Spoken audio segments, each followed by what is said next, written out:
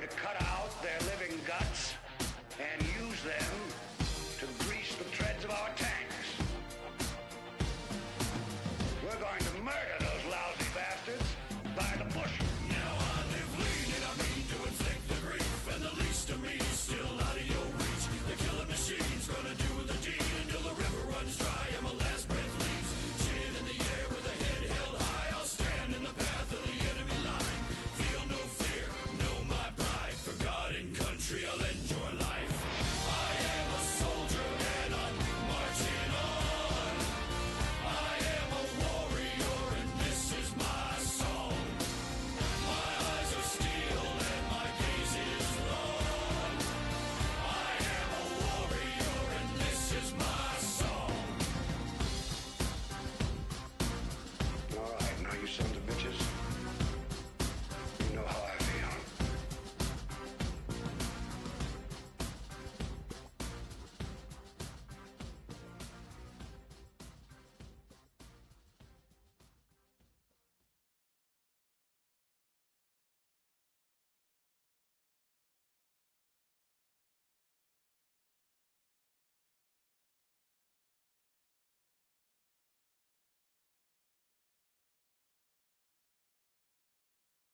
This way. 5 seconds. That's your time. John, if I unplug this one, any sound? This one right here. No. We're live. We're live. Hey, good morning, everybody, and welcome to a very special episode of Coffee and Crafts. Actually, we're doing our 5th annual Crafts for the Cure event today. We're here at Casino Quest in Las Vegas. Crafts for the Cure, by the way, we've done this 5 years in a row. We started out with this idea of doing supporting some different cause every year. And the first year we did problem gambling, and the second year we had one of our Crafts family had cancer. We did we raised money for American Cancer Society. The last 3 years, though, we ran into an amazing organization. We'll bring some folks out here in a minute who specialize in veterans, specifically raising and training dogs that assist veterans that suffer from PTSD. One of our subscribers, Adam, actually, I met him in Atlantic City, gave me their name and number, and I'll never forget it because he goes, dude, you got to check these people out. So I wrote Lori, who you meet here in a minute, an email and said, hey, we'd like to support your cause with our thing. And she's like, who the hell are you? And then she did like a couple weeks of vetting, right? This whole process, like, I want to make sure you're all legit. And then she goes, I think you're legit. All right. And then so we said we're going to raise money for the dogs. And the idea was to raise money to pay for a dog. And dogs aren't cheap. We'll talk about that in a minute as well. And the first year you flew out to Vegas and you sat in Casino Quest and you went, oh my God, you people are crazy. And let's do this every year, right? So now it's our 3rd year. The fortunate and unfortunate thing is this. The first year we did this, we raised money, we purchased a dog. One of our, another member of the Crafts community, Chiro Mucci, passed away tragically a couple years ago. And we were able to raise enough money to purchase a dog and also naming rights. So we named the dog Mooch after a veteran, by the way, well-decorated veteran. And of course, for our purposes, Moochie will live on, right? Last year, we had suffered another unfortunate loss in our Crafts community. And we raised enough money again for a dog. And we had naming rights for that. And we named that dog Pearson. And we'll talk more about that story as we get into this thing. But this year, the goal is going to be not to buy a dog. We now have 2, but they need food, they need collars, they need mats, they need crates, they need training, they need needles and neutering. God, don't talk about that. But they need all that thing, right? They need all of it. They need training. Training's $100 an hour. They train how many hours? 10 hours a week or something like that. It's not cheap to get these dogs through. So now we want to put the dogs through. That's why we're here today and tomorrow. We're here from 10 o'clock Pacific time to 7 o'clock tonight, today and tomorrow, specifically raising money to help fund the 2 dogs, help fund the training and the care of the 2 dogs that we have purchased with your help over the last couple of years. So it's pretty exciting, actually, to be able to support such a great cause. And I want to bring Lori out from Veterans Moving Forward, and that's who we bring it in. Yay. I'm going to sit on this side. Actually. Yeah, I'm going to slide over a little bit. So, Lori, I'd love for you to talk about the organization Veterans Moving Forward. How did you get started? Okay. And what is like the basic process? So we are actually going into our 15th year. September 16th It's 15 years for VMF. So, so that was all started back then as a all volunteer organization. Eventually, somebody has to lead the ship because as a volunteer organization, it was one dog a year, not really helping a lot when you're only putting out one dog a year. So in 2019, the board said, we got to bring on some full-time staff, which I was hired in 2019, a full-time trainer, 2019, a full-time chief executive officer. So the organization could move forward. 3 staff to do a lot of things. But 40 volunteers, 40, 50 volunteers, you know. So we're little, but we get a lot done. And so I started then dogs veterans who could, you know, and I had all the skills for the, you know, the job. So started a lot of things because again, when you're all volunteer, every volunteer has a different idea how to do things. And so I'm like, ooh, what did I walk into? I walked into a mess because it wasn't they were doing things wrong. Everybody had a different way of doing things. And that gets to be crazy. And I'm a little bit of a type A personality. So I like things organized and I like things, you know, that's just who I am. And so it was a rough beginning, but we got used to it. The team is strong, solid. Then COVID hit, you know, 41 fundraisers and events all canceled. I mean, it hit us all. But when you're a nonprofit that relies on money from fundraisers and things like that, it was tough. We had no volunteers, so we're training in the ghost of Costco, if you could believe Costco being a ghost. Just 2 of us, me and our director of programs, doing the training. But we still put out dogs. We still got 4 dogs trained up, and we're able to put those dogs out. It's amazing. It is, and so so we're just continuing to grow. October, we talked about this last year. October 18th, we signed papers for 10 acres of property in West Virginia. It's awesome. It has been our goal since I've worked there. We were able to do it. And now the dogs have 10 acres. They love it. They moved on October 18th, happy as could be, because they had land, they had property, they had green space. The offices moved the day before Thanksgiving, the day before Thanksgiving. So we have big goals still. And our goals are to build a big training center out there, to build, you know, the training center will have like a hospital area, we'll have a veterinary area. So big plans. We have a house on the property, which veterans stay at. And so we want to grow and to continue to grow. And then we want to offer programming. You know, service dogs help. Service dogs mean a lot. And you're going to meet somebody here soon that'll talk about that.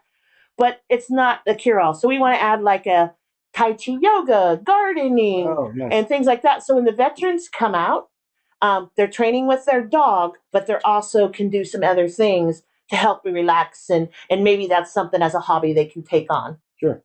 How many dogs do you have in active training right now? 14. 14. Yeah, we've grown. That's awesome.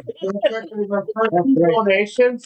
We have $20 from Ron Harcourt and $5 from Anonymous. Anonymous is my favorite guy. 5 bag of treats, so every dollar counts. Right. That's exactly So if you guys remember when I was here my first year, I think we had 5 dogs in training.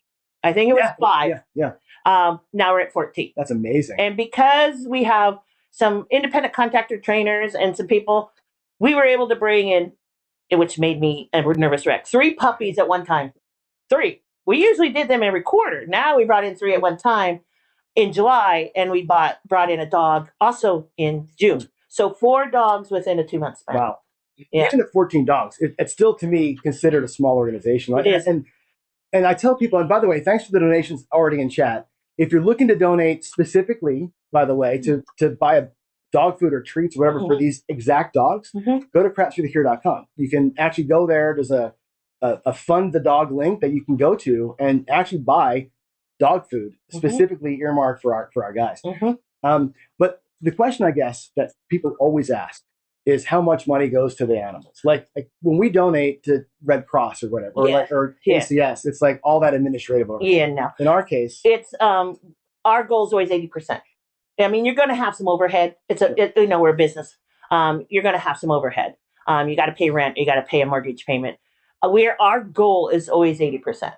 And I don't have my calculator in my brain. And even though I do financials, my brain's a little shut down. So take 14 dogs times $40,000. That's the cost just for the dogs. No kidding. That's the dogs. That's the training and things like that. But that's the price tag for a dog. That's amazing. That's because our dogs then all go to veterans, or we now have added our therapy dog program where we train therapy dogs for therapists who serve veterans. So you figure that all in, and it gets costly, and there's no cost. There's no cost to the veteran. There's no cost to the therapist. There's no cost to the family. It's not. Some organizations have called a pay it forward program. I don't understand how it works because they charge one person and they're supposed to be paying it forward, but the next person gets charged. So I'm kind of trying to figure out how that pay it forward works. I don't know.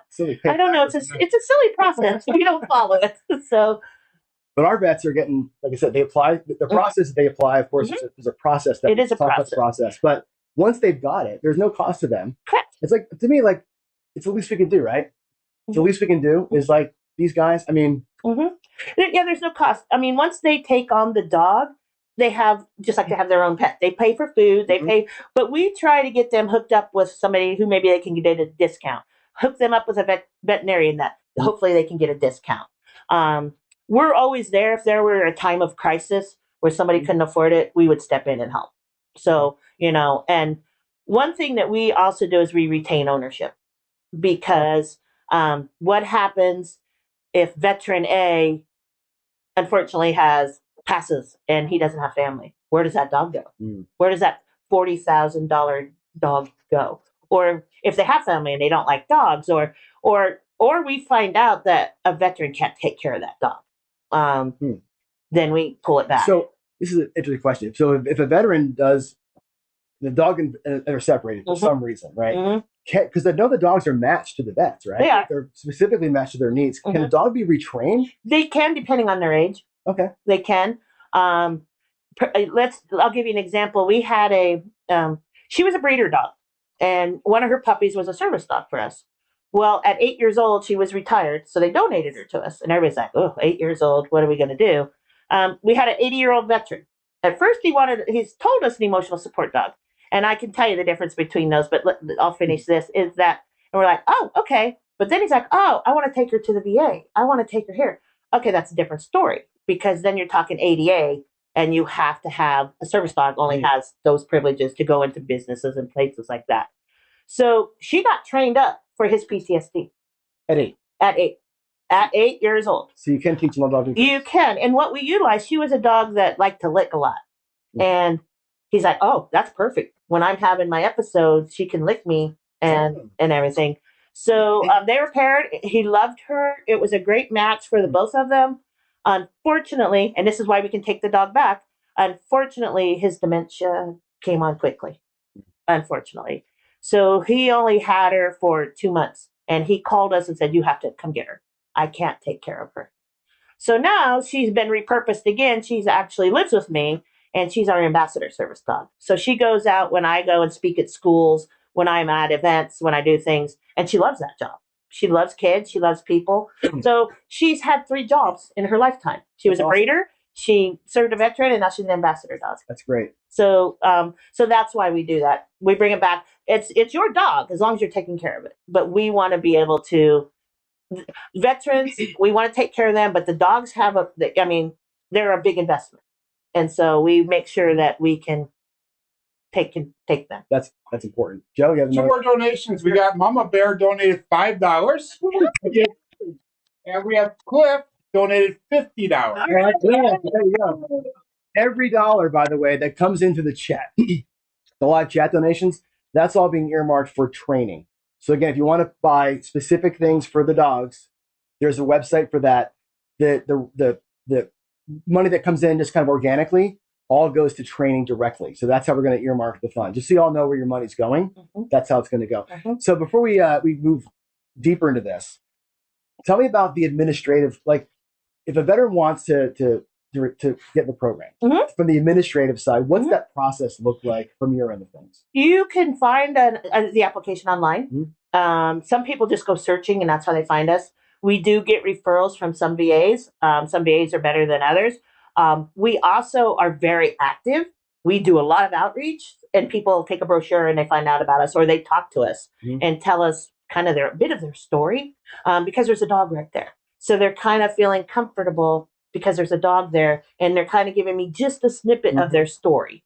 And I'm like, you need to apply. You need to apply. We'll help you. We'll need to apply. So you apply, and you have to go through a process. I mean, the upfront document is a DD 214. Have to make sure that they were honorably, separated from the military. So that's phase one. So you fill out the application, get that paperwork in, get your rating in. 100% is great, but that's not a requirement. It's not required, because we do give service dogs to people who are no longer in the military. We had a police officer. She went through the military, not injured, was a police officer, got shot on duty, and she got a service dog because that's our program.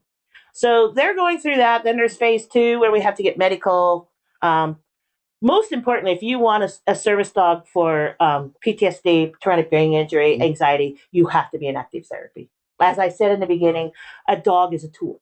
It's not the whole thing. Right. And if you have anger issues, a dog's not going to solve that. It's going to help, but you have to be in therapy. And some people fight us on that. We're like, we can't help it. That's just the rules. It's the safety. It's a safety for you and for the dog. And so while the veteran's going through their process, which some get their paperwork done quickly because their hospital cooperates, and they're like, I want a dog. I want to get in get started. And we don't go. We have like 67 applications, but some people kind of stopped their application. And even though it may have come in a year ago, they've kind of not done everything. We've had people that got through their application process in like 3 months because they're like, I named a dog. So we go kind of when your paperwork, and if we have a dog that matches you. So then while you're going through your process as a veteran, we have dogs that we're looking at. We're like, okay, PTSD. What do we have in here? Mobility. Do we have any? So then we're kind of looking at a dog that's going to look at that. The dog's being trained on basic skills. 100 hands in the first 100 days of their 8 weeks. They learn how to push light switches. They learn skills. We take them out on outings. And then once we're getting closer and the veteran's done, then we go ahead and like, okay, we're going to match so-and-so here. And if it's a good match, because the dog also has to pick the veteran, that doesn't always work. It's not always a match made in heaven. So once that happens, then it's custom training. And custom training to what's your PTSD trigger? Do you bite your nails? Do you, a lot of women pick their nails. Do you rub your beard? Do you, your nightmares? Do you want the dog to turn on the light? Do you want the dog to pull your blanket off? Do you want the dog to lay on top of you? So then it's a custom made. And so we go and we visit the veteran's house. We do training in their environment. And then they have to come and train with us for 2 weeks. Unless they live local, then they come throughout the period. Wow. So it's highly tuned. It is. Highly Correct. tuned. Okay. Correct. Well, 2 more donations. We have Duracell 8 donated $50. all right, baby. Step up. And Advantage Edge Online Gambling donated $5. Thank you, sir. All right. So I think we were able this year to bring a special guest with us. We were. And we're very excited. I'd like to bring out veteran Eddie and his service dog Clayton. Yay!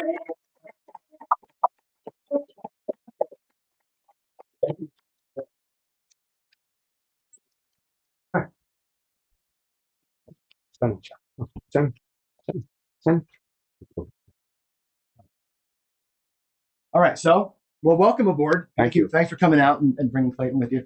It's amazing. Lori was talking earlier about this, and of course, you guys can't see any of this, but their dog is focused on you 100% of the time. Like no matter what's going on in the room, he's got you. Yes, right. Absolutely. Amazing. Absolutely. So let's talk about your process. So Lori just kind of detailed sort of like the administrative parts of it, Okay. the application and the interviews and all that. What was it like for you? And when did you decide that this is what you needed to do? Well, when I came back from Desert Storm, and then I went and got activated again through the reserves, and then did 3 tours in Iraq. There was a program through it's called Freedom Fest up in Pennsylvania, And that's where I met Lori and Katie, and they bought a dog named Jacob.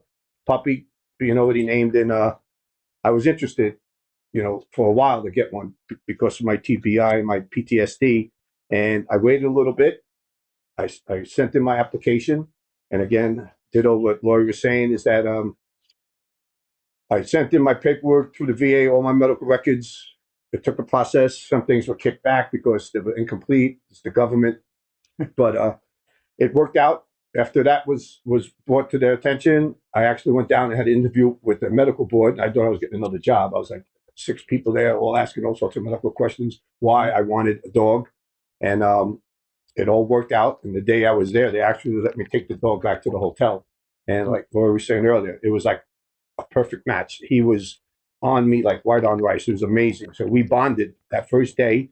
And then the process of like the first year of basic training for the dog, and the second year was my training for my medical needs. If you want me to explain them to you, I'll be glad to explain it to you. Yeah.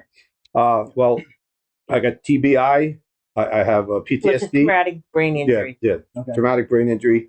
I blew out my knee on my last tour. I have diabetes, high cholesterol, whatever the military can give someone over a 35-year period. I got that and then some. So when I fit the script, they trained Clay for my mobility. I have a neuropathy, so my balance is off. So he's a retriever, like Lori's saying. He puts the lights on and off. He can take off my socks, my shoes. He fetches anything. I'll show you in a minute how he really does. He alerts me for my diabetes. Sometimes if you're really sweaty and he licks your legs, he likes your sweat. But he'll notify me if I did have bad dreams here and there. He'll wake me up. He's constantly watching me. He's a big factor. He gives me life. What was one of your triggers, Eddie, if you don't mind telling? What was one of your PTSD triggers? Oh, That one that you were just doing? oh yeah. Either I would sit and he would be facing me. He's always usually facing me, but he looks pretty comfortable this way.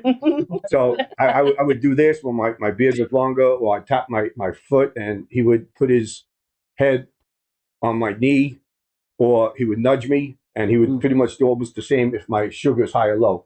It's pretty cool. Don't ask me how they do it. And You guys can't see, maybe, but look, he's still touching him. yeah, He's comfortable and he's laying down, but he is still in contact with him. always 24/7. He's brought like a second life to me. So when you say he's brought a second life to you, I don't want to get too nitty gritty, but like, talk about that. Like before and after having Clayton in your life, because I think that the thing is, I know there's people watching that have vets in their family, right? That may be going, oh my God, this is what I need. Like, this is what my brother, my son, my husband needs. Like the difference from A to B, I think. I don't want to get emotional. He put a big part of life into me because he gave me purpose. When I came home, I was in another world. And a lot of guys that come home don't get the help. And he's helped me. I bring him to a combat vet meeting every Wednesday. I'm the youngest one there. Everybody else at the time, World War II, Korea, and almost everybody there is a Vietnam vet. And after he comes in every Wednesday, you know, he greets him. I take his vest off, and he lights up the room. I take him to the VA. He lights up the hospital. Just coming here yesterday, flying on the plane. Everybody on the plane was lit up. It's amazing. So I wake up every morning with a purpose. He wakes me up, keeps me going. I wake up, keep him going. That's awesome. Yeah. It's a great program. If you really don't know, you know, it's a pleasure to be here for coffee, craps and coffee, and to sponsor the VMF. The first time I'm actually talking in a group for sponsoring. Like they said, Clay's a little over $42,000, and it's not cheap, you know. And it's part of a contract. You know, I pay his insurance, which is part of it, and you know his food, his training. The lead trainer, Katie came to the house with his razor, and they did a full check on the house because it was like a foster dog, foster care. And at the time, I had my grandkids there, so that was interesting. They were climbing on him. He just was all part of it, and that set the standard right there. And now I've had him 15 months. I went down to 2 weeks before graduation, and nobody how much of a part he was to me. Everywhere I went, everywhere I no matter what, he was eyes 24/7. So he's got my 6, and I have no issues with that at all, none at all. It's not easy. I'm not going to lie to you. Not having a dog in a while, and all my kids are growing and grandkids. Now I have him, and it's a purpose. Yeah, it's cool. 100%. Yeah. So all our dogs are named after veterans that served on our team. all right. Yeah. So tell Clayton Jones' story. Staff Sergeant Clayton Jones is named after a Vietnam veteran who was seriously wounded in Vietnam, came home, and years later succumbed of his injuries. But he was a very big part of the Purple Heart Foundation. So Clayton Jones was a Bronze Star with Valor and various high awards, meritorious medals, and so forth. And being such a part of the Purple Heart Foundation, named the dog after Staff Sergeant Clayton Jones. And I'm very proud that I was able to get Clayton Jones, also known as Clay. And it was a privilege finding out who was he named after and what this gentleman did for this country. And I don't know. I don't remember if his wife came down to the graduation. I know she was supposed to, but there was a family member there. Yeah. The Purple Heart Foundation was there, awarded him a Purple Heart medal, a Purple Heart coin. It was a truly amazing graduate. It was a true graduation. It was.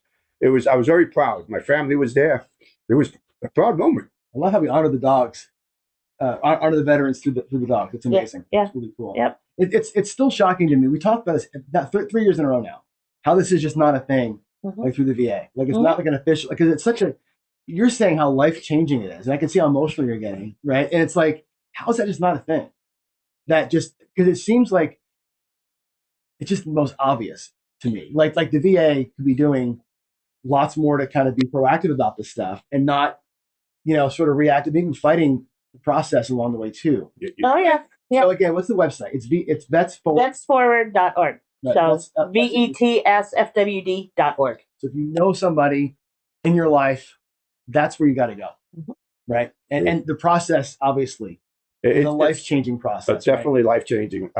He's with me 98% of the time, and he's supposed to be crated a couple hours a day, and he doesn't get as crated as much because he's me. So, but when it's time, like now, he would be in his crate just to chill because he's even with his vest off, he's working. He's constantly working, and at the end of the day, he'll let you know he's tired. He'll go straight to bed. That was my next question, actually, because you asked earlier before we started, should I have his vest off or on? So he's working or not working. So I always find it amazing that service dogs know that they're working. Our friend Jen has a service dog also, and it's like it's awesome that they even know they're on duty or not. But at what point, like, do you decide when you're home, off duty, on duty? Like, is there ever a time I would wonder when he's off duty? Like when I get home, well, say I go out to the American Legion, or I go shopping, the vest is on. As soon as I come home, he gets out of the car, vest comes off, he's free. And that's the term, you're free. And then we throw the ball, we throw the duck. Katie, who's the prime instructor, trainer for him, is a bird hunter. And she has bird dogs, and she started to train him as the bird dog. So he's the first dog in the program that's actually a bird dog. So I've taken him out. He's chased a couple of birds. Actually, I was walking him one night, and he snatched a baby bird coming out of the bush, and he just snatched it. And I was like, "Where did this?" And I said, "What does he have in his mouth?" And he just dropped it. He's gentle. Just dropped this little bird. And I was like, "I don't think he's going to make it." I threw it up in the air, and I think he just fell back down. I'm not sure, but I was proud of him. Let me tell you, I was like, "Look at that!" I didn't teach him that one, but I've taken him out. Not as much as I would like to. But it's coming. He's a water dog. I take him to the Delaware River. I take him to lakes, and he'll just jump in a puddle, a pool, anywhere. It's entertaining. They get a chance to be dogs. Yeah. People ask that question. It's he's a dog. They're like, oh my gosh, they're trained all the time. If you had a dog that was on 24/7, they go crazy. They do. We've had Or that no? happen. Yeah. We had to bring a dog back because he was going a little cuckoo because he was constantly off. And this was it was a different situation. It wasn't a veteran. It was a trained out before Katie started with us. But the dog wasn't getting any rest, and he was backsliding big. So we had to bring him back. And then the family was put on this dog has to have a break, or we're going to pull him back. And So vest off, free. Yeah. If you have the trigger, will the dog Yeah. He's still working. He's kind of aware, but he's not like No, Yeah. he's still working, but he's at a relaxed mode. Yeah. He's working like if he was laying there and he see me doing something, he's trained to go to the bathroom on command, so I could take him outside and tell him busy. And he'll pee, or he'll go through the motion that he has to pee. It's pretty cool. Yeah. And I'll tell people that. I'll say, watch. And I'll take him outside, go busy, and if he doesn't have to go, he'll still go to a tree, a hydrant, or whatever, a bush, and he'll lift up his leg and say, look, I don't have anything, but I went. So, and he's on the clock. He's you know, he'll let you know when he has to go. Yeah, it's amazing. So he's good. The thing I was just going to tell a couple of people here is that the retrieving part is the best part, because if he wants to go out, he'll bring me my sneakers, and then I'll have 2 pairs, and he'll bring the same exact sneakers, even though they're in 2 different parts of the living room or the kitchen or whatever. And then the retrieving part, my wife would be cooking or drop a spoon or drop a piece of clothing. Wherever he is, here, Clay, and fetch up. He'll just go pick it up, fetch up, come on. Yes, come on. And it's very gentle. Yeah. See how gentle he is? His teeth are not on the glass. And Good boy. He'll pick up a credit card. He'll pick up whatever. You know, the best part is trying him. He'll take my socks off. Okay. and he'll take them off. But he'll put a hole in them. You know, I'll take them off. He'll grab it and he'll tug it like it's a toy. And I was like, all right, that's another pair of socks. So I don't do that. But by the end of the day, if he's been up, the time schedule's off. So he was up at 4. I usually get up at 6, walk him on a schedule. He was over, his eyes were bloodshot. Like, this dude, I've been up 2 hours already early. I should have been out. So, I got a strict routine, and it works. And you got to stay on it because they'll lose it, just like anything else. Yeah. And now he's facing me because he knows he might get another treat down the road. But, if there's anything else I could, we have all day. I'd love to see. Yeah. Oh, yeah. We could do this all day. I'm here for the next few days. Demonstrate different skills. Yeah. He's trained to do a lot of pretty cool things where people never. Yeah. Where were we yesterday? I was somewhere. They didn't know the dog was underneath the table. They didn't know the dog was on the plane with me. They're like, "Never dog there." And then getting on the plane, everybody saw the sides of him. They're like, "Man, I hope he's not in my economy flight seat because he's taking up 3 seats." Well, he doesn't get underneath the seat no more.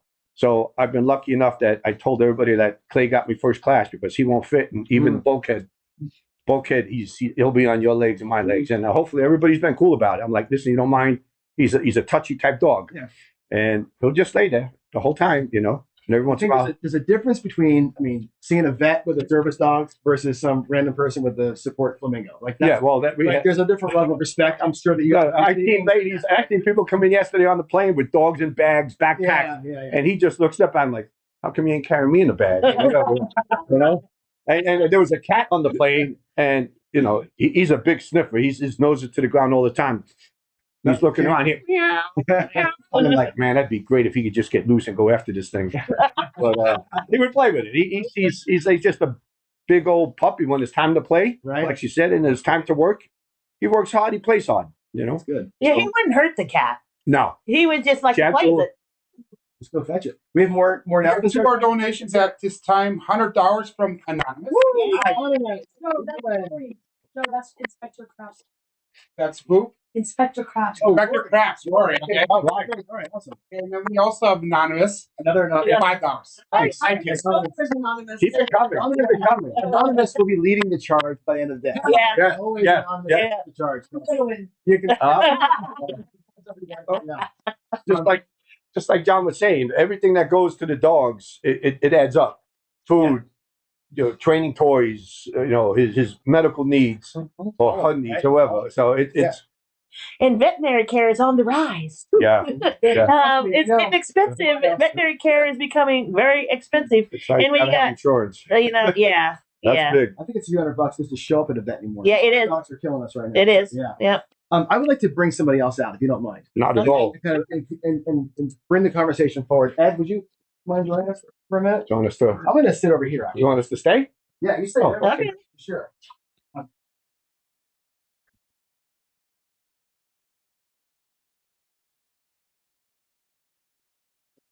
Thank you, brother. Cheers. Okay. Just a quick announcement. Can I sit on the end here? Yeah, you do Let me it. move this actually.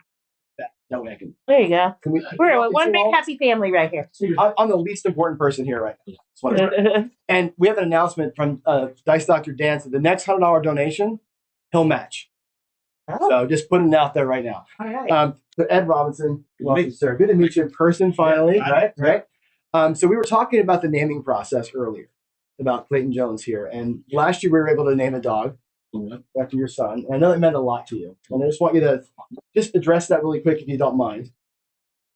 Well, it meant a tremendous amount to me and our family, that everybody here and out there in, the internet world, the gaming community, the craps community, came together to raise enough money to get the naming process for our son. And he was an active duty National Guardsman at the time of his passing. He spent 12 months in Afghanistan around 07. He spent 9 months in the Middle East on one of his tours. But his PTSD issues started obviously in Afghanistan because he sat in a turret on a NIMRAP as a security detail vehicle for transportation units. So there was a lot of action. It was really hot. And so he and all of his unit came back, but most of them were affected in some way.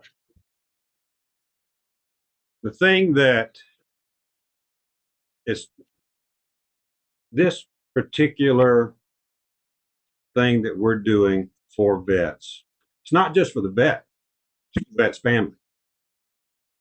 And people don't really understand what it's like when you're a parent and you know that your child has an issue. Whether it's, there's all kind of parents that have a lot of issues with children. I get it. But when you get a phone call and you've got to go check on your son who's rough and tough Army because he's having an issue, you know that they need help, but they're just too darn tough, aren't they? Yeah, they're stubborn. Yep, they're very stubborn. The family goes through it with the vet. Mm-hmm. But the family doesn't know how to provide the services that they need, right? Right. So you got to have a vet, number one, that's willing to take, to go to counsel. Yes. You've got to have that, and they need that before they even get in these kind of programs. I encourage them all to do it. PTSD is what really killed our son.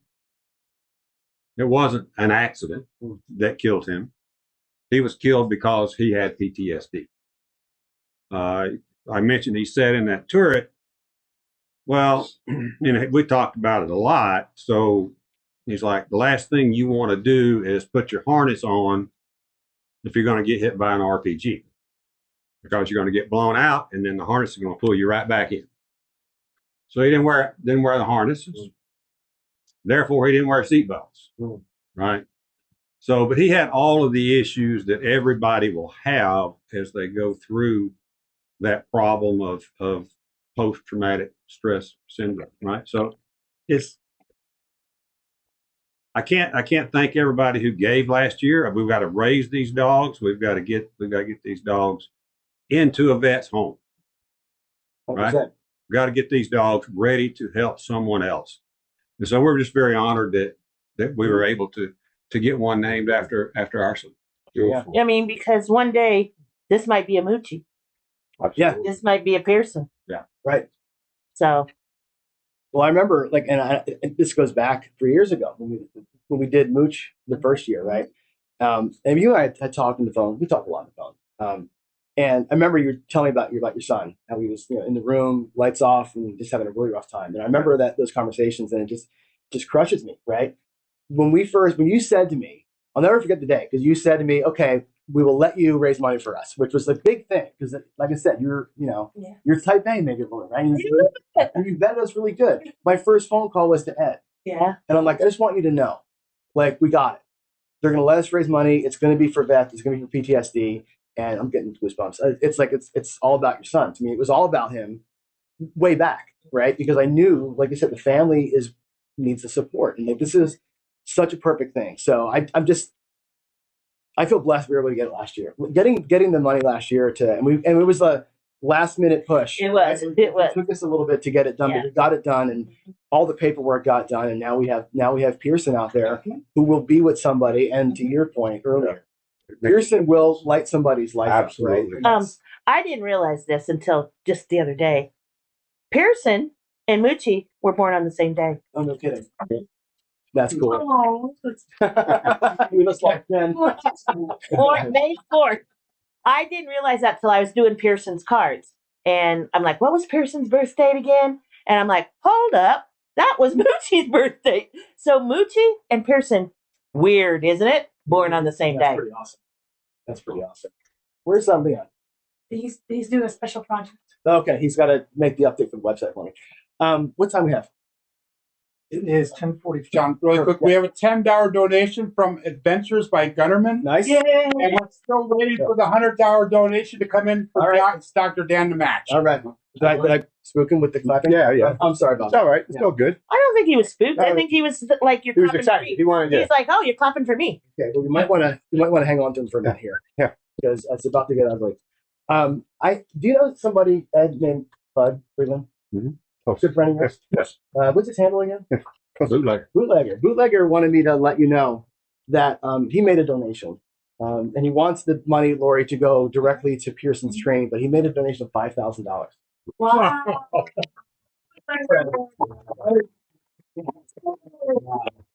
And he said, because I told you that Pearson is living with a trainer on his own right now.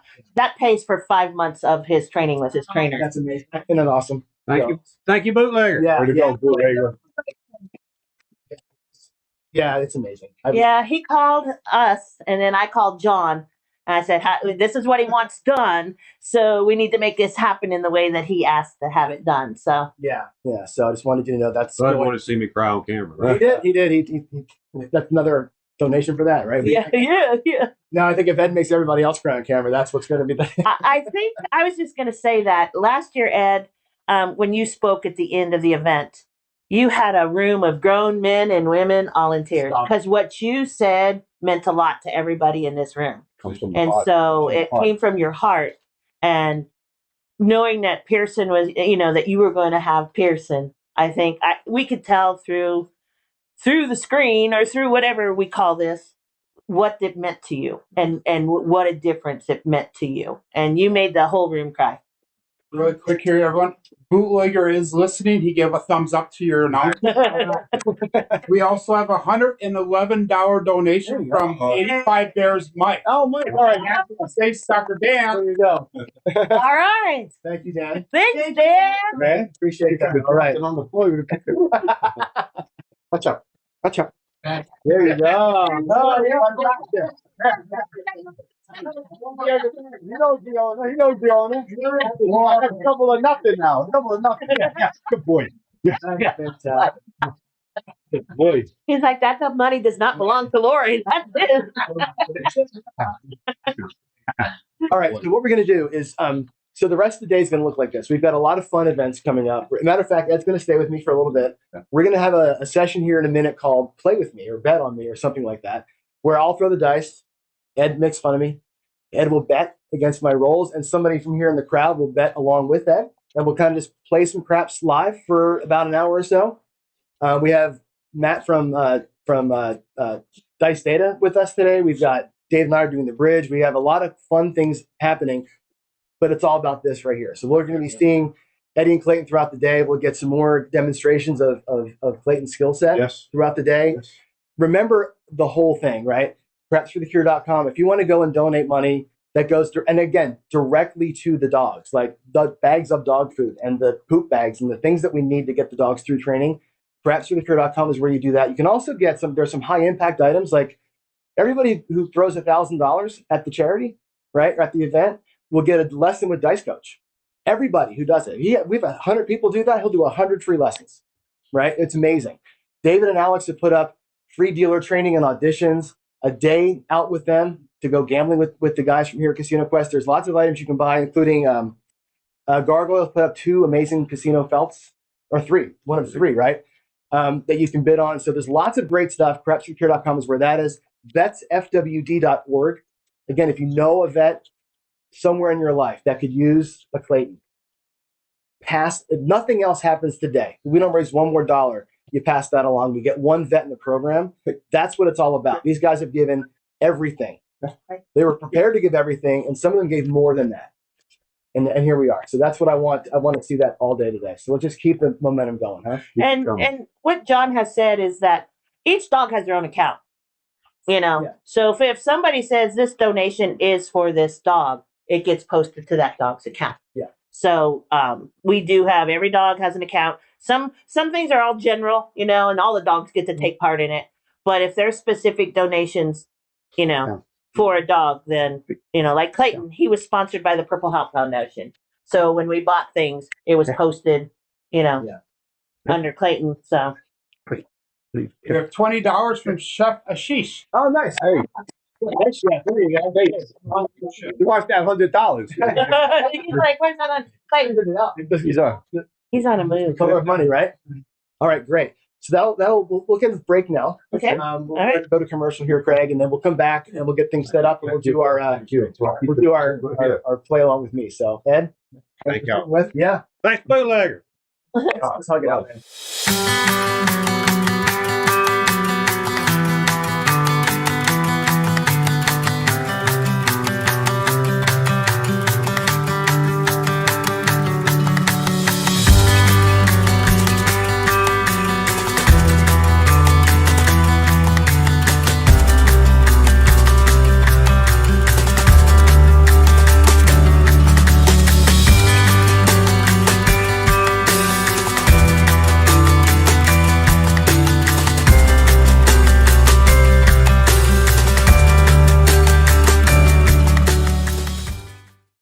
Thanks for joining us for Craps for the Cure 2025.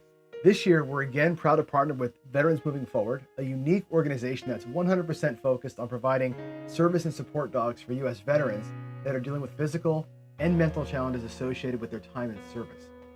100% of every dollar donated through Craps for the Cure goes directly to Veterans Moving Forward, and VMF puts 100% of that money directly to work in the purchasing, caring for, and training of these very special dogs that serve our highly respected U.S. veterans.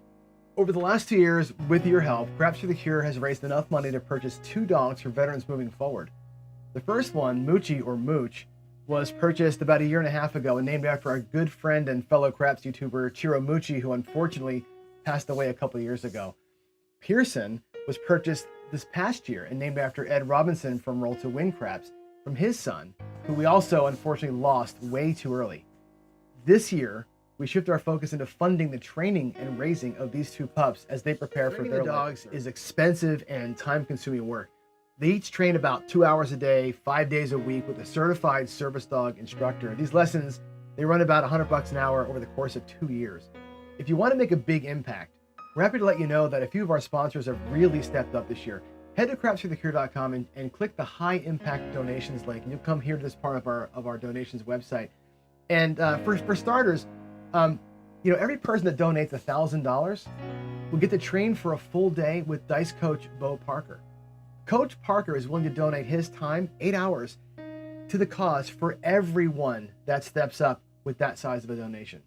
The folks at Casino Quest have put up a number of high impact items, full dealer training for $500, all the classes, all the online courses they offer, full dealer training, $500. If you do 1,000, they'll let you have the full dealer training plus come in person for a private audition with David or Alex. If you really want to step up and drop 5,000, that's fantastic. They put up a full experience with training at the facility, a ride to the casino, dinner with those two, David and Alex, and of course, gambling with them live. These larger priced sort of direct purchase items really go a long way towards chewing up some of those training costs we talked about for Mooch and Pearson. Thanks for your support of Craps for the Cure, Veterans Moving Forward, and of course, our brave servicemen and women. God bless you. There, just add the on the donations thing, make it $750. I can get one. 57. I need more chips. This is not enough. Okay, hold on. The donations side. You, buddy. Thanks. You got it? Ryan, can you steal like a couple more chips out there in case it's a good roll? I mean, it's John. It might not last very long. It might not last very long. It's John. We might not need that many chips. But if it's a good roll, Isn't it? if it's Ed roll and we'd be in trouble. We need Change your name to. Are we on now? Are we on live? All right. Hey. Hey, we're going live. Guys, we're live. All right, this here is we your go. bankroll, guys. So we are. 500 each. We're gonna do a segment here called "Play with Me." This is gonna be. I'll be throwing the dice. The guys have 620 or 600. You want Give him 620, right? 600. You can have 620. Ed needs a stack of whites, right? I'm dealer bet. All right. And Jen's going to be our dealer. I'm going to throw the dice here a little bit, and we're just going to play. And the idea is just that it's not a competition between you two. Let's have you guys talk about what you're doing, why you're doing. We have Trey and we have Ed from What We're In. And that's the camera right there as we're looking at. So if you're going to The mic, so see it, can you all see me okay or no? no chip shuffling. Are we locked? Well, Maybe it's that. It doesn't say that the stream stopped, right?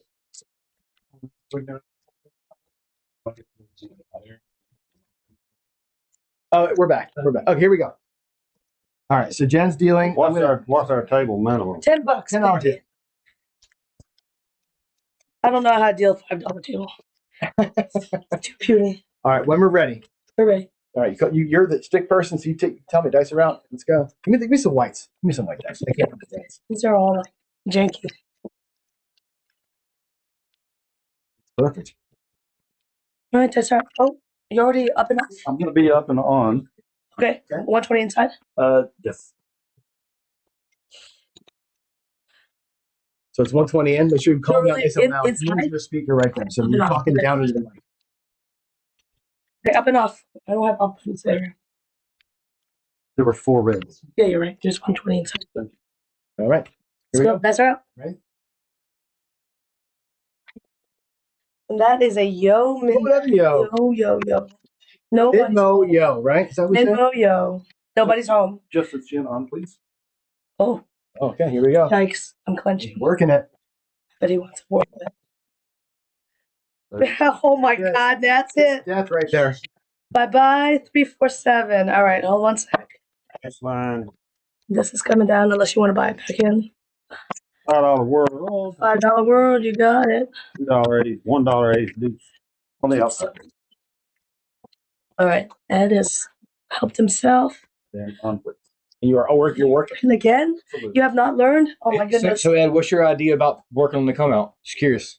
How do you feel about working on the Oh, I got. He's working on the come out. All of these I've seen a yo. I've seen a 7. Right. Now I'm going to the pass line with a world and an ace deuce. He's gonna win with any 7 or horn. We have a quick interjection, actually. Jeff? Before we get going, I had to make sure I got confirmation on this, Ed. As you know, G and I and you are really good friends. Yeah. We've been around, and I found out about Bud's matching of the $5,000 bet donation last night. So I've been trying to get up with G. Just got up with him. G and I together with the channel and our shows. We're going to match the $5,000. Oh,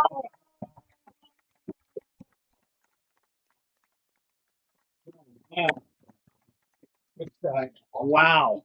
Done. Oh my. good job. Thanks, G. Thanks, Big Mac. That's amazing, Jeff. Yeah, Oh my thank you. God. I have to. Jesus. People, I don't know if everybody really knows it, but you were with me the day I got Yeah. my news. Yeah. Yeah, it was. Yeah. And so I want to thank you again in public, in front of everybody, that you were with me when we found out we lost our son. Yes.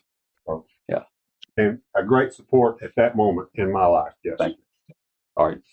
Back No, to I you. got to shoot the dice. You kidding me? Yes. How about a yo? How about a yo? All right, here we're gonna set the yo. Can you Don't imagine? dare throw a red. Can you imagine? I'm gonna smack you. We're gonna lose this room if I throw an 11 right here. Here we go. It's a 9. That's all right. It's a Jeff. Is that the hard 9 to Big Hard Daddy? 9, Big Daddy Jeff. Hard 9. You were working, so you get 35. What would you like to do, sir? All right, so this is coming down. Let me go inside. 5, 6, 8. That's on the 6 minute. Oh, look, he did it nice for me. Trying to help you out. Thank you. That's your What is this? Add to 6 and 8. Add to. 18. Okay, you got it. Hi. Okay, so what is your thought process here, Jeff? Just walking easy? I stepped away. Where's Ed's bets? He's going inside with you. Okay. A big whopping 34 inside. Mm-hmm. But he's like, he saw you throw, so he's thinking, Feel take it it out, easy. Trey has no fear. He has endless money. It is So we're just work in progress. squeezing hard right here. Squeezing. We're gonna get 3 good ones. Oh my gosh. Wow, that's great. Awesome. All right, 7 out. That's a cold shooter, right? That is wow, Weezers. I told All right. you guys last night. My table's taken apart. Someone have a gong? Already. I know. I'm gonna put him out there right now. Do we have a gong? Like, No, it's all right. Let me get a take chance this to guy out of here. Do I get a refund? We'll be fine. Cute. We refund all bets that It's gonna be okay. I promise. I promise. Yeah, reach into your pocket. Well, you know, it's okay. It's okay, John.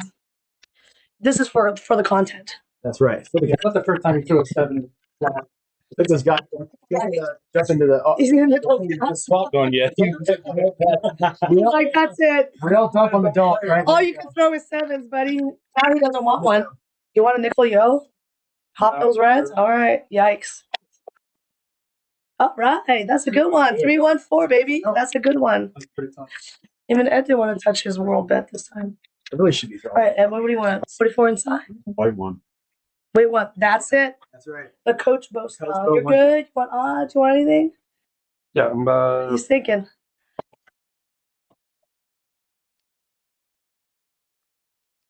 66. 66 inside. And what is your thought process for coming inside with John now? I'm just gonna get Since you're on and don't, looking for 2 and then and then skip out of town? just All right. try to build back my loss. And Ed is wisely going to wait 1. And by the way, Jim, You're netting- when you pull the dice back, if you put them next to the E and come, Oh, right here? that'll be it'll I can see. next to it. It'll be Oh, on right. camera in like the zoom in area. So that'll be like Okay, great. Helpful. Come on, John. You can do it. a beautiful throw. Oh, that is 1 late. 1 late. 1 late. Thank you. That's good, John. Should we be marking 80th? Nobody's playing that. But see, for me, that was actually the result is not what I'm looking Is for. that on Right? access? I'm not seeing my tops pick. My tops So are the 2s and 5s, and I saw twos. 2 1s. So that means both dice, you know, Sets. You changed sets. it's a hard way set always. Oh my goodness. Oh my Lord. Depends on what- Trey. depends on what- Trey got whacked. You're like a Trey kryptonite. Really quick, we have a $5 donation from an anonymous. All right, Anonymous, lead us on. And we have a $20 donation again from Ashish. Ashish, all right. Oh, did he just stutter? I think so. He accidentally hit it twice. I think we should have people donate $11 for every 11 I throw. I love the Off 111. the red for 6. Up the red. You got it. 5, 1, $10 on pack. You got it.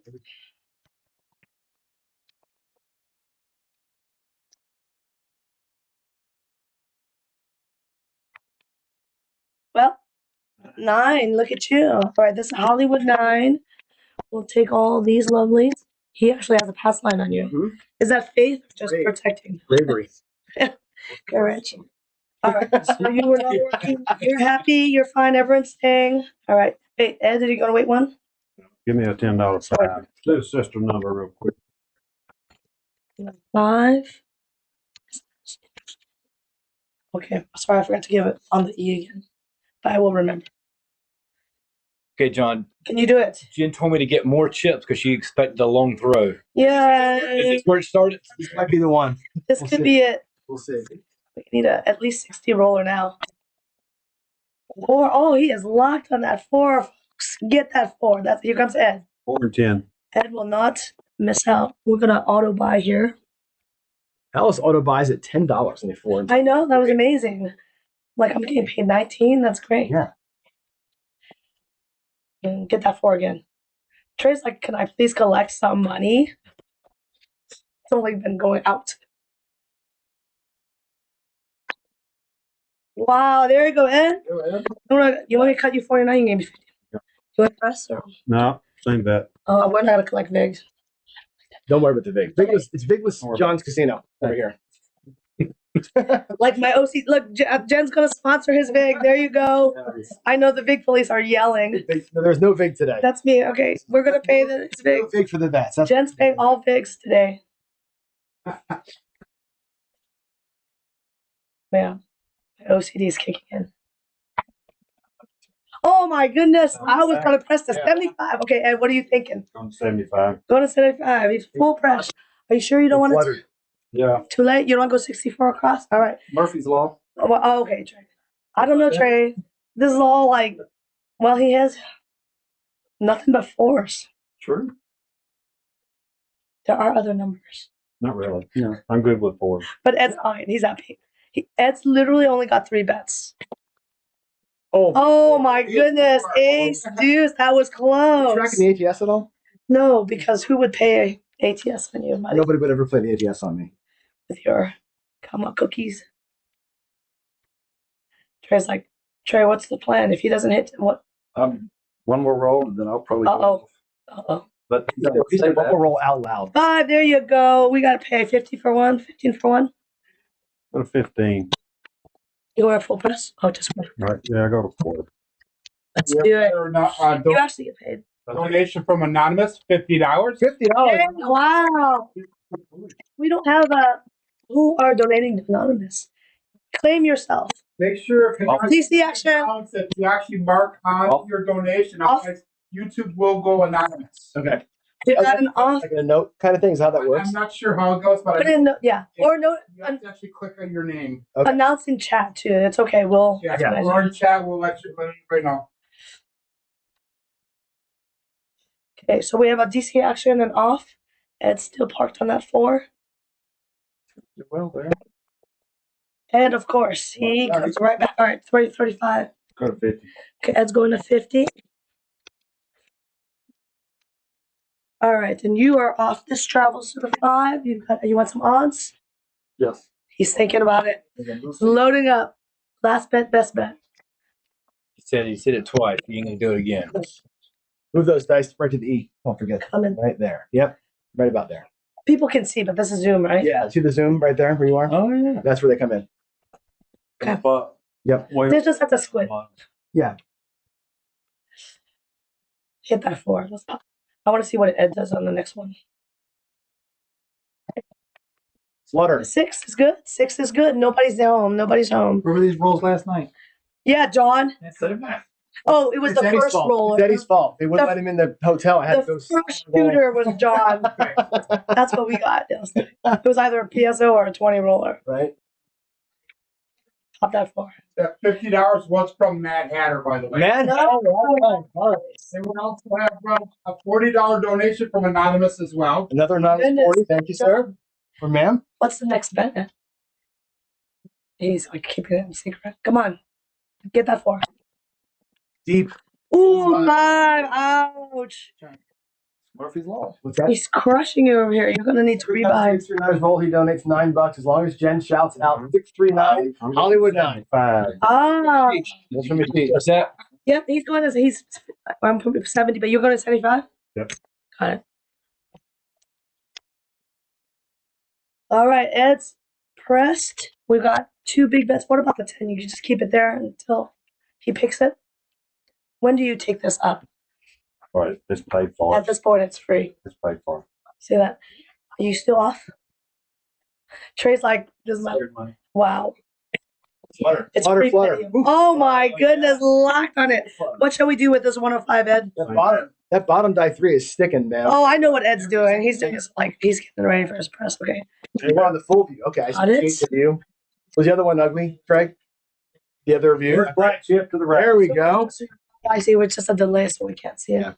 So we need a 639 so I can shout Hollywood. Hollywood. And then Las Vegas donated $20. yay, Las Vegas. It's because the shooter's so good. 639. Oh yeah. Hollywood. Winner. Okay, Ashish. Step up. We're ready for the money. Nobody's home here. I know, Lord. All right, I can pay him though. A quarter's back here for you. That was me. Hang on there. Hold on. He wants his world and ace deuce. We're coming out, so I'm putting the horn set up. Just The horn set's coming. so we know.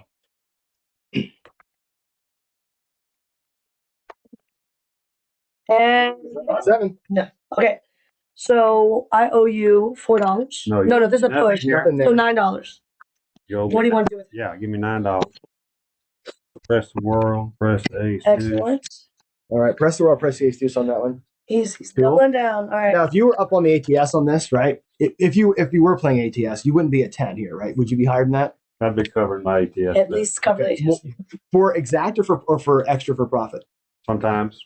Yeah. It depends. I mean, it depends on what the mood is, right? Yeah, it depends on the shoot. Now, I do 5-5-5 on a $30 pass. Or 10-5-10 on a $30 pass.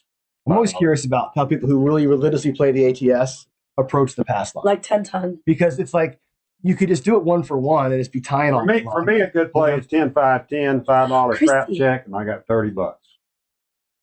Yeah, everything's covered. Everything. We have a real dealer here. She's like, A real dealer? Christy. Here we go. I won't say which casino. Oh, there it is. All right, midnight. Okay, so here's what. Hey, the man over there. All right, so we've got. I'll take my pass line first. Take pass line, thank you. And this is 300, right? Minus 10. Oh, it's 300 minus 8. 26 times 2. Oh, sure. 26 times 2 is 52, and then let's 2. So we got $50. Yeah. You go. All right, so we press the world to a quarter. Love it. $3 now. $3 on there. $10 pass. Perfect. All right. Wow. If you just didn't reset the ATS every single come out, I know, right? we'd be doing something. But I like the ones on top because it does give you some of these horn numbers, right? Blue Jay Wade just donated $50. Thank you, Kevin.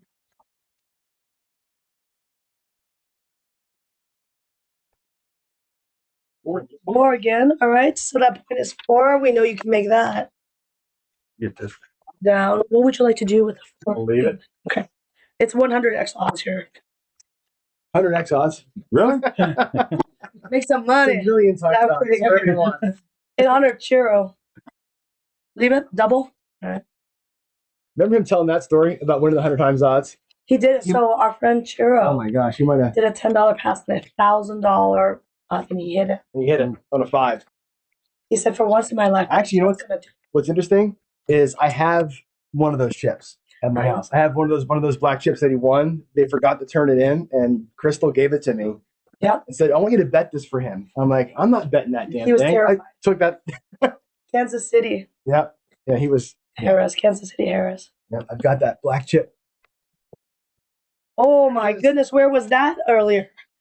Ace deuce, people, ace deuce.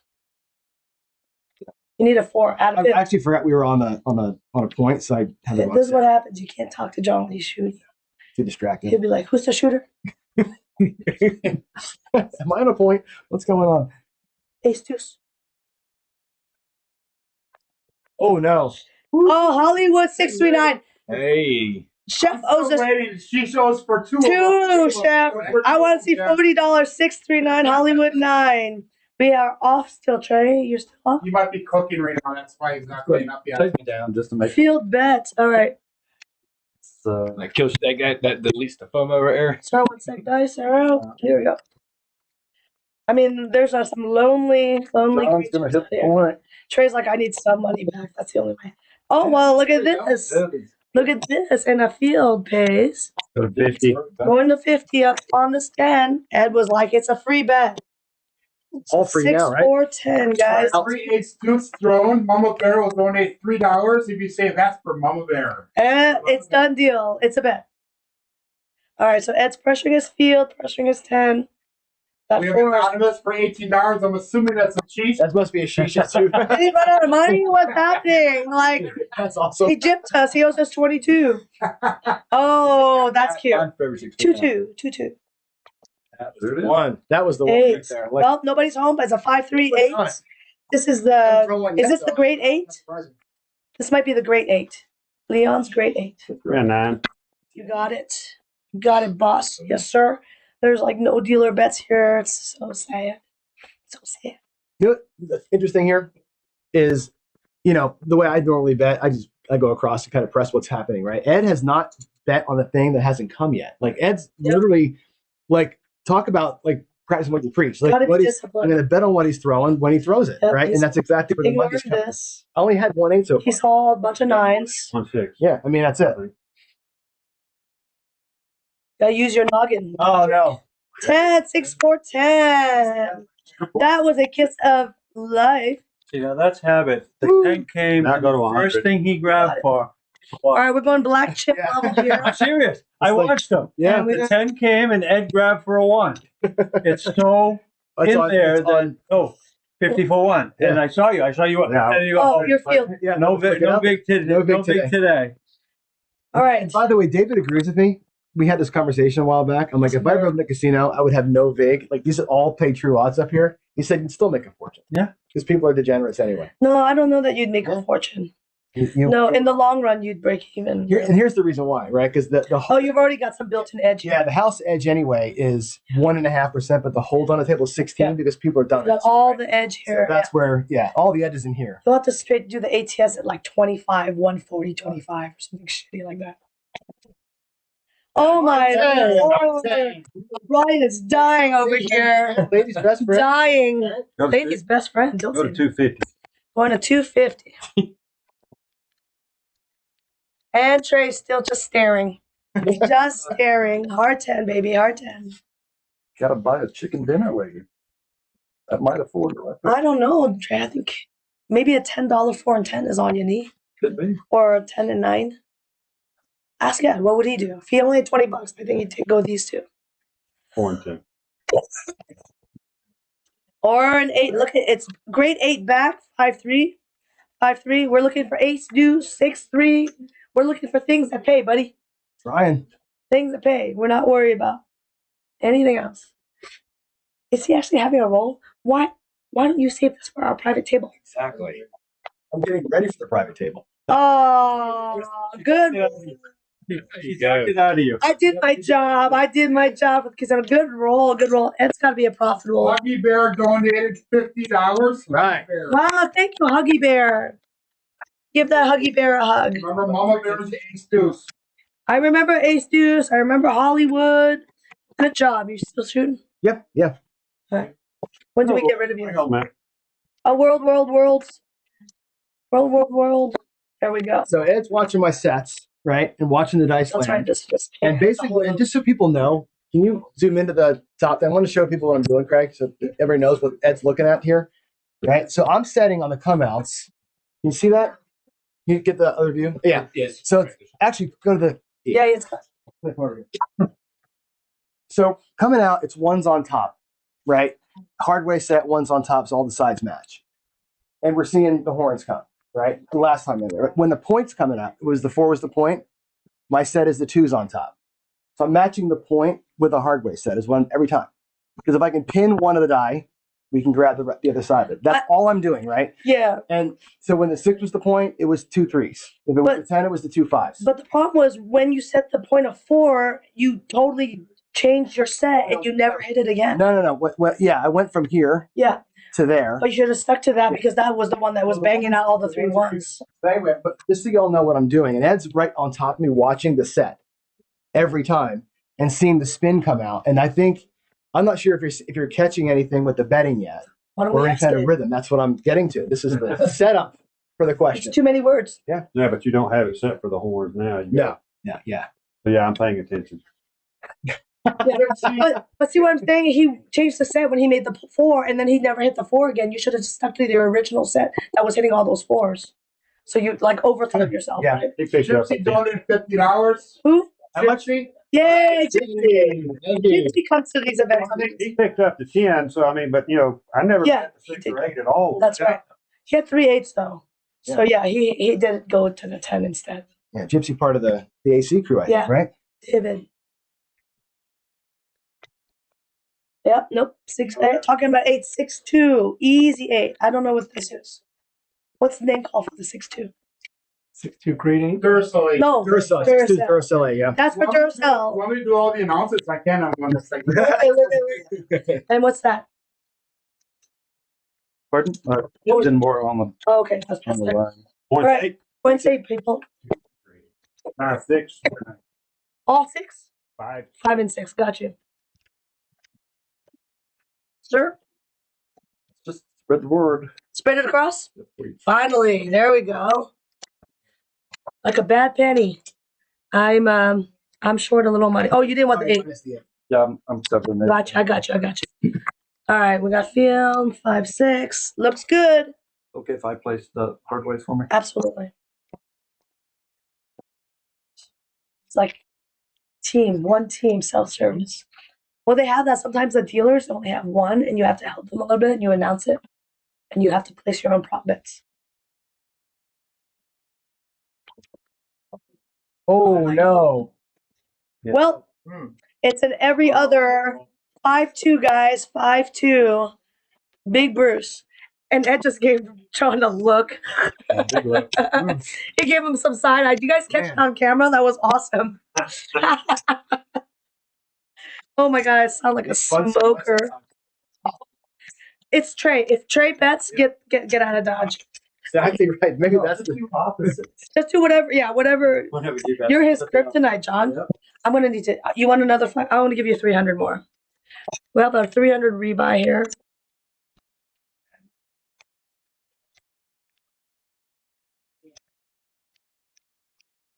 For Trey. All right. Whatever you think John's gonna do the opposite. Right, coming out. Poor John. Okay. Feel like I don't care. It's not my money. What are you going to do, right? All right. So we got Ed's signature pass line, world, ace deuce. I'll take a midnight. Bingo. Nope. 7. He's gonna push him, give him 9. Can you give $1? I'm gonna give you 10. Thank you. So folks, his world push and he won this. Minus that. What is this? That's to add to my win. Oh, I'm sorry. Did you have 50? Okay. You just went for it. Picking the ace deuce. 6 is out of curiosity. Why I picked Working? the ace deuce. All right. Everything's covered on the world, including the ace deuce. Mm-hmm. But the 11 is also picked up on the pass line, Okay. and I like even. This brings me to even on the 11. Okay, that's the one that's one that picks up the slack, basically. Yep. Cool. Very cool. All right. Working. 6 and 8 working. Pass line has been picked up. Free. It's basically free. Of course. Surprise bars. Hard 4, guys. Hard 4. We'll take this down. Boop, boop, boop. 10. You got it? 10 auto buy. Or even numbers this time. 6 8. Got it. 5 and 9. And you got your 5 and 9. Got it? All right. All right, John. What do you predict you're going to throw? Well, I predict I'm going to throw something with a 2 on it. Something with a 2 on it. But not a 5. 2 will be there. 2 or a 5 will be there. Absolutely. The 6 of one of them, man. Yeah, 6-2, 4-2. And nope. That is not a 2 on either one. That is literally none of them. None of them. Dang it. The 2's facing it still. Throws are the worst. 4 3. Okay. That was perfect. That was a great throw. Can we get a new shooter? Can we get a new shooter? Someone have a gong? I'll shoot. Yeah, good. Someone have a gong, please? Let's go, Rand. Check change. Got it. Jesus. Poor John. That's one good roll. One very good roll. Just squeezed out his one roll. Trey's like, hey, yay. At least the 6 and 8 were free. All right. Now that we got our host Bye-bye. Satisfied. All right, new shooter, new shooter. Good Lord. Up and on. Getting Nice. My goodness. All right, Ed, your usual setup? All right, Randall's going to shoot, everybody. 2 lucky ones. There we go. His name is literally Randall. Okay. Randy. Let's go. With one else. There we go. Wow, 4 is like on fire. 314, guys. 314. All right. You're going to work in. Ed's going to wait 1 count prudently. They would like an inside number. Trey might actually kiss you. Well, I'll give you a high five. Or something. Some man love. Some hugs. Oh my God, good job, but nobody's got that. Oh my God, 4 is on fire. Buckshot.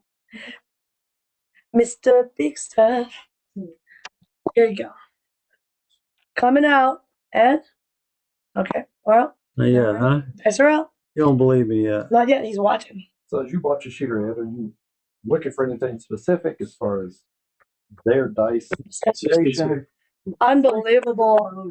We're about to flip this, guys. It's a hard 4. 4 and 10. 4 and 10. You got it, big man. Yeah, I mean, he threw 2 off-axis shots. Yeah, that one was on primary. I hear you. I'm good. Primary. So to do that, you really need to Watching. Look at that. Another one. 6-2. 6-2. Duracell 8. Duracell 8. We actually have a payment. Congratulations. up on the inside. All right. Or the 6 and 8 up on the Just the 6 and 8, right? You want all 18? Got it. We just don't even know. It's like pain. Come here. Come here, love.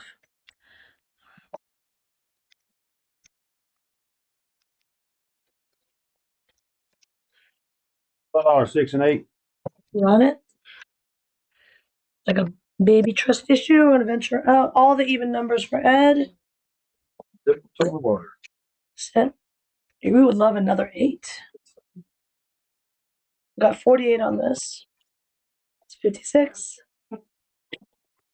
Looking good. Oh my goodness. That is beautiful. Ryan would be parlaying right now. All right. So we have no lines. We're going to go 50. 2 points. 2 points. Both are 4s. This beauty up here.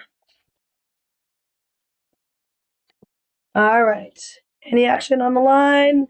Any action? Nope. Oh, here we go. I'll be working with you. Working. You got it. I'm going to be praying for you. Thank you. I can use all the help.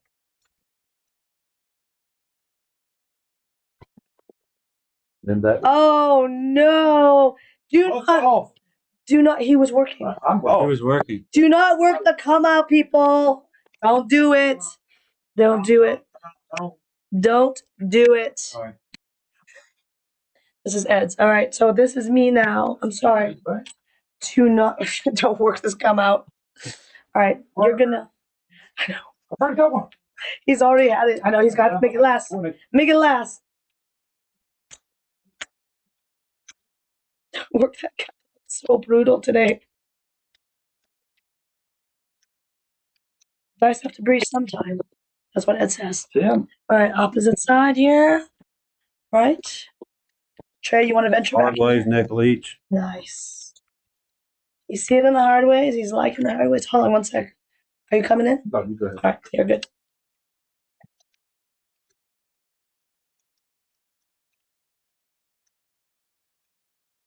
Looking for even numbers.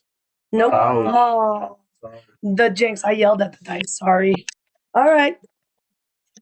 Good. Not bad. That, Points. come up. Good job. Your butt. I think 50%. That's some stuff. Oh yeah. Ed's already won. He's out of here. Check change there, dealer. You got it, sir.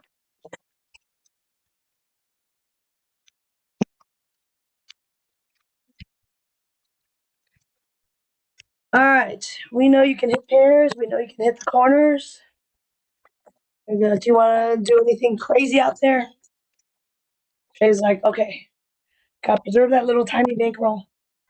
There you go. How about 4 or 10? Look at that. 5. That's a 5. We'll take this. We'll take these. 5's good. That's a new number. 3, 2, 5, guys. All right. What action would you guys like? I would recommend the 4 and 10. Yep. A quarter on 4 and 10.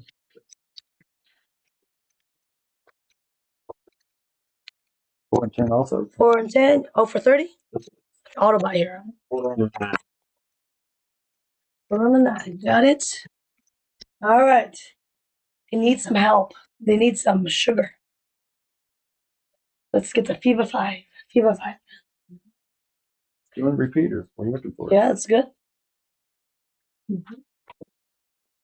Oh, 1 late. We got the midnight That table sounds boring over there. to Georgia. Falling asleep. Oh, well, come on over here, Brian. You can do it. Come here, Ian. Oh, Ian speaks. Wow. Hey. I'm shouting, and no one's giving us any commentary because John's not here. He went to You sleep. have lots of fanfare on now, Jen. Me? Yeah. Oh no! Thanks, Ian, for talking because it's a 5-2. We're through. Thanks, Ian. Everybody. Thanks, Ian. Oh my God. I blame him, yeah. Ian's like Medusa. As soon as he talks, it's like Beetlejuice. Jesus Christ. I think that deserves. This is the best, right? Unbelievable. Oh my goodness. All right. Last shooter, and then we'll get a new shooter. All right. My goodness. Change it up. I'm trying to give him three rounds. All right. Do we have a non-believer and a believer? Oh, Rick volunteers. Okay. Shooter doesn't get to bet. All right. Well, that's perfect. That's a come out, Ian. That's a come out, Ian. 4-3. All right. 2-2. Coming, Ian. Nope. You're the new Medusa, dude. I just see Ed's head dip down, like, ah. We got some. Someone else can bet. Oh wait, I owe you that. Did you have that, or is that new? I just put it in. Okay, great. Oh, there you go. $26, 25, and 10. So you want just to give me your? Yeah. I'll just give you 15 minutes. So what happened was he lost here 10, but he won 26, lost 1. That's 15. Not bad. And doubled up. Me and Ed, we have very high IQ. Got a strong come out strategy. All right, can you do it again? That's the question. Oh, okay. Hollywood 639. Hollywood 639. Do you want us to run you a tab, Ashish? So there's a Hollywood there, Ashish. It's free. He did pay 18. Well, with a 10% discount. Wait, hold on. Sorry, I didn't mean to give you the dice. That's yours. Dealer. Dealers. Thank you. Dealer assist and is hired. All right, what do we want to do? $15 Oh my goodness, look at this. Is that all in? Yeah. Just about all in. Again. We have an $18 6 and 8. 18, 6, and 8. You got it. Oh, Ed's stepping it up. He's stepping it up, guys. 15 on the 5. 15 on the 5. Okay, so that looks like it inside. And Ed's got a line. So we're good here. What is this? 3 on the hard 10. 3 on the hard 10. Okay, we believe. Oh, he's all in with $3. He's all in. Give him a number. Give him a number. A pair inside. Oh, a 10. Change that. Uh-oh. Just noticed? Uh-oh. 6. Great. Great. That's a 21 for Ed. What would we do, Ed? Up 1. Ed's coming up 1. Yeah, see that? That's butter. Butter. Yeah. I like to deal. It's my new job. When I quit my very lucrative job, you're gonna deal. Yeah, I quit my big job. Oh, that's a point winner, but not a Hollywood 9. 5-4, Big Mac Daddy. Jeff. All right, we're gonna go 45, 55 for you. Funny listening to you try to recreate my dice call. I'm terrible. I know. I was like, at 6 in the morning, I'm asleep. You know, I just. Hey, Joe, I remember when you started, you were like, every time a dice call came out, you looked down to see what it was. Yeah. Did you just say started? Are you from Boston? I am. I'm from Massachusetts. You want to see some blast betting? Emo's here. Oh dear God. Oh, dear God. That might be interesting, but Ed might actually strangle him. All right, 5. 5 is the new point. 5 is the new point. We're gonna go take these down, and then I'm gonna mark this 9. Just Take my 9 to a quarter. 9 goes quarter, and then we've got a 3-2 Tuchimama. That's a Tuchimama. Here we go. All right. Trey's like, please. You know, this just all go to the dealer. It's just this one, right? Yeah, that's all. All in on the 10. All in on the 10. 10, 10, 10, 10, 10, 10, 10, 10, 10, 10. To pay the dealer. Sorry. Okay, Trey, you're out of here. And we need a new shooter. New shooter. New shooter. Ed is like scraping on. Switch to the shoot position. Then I'll give you $20 What's that? for every double. Switch to the shoot position. It's on us. You want to shoot? No, he's gonna do. No, I think we're gonna have a new better. Yeah. Okay, who wants to bet? There's no doubt about it. No doubt about Is he buying a ticket? Did you buy a ticket in the afternoon? Yeah. Show them how the 20 roll months. Like months ago? Where? We'll figure it out later. We'll figure it out later. Months ago. Oh, David. It's David. I'm sorry. Duh. David. It's his real name. We're just confused. What real name? David. I saw him on the list. You're right. Yeah. David needs a bracelet. Have you met Nemo? Do you even know about Nemo? Nemo the Maniac? All right. I got him. He's challenging you, My friend, you're gonna need it. You ain't got no money. I know.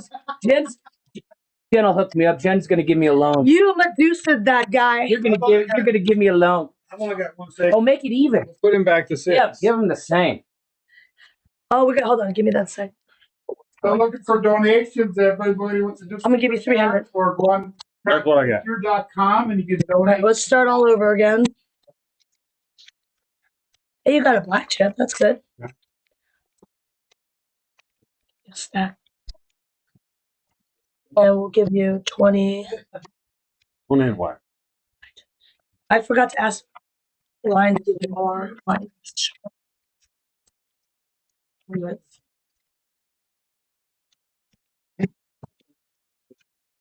My little palm is exactly right.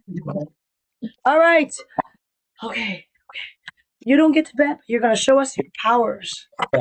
Your powers. All right. Everybody ready? We got Ian here. And he's going to go for pretty quick. We got Ed. And my money's on Ed. All right. This is the fourth, right?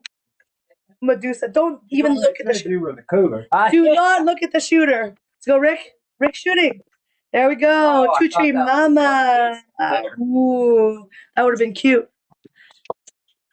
All right. Nobody wants action. What would Coach Bo say?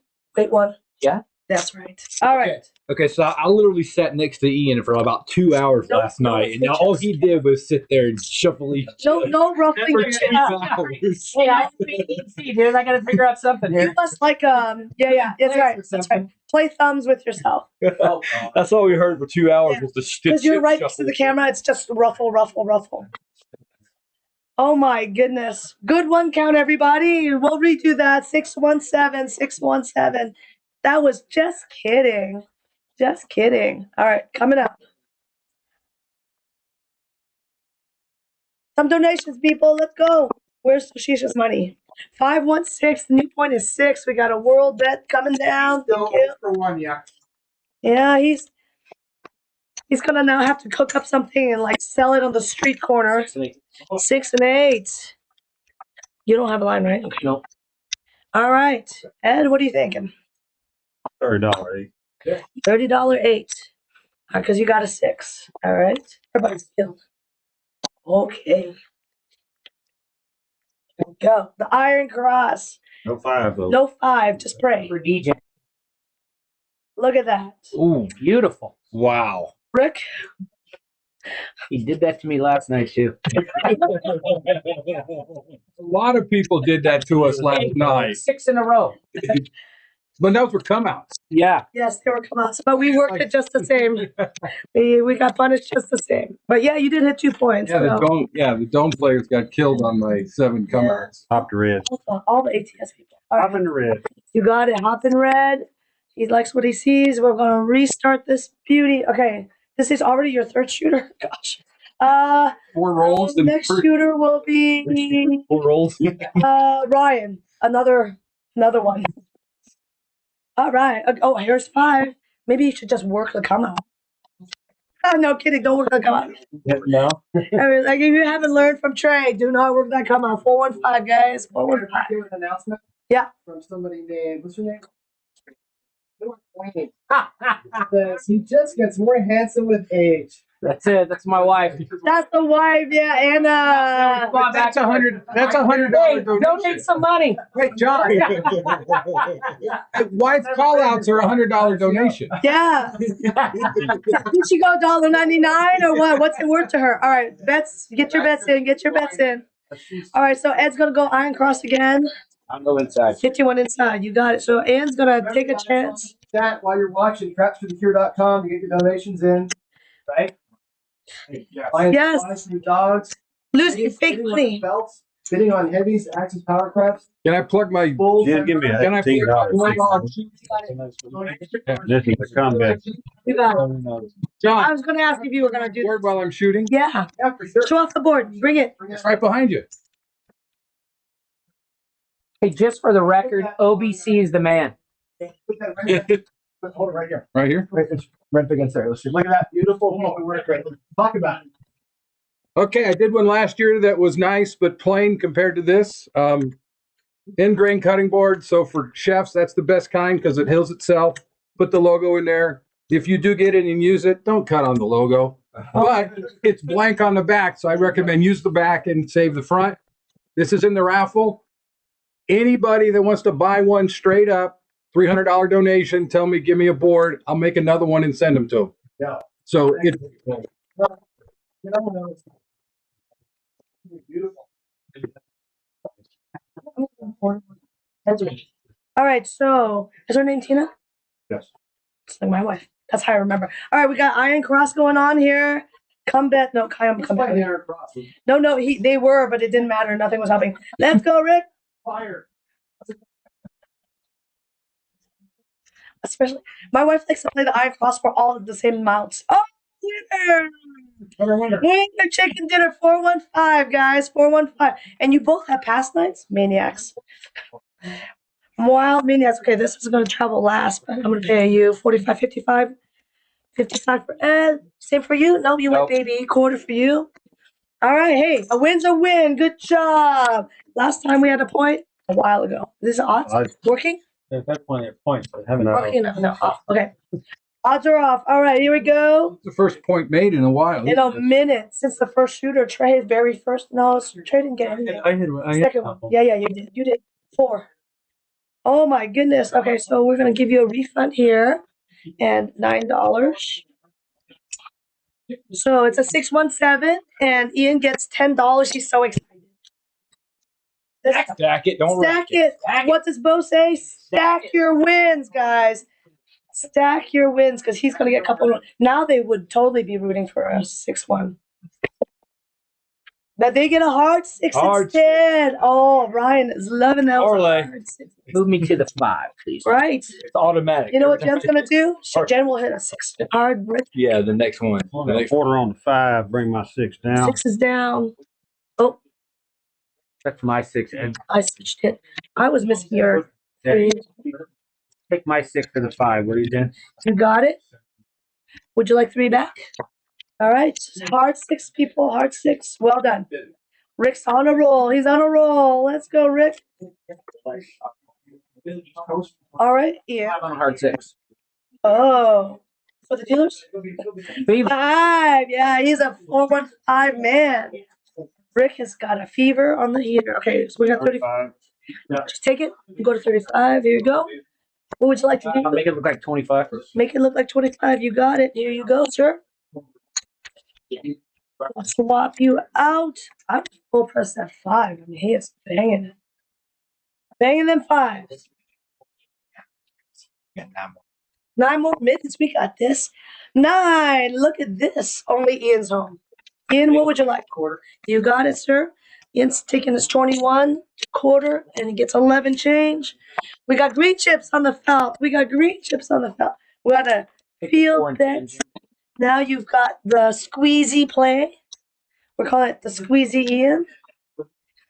If you squeeze in, something loud will come right out. Squeal? Yeah, just Squeal like a stuffed oh pig. my god, like a banshee, like a banshee. 5.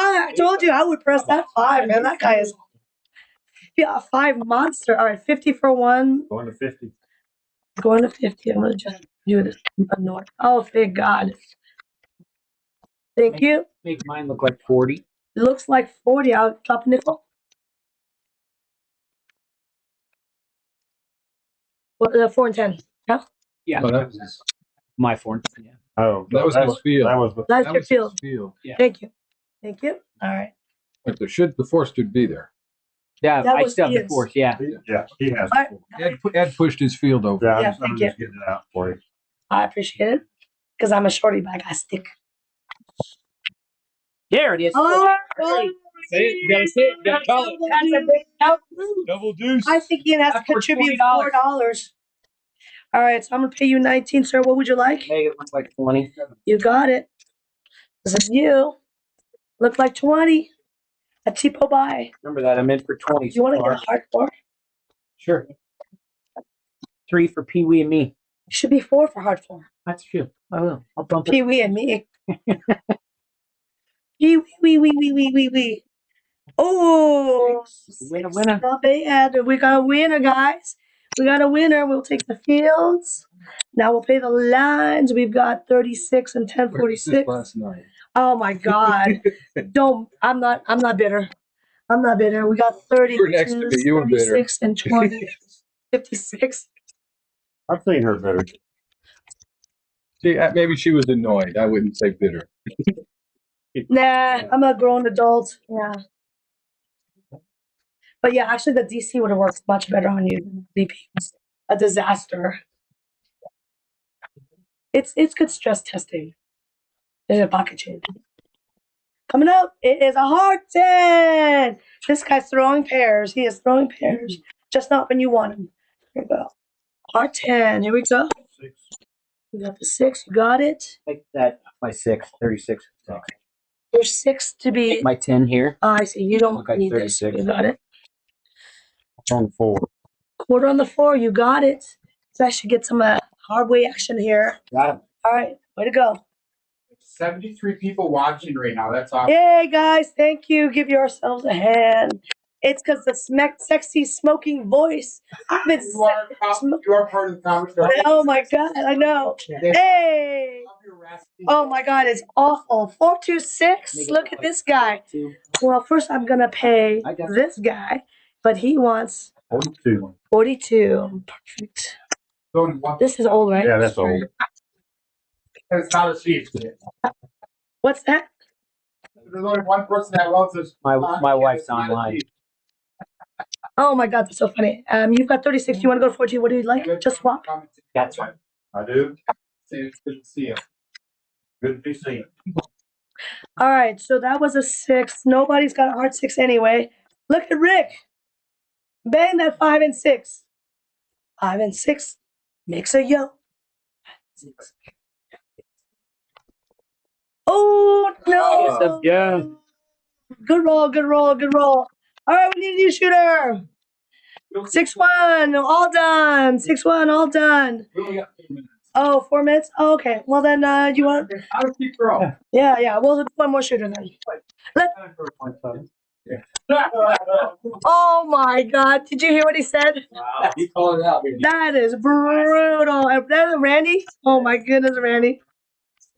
All right, let's do this. We have a international audience. Patty is saying hello to everyone. Patty. Oh, Patty. No. I'm laying back. Oh, My bad. $30 each. This is what happens at the real casino, right? We just go. Closing time. Closing time. Am I missing one? Yep. That's what I was thinking then. Another. Put that out there. Okay. I'll spot you the other. All right. Ed is laying the back wall. We need it's a good bet on Rick here. You got it? Come out 7, and he's got us $50 on the E. C and E or just E? E. Yeah. Lay. Betting, right? Okay. Don't.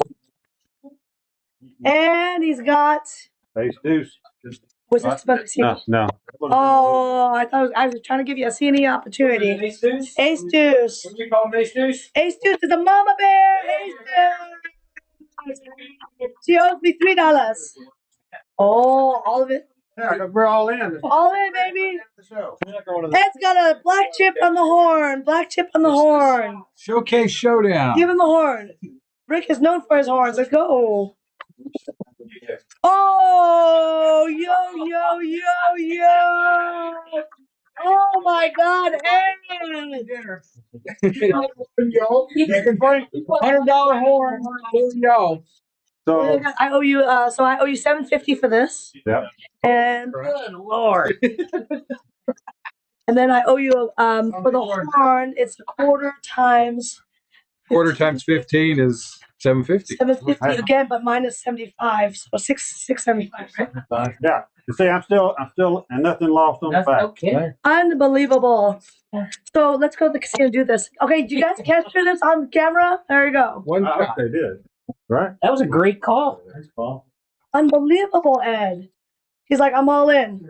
It was adding this horn, and Rick's like, do I get a cut of that, or what's happening here? $1,500. Mr. Cheapo. Oh, I almost thought you had aces. Oh, $25, and all that would come down. That is crazy. So you've only lost 30. Lost $30. So only this comes down. Ed gets a refund. It's a big list.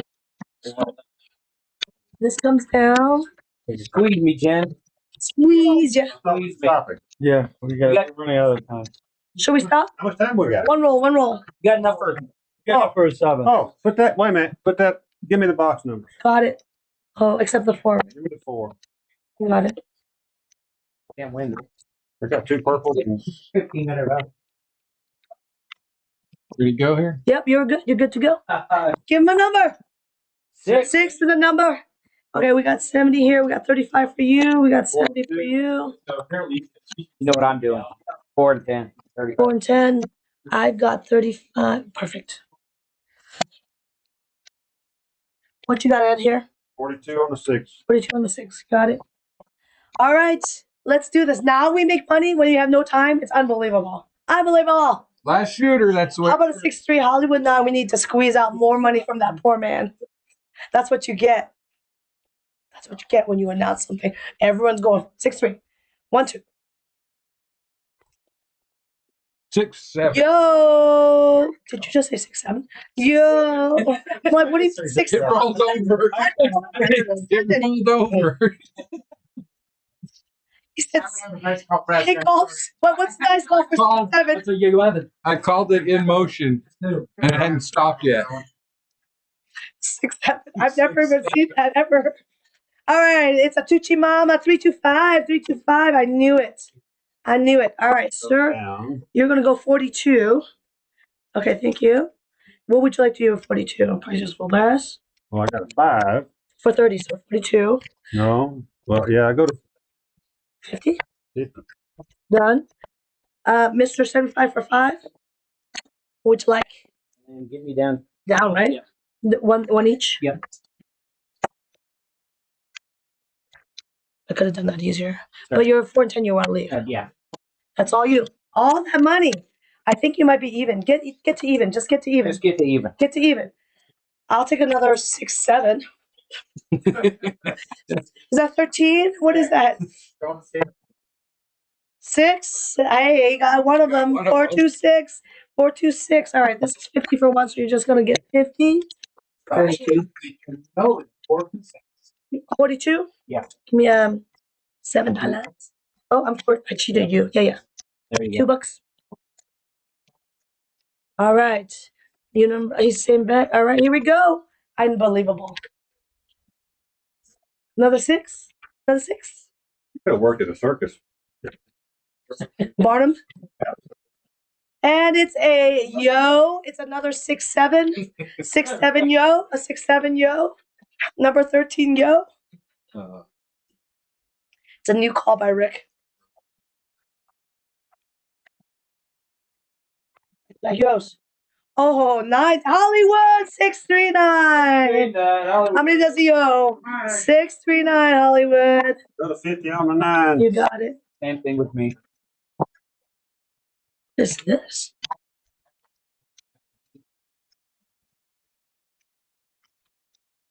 All right, guys. This is it. Power press that. He's so full pressure on that field. Double win. How many does he owe? 3? Joe? 3 Hollywoods. Yeah. 3 Hollywoods. He owes 3. He owes 3 Hollywoods. Actually, he owes for 2 of them, yeah. All right. No, 3 more in addition to what he, yeah. 415. Hey, Fever, 75 for 5. Go to 100. All right. We got Brian from Frank Questioners in here saying Jen doing first take calls. This is your money. It's your money. And this is, what is this for? That was it. I was paying 75 for 5. Yeah, that's yours, Ed. No, I just gave you a quarter though. Now it's yours. Yeah. All right, 35. You want to go 50? 50. All right. Press the greens, keep the little change. Rex, say some of this for tonight. That makes for good TV. Don't wait. Love it. Wow. Back to back, exactly. How easy it 415. Crap. If you say crap to TV, that's like totally kills it. We have 140 here. You want 10 for I'm going to 50? go to 150. All right, you got it. But I think I had the longest roll and then a PSO. Fine. So you got. I don't know. John had a 36. From when I got there, I think I had the longest roll I saw. Want to go to 100? Max. Want to go to 100? No, it's 75. It was like a 15 and then a 2. Got it. Mac had a 35 and Leon had a 19. That's what. No, I got to mix. John did not. Big ball. Ian did not. Jen did not. But Jen had numbers. 7. Oh, good roll. Thank you. Much. Oh, man. All right, color. Make it rain. Oh, yeah. Let's see who won here. Ed colors his up in purple. Ed's gonna Ian win. colors his up in white. Nice job, Ed. That's pro. Same number. Yeah, It's not that's pro. exactly right. Hey, pass it up to me. It's 100. Pass it to me. I can't reach it. Yeah. Not bad. Not bad, Ian. Well, not great either. I didn't even win any money. That's 4 blacks. That's not bad. Nobody wants to see me though. Let's see. Well, Ed definitely won. Ed's got 2 purple, so he definitely won. It's from that horn. Ask Bo if after the thing beat that. All right, let me count this for Oh, Ed. that was rubber last. That's 13.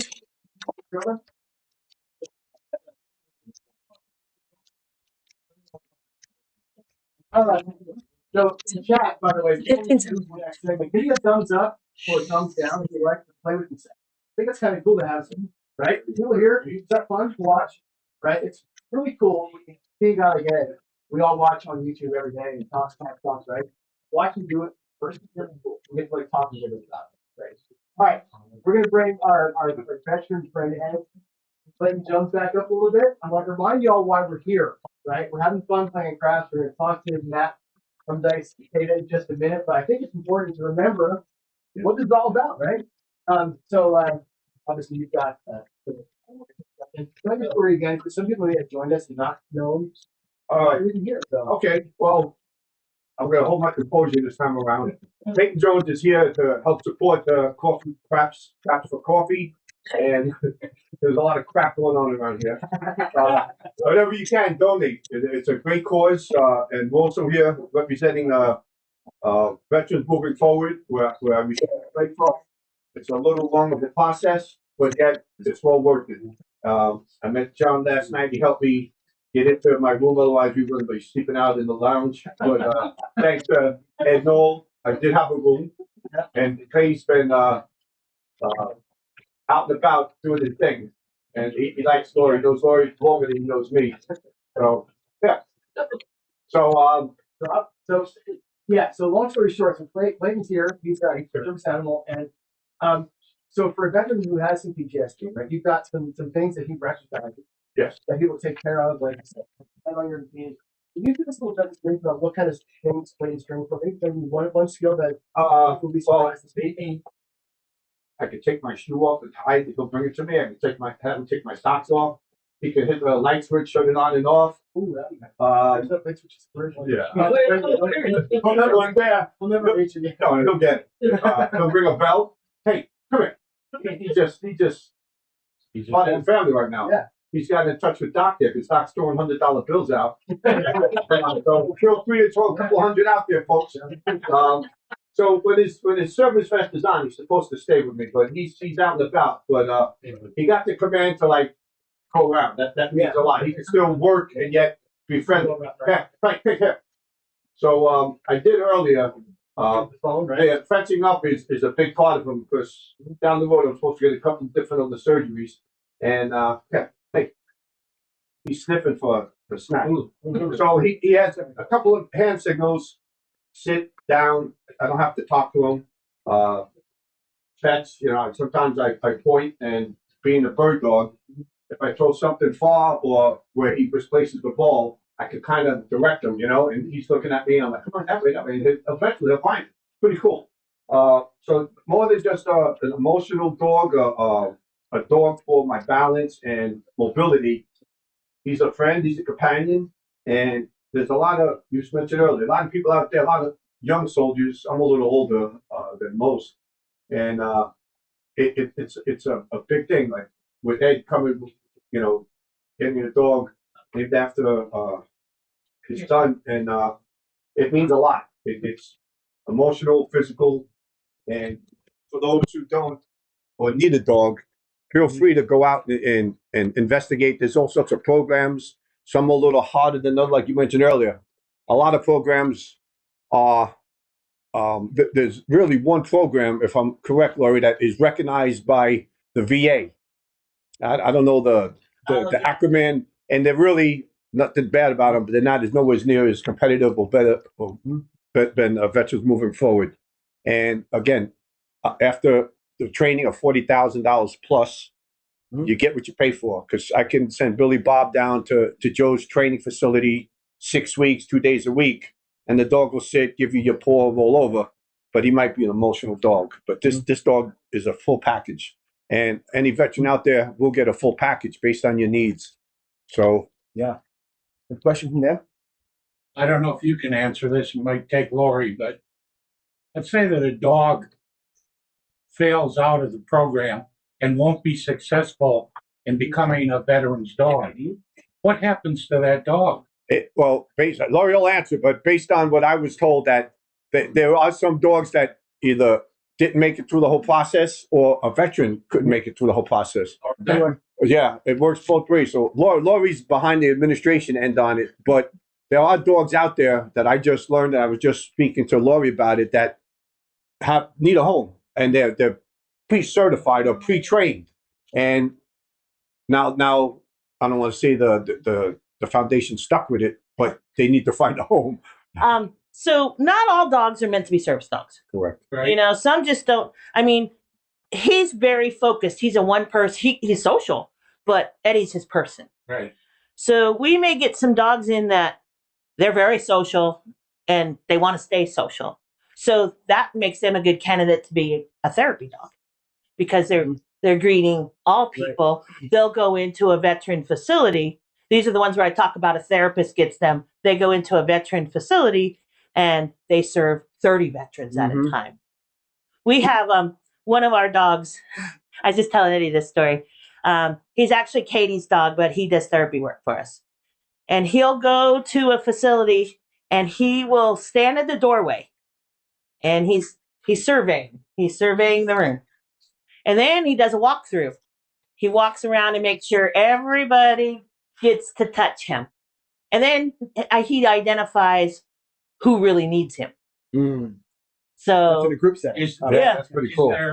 Is there any circumstance under which one of the dogs has been in training, but it just is not going to work? correct. And They become become adopted? well, they still go to veterans, but as emotional support dogs. They do. Yeah, which So- is a well-trained pet. So service and emotional support. So service and support way different Yes. in this context. Correct. Right? Service dogs, there are only two things that are recognized by the ADA that can be service animals, and that's dogs and miniature horses. So those are the only two recognized by that they are service My animals. daughter sent me a video, a TikTok of a miniature horse. The cutest thing I've ever seen in my life. I'm like, is that a real thing? She's like, oh yeah, that's. I never even thought of a miniature horse, but yeah, like this big. Yeah. So an emotional support dog is basically could have all these skills, but he just for one reason can't make it. Whether it be he's too hyper, whether or not he, health issues, things like that. You could fail out for health issues. Then they go to a veteran who just needs a comfort dog, a companion. They can't go, they don't have the same rights as, a service dog, but they're still a comfort and a companion to that veteran. And you can also have them as assigned to a therapist in a room. So when somebody comes for one-on-one therapy, that dog's in there providing support. We just had, we just had a therapist that is on our medical board. She just got her service dog, so she is going to be within the. That's cool. Yeah. We have a $20 donation from Anonymous. Right? Cool. Keep them coming. So earlier when I said there's 3 different levels of dogs. Your highest trained is the service dog. Then you have your therapy dogs. Then you have your emotional support dog. So a question for you. You were talking about your knee and some balance issues, right? Yeah. What specifically, how does the dog work with you on balance? Is it a special harness or way you walk? We actually, Katie and Lori in the program actually got a harness made for me. It's similar to this, but it goes to his lower back end, and it will help me get out of a chair, help me if I'm on the floor. He'll brace himself, because most dogs with their hind legs, he'll brace himself in the strong part. I use him as balance. No kidding. So when I walk with him, or he walks with me, it's at a heel. He kind of like bumps into me, or I will bump into him, and he just kind of like pushes me back to like, hey, you're drifting. Really? So sometimes it works, sometimes it doesn't, because he's a sniffing dog too now. So it works. He's always on me. Either he's 2 steps behind, or right with me, or a step forward. So if he's in that 2-foot zone, he's still doing his job. So if you're walking and you're kind of, like I said, drifting a little bit, he'll just. Yeah, but he's always trained to be on my left side unless I tell him to switch. So he could be standing over here. If I call him heel, he'll come around me and sit on my left side. He's trained not to sit because he's the mobility dog. And with that harness on, he won't be able to sit. Because it's a lower harness back here. It's like for the dogs for the blind, that they have that big handle. Well, it's almost the same thing. It's almost like a horse saddle, but it's back here, bigger than this. And it's a pretty nice setup, and that costs a good amount of money. Yeah, those said harnesses start at $800. Yeah, and mine, I think, they're custom made for the dog and the veteran. So it's the height of the veteran. Yeah. It's all a custom made. Again, it's something else that's custom made. Yes. Are you walking holding that? Is that or not necessarily? It's more for me to grab onto. Okay. So if I go down on the floor and I'll call him over, I could grab it and he'll posture himself up where. Okay. I grab this sometimes and he just stands there because I don't have. How big is your dog in order to be able to do that? Probably has. Yeah, good question. No, well, that's the reason why I got Clay, because at first I was going to get like an intermediate type dog, a little smaller. So Clay, he maxed out at 87 pounds. 90's the limit. So when I was down by the new training facility, he lost some weight. I got him on a new diet program. He's like 81, 82 pounds. So I would say 75 to 80 pounds, because he'll actually brace himself. The dog actually has to be half the weight of the veteran. Okay. If it's a mobility dog, has to be half the weight of the veteran. He'd have to be a bigger dog for me. but he's super strong. Right. So, but you're not using him for total bracing. Right. He's just a stability. I'm not putting 230 pounds. So this goes to like compatibility, because we were talking yesterday about Mooch, the other dog, and Mooch is a smaller guy. He had gigantic paws, but he's a little squatty dog. He's not going to be that dog. No, right? He'll be doing other things. Yeah, he'll be more of a PTSD, possibly therapy. But yeah, we had a veteran that was like 90 pounds, that would be. But yeah, Moochie's little. He's little, man. He's about 55 pounds. So just like Chiro. Yeah, just like Chiro. Exactly. Chiro was what, 5'4", and yeah. And if you see, as Moochie has grown, his head's ginormous, and then he has a little body. Sounds like Chiro. All right. Ed? Yes, Doc. Yeah. I think you said earlier that if your sugar goes high or low. Yeah, he'll like I mentioned earlier before. It's mostly I think it comes out of your sweat. To some people, like Jen would know, or some else. If somebody was sweating earlier, he'll just lick you. But he knows me. Yeah, he'll usually lick, especially with my neuropathy, because my legs would go numb or something, and his cold nose would actually like, oh yeah, I feel it. So my feelings coming back. But he'll lick me. He'll put his head on me and just say, hey, something's not right. When he does that, do you check your sugar? No, no. Oh, okay. Yeah.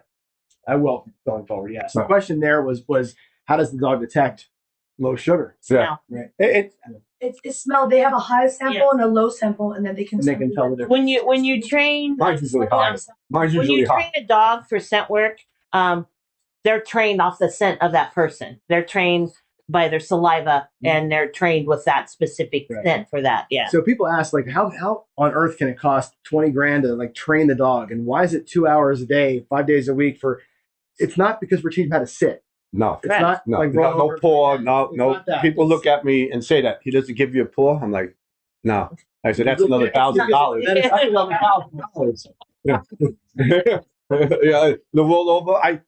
When he worked now, Jen would know anybody with a dog, like a family dog. You start to pet them, they'll roll on their back.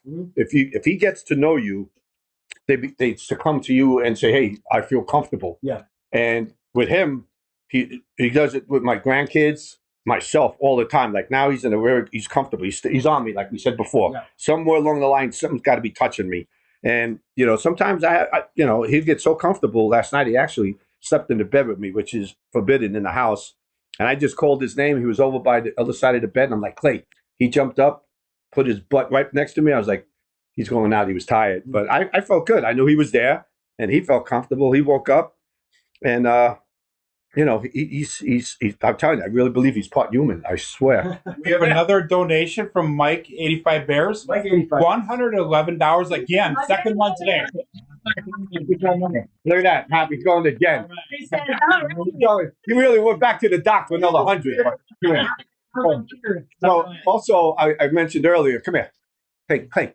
If he's working right now, he's got his vest on. If I take the vest off, and most dogs, whatever, now he's free. He's still working to watch me, but now he's more social, and now he'll go around and sniff everybody and try to find something that's on the floor. He has a strict diet, and now it's puppy time. He was chilling under Ed before. I think saw something on TV. That was funny.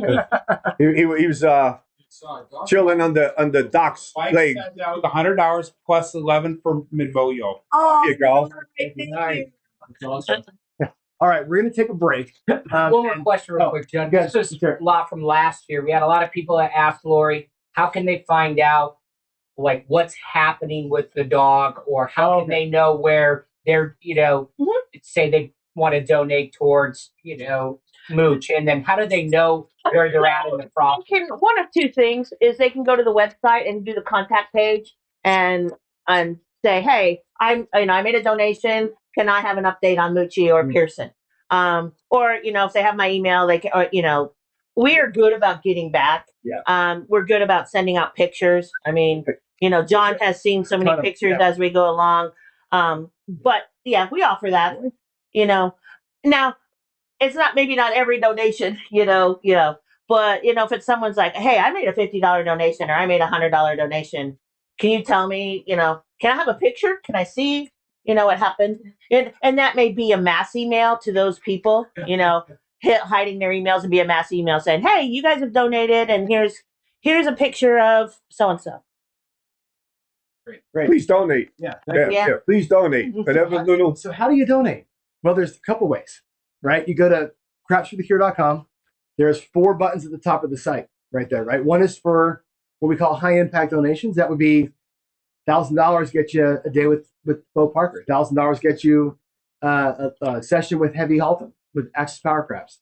I think I forget what else is there on high impact. Oh yeah, David and Alex, right? You have for $5,000, you can go and spend a full day with David and Alex here at the facility, Casino Training Center, dinner, gambling with those guys. Oh. We've got a full set of dealer training videos, auditions with the man, David, over here, right? Those are high impact donations. You want to directly impact the dogs. Follow the dog training fund link. You can get dog food and treats and all the things that we need, okay? And of course, you can go there and get the raffle items, the felts, and everything else we have for raffle, including that awesome cutting board. So we're going to cut the commercial. Craig will show you some more details. I'll demonstrate in those commercials how you can do each of those types of donations. Be back in about 10 minutes with Matt from Dice Data. Thanks for joining us for Craps for the Cure 2025.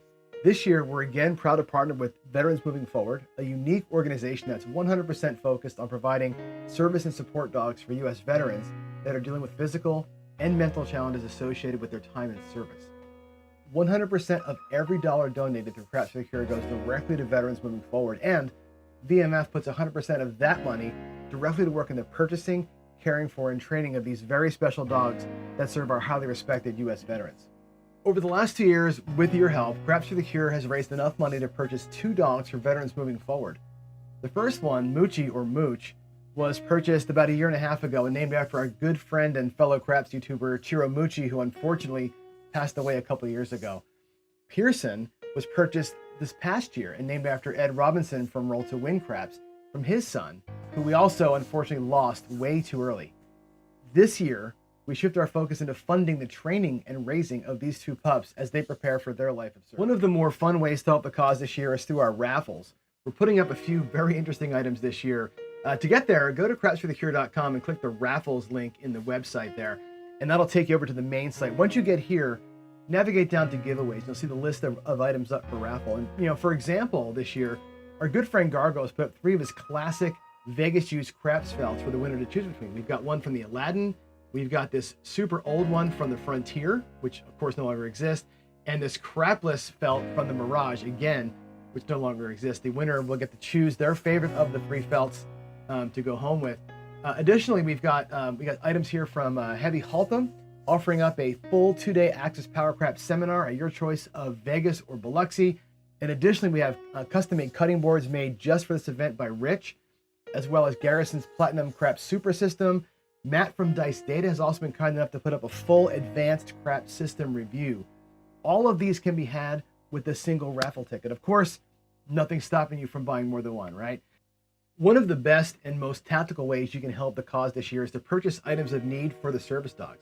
By following the dog training fund link at crapsforthecure.com, you'll see a full list of training aids, medicines, doctor's visits, and other supplies that the dogs need over the next 2 years. From a $15 box of poop bags to funding their vet visits and vitamins, pick the item that fits your budget and know that what you buy literally gets bought and earmarked directly for Mooch and Pearson for use over the next 2 years of their training. Thanks for your support of Craps for the Cure, Veterans Moving Forward, and of course, our brave servicemen and women. God bless you. Thanks for joining us for Craps for the Cure 2025. This year, we're again proud to partner with Veterans Moving Forward, a unique organization that's 100% focused on providing service and support dogs for U.S. veterans that are dealing with physical and mental challenges associated with their time in service. 100% of every dollar donated through Craps for the Cure goes directly to Veterans Moving Forward, and VMF puts 100% of that money directly to work in the purchasing, caring for, and training of these very special dogs that serve our highly respected U.S. veterans. Over the last 2 years, with your help, Craps for the Cure has raised enough money to purchase 2 dogs for Veterans Moving Forward. The first one, Moochie or Mooch, was purchased about 1.5 years ago and named after our good friend and fellow Craps YouTuber, Chiro Moochie, who unfortunately passed away a couple of years ago. Pearson was purchased this past year and named after Ed Robinson from Roll to Win Craps, from his son, who we also unfortunately lost way too early. This year, we shift our focus into funding the training and raising of these two pups as they prepare for their life of service. One of the best and most tactical ways you can help the cause this year is to purchase items of need for the service dogs. By following the Dog Training Fund link at crapsforthecure.com, you'll see a full list of training aids, medicines, doctor's visits, and other supplies that the dogs need over the next 2 years. From a $15 box of poop bags to funding their vet visits and vitamins, pick the item that fits your budget and know that what you buy literally gets bought and earmarked directly for Mooch and Pearson for use over the next 2 years of their training. Thanks for your support of Craps for the Cure, Veterans Moving Forward, and of course, our brave servicemen and women. God bless you. Thanks for joining us for Craps for the Cure 2025. This year, we're again proud to partner with Veterans Moving Forward, a unique organization that's 100% focused on providing service and support dogs for U.S. veterans that are dealing with physical and mental challenges associated with their time in service. 100% of every dollar donated through Craps for the Cure goes directly to Veterans Moving Forward, and VMF puts 100% of that money directly to work in the purchasing, caring for, and training of these very special dogs that serve our highly respected U.S. veterans. Over the last 2 years, with your help, Craps for the Cure has raised enough money to purchase 2 dogs for Veterans Moving Forward. The first one, Moochie or Mooch, was purchased about 1.5 years ago and named after our good friend and fellow Craps YouTuber Chiro Moochie, who unfortunately passed away a couple of years ago. Pearson was purchased this past year and named after Ed Robinson from Roll to Win Craps, from his son, who we also unfortunately lost way too early. This year, we shift our focus into funding the training and raising of these 2 pups as they prepare for their dogs is expensive and time-consuming work. They each train about 2 hours a day, 5 days a week with a certified service dog instructor. These lessons, they run about $100 an hour over the course of 2 years. If you want to make a big impact, we're happy to let you know that a few of our sponsors have really stepped up this year. Head to crapsforthecure.com and click the high impact donations link, and you'll come here to this part of our donations website. And for starters, every person that donates $1,000 will get to train for a full day with Dice Coach Bo Parker. Coach Parker is willing to donate his time, 8 hours, to the cause for everyone that steps up with that size of a donation.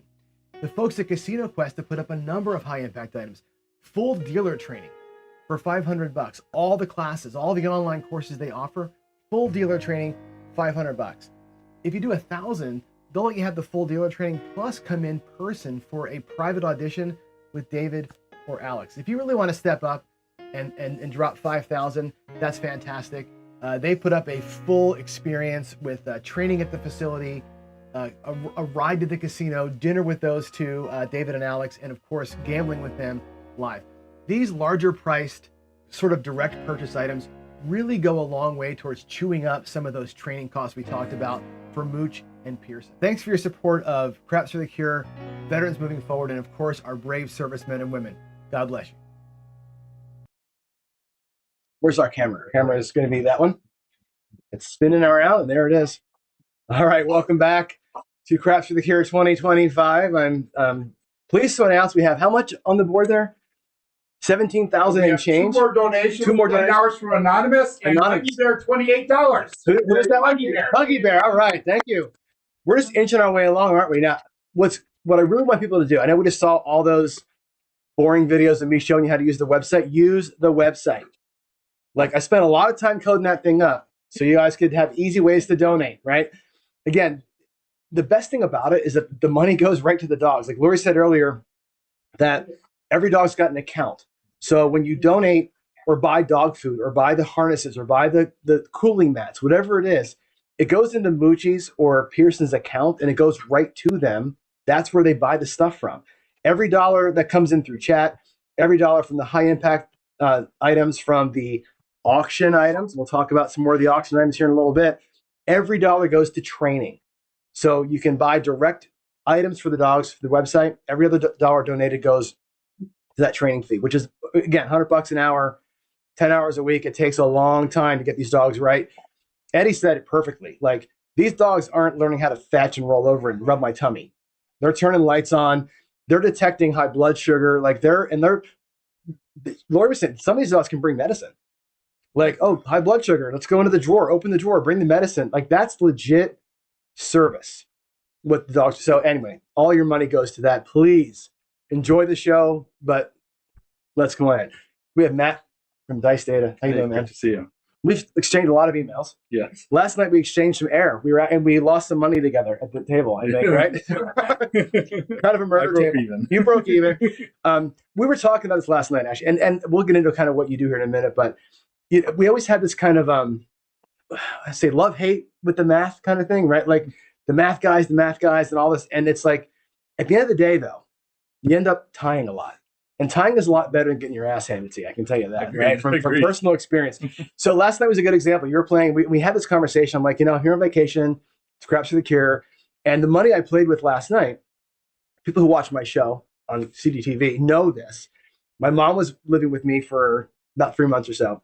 And we went to the casino. We wanted to go to this one little casino, wait for like an hour. Played blackjack for $100. I won 50.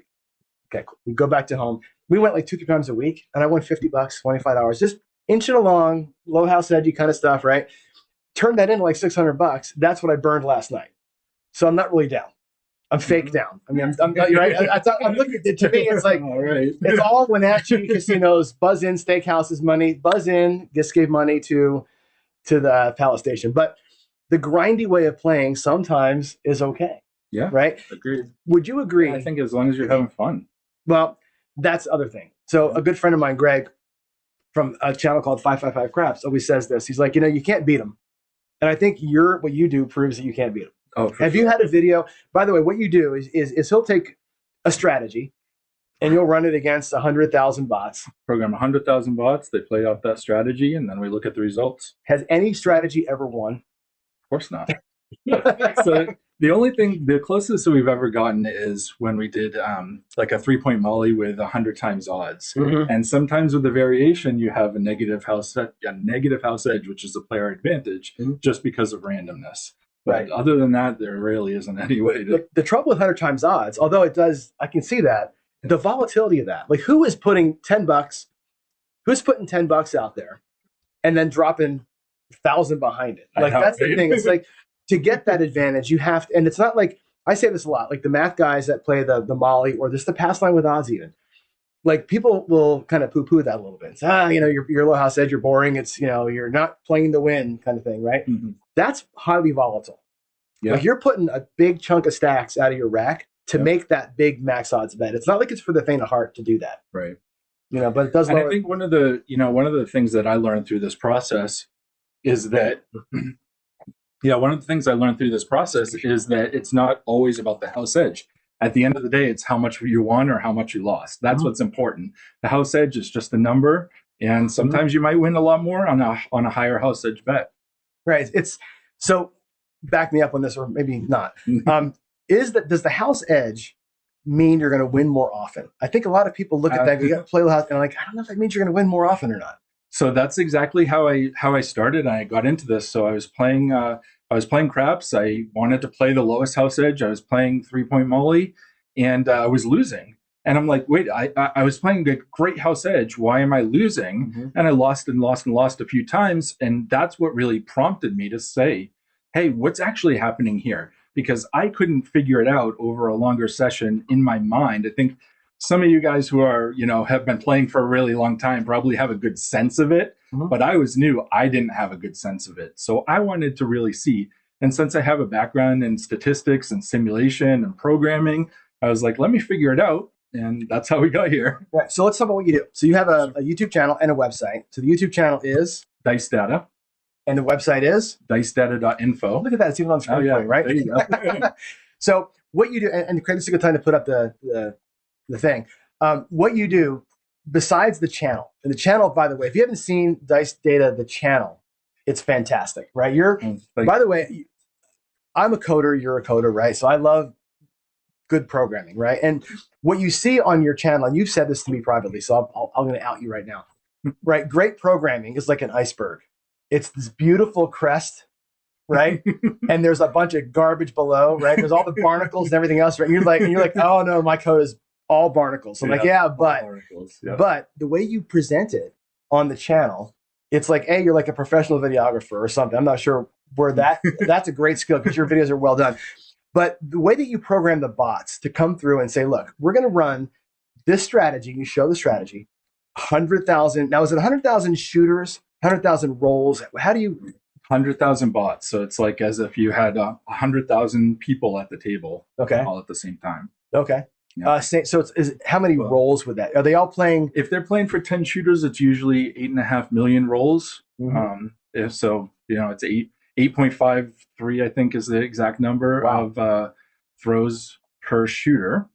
And then if you do 10 shooters for 100,000 times, that's a million shooters right there. And it comes out to 8.5 million. Isn't that is that magical?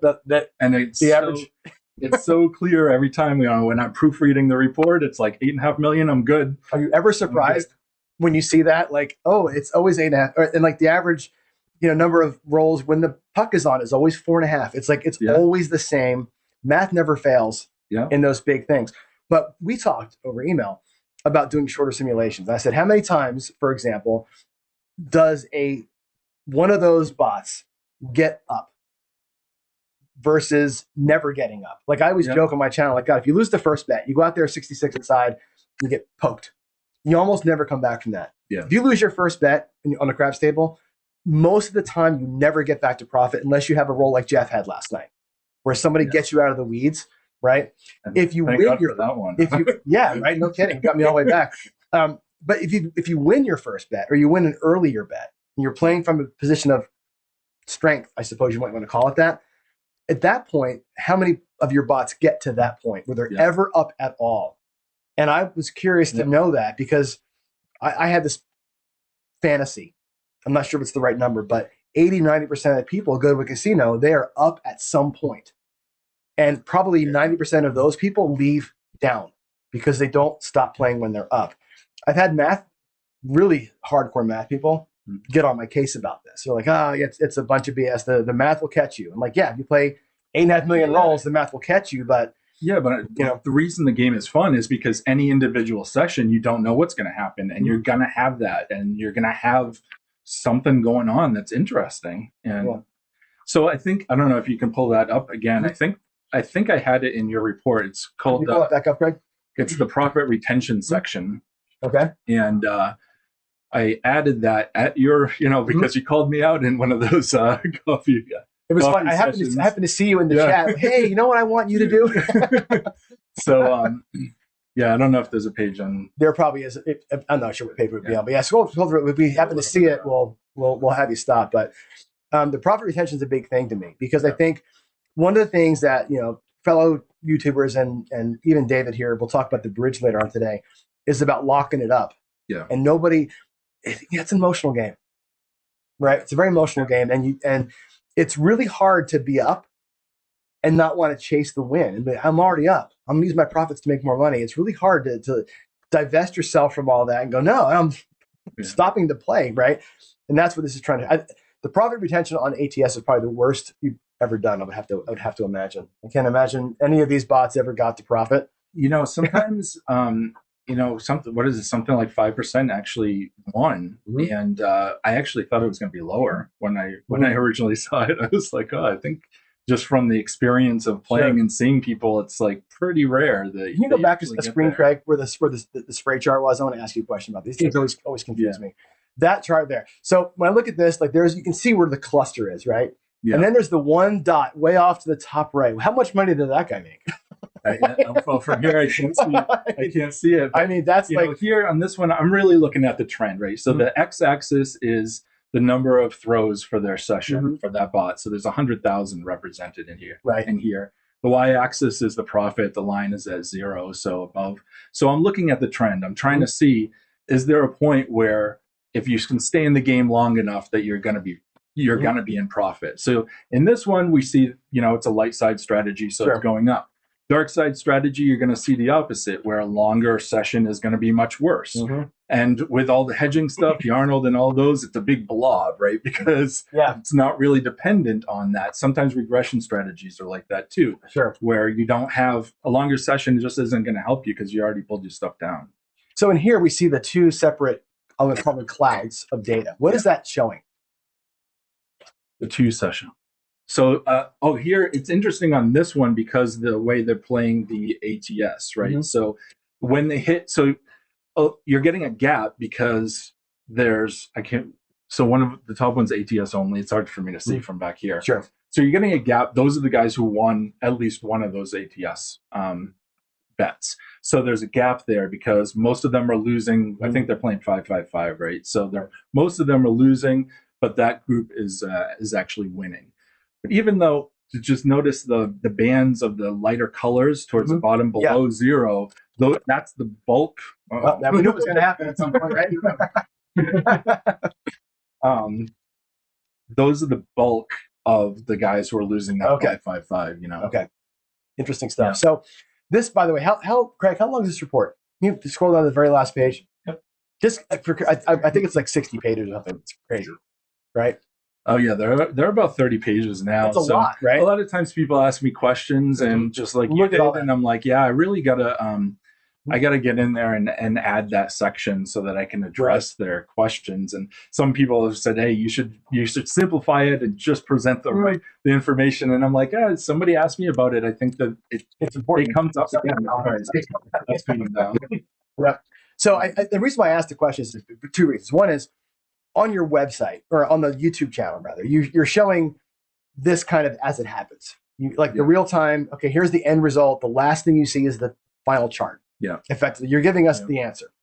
This is like the process towards the answer. This is like all the summary data that gets to the answer. This is what people can go to dicedata.info and sign up for. Yeah. Right. They can purchase this, and you'll run these simulations kind of a one-off for a specific person for their specific strategy. Yeah. And the result is not like an email from you saying, "Hey, your strategy sucks." It's 37 pages of data that backs up why your strategy probably isn't the greatest thing. Look at that. Look, 1 star, 2 star, like it's all terrible. Well, yeah. So because on most of the hands on ATS, most hands you're gonna lose. That's right. just the way of it. So I added the star rating to try to give a little perspective because there are a lot of numbers that are going on in there. Sure.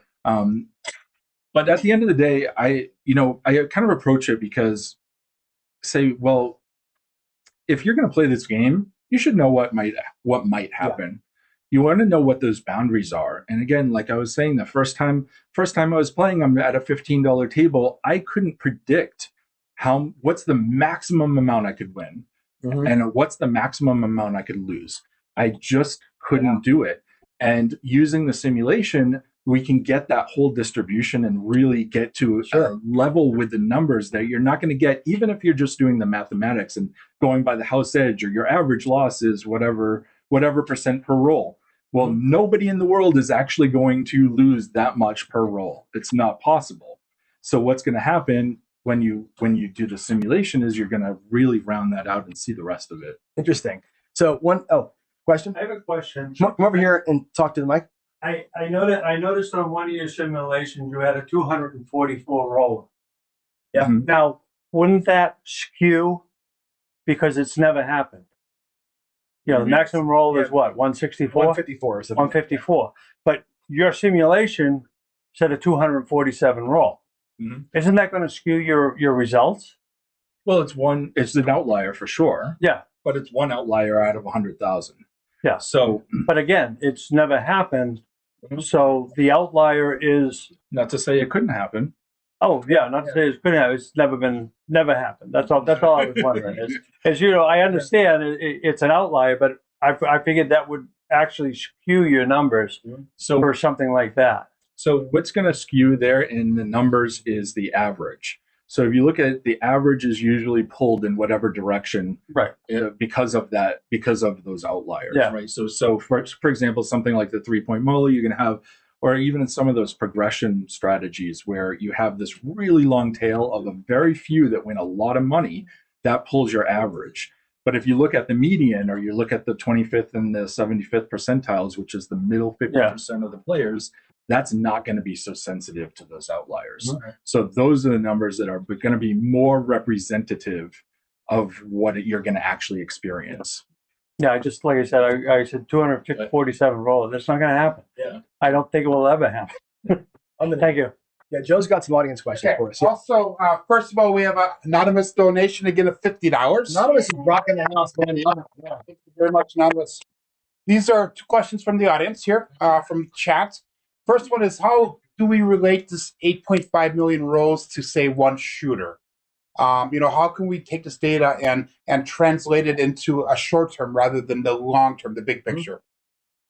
So out of that 8.5 million rolls, there's usually 1 million shooters, and I usually cover the outcomes on individual shooter basis in the video.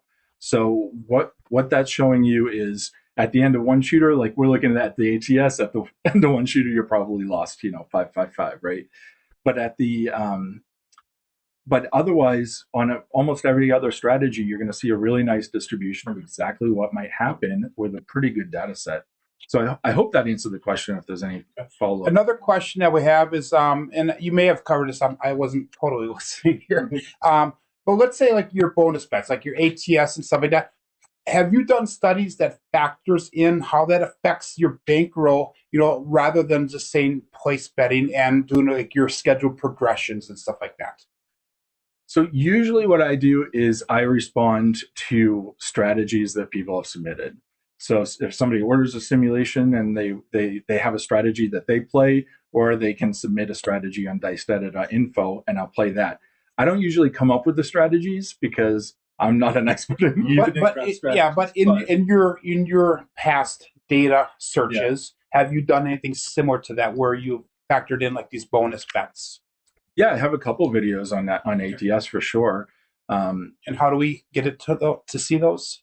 Go to Dice Data on YouTube, and there's a playlist there.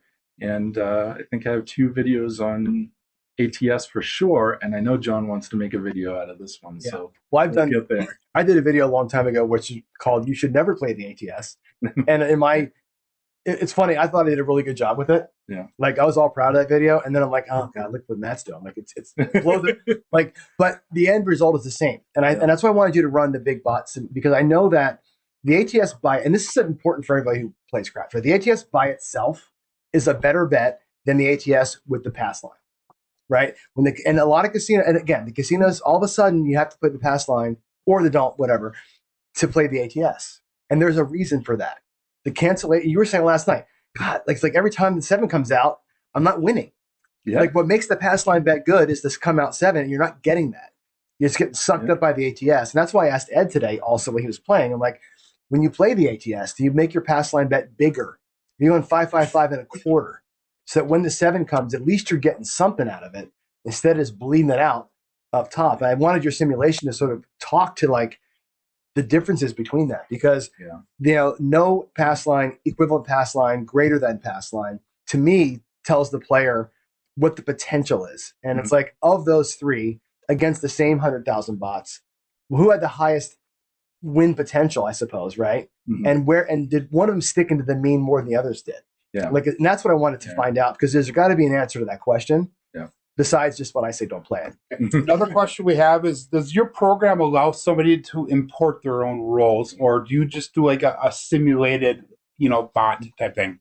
Yeah, I do I just simulate the dice, but if somebody does want to run it against a set of roles, I do have the capability to do that.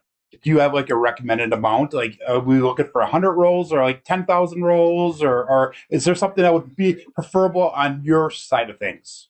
So to get a good distribution, I had to go to this 8.5 million number.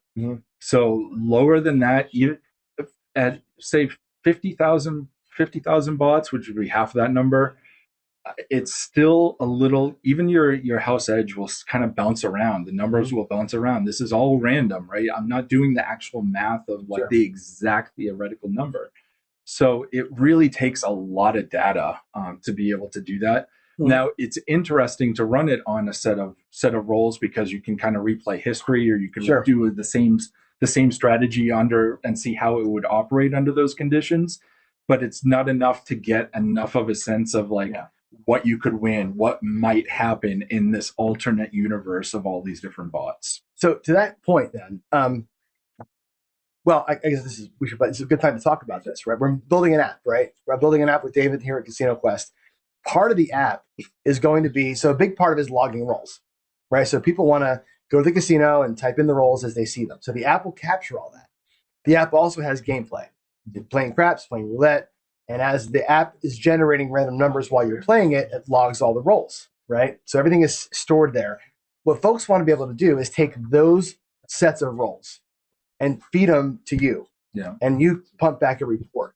Yeah. Right. Now, the meaningfulness of that report depends greatly on the number of rolls that we've got, right? So if I've got a table that has 1,000 rolls on it, okay, you're going to be in that variance where you really can't say here or here. Yeah, you're not going Right? to have enough data. I mean, the reporting will be accurate, but only to the amount of data you've got. So what you're not going to see is that full distribution of what might happen. This is like simulating alternate universe, right? Some people say we live in a simulation. Right? Anyway, yeah. What could have happened if I played this strategy in this alternate universe?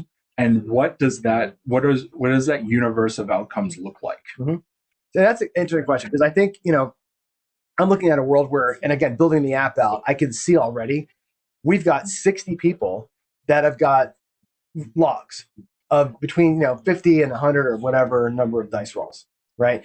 Running a simulation against each of those independently and saying, how would I have done against shooter A, B, C, D versus maybe in addition to all of them strung together. All of them strung together, you start getting towards over time a more meaningful number. But is there any value in saying, well, here's my strategy and here's 140 rolls from last night to evaluating that? Or is that just kind of like, it's nice to know, but really doesn't help you make a decision later on? It's such a good question, because I'm trying to think of what, I come from a background in analytics and operations, and at the end of the day, when you have metrics like this, you want a metric to change your behavior. Right, the metric should drive the behavior of an organization, or if you're at a table and you're using these metrics to change your behavior, I think that there could be an opportunity there. I don't know that I have a direct answer to that question right now. I think it's interesting to think about. Yeah, and I'd encourage anybody in the chat to kind of talk about how with this information would you change your strategy? Would you want to rerun some? Would you change? I think would you change is one question, but also like people say this all the time, and I don't have a good comeback for it, which is, sure, against 8 million rolls, that's what you're going to see. I don't live in a world of 8 million rolls. I live in a world of 130 rolls, right? That's my world, is what we saw last night, right? It's 100 and X, it's 200, whatever the small number of rolls it is. I live there. So what I learned from 8 million rolls, does it help me here or not? And I think I don't live in the statistical average. I always live in a variant. So I guess what I'm asking, or maybe what I'm trying to figure out from your data set, is this: what variants are more common? You know what I'm saying? Like, if you're going to see a variant, are you more likely to see this one or that one? And where am I more likely to find myself? And if I find myself in a down variant, how bad is it going to be versus the average? Because I'm never going to see 8 million rolls. Yeah. And I think that's what I'm trying to wrestle with when I watch your videos. That's the question always comes up to me, is like, man, that's great. And the casino loves it. The casino lives 8 million rolls a day. Like, that's where they're making that's how they're printing money, right? And that house edge, that's the casino's metric, because that's good for the casino. It has nothing to do, at the end of the day, the player, how much are you going to win, how much are you going to lose?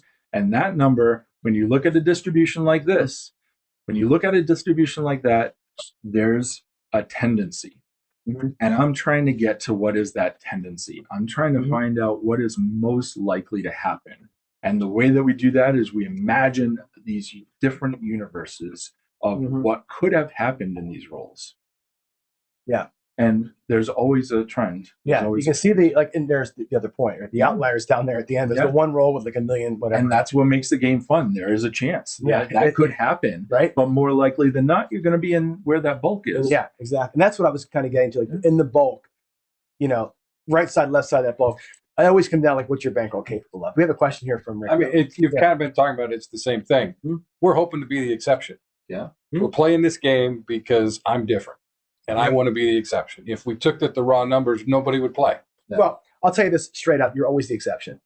100% of the time, you are not going to ever throw 8.5 every single time. You're going to throw 3, like I did. You can't throw half a roll. You're going to throw 20. Well, even so, you're not going to throw 8 every time. You're going to throw 3, 20. You're always going to be in some outlier. Last night, I had a 19 and a 2.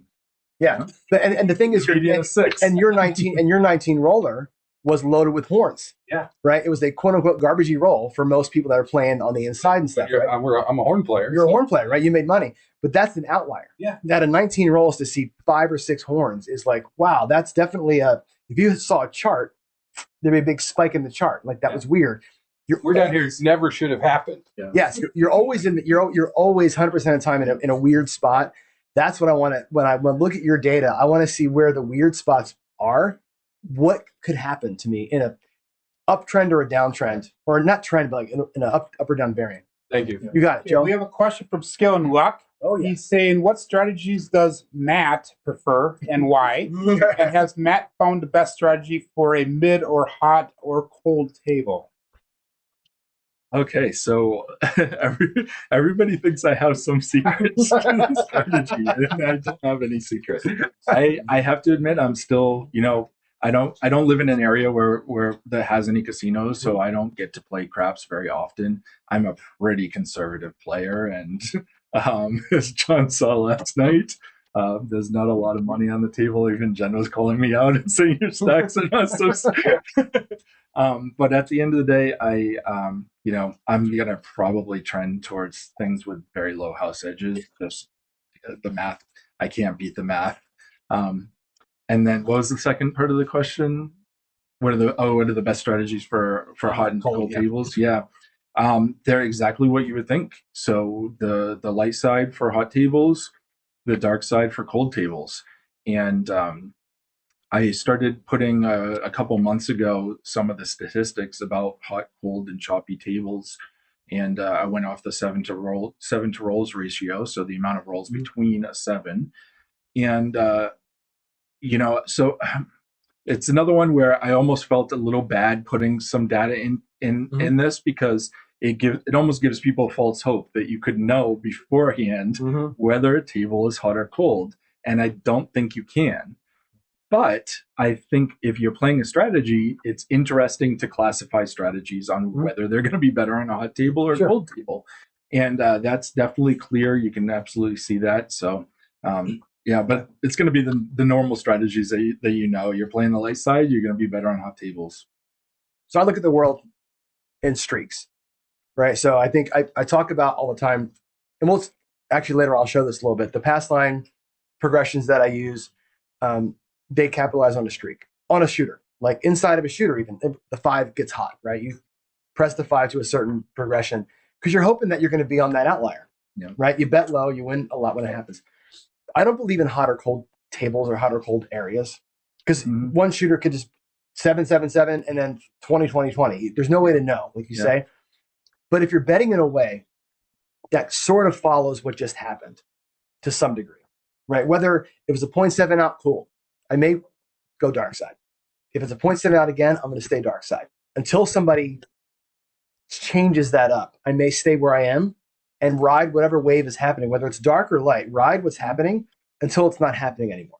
And the minute it stops happening, switch sides, right? And I think we call it the baccarat, right? You cut because baccarat players a lot of times will follow the shoe, right? Pass line, don't pass, back and forth, back and forth. The thing is, you can't be betting the same size. When you win 2 in a row, you got to be progressing, right? And if you baccarat the line and you progress your bets, you have a better, in my kindergarten brain, a better chance of catching a hot or cold table versus predicting it. You can't predict it, but if you stay where you are and just let it happen, right? Maybe we could do it. Maybe I just hired you to do a simulation on that. So here's kind of how I look at it. So I don't know that there is necessarily going to be a trend like that. But what I do believe in is that we all have our own interpretations of the world. And I think that if you're going to interpret the world in a certain way, and it gives you joy and helps you enjoy this game, that I think that that's valuable. And I think that if you want to play like that, it's a game at the end of the day, and we should be enjoying it. And if you're not enjoying it, I want you to leave the table. And if that's what you want to do and that's how you want to play, I say go for it. But no, with the data, with the simulations, you can know what might happen. You can know what's likely to happen, what's the best that could happen. You're not going to win $1 billion in this game. You're not going to lose $1 billion either. So there's something in the middle, and that's what I want to get at. That's what I want you to know. Cool. So before questions, questions actually from me. Go ahead. I'm sorry. Quick reminder of everybody. If you go to crapsforthecure.com and you go to the raffle section, we're raffling off. You can describe what can they get. The $25 raffle ticket to get an advanced craps analysis. So I'll run 100,000 bots with your exact strategy, with whatever rules you want to put in. We can do the VIG up front. We can do the VIG on the wins only. We can set win goals, and you can say, well, we're up $5,000, or set a stop loss at whatever you want to do. I'm happy to go ahead and work with you on that. So again, the way that you play, you'll know exactly what might happen. And then if you want to share that strategy with the world, I'll put a video up and go through the report as well and share it with everybody else. So $25 raffle ticket for a chance to win one of those. And I'm telling you, you've done a couple for me. And look at this thing. I mean, like, you can scroll through that, Greg. It's ridiculous. It's not this like is the old version too. I'm like, man, I should have updated it so you can see all the new stuff. I mean, it's not even like thumbs up, thumbs down. It's like literally every possible piece of data, and you explain it for the regular person, which is hard to do. Like, it's a lot of stuff to consume, right? Yeah. And it's actually. And I'm always there for questions, Yeah. Oh yeah. For sure. That somebody wants to know. For sure. The X and Y axis like label. It's just, this has 3 different strategies, so you have to scroll to the bottom of the. Did he pay for them?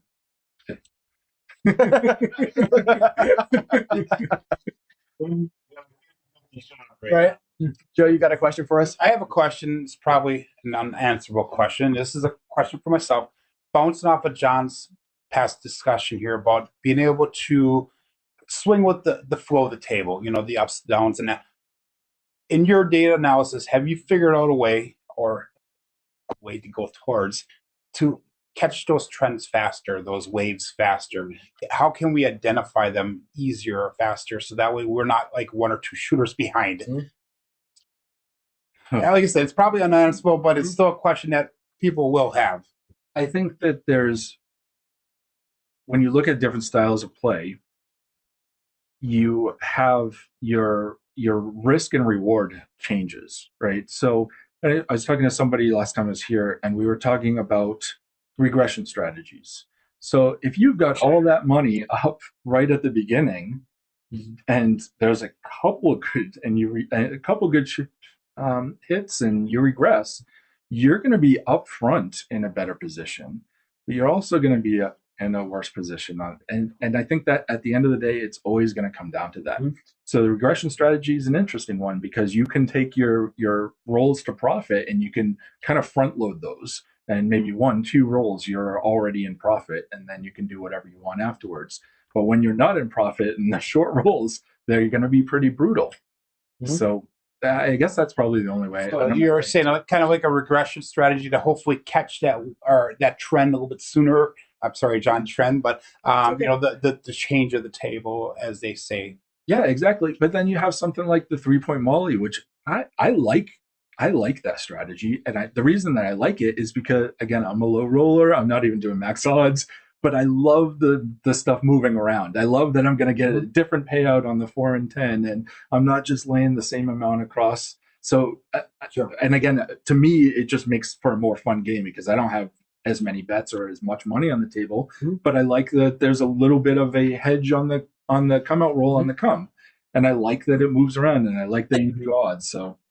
Yeah. One of the nice things about like the Molly and the Horseman that I play is they're easy. Yeah. And like for a new player coming in, I get, like, David will tell you this later on, you there's no opportunity there. Like you create opportunity to win massive money by pressing. Yeah. You can't get there with the Molly unless you're progressing your flats, right? But the idea for a new player, like, it's intimidating. Craps tables are hard and there's a lot going on. And so you come up to a new table, like, I don't want to play the Molly. Just drop $10 in the come, drop $10 on the odds or whatever you're going to do, and just let it happen. The dice will just dictate what happens to you. You can enjoy the game and not have to, like, think about it until later. And then you start thinking, I got this figured out. And then I'm going to, do all the wrong. But the new player will not get killed playing the Molly. You're going to probably tie, like, or be damn close to a tie over the course of time, unless you catch that one little miracle. And that's a nice way to kind of break into it and not get killed, which I think is important. The only thing is, sometimes you need those longer shooters to get the 3 points. So sometimes it's a little slow. Well, that's where the horseman. You've seen that one, but that's where that comes into play because I play the horseman a lot. How many times Joe plays it a lot too? It's rare that you get all 3 combat set. Yeah. Most of the time, you can't even get 3 of them set. It's like it's so hard. Did a couple times last night. Yeah, I mean, it's really tough, right? And yeah, exactly. And like some of this, like I said, most of the shooters don't get you there. And it's like there's a way to kind of like survive. And the Molly survives in those situations, even when you don't get all 3 of them up there. So any more questions from the gallery out here? This is good. I'm just chat. Okay, cool. So how are we on time, Craig? We doing good here? It's 57 right now, so okay. 3 minutes to. Perfect. Okay. Well, so let me just say, I appreciate anybody who wants to buy a raffle ticket. And John, thank you so much for having me, and thanks for your leadership on this. Such a great cause, and I think Lori and Eddie and Ed, when they started off this morning, I think we were all kind of getting teared up in the room, and I'm very happy to participate and be able to give a little bit back. This has just been a great community and such a fun game, and I really appreciate. Well, I'm glad to have you part of it. Yeah. Like it's good.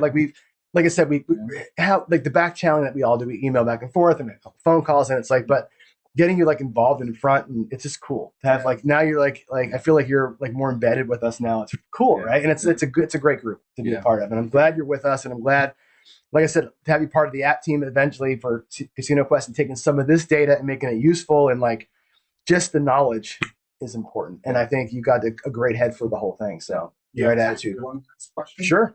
This is from VDT. He says, "Is there a strategy that's the most boom or the most bust?" Most boom and the most bust. Well, that the dolly. So the dolly with replacement is a brutal one where the hot shooter is just knocking you up. That was the one that I think I saw us lose the most in the absolute worst sessions. Is that. And I did that with a few different options with odds. I think I did that with 100 times odds at one point, but that gets expensive. And boom, I think any of those pressing, as you mentioned earlier, when you're pressing, the more aggressive with the pressing, those are where the biggest wins are. Yeah, but it's also more consistently. Like I think if you're doing like somebody just shouted out triple Lux, which I'm not sure if you've done that. I haven't done it yet. The triple Lux is essentially a power press. So an easy way to look at it is like a $10 5 goes to a quarter, goes to 35, then you collect the $50, right? So it takes a lot to get it to work. When it works, though, you destroy a table with it. Yeah. Right. Those are the things that are like the boomer bust. Like that's you're going to win or you're going to lose your 64 every single time by never collecting. But when you do collect, Jeff's roll a good example last night, right? Yeah. 64 turns into 600 on that roll, right? Yeah. That's I think the essence of the question. I think one thing we might want to look at, another piece of data maybe, is like what's your bankroll capable of? So when you look at, like you said, like the biggest winners, the biggest losers, and you take the outliers out of it. So this strategy at the $10 level, the average win size is whatever. Yeah. $64. The average person or the average winner wins 112. The average loser loses 37. Whatever that is, that's an interesting point that we could have a comparison and say, of all the strategies you've run, at the $10 level, here's what's it capable of doing on the average or on the mean, I guess, right? Yeah. That's an interesting, I think, point. Yeah, so, sure. Yeah. Awesome. All right. So thank you. Remember, crapsforthecure.com. Go to the raffle section and you can get the full, and show it again, Craig, to show the full advanced workup. I mean, I can't tell you enough. Like when we first started chatting over email, I'm like, hey, can you run me a quick sim? And he goes, yeah, sure. And I expected a chart. I expected like one graph, right? And what came up was the 35 pages of data. And I'm like, oh my gravy. This is where it's at right here. So $25. And then also Rick's board. We got to keep putting the board out here. That thing is amazing too. All right. Thank you very much. All right. Thank you. You got it. We'll see it. Head to commercial. Thanks for joining us for Craps for the Cure 2025. This year, we're again proud to partner with Veterans Moving Forward, a unique organization that's 100% focused on providing service and support dogs for U.S. veterans that are dealing with physical and mental challenges associated with their time in service. 100% of every dollar donated through Craps for the Cure goes directly to Veterans Moving Forward, and VMF puts 100% of that money directly to work in the purchasing, caring for, and training of these very special dogs that serve our highly respected U.S. veterans. Over the last 2 years, with your help, Craps for the Cure has raised enough money to purchase 2 dogs for veterans moving forward. The first one, Moochie or Mooch, was purchased about 1.5 years ago and named after our good friend and fellow Craps YouTuber Chiro Moochie, who unfortunately passed away a couple years ago. Pearson was purchased this past year and named after Ed Robinson from Roll to Win Craps, from his son, who we also unfortunately lost way too early. This year, we shift our focus into funding the training and raising of these 2 pups as they prepare for their life of service. One of the more fun ways to help the cause this year is through our raffles. We're putting up a few very interesting items this year. To get there, go to crapsforthecure.com and click the raffles link in the website there, and that'll take you over to the main site. Once you get here, navigate down to giveaways. You'll see the list of items up for raffle. And, for example, this year, our good friend Gargo has put up 3 of his classic Vegas Juice Craps felts for the winner to choose between. We've got one from the Aladdin, we've got this super old one from the Frontier, which of course no longer exists, and this crapless felt from the Mirage, again, which no longer exists. The winner will get to choose their favorite of the 3 felts to go home with. Additionally, we got items here from Heavy Haltham, offering up a full 2-day Access Power Craft seminar at your choice of Vegas or Biloxi. And additionally, we have custom-made cutting boards made just for this event by Rich, as well as Garrison's Platinum Craft Super System. Matt from Dice Data has also been kind enough to put up a full advanced craft system review. All of these can be had with a single raffle ticket. Of course, nothing's stopping you from buying more than one, right? One of the best and most tactical ways you can help the cause this year is to purchase items of need for the service dogs. By following the Dog Training Fund link at crapsforthecure.com, you'll see a full list of training aids, medicines, doctor's visits, and other supplies that the dogs need over the next 2 years.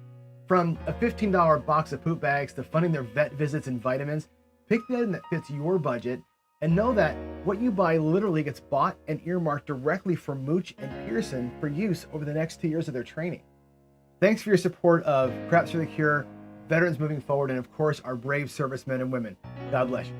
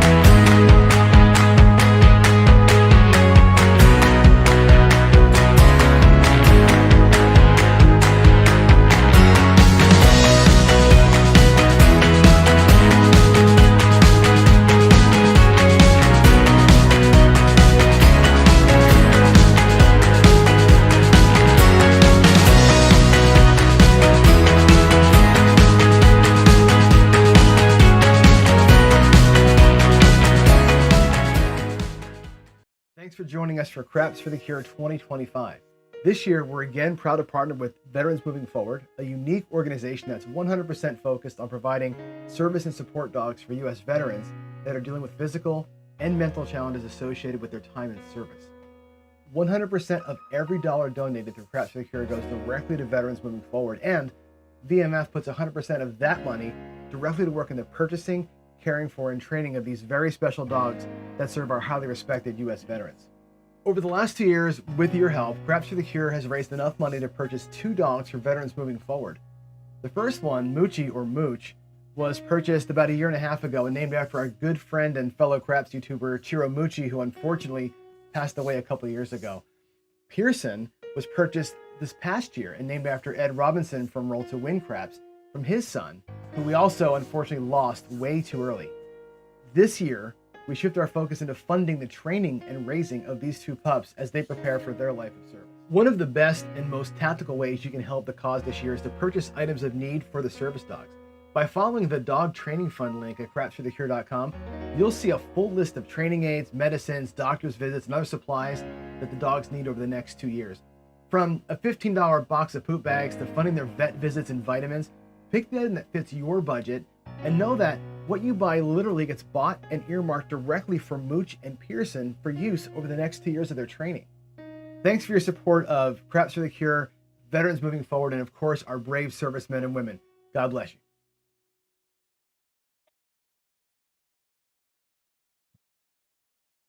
Here it comes. There we are. Welcome back. Craps for the Cure 2025. All right, our next segment is going to be another Play With Me. So in just a minute, we're going to go back to the table, and Nemo is going to shoot. Finding Nemo is going to try and find some roles for us, and Ryan, Mark the Point, and I are going to bet our butts off. Yeah, we're going to, right? You said $600? $600. We got to go. Let's make it happen. Dig deep here. Let's make it happen. All right. Before we do that, though, let's bring Eddie back over here again, and we're gonna do a little demo, right? We're gonna try. See what all Clayton's capable of, huh?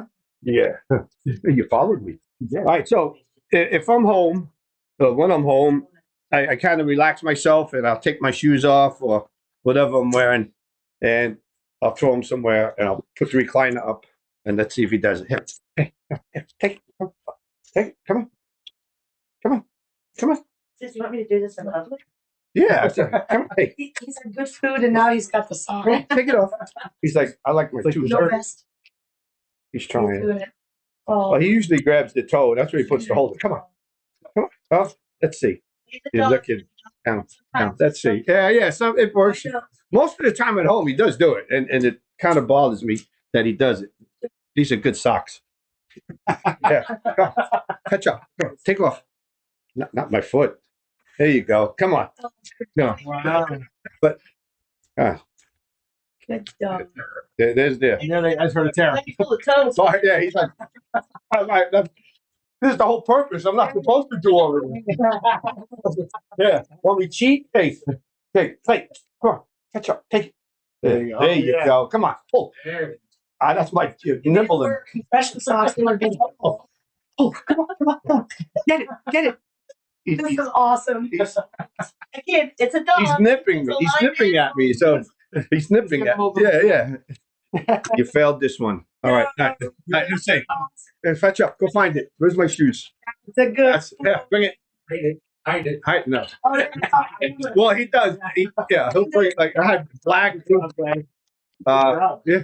So we'll give him a half a treat because he failed part number one.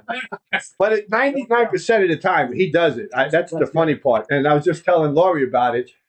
It's not a fetish, but I take my socks off. Either my blood pressure's on my blood pressure. Also, he tells me, and my diabetes. He'll lick my feet almost like a massage. Let me tell you. It feels really good. I don't care what anybody says. It feels good. Hey, catch up. Yeah, find it. Oh, wow. Good boy. Come on. Yes. Gentle as can be. All right, thank you. What do we have here? That's my lotion. What is it? Jack Daniels in a lotion? So again, the dogs that are in the program get trained to your needs, and this is one that we're kind of joking about it, but he does do it when he needs to be. I guess maybe he's camera shy a little bit like myself, but you got to. Every little donation helps. I'm here to support this program. It's a great program, and the more you see, the more you hear it. You hear it, but you don't see it. This is just an example, and right now he's the cream of the crop because the other dogs are all still being trained up. So he's fully paid for. I put in the rest of the money that needs to be done every month, food, treats, and it does get expensive. I'm not gonna lie to you. I changed his program on his diet. It's about the same. It's about $70 a month, $75 a month, and then you get your a grooming in, you get your medical in, everything else just like the average person. Blood work, got to do that every year, and it's all part of the program. Either I'll go down to them or the program comes to me. And they do a house check. They see if he's on his weight and all this stuff. And, right now he's primo. And he keeps me in so much shape, get out and walk, get out and fun. Yeah, it's again, like I said earlier, it's a purpose. I get up, routine, you know, military. 6:30, I'm up. 7 o'clock, we're out. You know, and it's just, I'm lucky. I was just telling Laura, you go outside. I live with this grass, dirt roads, and woods. He's looking for a tree to pee on and these little bushes with rocks. He's like, this isn't home, but he'll go. And again, he went on command. I was like, come on, let's go. Busy, and boom, there he went. Now you got a brown bush out there. Perfect. Yeah. Love it. I'm gonna try that at my house. Quick announcement, everyone. We're almost 1/3 of the way. We just surpassed $18,000. No way. Wow. Awesome. Amazing. Chills. That's We amazing. got a long ways to go yet, everybody. So keep We got on. another day. Yeah. Right? Please, All right. please So donate. remember the website, corruptioncare.com, for donating for the cause. vetsfwd.org. If you know a veteran, if you're related to a veteran, if you have heard of a veteran who could use some help, dog like Leighton Jones, and his vets forward. First responders too. They work with first responders. Yeah. As Laurie said earlier, and it definitely helps. It definitely helps. Yeah. A lot of guys that, you know, I go to these meetings and talk to. I mentioned somebody earlier. The young generation, me, Persian Gulf period, don't want help. They just don't want it. And when they want it, it's too late. You know, they either get into the drugs or get into real alcohol situations, get divorced. And I was almost there. I'm not going to lie to you. I was almost there. And, you know, things change. Things change. So, you know, another responsibility, something else going on. And now I try to preach the word like you guys are doing. And without you folks here, none of this gets done. Nobody sees it. You know, they're like, oh, what's another $10 or whatever. Once you see it, the project, it's a great thing. So I'm very happy to be here, man. Thank you, sir. Nice, thank you for everybody. Another anonymous donation. $20. Hey, thank you. All right. Who wants to play some craps? Let's go. Let's go. We'll have to separate the boards. How much? I'll just separate the boards. Are you playing? Or are you going to pick? Hold on. Take the CG. I did take their course. Kevin Smith, Kevin the Carpenter is the one that gave him $20. Oh, okay. Been a long time. Nemo shooting. Oh, Nemo. You were sure I don't remember. I was. I remember you don't ban. I'm just That's fine. all right. Wait, I'm ready. I'm not playing the worst one. All right. Start out like this. Do it. We have a beagle. And she's Eyes are out. Hands up. she's a search and rescue. And we've got a hard 10. Flowers for sure. Hard 10. 160. We're coming. It's down here. All of it. Yeah, including. Including. Yeah. Okay. Okay. There we go. Oh, he's here. Yep. What is this? Yep. Corner. Auto buy. Yep. Yep. Auto buy. Auto buy. No vig. No big. No vigs here. No No vig. vigs. Special. There we go. No vigs. Oh, I can't stand it. All right. Dice are out. We have a don't pass. It's horseman time. Oh. Early 6-1. Wow. He's like, that's a horseman. Right it up. Whoa. There we go. Well, look at you doing dance. There you go. No, I'm not doing it again. All right, so we'll do. All right, anybody coming out bets? Nope. You sure? Nope. All right, Ron's like, that's it. Nope. This is too much like real life. No, this is exactly filling out like last time. Switching over to the pass. For the Baccarat. No, not blocker. I'm just going to try and catch. Well, it's not bad. 628. We have a Duracell 8. Let's do it one more time. Duracell 8. This is a giant stick for a tiny table. Jeez. All right, so what's inside? 569. 569 for a nickel quarters. Go. All right. So you're not doing horseman anymore. Nope. You want to abandon what worked. I got it. Nice. Exactly. To trick everybody. Why would I ever stay with I what's know, working? it's just weird. Poor Kathy, where is she? She has to deal with this all the time. 31 years of dealing with physical prep, right? Here we go. Oh, good thing you didn't. 1, 2, 3. Not what is that? 1, 2, 3. It is a Mama Bear Natty $3, please. 3 sticks for Mama Bear. That's $3. I don't know if it's we'll try it out. Oh, yeah. If you want to repledge, we'll let you go. Give me that 8. Just give me this. You have an 8. Oh, you mean.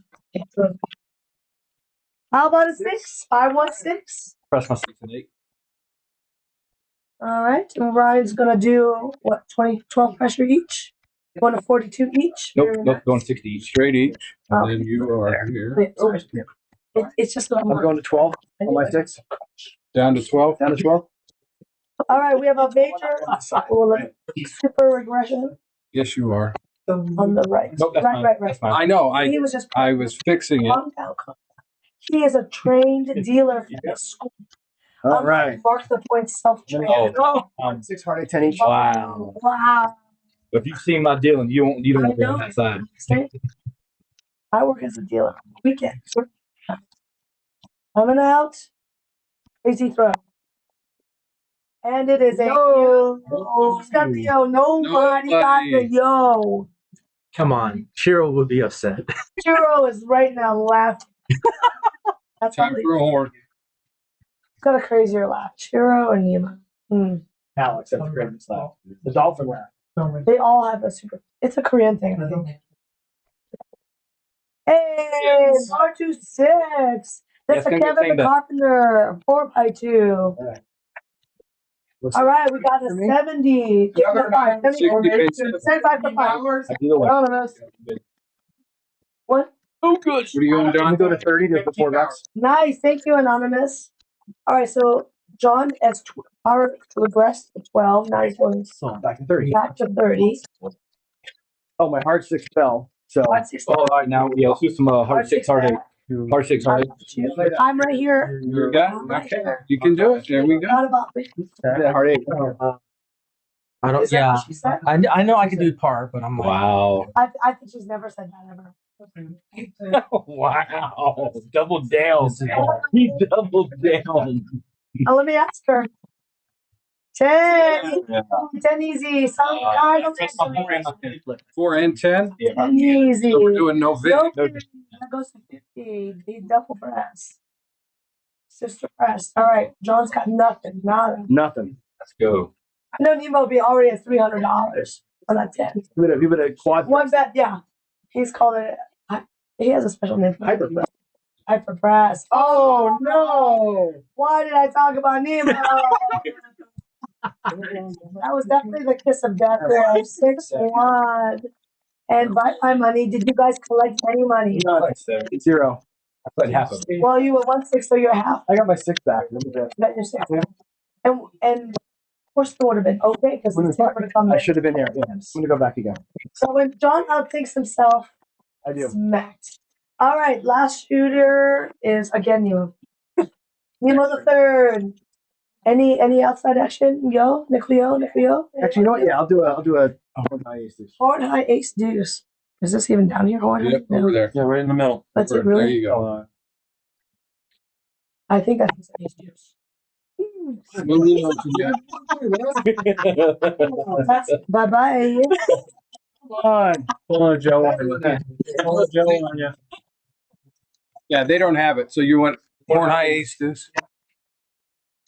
So we'll do them that way. So those are both highs. Well, that was a 6-1, y'all. Well, 6-1, and I'm almost done. That wasn't the third. We got plenty of money. Oh, you mean like turn limit? The Nemo special 6-1. 5-1. 5-1 is the point. 5-1. We got a mixer, sideshow gamble wherever he is. John, you've done 3 different strategies and 3 different roles. What we do? Go back to horseman. What's the horseman?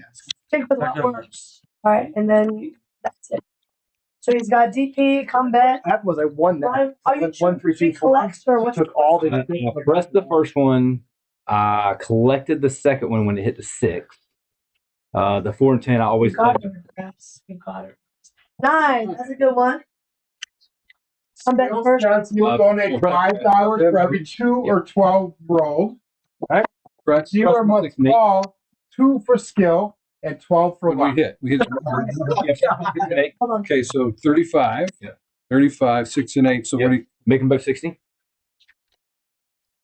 Greater than 35. Okay, below 60? No. Yep. And you gave me the extra. Yeah, that's what I'm. There we go. Yeah. Figured it out. All right, and that was a 9.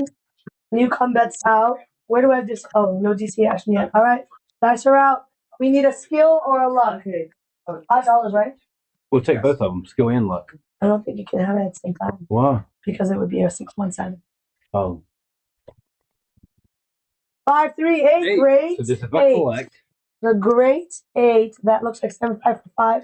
75 for 5? Let's do it. Gotcha. Makes life easier. And John's got to come back to go Come back to you. Yep, sorry. Oh. And the final comeback is out. Easy peasy. See? You guys are not as exciting as me when I have Evan. Octopus hands. And that's 9. Hollywood 9. Hollywood 9. Take my 9 to 35. That's odds on the 8. And pull my 6 and 8 down to 30 each. Get honest, no? Odds on the 8. Oh, odds? That's a new thing. Doesn't usually have With the odds. win. Odds on the 8, he said. Yeah. Odds on the 8, even though it was a 9.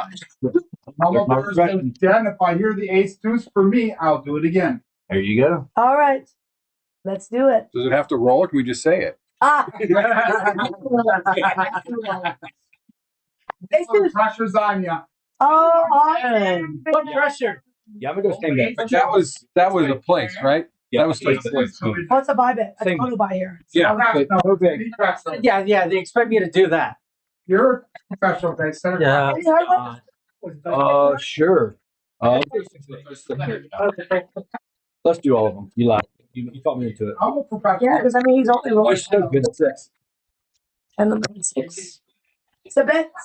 It's a bet. You know, on the cruise ship, they're saying it's a boy instead of saying it's a bet. And I was like, it's a boy. It's cute. Language barrier? No. They were just, it's their new thing on that ship. 8, 5, 3, great 8. Look at the combats get paid first. There you go. That's not enough. That's odds. That's odds. So one should be another nickel. That's fine. Okay, hold on. Yep, just another nickel. That's it. There and there. This is what David teaches you. We got, yep. I don't. Yeah. There's a 42. I don't ever play cum when I'm practicing, so I don't. What do you mean? He taught you in school. I know, but I don't use it. You don't remember. We'll lock it up. What's the $2 Where's the 42? 42. That is 35. 9 and 10, please. Part 8 back. That was the 8. 32. Part 8 back. 42. Yep. 42. Part 8 is back.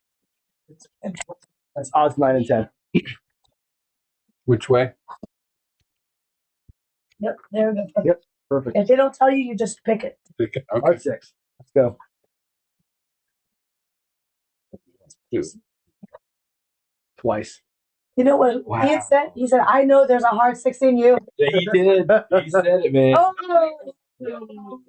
Squadoosh. I thought it, why? I thought it was 5-3. Grape 8. Great 8. You know, it's because Duracell's got it too. Oh my goodness. Well, you're here, so I'm going to call you. Oh my goodness, Leon is a dirty boy. All right. Nasty boys. All you nasty boys. There we go. That's a hard 10. That's a hard 10. It is. Okay, so we've got a hard 10, which pays. All right, you got your pay. All right. Parlay. Parlay? Yeah. No. Just the hard way. Yeah, I want to make that go to 50. The 50, right? 50. All right, hard 10. That way he needs a 35, but he's going to parlay. Parlay it. We'll make it 5 for and you. 8, 2 and Give me 10. 35. Give you what? 5 and 8. A $40 hard 10. We're going for real money. 5 and 8. 5 and 8. Ryan special. I got you. Got it. All right. Rick's doing just fine. He can audition tomorrow Yeah. Here we go. at John's Big List Casino that doesn't pay any money. I love it. You have to work for free, by the way. That's the bad news. That's not an addition. No dealer bets on this. 6 for winner. Winner 6. Easy 6. All the hard 6s coming down. Hard ways of working. Claim this. 2x4. Speaking of Kevin the Carpenter, All right, it's go time now, Rick. Odds are working on my 9.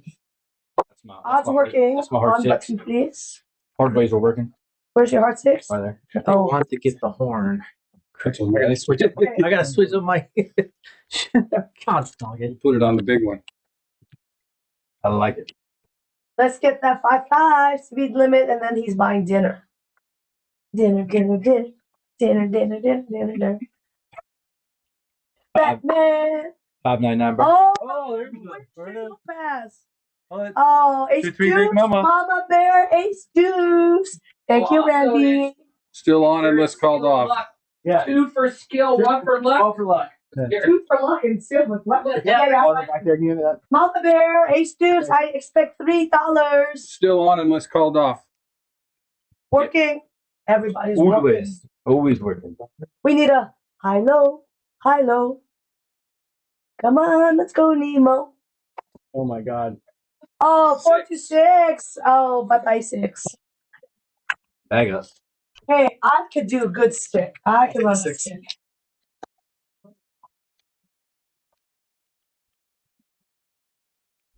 Heart 6 back. Thank you. Self-serve in this casino. That's One right. team. Don't One touch my. team. I One went team. for it. You got Five, your ins Stick to there. hit my Yeah, hand. you 5-5.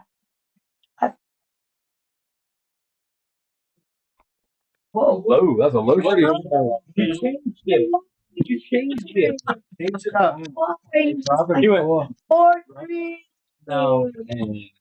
Boo. I was trying to go for the aces at midnight. Don't do that. Yeah. Oh, he's trying to get the payments. Yeah, I'm trying to. Yeah, we don't care about you. We want the money. I was trying to go for aces at midnight. Wait a second. How's that feel on all your money? Did you? Wow. I flipped over a little bit. All right. That was Okay. excellent. New shooter. I'm in. All right. Oh, dear God. Oh, yeah. Oh, Ian. Wait. Ian's throwing. All in on the phone. There we go. All right. Yeah. New white times. New white times. You guys are nuts. Hey, but let's just say no. Let's just say you're one of the only ones that took off. That's right. I've hit the ATS. Anybody else hit it this weekend? I hit the whole thing. Starts with an N and ends with an O. Not Nemo's. Not Nemo. Oh, you get it wrong. You get a horn heist, Deuce. Don't give it to me. Got it. Oh, that's right there, John. Horn high what? What else, Deuce? Wrong side. You want to yell? Oh, Mama Bear donated $3. Thank you, Mama Bear. 314. The point is 4. Wait. Oh, easy. because I'm not wearing my hat today. Johnny, how much you down to? I've done like almost all my bank. I've got 100. Go for the hard 10. Well, don't call it a comeback because we've been here for years. Yeah. Belfast's been getting killed today. It's good. What are those two? That's my hard 10. Or hard 4, rather. Hard 4. $10 hard 4. I believe Oh, in it was you. that for you? Didn't you have that? I thought you No. had two. No, he had 6. He had 6-8. Oh, yeah, you only 6-8. might as well get them all, you know what? You're Might going to as be well. sorry. I will be sorry. Because double deuce is coming. That's right. Let's go. That's it. Just for you, Jen. I'm gonna throw it. Going in here. I'm gonna get it right here, just Right for here. Jen, right here. Sometimes the hard four is all you need. Let's go. Oh, this is good looking. Hollywood. Some of you aces. Full pressure. Nice. Go to 60 on the 6 and 8. John is going to move this. Come goes to the 9. 9, 9, 9. 9, 9, 9. 9, 9, 9, 9. No. That means no. 9, 9 for 9. Where's that 4, 4? 2, 2. 1, 1. Oh. Oh.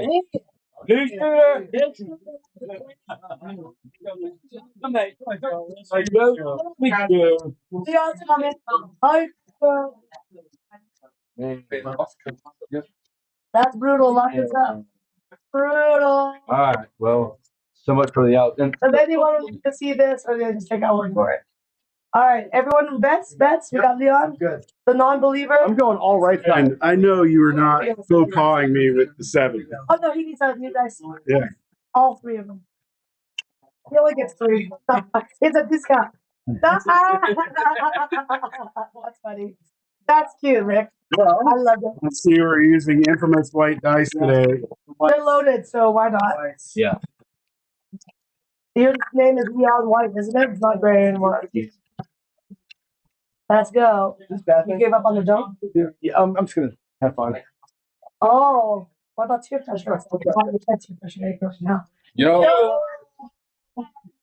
Good thing, huh? Cheer it had been a winner, but nobody's playing it. Craig's going to donate $1.11. Tear pressure. After we get set here, I'll tear pressure it out. What the hell? You about to go for it? You about to go for it? I might. Let's do it. Yeah. Dear God, here goes the zero. No regrets. Just go. No regrets, right? No regrets. No regrets. Two tree mama. See, All right, here we go. Go 110 inside, and then 15 on 4 and 10. Here we go. It's going to a reduction. Can't afford it anymore. This is your 6 and 8. 330 in. I think you should just go up to $6. Texas drawdown. 330 in. 330 inside. I'll let it feed the whole way. All right. 4 and 10 for whatever. Like quarter each. Yeah. Rail dump. I have rail dumps. Oh, hey. Uh-oh. Rail dump. Well, let's just do it. Let's Quarter each. we go. The dealers are going to be eating steak. Right here. 1, 2, $19 in the field. Let's go. So let's hit the 12 or 2. That's right. Oh, she's got the triple over there. Hey, put on the triple sign. Well, I want to get in his way, but yeah. Like that matters. Let's go, Greg. That's about superstition, right? Don't be ordinary, be great. There you go. Ah, You got a piece of it. field first. There you go. All right. Hollywood, nice. That's it. Can you color me up in here, like make it like normal? No, later. Yeah, later. I'm gonna. Mine's gonna go to 50, and put the other 20. Put the other $10. Perfect. All right. So 35. He's gonna go to 50. If I can pick these up. They're a little slick. They are. It is not proper to be 35 colored. going to 60. My 9 goes to 50, and my 5 goes to 35. Perfect. Oh, he's 105 already. 105, yeah. Same bet, sir. Oh, My goodness, what I'll do they take a teach black you in this chip, yeah. school? take blackout stick. All right. All right, blackout. Let's go, Hollywood. I guess I should bring a stack out there. Ooh. We'll wait till purple's out. What do we want? What do we need? Hard 6. Wow. Oh, good. No, Nice, still nice. down. Here, let me out. Okay, we're going all in, right? That's a 415 VO. I'm That's a winner. gonna do some tear pressure here. Nobody has a line, so you already paid the one. Not yet. Oh, you paid 2 first. Go Why'd to you pay 75. first? Because he likes me better. Go to 75. 35 is 42. Killing her OCD. I'm rocking this. Rick is killing me. I don't know what school. I have to talk to David. I would. Recertify. He needs to be recertified. Yeah, you can just pretend like this is stick left going that way. Yeah, if you want. Or you can do what you want. You have all the money. And flip the dice coming out.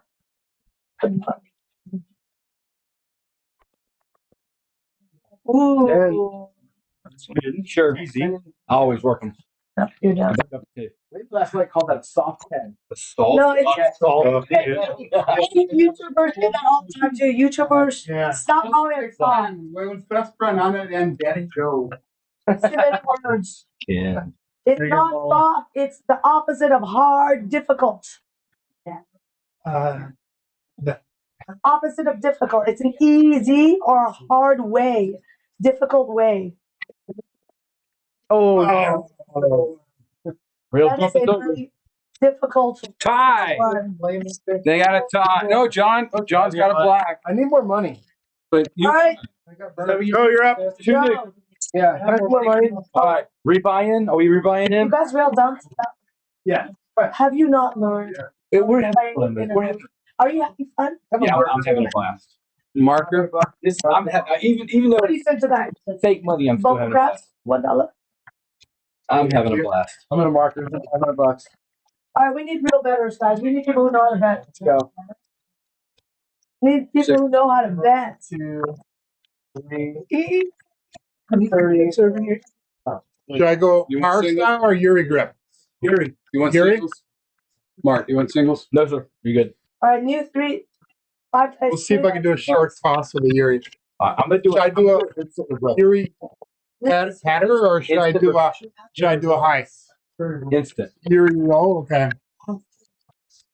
So Yuri roll. No action on the come out? No way. This is do or die right here. Okay, let's see if we can get a pat Yuri patter. Jason, that is a skill. Is that a skill? That's a skill. There you go, Darren. It's $5, buddy. Sorry.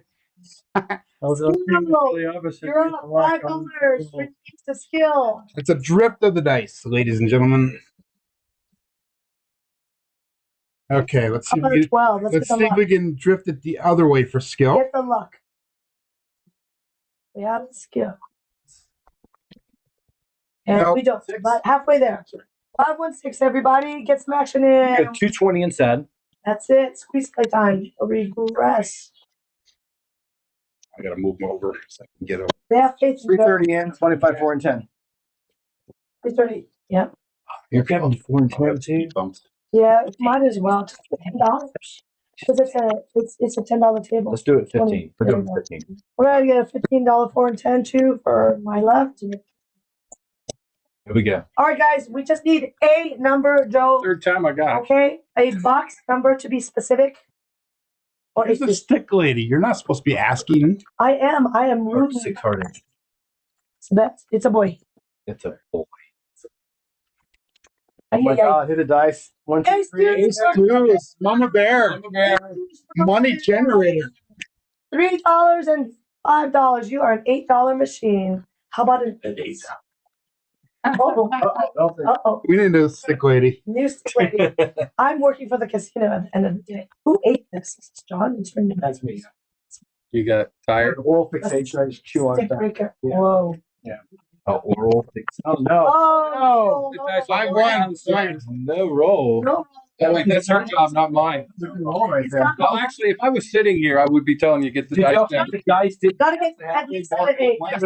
Yeah, we need to talk to the casinos They need about. to get at least to the 8. We need to talk to the casinos about etiquette from the dealers. No roll. Long roll, everyone. There we go. Oh, no. See, that's what you get. You guys ask for something, you get that. You didn't make you miss our regression. Okay, let me throw a rubber style. Yuri. Joe. There's a word for Joe. It's called landmines in here. Let me throw a rubber Yuri. That is garbage. Oh, that looks like the real casino. Yeah, here I go. 330 inside, up and off. I have $2 left. Up and off. Throw my no. Don't do the Yuri. Just throw it in the deck. All right. You know we love it. We hate that Yuri. 330. The royal we hates the Yuri. You like this, Yuri? That's right. How much I love that Yuri. Jordan Love sucks. I was going to say Jordan Love. Jordan Love couldn't hit. Hey, go back to Seattle, would you, buddy? I need to put on a cheese head thing right now. All right. Give them a new dice. We have to show the regression. I'm not regressing. We showed the crest. We have to show the regression. I can show the crest. Want me to regress this or want me to press it up? I'm off, yeah. It's for press it or regress it? You need to show I that can you do can tier actually pressure- make money. Tier And pressure I'm not or no? I'm just tier pressure or Doug and Cup. That's the question. not confident. No, no. Wow. Seven Fine. winner. It gives me information. The information is gives me information too. careful. Use up all the stinky rules here, anyways. Kill the table. Oh my, God. goodness gracious.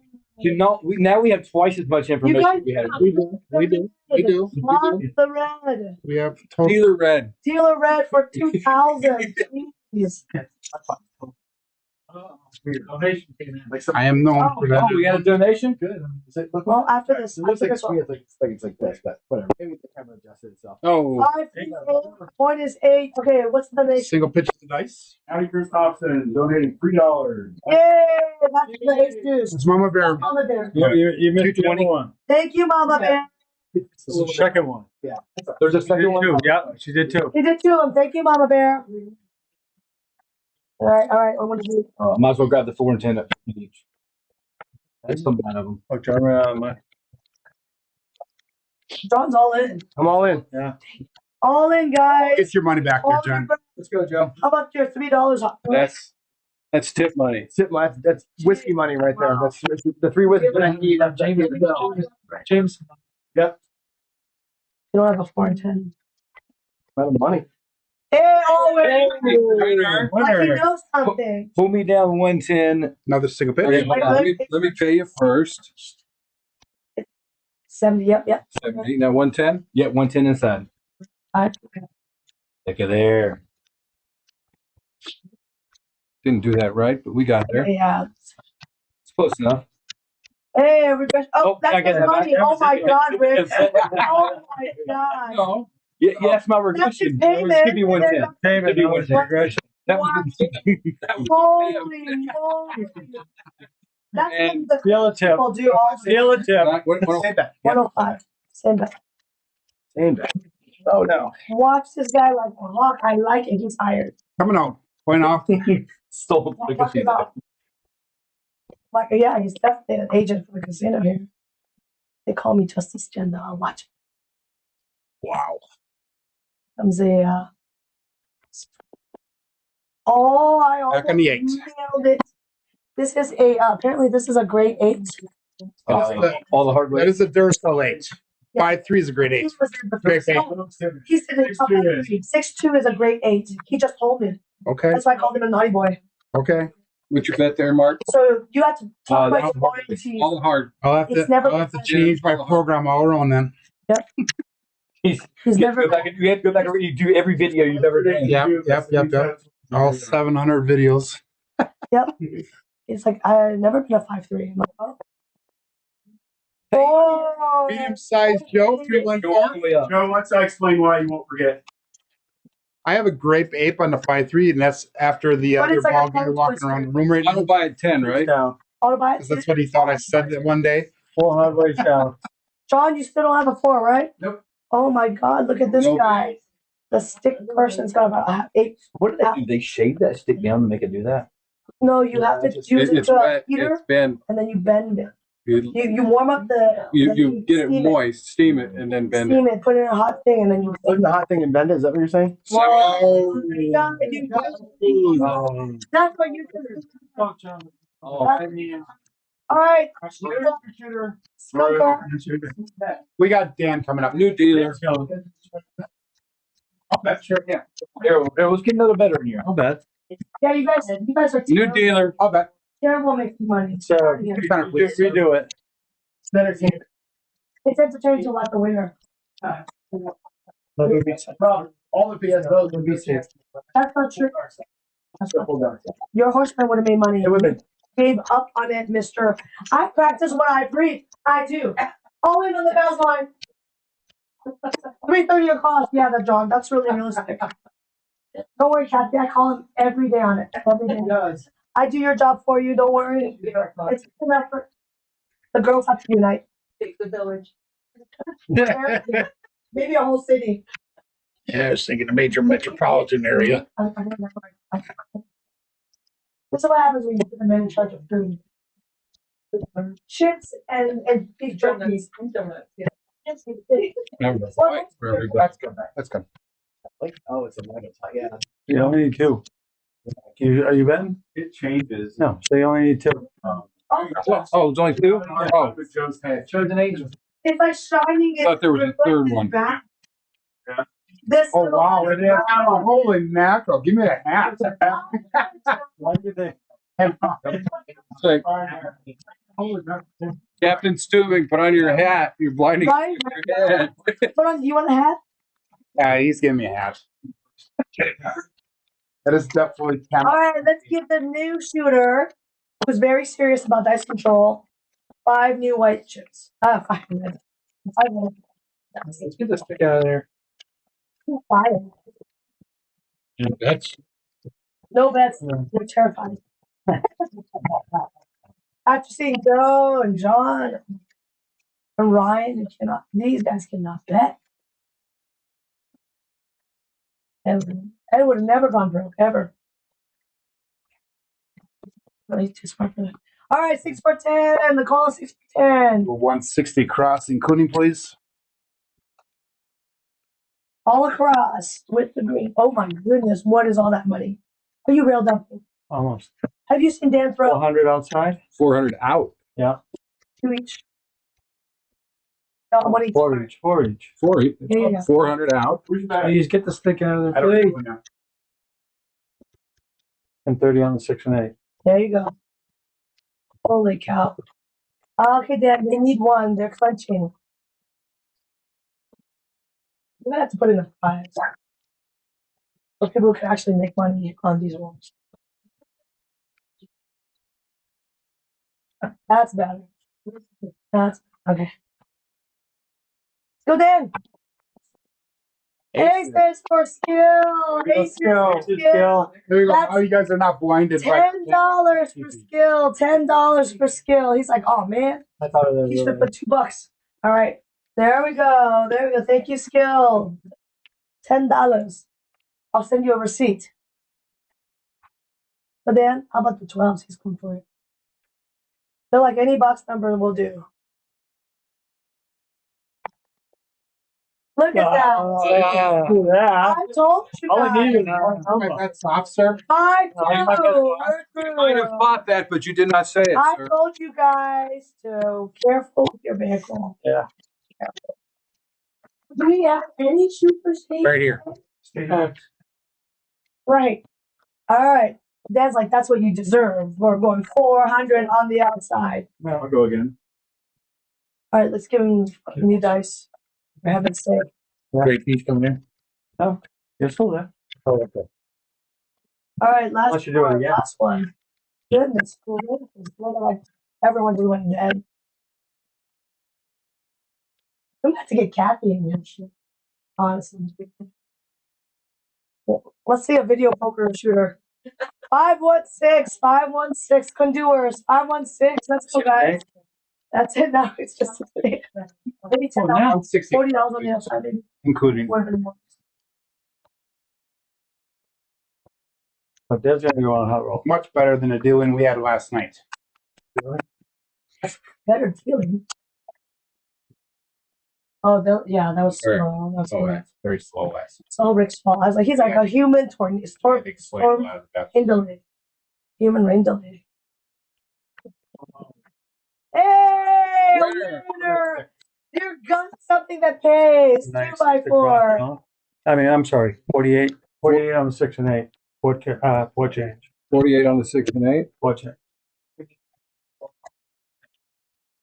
Jen, Yes, sir. what does the charity get paid on?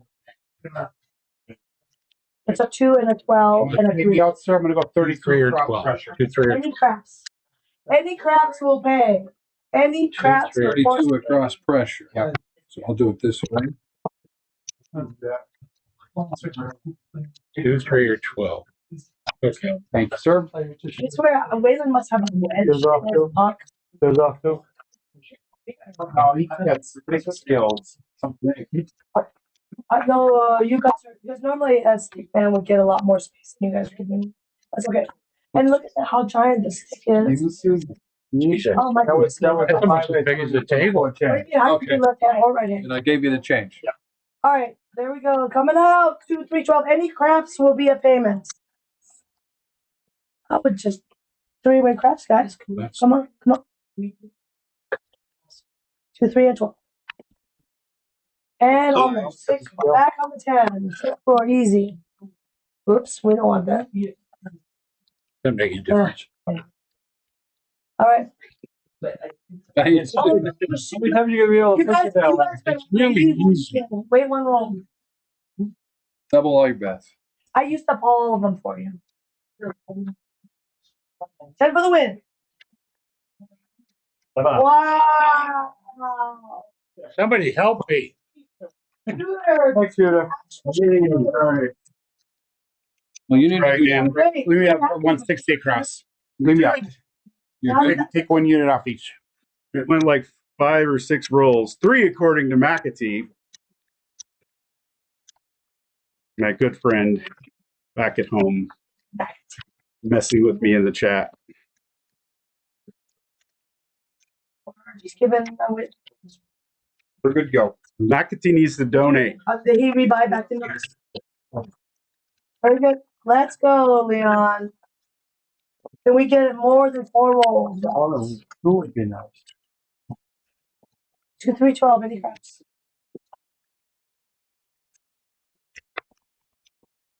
Oh, another is on fire. Ten is on Hey. fire. 30? This is a lesson for you kids at home. Don't do this at home. Don't do this. We have trained professional. Don't start with 160 or 440 when you're got a $600 bankroll. Don't be like Randy. No. All right, Mr. Hill. Let's go. 10 for the win. 10 for the win. How about the speed limit? 9. Hey, a hard 9. 32 across pressure, please. You got $2. He has $3. Now, don't forget, we're supposed to be explaining why we're doing what we're doing. Across 3 hours. 32 across. At 135, I'm going to go 32 pressure, and I will regress on the next hit. There you go. Okay. And then what will you do? Crap I will Yeah. go Do to nothing. 48 on each. 48 on each. I He will doesn't have a no, nine. no, she was asking me what would I I'm do. like, okay. I was like, no, you don't. You won't do none of those things, my friend. Thank you. You gotta learn how to do it inside. Well, there's the. That's right. Well, I can do left. Yeah, it's too high. Well, because normally a stick gets. Yeah. Yeah. There's normally a cutout right there. Yeah. Oh, come on. All right, Leon. That did not call. Fired. Way to press that. Now that was a 3. Okay. Yes, Kathy, girl, we need a lady that has nothing Rebuy? to do with that. Huh? Rebuy? I got one more shooter left. You got one more shooter. I have no idea what's going on over there. I got it. I got you. How are we on time? It's okay. Hey, John's out. Oh, just, are you going to take Everybody go to the dark side. Here I come. Why do they give you money? Because he said he asked for a rebuy. That's for a rebuy. He buys 300. You want to go to 2 o'clock? No, well, you can go as long as we need to because the next segment is going to. First one killed you. That was- I'll try. Stick, can I have the dice? Yes, sir. Watch out. Stick is coming in left. Unbelievable. Rolling, huh? Bad today, huh? Bad? Yeah, well, I think bad is good. Let's knock the bad out of here now. Like that's the whole thing. It's not too great for horsemen. I mean, good. Play the dogs until it's time to switch. I'll do a horseman. How's that? Please. How about someone can show that we can make money no matter what?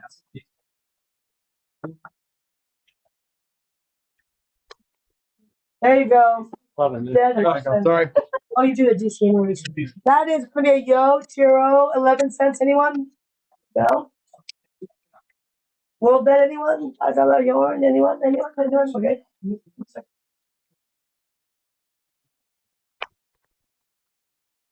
Way to roll extend. That's how you get the longer than a 3 by just doing all the come on action. Let's see. Getting here.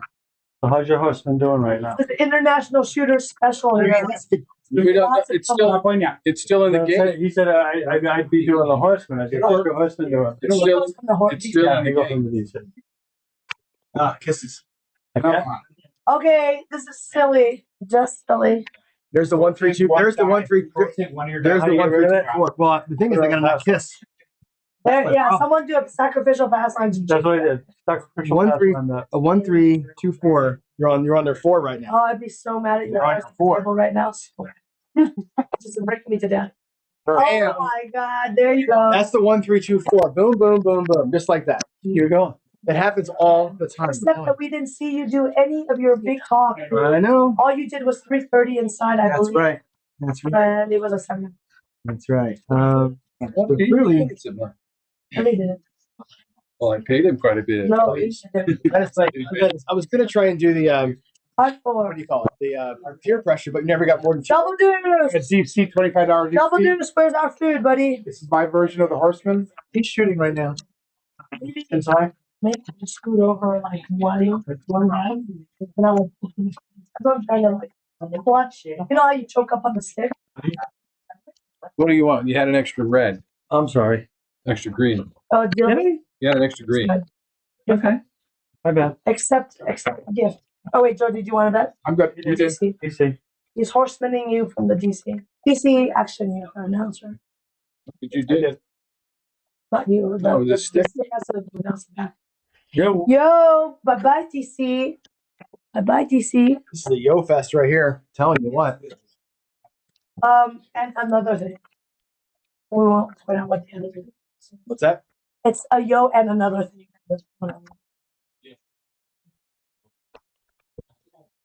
Hey, we got the lock.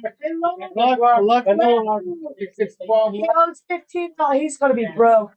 12 for the luck from Skill and Luck. Thank you, Thailand. That's $15. 2 skills, 1 luck. He's more skilled than luck. That's the bro. Hey, number. DC travel, sir. Go to 48. On the 6 and 8. 48 on the 6 and 8. Yeah, what change? Yeah, that's right. Got 44 inside here, sir. 8.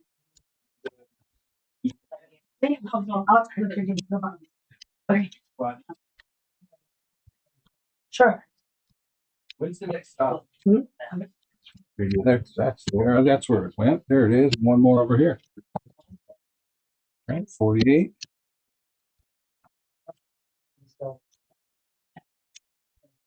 $44 inside, sir, and a $25 come.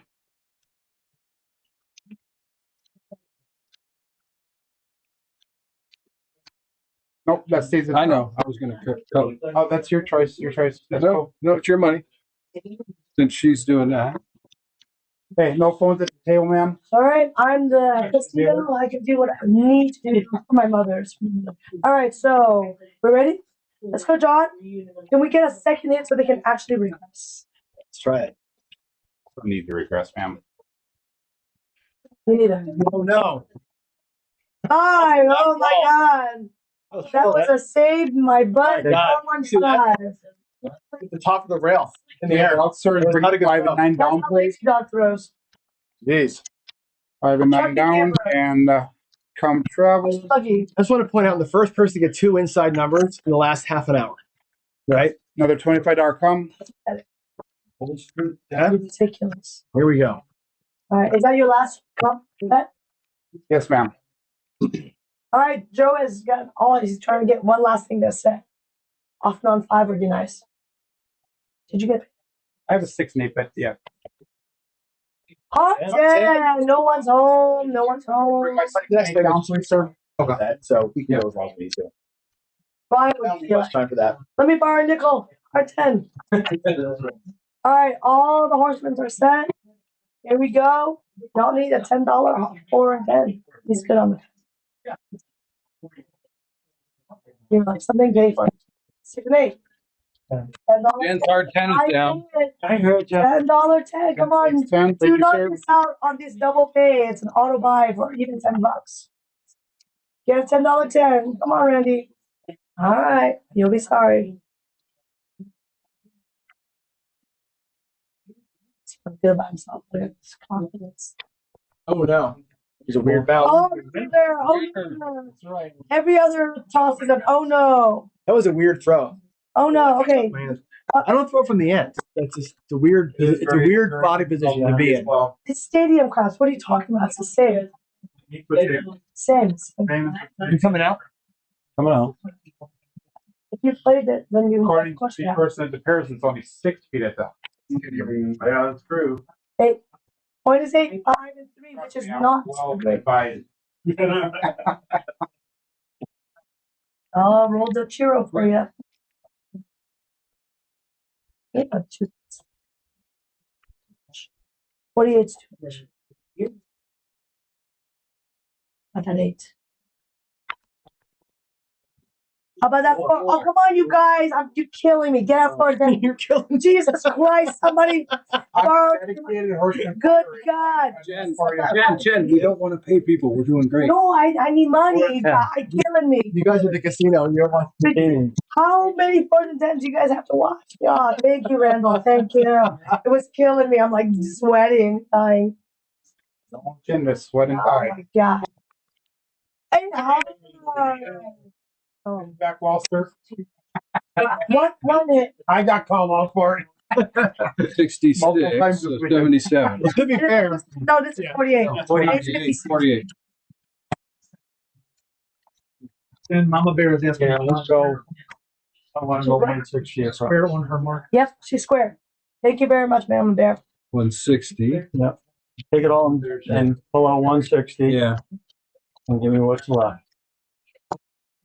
Are you trying to tell my dealer how to do his job? Yeah. He's a highly trained professional. I had a guy that didn't know how to deal this morning. I went the 30. I always say, yeah. 96 across. He's like, All down. 3 rolls. 3 rolls before he 160, right? Yeah. There you go. So you want to put my my other combat out that you took off? I believe it was on the 10, I believe, but I'll take 4. No, come back.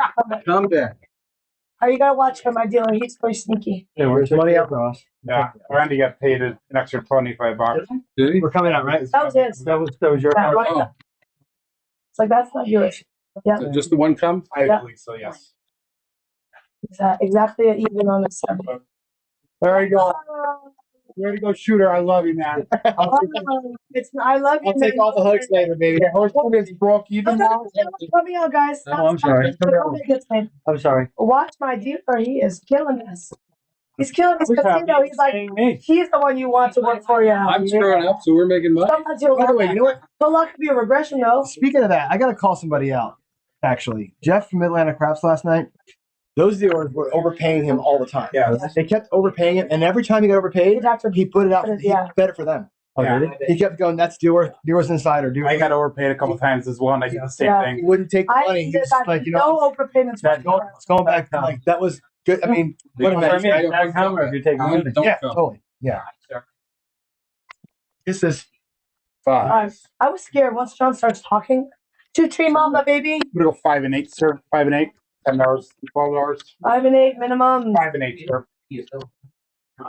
Other 5. the other 5. This one goes to the 5. No, 5 and 8. He's good. 5 and 8. Yeah, but you had a 10, so I was going to help you. Because I have the 2 in my hand still. Yeah, because I got paid. Well, I was going to the 6. He didn't want a 6 because he's got a decent. I know, that was just an odd. Upside down. Rick said he's got fully trained. How long did it take? 3 I weeks? took a 1-day course. Oh, I thought you meant the 3 weeks. Yo! I thought you meant. No, I did a 1-day course. Lord, I see. This is good practice. The best practice. You're lucky you don't have complicated back. Skill donated us $15 thus far. Thank you, Skill. Need more luck. 6. All right. Thank you, John. He's good now.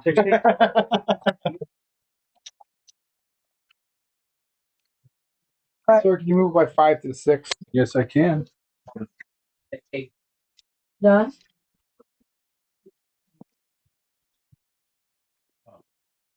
Sir, don't waste that word on me.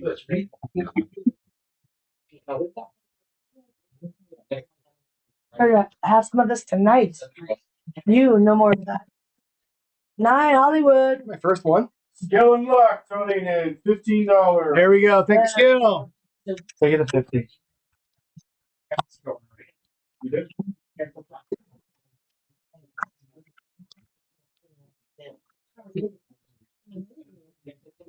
How long does this go for? It's already past 10. Yeah, we're just going to. The next segment is me talking about how to bet. Like, so that could be short. Yeah, that could be short or long. I'm happy to show a bot. I don't see I see. We're kissing. Go to $18, sir. Look. Out of church. Nope. Right one. This is- I'm getting there. I'm getting there. Stick right one. It's as if he's left. Yeah, but I'm stick left one. Ryan, stick right one. They both, No, they both get paid at the same time. I know. That's my point. Yeah. nope, everybody's left today. Alright. All right, to bed. Jen? No, Jen, I'm right. Never. But only Has Mary not taught you? only left people are Then you're never right. Won't call Mary over. John's like, yeah, men are never right. That's why. There you go. That's what you get. Thank you. That's what you get for saying you're right and the wives. Yes, great. Nice job. All right. You have to take 500 out of mine. That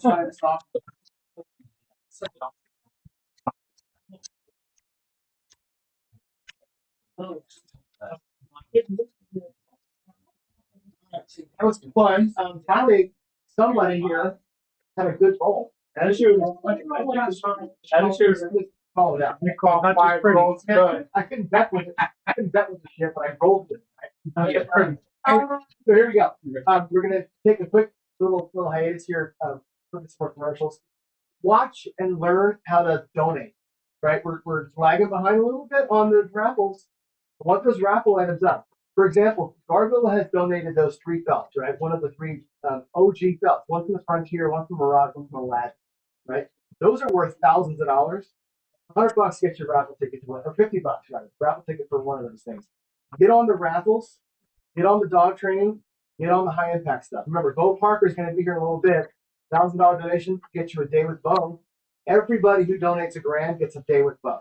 Everybody who donates $1,000 gets full dealer training and a audition live with David and Alex, right? These are things that don't just get given away, right? Get on the stick. We'll take a little break. We'll come back, grabsecure.com, don't forget, and we'll learn how to bet like a pro. I'll show you my secret sauce in about 15 minutes. Thanks for joining us for Craps for the Cure 2025. This year, we're again proud to partner with Veterans Moving Forward, a unique organization that's 100% focused on providing service and support dogs for U.S. veterans that are dealing with physical and mental challenges associated with their time in service.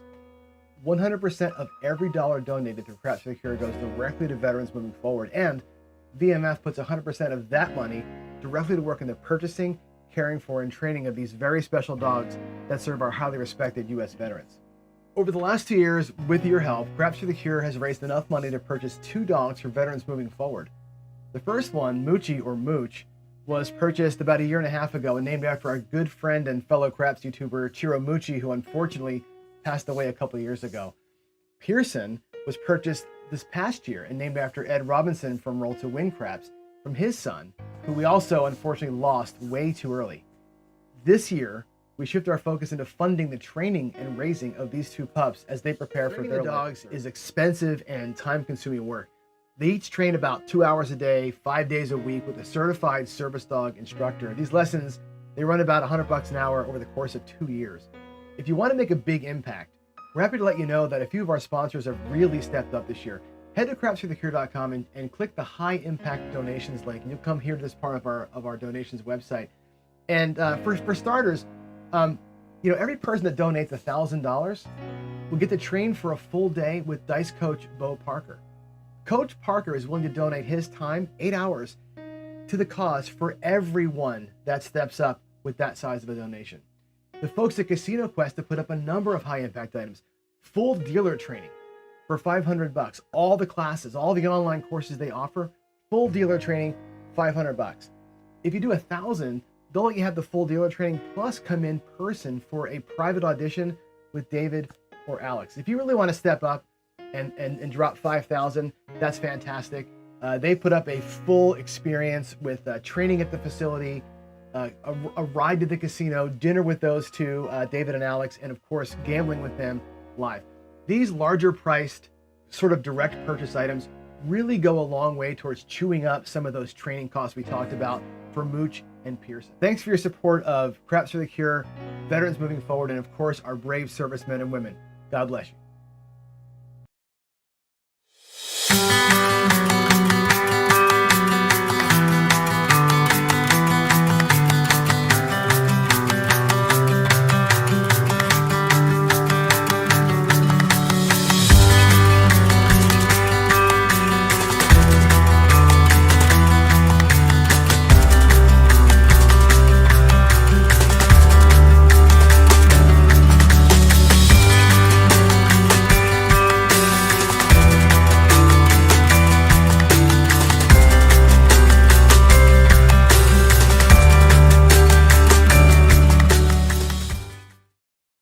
joining us for Craps for the Cure 2025.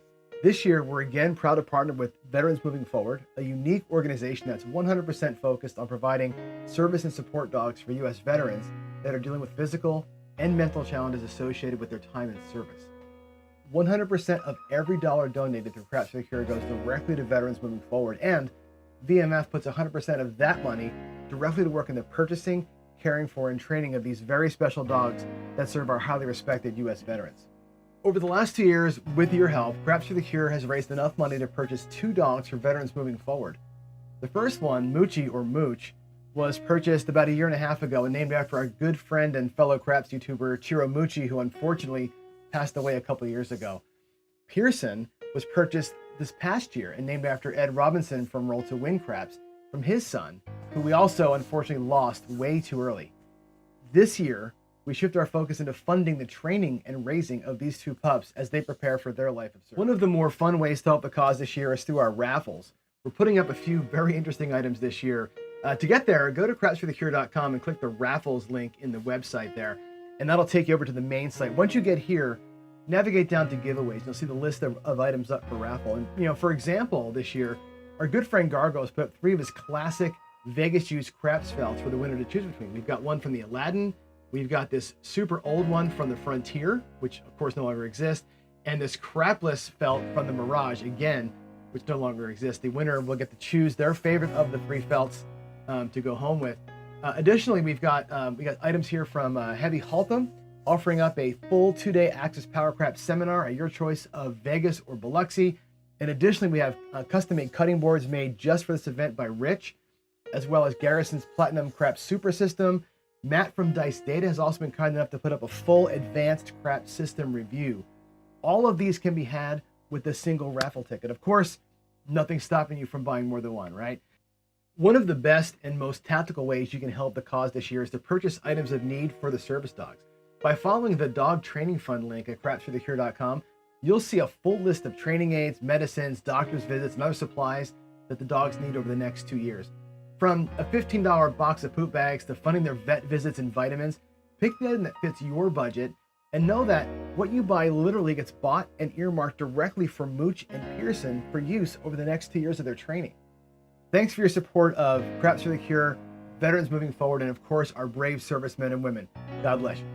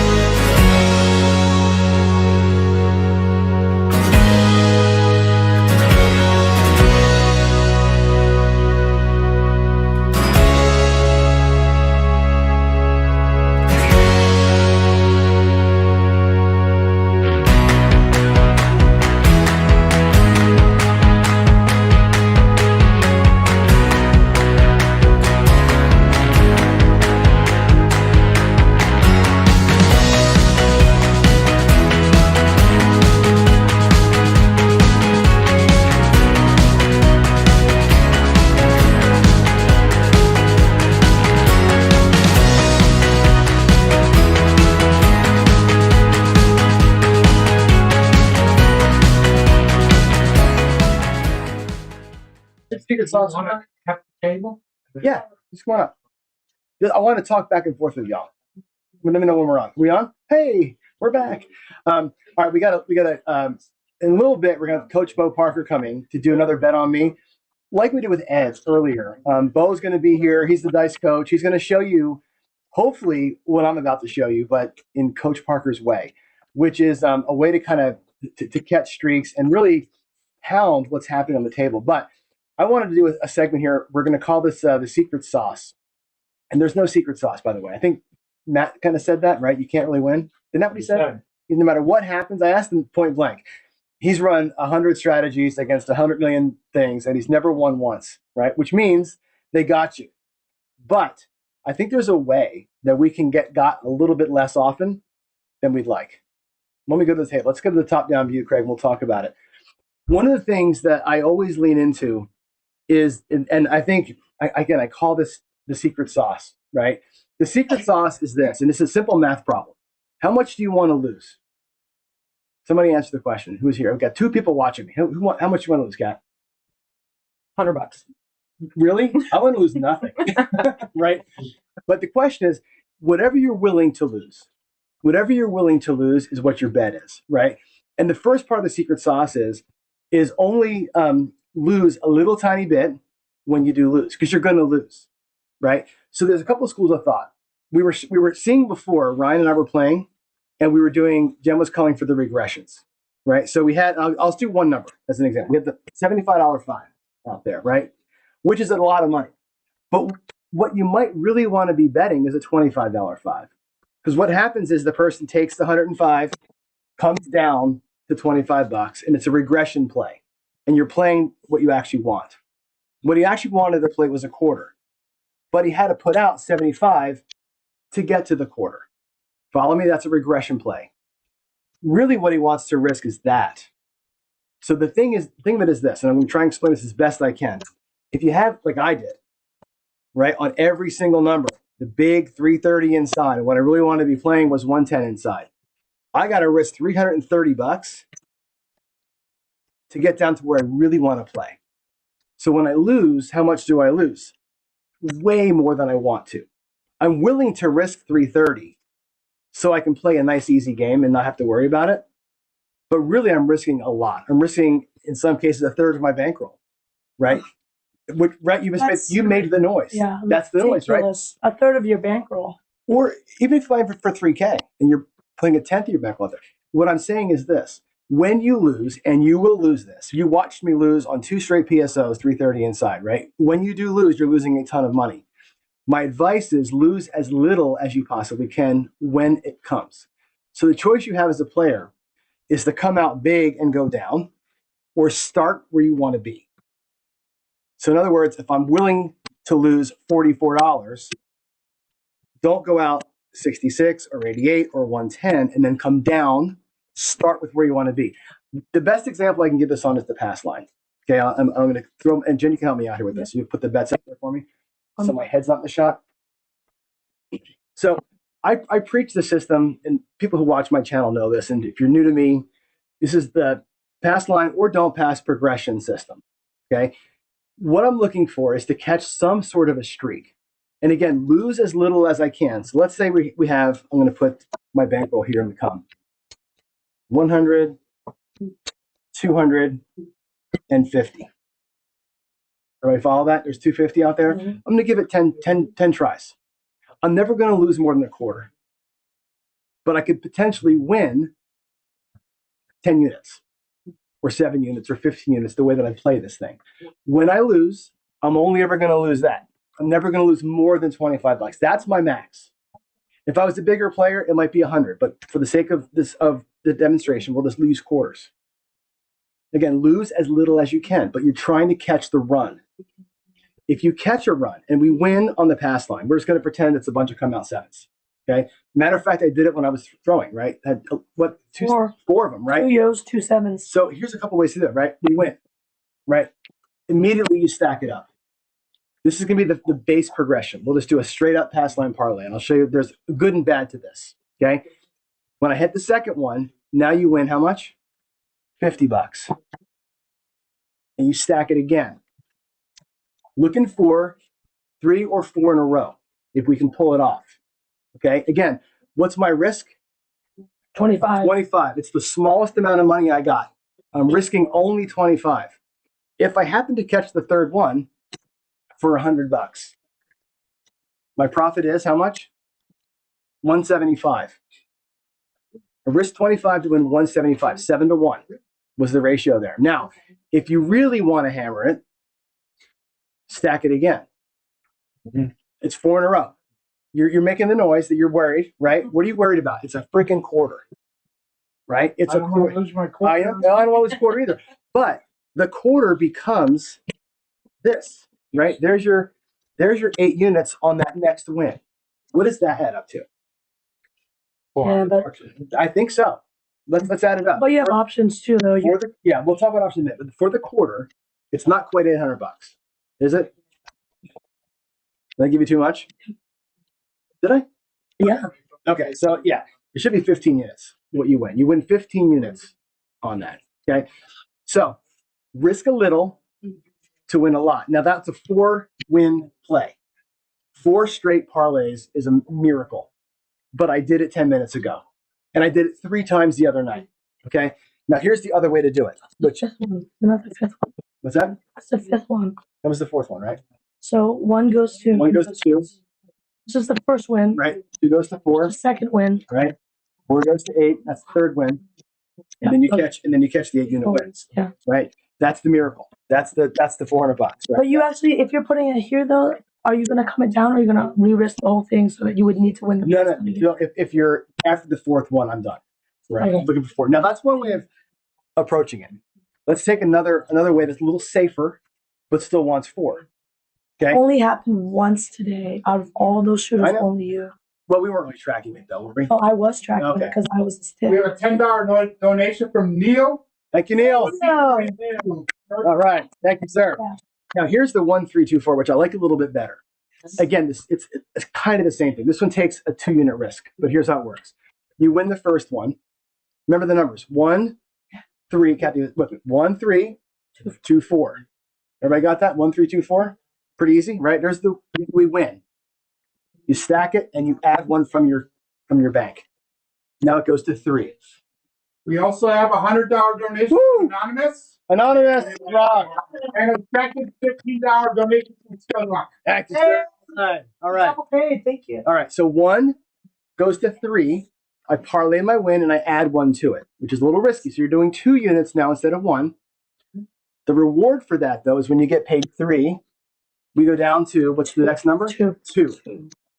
Boom. And you take What comes back to your rack? Your $50, your initial one, the one you added, and you profit 50 already on the second one. And this, Now you go 2 becomes 4. And then on the 4th win, the same 4th win, you get your 8. The difference here is you win 10 units versus 16 units or 15 units. So it's a little bit less of a total win when it works itself out. But on the second one, you got money. You got profit and your money back. So the 1, 3, 2, 4, again, like everything else in gambling, right? When you are a little bit less risky, the opportunity is lessened. So 1, 3, 2, 4, because you're getting money back on that second one, you collect on the second hit, your potential is a little bit less. On the parlay, the potential is way bigger, right? and you only do these for 50-50 bets, right? You can do it anywhere. Honest to God, you can do it. And I've played with it. These are easier to win because they happen more often. The 50-50 bets, this kind of thing happens more often because you have half the ways to do it. Up in here, it's harder, but it works the same.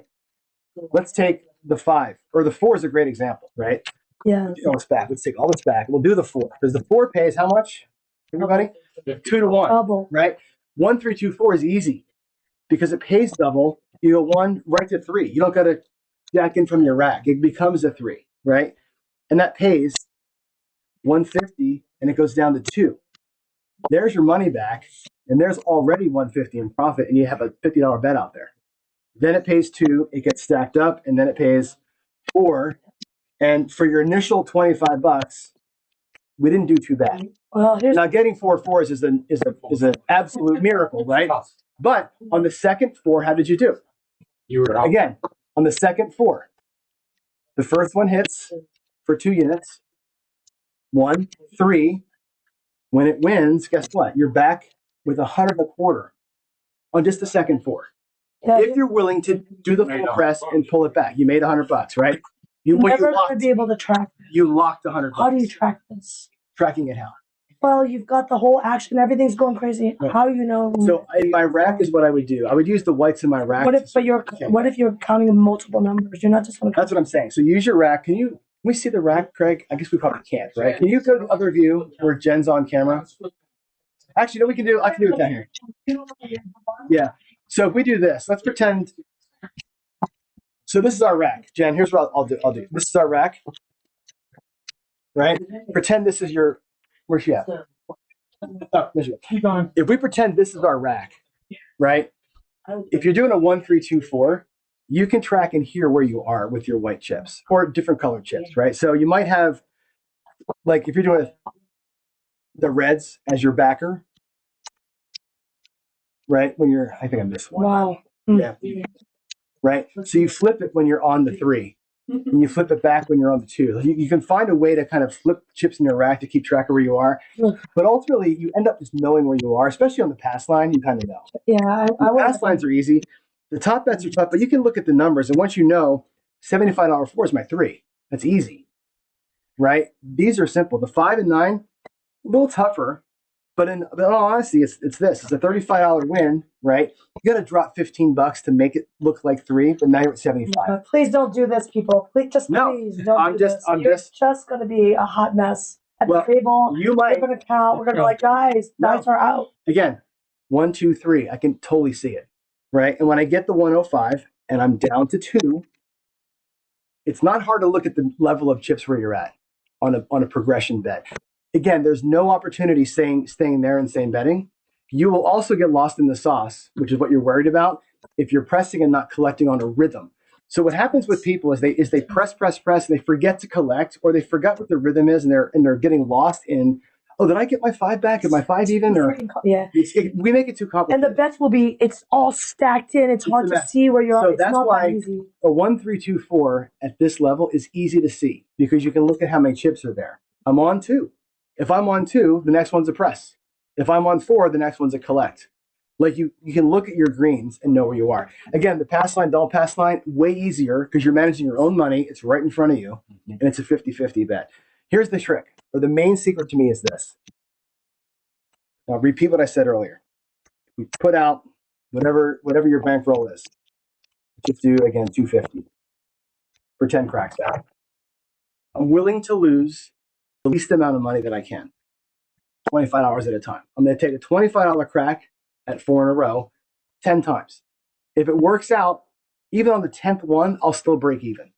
On anything before the 10th one, if that thing happens for me, I make some money. It's a shot in the dark to some degree, but I'm only ever going to lose the smallest amount. I'm not going to lose this and go out with 2. I'm not going to lose that and go out with 4 or 3 and chase it.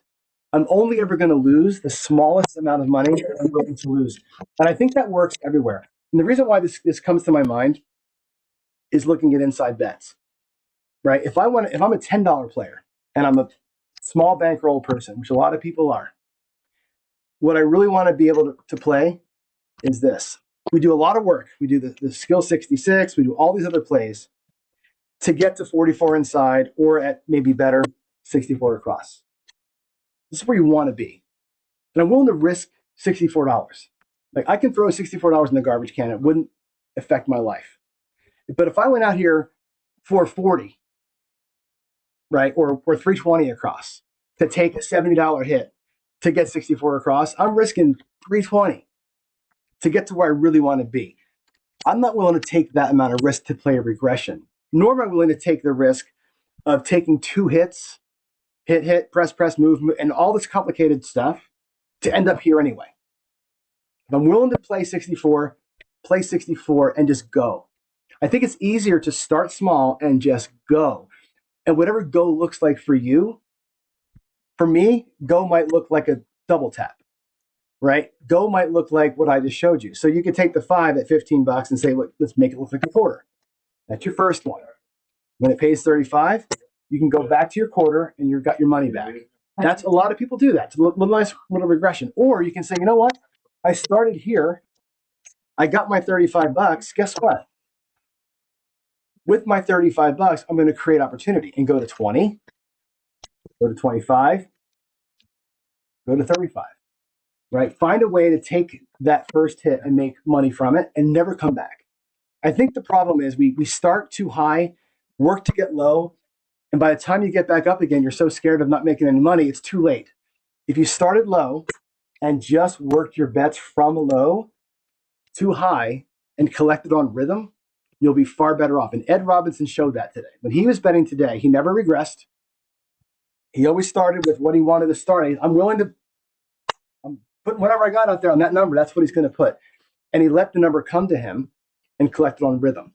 If you start where you want to be, collect on rhythm, you're in far better shape than if you start too high and get bang, bang, bang.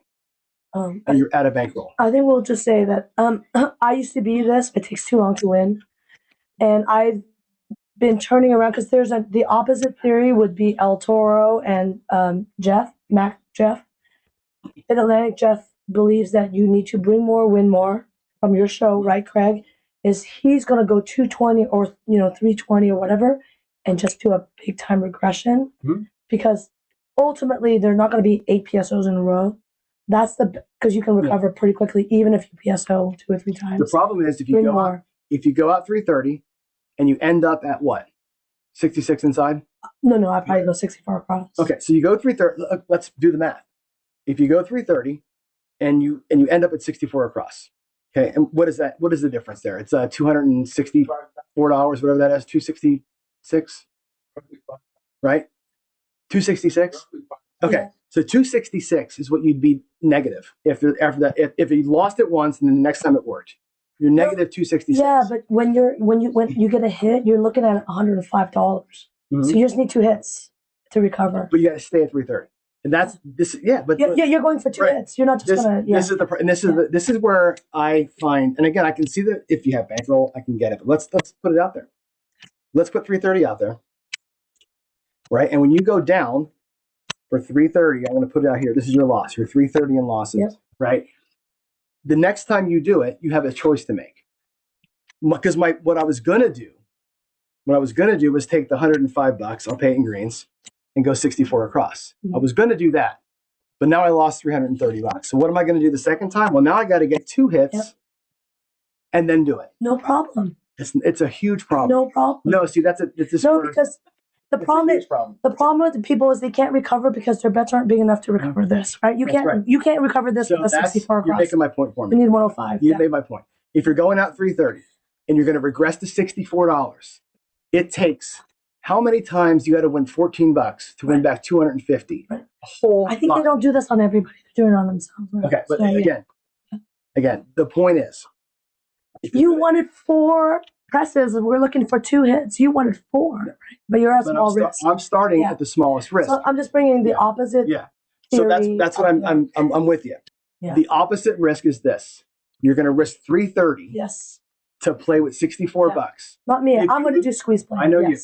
I'm saying people will do this, and the 220 squeeze play for the guy that buys in. Yeah, the 220 squeeze play for a guy that buys in for $1,000. Yeah, terrible. You just have the right bankroll, guys. You need like a $4,000 bankroll. Just go home if you're gonna not have $1,000. Yeah, you can do a 66. You could, but again, you're getting complicated. And here's my big pushback here. We get too complicated, we get too cute, and you get too far behind. You can't come back. You'll never make any money this way either, though. Well, 64 across, you will not make money without a roll. You need a roll. Again, the person doing this needs a roll. Is this 4 hits? How many hits? 4 hits to win? 6. It depends on how you're playing it. Maybe it's 2. Yeah, but remember yesterday you could. How many times did you double tap? Oh, I know. None. Yeah. And double tap. And let's be honest. Let's be honest about it. If I can't double tap from here, this guy's getting his ass handed to him. I played that. Happened. I played that. I lost to you. Yeah. Ta-da. That's what I'm saying. We all lost, right? Yeah, but I think you lost 2, right? I lost. Same here. Yeah. And I went 220 inside. Mm-hmm. But it's the Jeff roll and the Leon roll will bring you back. Right. But again, the point is, let's go. That's one all the way back. Okay. If your goal is to play 64 across, if that's what you want to do, you're saying no. I'm saying a lot of people, their goal, and Jeff's goal is too, go 330 to play 64 on the hit. Yeah. Stop right there, period, in that sentence.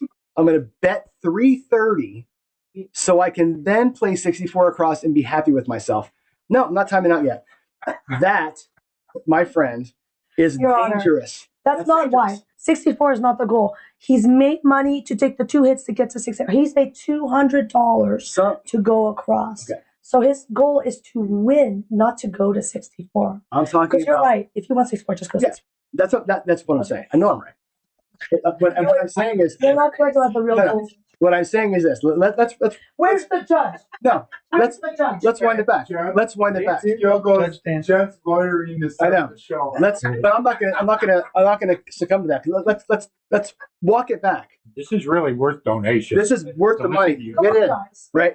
But here's what I'm saying, and I think I want to, and I don't care what your goal is or Jeff's goal is. I'm saying the people who play squeeze play or what 220 to get to 64, or 320 to take $170 hit to get to 64 are risking 320 so that they can then start making $14 a hit. Think about that. That's what people do. That's what's being taught on YouTube all over the place. You're risking a lot of dough to get into a position where you can't make anything. That's what you're saying. Where's David? Right. Where's David? He's out there. The point is get out of the hand. That is not the goal. The problem is you're twisting what their goal is because you don't know they're not here to represent. I am. I will represent them. The goal is to get out of the hand. And you preach that too. I do. You're just taking this position because now you're stuck on it and you're stubborn. No. You preach that too.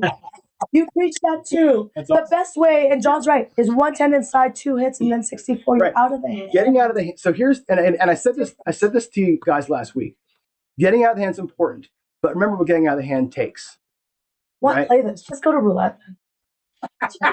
So John, what's your thought on this 66 squeeze play to get to 64 for $10? I mean, if you're already at that level, then you're treading water. Yeah, it's. But once you get there, now you go up. It's fine, but getting there is the hard part, right? And like the skill 66, I love skill and luck, right? The skill 66, you're playing $66 most of the time. Demonstrate it.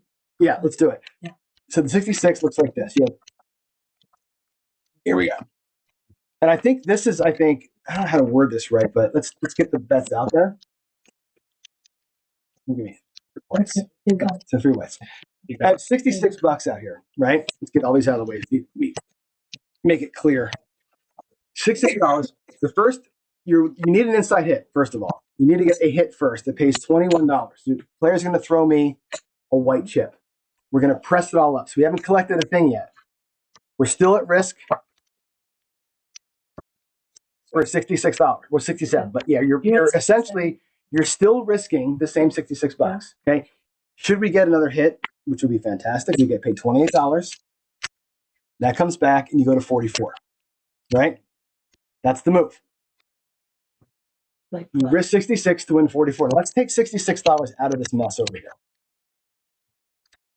I want to show you what I really think of this. 30, 50, 65, or 65, 66, $67, right? $66 to win how much? $5. Now, we are out of the hand. This is risk-free money, but effectively speaking, you risk $66 to win $5. If you hold on, if you then play this incorrectly, if you press too hard, you're trying to double tap that, whatever you're trying to do out here. If you get 7 down before you're collecting on the good rhythm, $66 to win 5. And if you get torched here, how many times you got to win at $5 to get it back? Because you got to look at what you actually won. 13. You've actually won 49. You have, but you're re-risking 40. You're choosing to play it. But you could turn off. You could whatever. That's right. You've won 49. You didn't win $5. That's right. You're choosing to play it. If you're choosing to play it, you only won $5. You're out of the hand. Yes. If you're choosing to play it, you have to look at it like this. And I think we tend to get in our own heads. If you're choosing to play the 44, you've only won $5 because that's what's coming home. Remember that. You're not winning this. You're playing this. And it's good. You leverage their money against them. I'm all about that. But the 66, remember, you're risking 66 to win $5. That's your lock. If you get 2 inside numbers before the 7, 66 to win 5. The 330 to go down to 110 or the 330 to go to 60, it's the same thing. You're risking the 330 for a number of rolls to get to some playing point where you feel like you're okay and can hit the gas pedal. And what I'm saying is, instead of risking the 66, just go out 44. Save yourself the $20-something and just play from here to start. Those 2 hits could have been leveraged out here. I'm more of the mind anymore to play a little bit lower and build from a low point than to try and go too high or do something complicated and get down. Now, there are times where I enjoy doing that. I like, my duck and cover and other things I like to do because they're fun, interesting ways to get out of the hand. But honestly, if I'm really only willing to risk $44, then risk the $44 and don't go out there and do something dumb and cost yourself the need to win how many times? 13 times to get the money back that you lost. Win or lose as little as you possibly can and win as much as you possibly can. That's the rule. That's the secret sauce. Don't go out there too big and lose big. You'll never get it back. Not never. Rarely. Because unless you get a third hit, you're out either way. Yeah. How many times on a cruise ship we've done this? This is a guaranteed loser.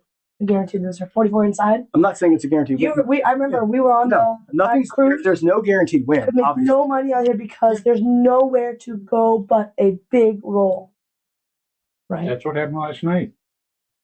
You guys were all losing until Jeff. No, I was actually up until Rick. And then my four come out sevens. Yeah. No, I was up almost all day until the last 4 shooters after we already. But I don't know. I used to be in this camp, and now I'm 100%. The regression problem to me is a big problem. The more I look at this and analyze it, the regressions are where we get torched. And Matt's data shows that. You watch some of his long run videos. The start high, come down, it's order of magnitude bigger loss when you do that because you can't recover from the losses. You have to regress hard. I think the thing is, what's the level of regression? 1 step. But if you regress, but if you go from like a $75 5 to a $10 5, quarter. But some people go to here. You can't make any money from here, and you've burned a hit. Total trash. You burned a hit, right? Another $25 donation from Roderick Salazar, who's actually he's here. He's here. Yeah, right. Thanks, Rob. This is good stuff, though. Like, I know we're having like some tension, but it's good, right? It's not tension. It's debate. That's a different thing. But it's actually interesting because the schools of thought, and we haven't even talked about math guys yet. If there was a math guy in here, forget about it. We would just stop playing.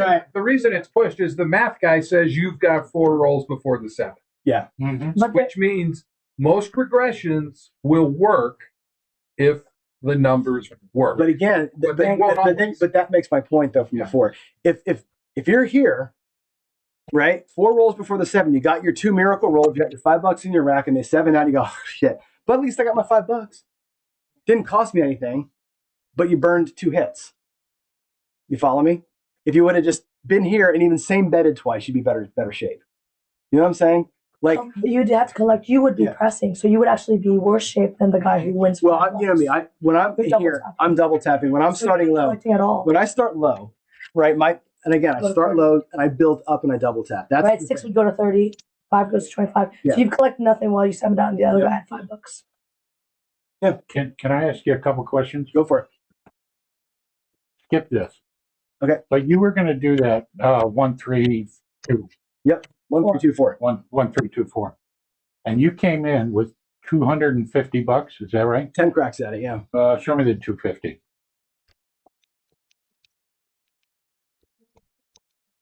If you walk into a storm variant where it's don't, how much of that are you willing to lose? You can switch to the don't with it if you want to. You can box all the thing. That's okay. It's fine. So let's say you switch, all right, and you switch wrong, and now all of a sudden it's the damn pass line that's winning, and now you're going back to the pass, and now you're losing. How much of that are you willing to lose? If I'm going to baccarat, it doesn't matter which direction you pick. You're going to catch something, right? You're either going to catch it or you're not. What if you don't? Then you lose 250. You will lose the 250. Yeah, and I'm willing. All I'm asking. Yeah, you're saying you're willing to do it. I'm willing to put 250 up because I know that even if I lose all 9 on the 10th one, I'll at least be back to try again 10 more times. Like you know that you're going to win enough to recover the 250 even on the 10th one. You have to hit four in a row. Now, and again, I've been doing this a lot more in blackjack and baccarat, where you catch those quick 4-run streaks. It happens more often than you think it does. Well, it right? didn't yesterday. But again, I'm not willing. What I'm not willing to do. What I'm not willing to do is laugh. But I'm not going to ladder. No, it's only broken. I'm just curious. No. And you would play that money Go broke on the second one. How much of it are you willing to? You go broke If I'm taking 250 You go for that broke on the play. second one. The 250 Because is you're for adding 10 shots $10 at to this. that, or adding. That's what it is. And Yeah. you, And when I play blackjack, you're down one. we You play a $5 table, right? So I take 20 shots at it. 20 shots at the board. Yeah. because once you get So that's the third, if the only secret sauce thing that there is this: lose as little as possible. The secret sauce is lose as little as possible when you do lose, and win as much as you can when you win. So lean into the runs. That's all pressing is. Pressing is rhythm, right? When you watch Ed play the 5, or me play, 10 to 25 to 35, take 50, right? It's like you got this rhythm that you're on. As long as you're pressing in rhythm, whether it's 1, 3, 2, 4, or parlay, collect, or whatever you're doing, find your rhythm and progress from here. I don't like wasting that roll before I start the, and I'm finding that that's what's hurting me. More often I'm getting hurt with the bigger bets that regress down versus coming up. John, I think I have one more question before you. Okay. You said that, maybe you might hit it and go crazy and make it, all right, before you hit that last one.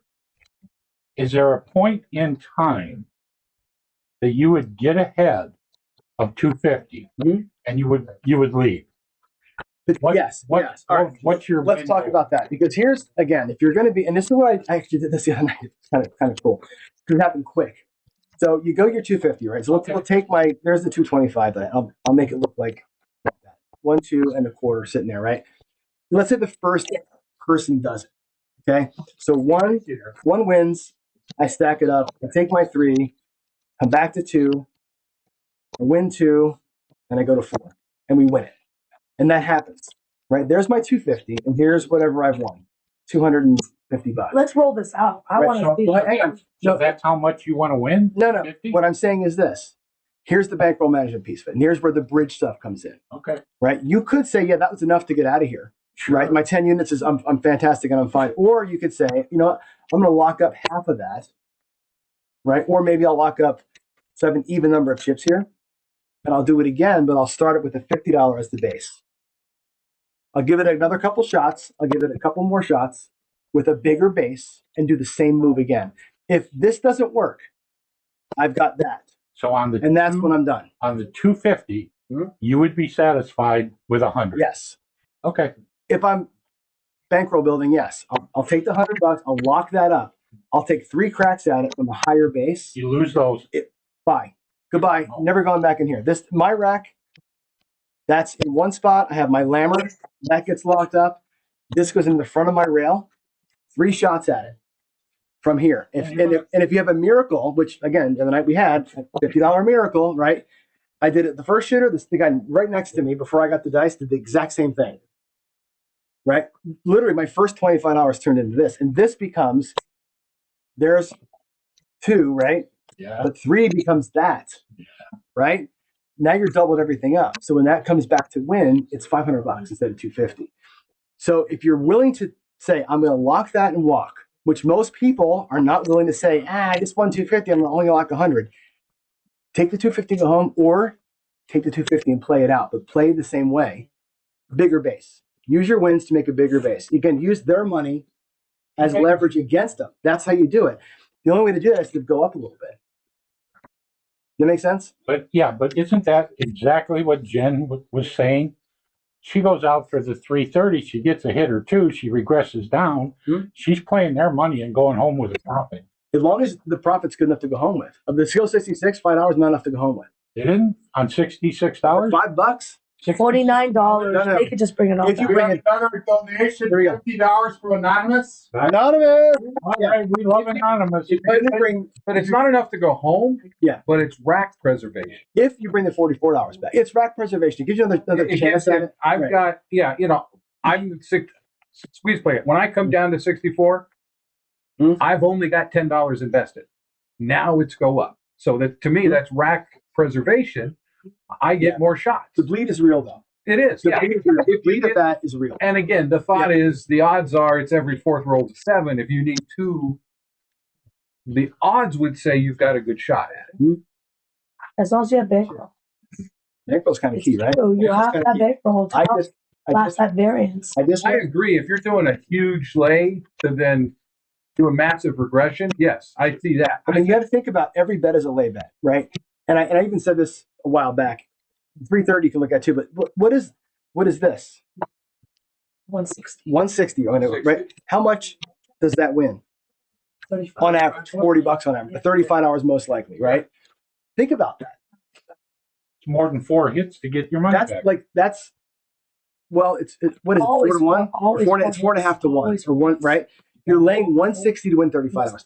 When you're doing a cross, right, or inside, whatever it is, you're laying against the 7, betting 160 to win $35. That's what you're really saying to the world. I'm willing to risk 160 to win 35. Don't forget that. Let's not forget that that's what we're doing. So rack preservation is one thing, but again, when this goes down, you need 4.5 to get it back. Right? Which means my point is, if I'm doing the 66 squeeze play to get the 64 across, I'm basically risking the same amount. I've just got 2 shots to get it for $10. The big push down in one shot, yes, a lot more at risk. But when you're starting at 66, the goal is 64. Yes, you need 2 hits, but then I see that as less of a risk. Yeah, but John's point is that you're just gonna always be a -10 at best, right? Unless you get a it starts and then minus 66 goes to 132, and then now you're looking at like a couple of $100 down. Because we did have 4 PSOs in a row at one point. Yep. Yeah. And now you're not recovering. What I'm not willing to do anymore, I don't think, is regress lower than where I start. So, for example, let's take the 160, and this is go back to the original tier pressure, right? Let's just pretend we get the wins, right? Pick a number. 6. Okay, $35, right? Goes to 60 with a $5 hard 6, probably, right? Something like that. Yeah. That's one hit. Second hit, pick a number. 9. 5. Either way, same. It was first, right? So the 9. Right? So again, probably a full press. That's 2. Right? You at this point would be back at 64 across. Right. Right? Pick another number. I need 3. 5. The 5, $35. Okay, now back to 160, please, right? So back to 160. Right? Am I almost home? I got $100 out of my 160 back in the rack after 3 hits. Yeah. Now, if one of those 3 hits was the number that was already pressed up, you're totally out of the hand. But here you're at 160 across for $60, essentially, right? Which is a better position to be in than all the way down at 44, where you can never get to 160. Last night we had the one roll when Jeff was rolling. I was at 64 across. It took him roll 13 or 14 before I got to 160. It took so long to get the numbers back. It's such a low It takes level. forever. That's what I'm saying. So if you want to be here and you can afford to be here, press up, come back to where you started versus going below where you started, I think is my point. And if I'm willing to put the 160 up, I'm put the 160 up. Press, come back to 160, and then you can go from a strong point. And I think that's part of it. It's like bankroll preservation, same thing. This is you're in it for $60 after the 3 hits. Again, not the play for everybody, but I would rather be here than be below here after I started here, because then I got to work so hard to get back to where I want. Yes, it's technically below, but 66 to 64 to me is almost a wash. But this is a contrary to what you said. 66, it's 64 for for actually only 54 because you've got 10 profits. You just gave someone the skill 66 hard time for netting 5. You haven't even netted anything. No, I know. I'm giving an. This is actually worse than the skill 66. I'm giving an example of if you wanted. What I'm not doing here. The skill 66 does is go below where I started. So if I would have taken this and went 96 across, that's a skill 66, right? What I'm saying is I'll take less, but I'm at the level I wanted to be at. I don't go below where I start. I think that's part of the pain point. Donation. Yeah. Let's go. Look across the room and say thank you for $100. I can't see it.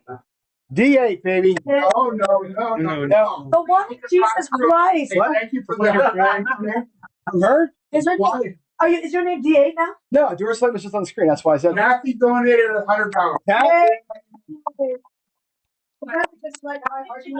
Yeah. Johnny's like, thank God it's not me doing this, right? John, thinking about that. Starting at 64 and doing the immediate power press. Yeah. And coming back to 64. That $10 profit I would have had gets me a couple of power presses to then collect. So it's interesting for sure. Yeah. I think it's interesting. Like I said, to be where you want to be, right? Be where you want to be and stay there versus going below. I think that's what my point is. You're willing to risk 160, risk the 160. You follow me? Be where you want to be, risk what you're willing to risk. Don't go below that. Build from there. Otherwise, you got no shot. You go from 160 down to 64. You're gonna be here you're just gonna burn, man. I'm just tired of watching it. No, you net $70 and you're out of the hat for free. Huh? In 2 hits. 162 hits. You go to 164. You're actually in the win. Yeah, and then like you said earlier, you said burn. Can't make any money. Can't burn. Yeah, you can't make any money. So that's why you have to go higher. Are you here to tie? Are we here to make $5 on a hand? Or are we here to make some money? If you want to make some money, bet what you're willing to risk. Stay there. You can come up and come back down to it, but that's your base. And if I'm doing the past line parlay, my base is a quarter. I'm not going to go win a quarter and then go down to $10 on the next one. I'm not doing it. I'm going to stay at a quarter. Right? If I'm going to bet 160, I'm betting 160. And I'm going to build it up. If I want to regress back to 160, I will. I won't go back down to 96 or 64. Yeah, but because John is not playing 160 across. So. No, I'm not. I don't play that. Give us a real example of what these are easy bets to deal, right? So if you're going to bet this amount, stay there. I think you duck and cover and go like outsides for like 40. Yeah, I do the 130 across a lot. 130 is one of my favorite. Again, I enjoy playing this way, right? When I'm playing for vacation fun money, this is a fun way to play. I love duck and cover. This is one of my favorite things. In 2 hits, I'm out of the hand, and I'm having a great time. The 4 and 10 to me are throwaway bets. Those are little throwaways. They're little side bets. They are my ATS. They are my ATS bets. The 4 and 10 are my ATS bets in this situation, right? I play what Bo does. Bo Parker's here. Hello, sir. I do the 4-10 shotgun on these two. I don't even care about those bets. They got to hit 2 or 3 times, and I'm good. Here's where the money is, right? And if I'm going to go down from here, I'm going to take a $35 5 and make it look like 10. I'll take a 30. Go below. I'm saying if I do this, right? I'll do that, right? To get out. You want to get out of the hand too? Get out. I'm just giving an example. If you want to play this way and go below where you started, that's a way to do it. I'm still here where I started. Never go below where you started, I believe is what he said if you rewind 5 minutes ago. What I said was, I think this is the lawyer in you. Yeah. What I didn't say never. What I said was, I recommend we don't. I think it's better for you if you don't go below where you started. If you're going to do that, though, find a way to do it that's easy. That's easy. It's a simple little move. Like, to me, this is like, like a hybrid. Change them up, right? Okay, good. Take those back. And the 9 or the whatever, same thing. Take it back. It's a regression, right? If I'm going to do one, that's how I'm doing it. I'm not going to do the full. I love that because look, now you've got $100 and you've got 20. You got 2 numbers. It's all you need. Right. You don't need every number. So was this the secret sauce? The secret sauce is this. Because I'm still lost in the sauce. The secret sauce is you weren't listening because you were too busy trying to find a way to yell at me. That's not true. That's not true. It was 1, 3, 2. I just feel like there's a lot of like. The secret sauce is, and I'll repeat it again. It's very, very simple. Lose as little as possible when you lose. Don't put more money out there than you're willing to actually lose. That you're more comfortable with losing. Lose a small amount of money as possible. Win as much as you can when you win. So attack the variance, attack the streaks, hammer them with their own money. But don't put out more money than you're willing. If you're going to put out 330 and sweat that you need that 2 hits or you're going to be pissed off, that's too much money for you. Go out there with what you're willing to lose and stay there. Go up from it, come back down to it, not below it. Now, the duck and cover, I like that because it's fun, it's easy, but generally speaking, stay where you are. You'll be better off. If 64 is your starting point, which it is for me, it's where we're going to be. I want to do a comparison rollout later. We can. We have plenty of time. I think, what time is it? We're wrapping it up now. Yeah, 3 o'clock. Is it time? 3 o'clock? Maybe tomorrow. We'll do a challenge, $100. See which Sounds strategy good. wins. Sounds good. But you can't. But you can't deviate. You can't deviate, Jen. All right. Don't be a deviant. Yep. I'm so lost. I don't know that. Let me run back over to the couch real quick. Oh, it's good. Run, Kathy, run. That was great. You're sweet. Oh, no. But it was great because my good to always been out.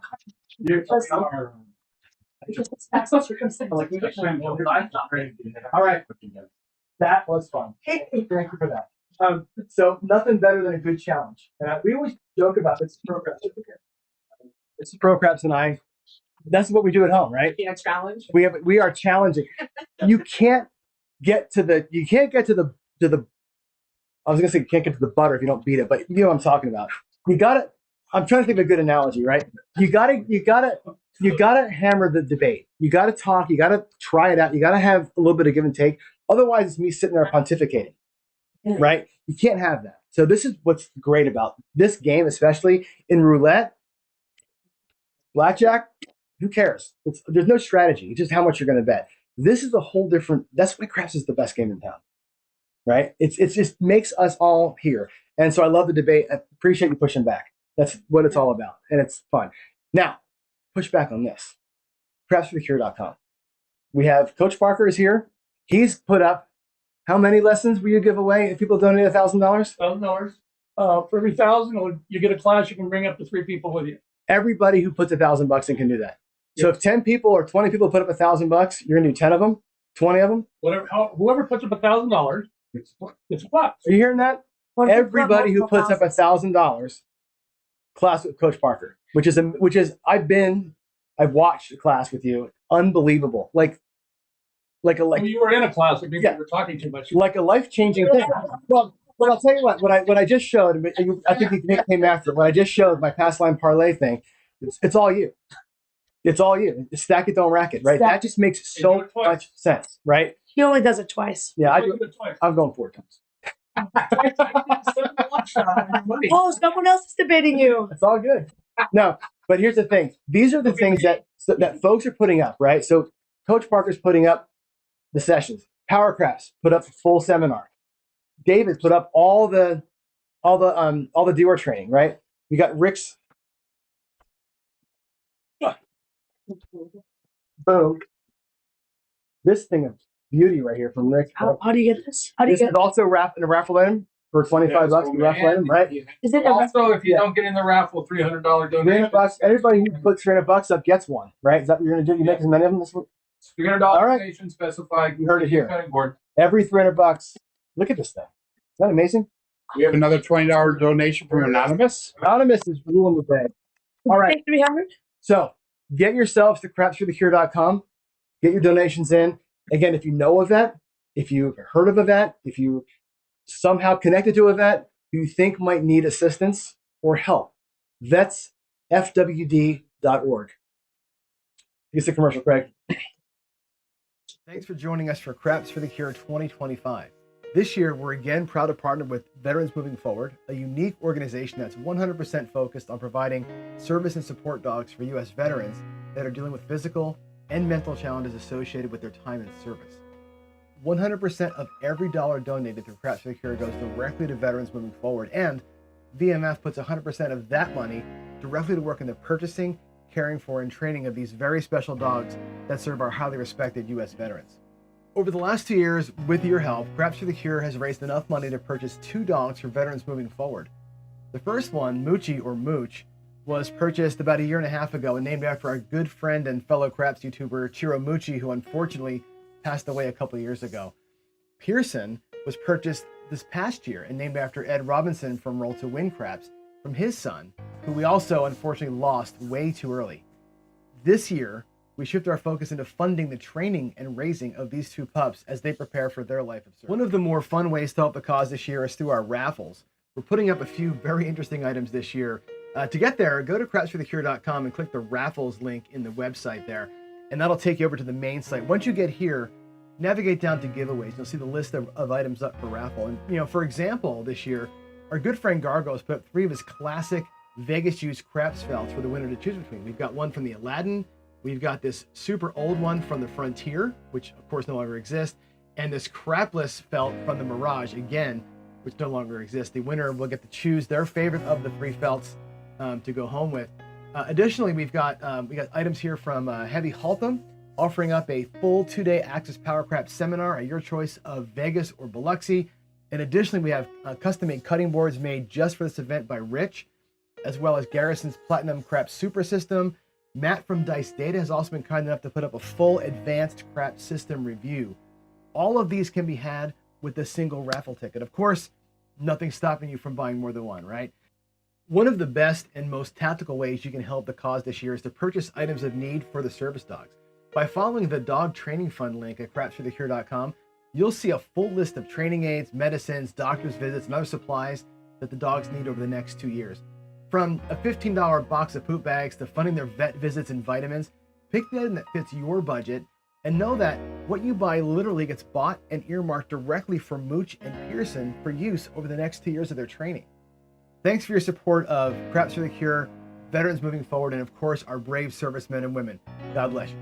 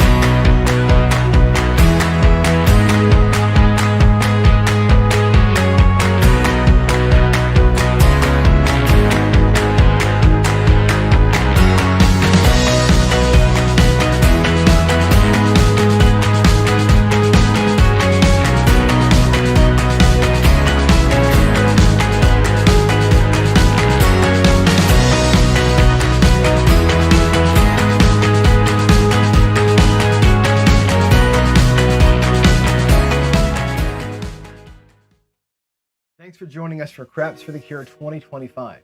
This year, we're again proud to partner with Veterans Moving Forward, a unique organization that's 100% focused on providing service and support dogs for U.S. veterans that are dealing with physical and mental challenges associated with their time in service. 100% of every dollar donated through Craps for the Cure goes directly to Veterans Moving Forward, and VMF puts 100% of that money directly to work in the purchasing, caring for, and training of these very special dogs that serve our highly respected U.S. veterans. Over the last 2 years, with your help, Craps for the Cure has raised enough money to purchase 2 dogs for Veterans Moving Forward. The first one, Moochie or Mooch, was purchased about 1.5 years ago and named after our good friend and fellow Craps YouTuber Chiro Moochie, who unfortunately passed away a couple of years ago. Pearson was purchased this past year and named after Ed Robinson from Roll to Win Craps, from his son, who we also unfortunately lost way too early. This year, we shift our focus into funding the training and raising of these 2 pups as they prepare for their life of service. One of the best and most tactical ways you can help the cause this year is to purchase items of need for the service dogs. By following the Dog Training Fund link at crapsforthecure.com, you'll see a full list of training aids, medicines, doctor's visits, and other supplies that the dogs need over the next 2 years. From a $15 box of poop bags to funding their vet visits and vitamins, pick the item that fits your budget and know that what you buy literally gets bought and earmarked directly for Mooch and Pearson for use over the next 2 years of their training. Thanks for your support of Craps for the Cure, Veterans Moving Forward, and of course, our brave servicemen and women. God bless you. I'm going to play here today. All right. Turn the shot. All right, we're back. Craps for the Cure 2025. We're about to start a really cool section. We have Coach Parker here. Oh, there it is. Okay. We're about to start a really cool session with Coach Bill Parker. That's Coach Bill Parker. We're going to do another play with me, but we'll be a little more instructional as we go. It'll be a lot of fun. Before that, Joe's got a couple around. I've been announcing all the donations and everything live. You guys hear my voice and everything, occasionally seeing that. But I got a note here to read it word for word. Okay. The Atlantic City Crafts Crew is putting out a challenge to all other crafts crews. In the past year's events, they have donated $1,000 and plan on donating another $1,000 this year. So let's get the other crafts crew. That was laid out. Texas Scrap Shooters, that whole crew. Hawaii Crap Shooters. Scrap Shooters. Who else? Big AZ. Big AZ's crew. Right? You call them been laid out. PCH. Right? PCH. Yeah, PCH. That's for sure, right? That's all. Right. And while you're here, just so you know, Ted Berry, who kind of is, Yeah, I tried. is also that group, personally has already put $1,000. We put that in earlier today. I want to make sure we thank Ted personally. Yeah, Ted. For Ted. Okay. This, I mean, the big donations are just it's heartwarming, but I love which one. I love it. The last anonymous was, by the way, Ashish. And Ashish today alone donated over $100. So Good job, Ashish. All right. So you also have a commercial. You know where to go. CraftsFigure.com, vetsfwp.org. Let's go play some crafts. Yeah. You should have seen the rolls. So you're gonna be you're the dealer? I'll deal. Take it easy on me. Oh wait, No, that means don't take it easy. I could deal if you want to shoot. How about $600, everybody? Does that sound good? no, I want 1,020. 1,020. Okay, you want some? That's a stack of green, stack of red, stack of white, and 4 black. Stack, and 4 black. Yeah, Any soda. Stack. On the right. I think those are all right. Soda will do. And don't short me. And 4 blacks, right? 4 black. All right, there you go. 1,020. 1,020. How much do you want, Ian? Oh, I normally buy them for 1,000, so put me in for 1,000. Okay. How do you want it? Probably black. greens. Give 5. Yeah, give 5 blacks. Yeah. 4 there, and then 100 in red. Yeah, teach us something. Go. Coach it We can always learn something. has a different philosophy than you also, John. Interesting. Yeah. Of course. The best thing about this It'd be game, boring if we're all the same. there's my.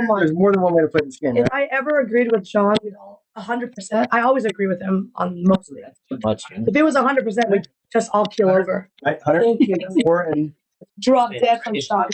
Huge. Well, it's kind of like life, Thank you know? so much. they're all sticky. Yeah. Including your wife. You'll never agree 100%. Oh no, that would be boring too.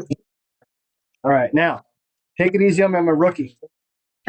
But here we go. Go easy on you, John. All right. So what's the goal to right now? This is bet on me. It's bet on me. Coach Parker's leading the way. So basically, what we're going to do is like with when Ed was here. Who's Right? gonna be the shooter? Jen's going to shoot. Okay, we have one shooter, right?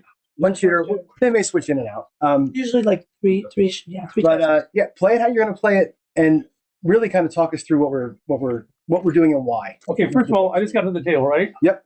So I have no idea I have no clue what's going on. This table's been going all day, right? Yep. What's happening during the course of The last shooter, who shall remain nameless, rolled about a 30. Before that, there was about 5 PSOs. Oh, a 30.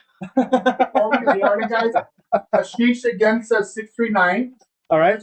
That's Hollywood 9. Coach Bo has to shout out Hollywood. the Ashish. Oh The my Ashish. God. What, how I gotta do it with what? It's 639. You have to yell Ashish and he will donate money. You have to yell Ashish. Remember the Chef Ashish. I know that, Ashish. Okay, so the way I play, so the way I bet, okay, I just got to the table, right? Typically, I don't make a bet and for a few rolls. Since we're doing it this way, it'd be kind of boring. So we'll spice it up a little bit, okay? Okay.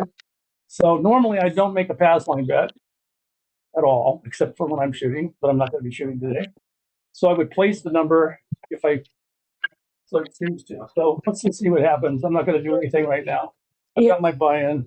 Ian, you're betting. Ian's like, oh, hey, no, I'm the coach is here. Guys, they're out. Okay. That's a wild throw. Hey, $25. Is it a $25 game? $10 game. $10. Is that a mama bear? That is. It's Mama Bear's. So like, There's an El Crappo. My specialty is an El Crappo. We got an 8, 5, 3, 8, easy 8. There it is, 5, 3. Get up. I'm gonna take 6 and 8. You got it. One away. Oh, Broadway, absolutely. That's it. Iron Cross from Ian. Gutted Iron No, Cross. that's not the whole Iron Cross. That's the D-Gen cross. Portion. What's It's the the 5? take the 05 cross. Talk about Look at that. You're welcome. Heartache. Or no, it's Dude, that's nine. nine. Yeah, sorry. Put it in the E. Sorry, I'm old. It's a 9. You'll bet that. One win.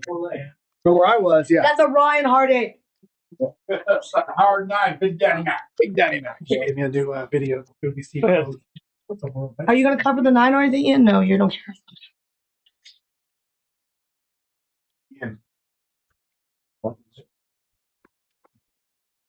Look at that.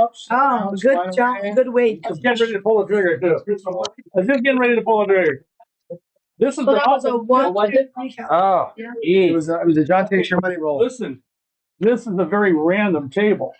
Yeah, it's. To see the dice, how they're reacting, Yeah. they don't react very well. Let's lower your arc, give us a chance. Let's do that. Well, you know my throw attack. I need a bit of an arch. Here we go. Let's see, they're bouncing like crazy. Because you're They're out. And we got a 3, 4, 7. There you go. That was a lowered arch, too. I'll take your. he totally called. I told him it's going to be a 7. He put it in there. That's awesome. For those of you who can't tell, Bo just called that. Thank you. You're fighting 22.22% against you on the come out roll. Take the pass on. It's just I'm her nemesis. Okay. He is my Medusa kryptonite. Look at that. 314. Yeah, I know that guy. I'm That actually calls Little Joe. Is that what that is? Medium-sized Joe. Okay, medium-sized Joe. Medium size.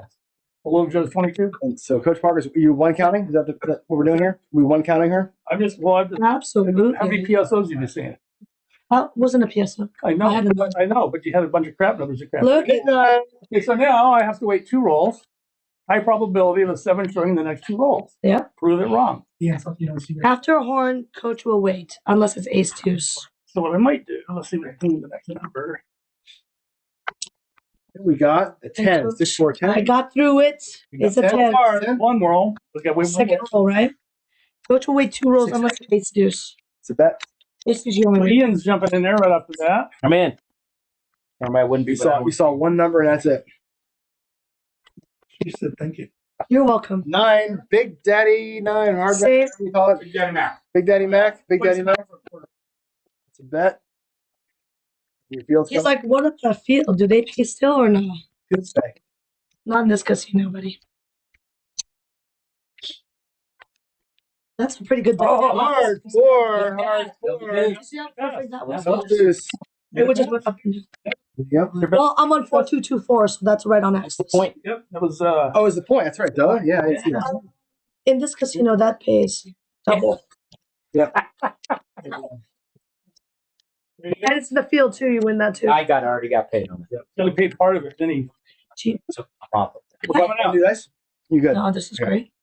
You You know, don't. it's your best shot, Jim.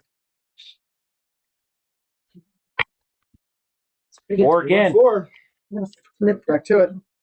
Easy 4. All right, coach. Now are you still waiting? Because you win one. Turn my 9 off, please.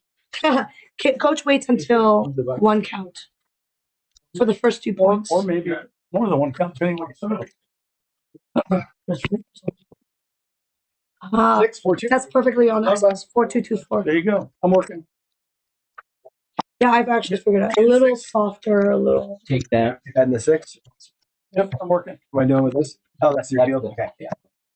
You say betting? And Yep. I'll move my. oh, he's Figure out the- he's working. I'm a working man. You have the 6 and the 9. Okay. We're all working field in here. That was great. 5. 5. Oh, no one's home. Bye bye field. It will be.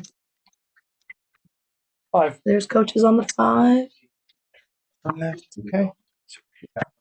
Okay. Stadium craps.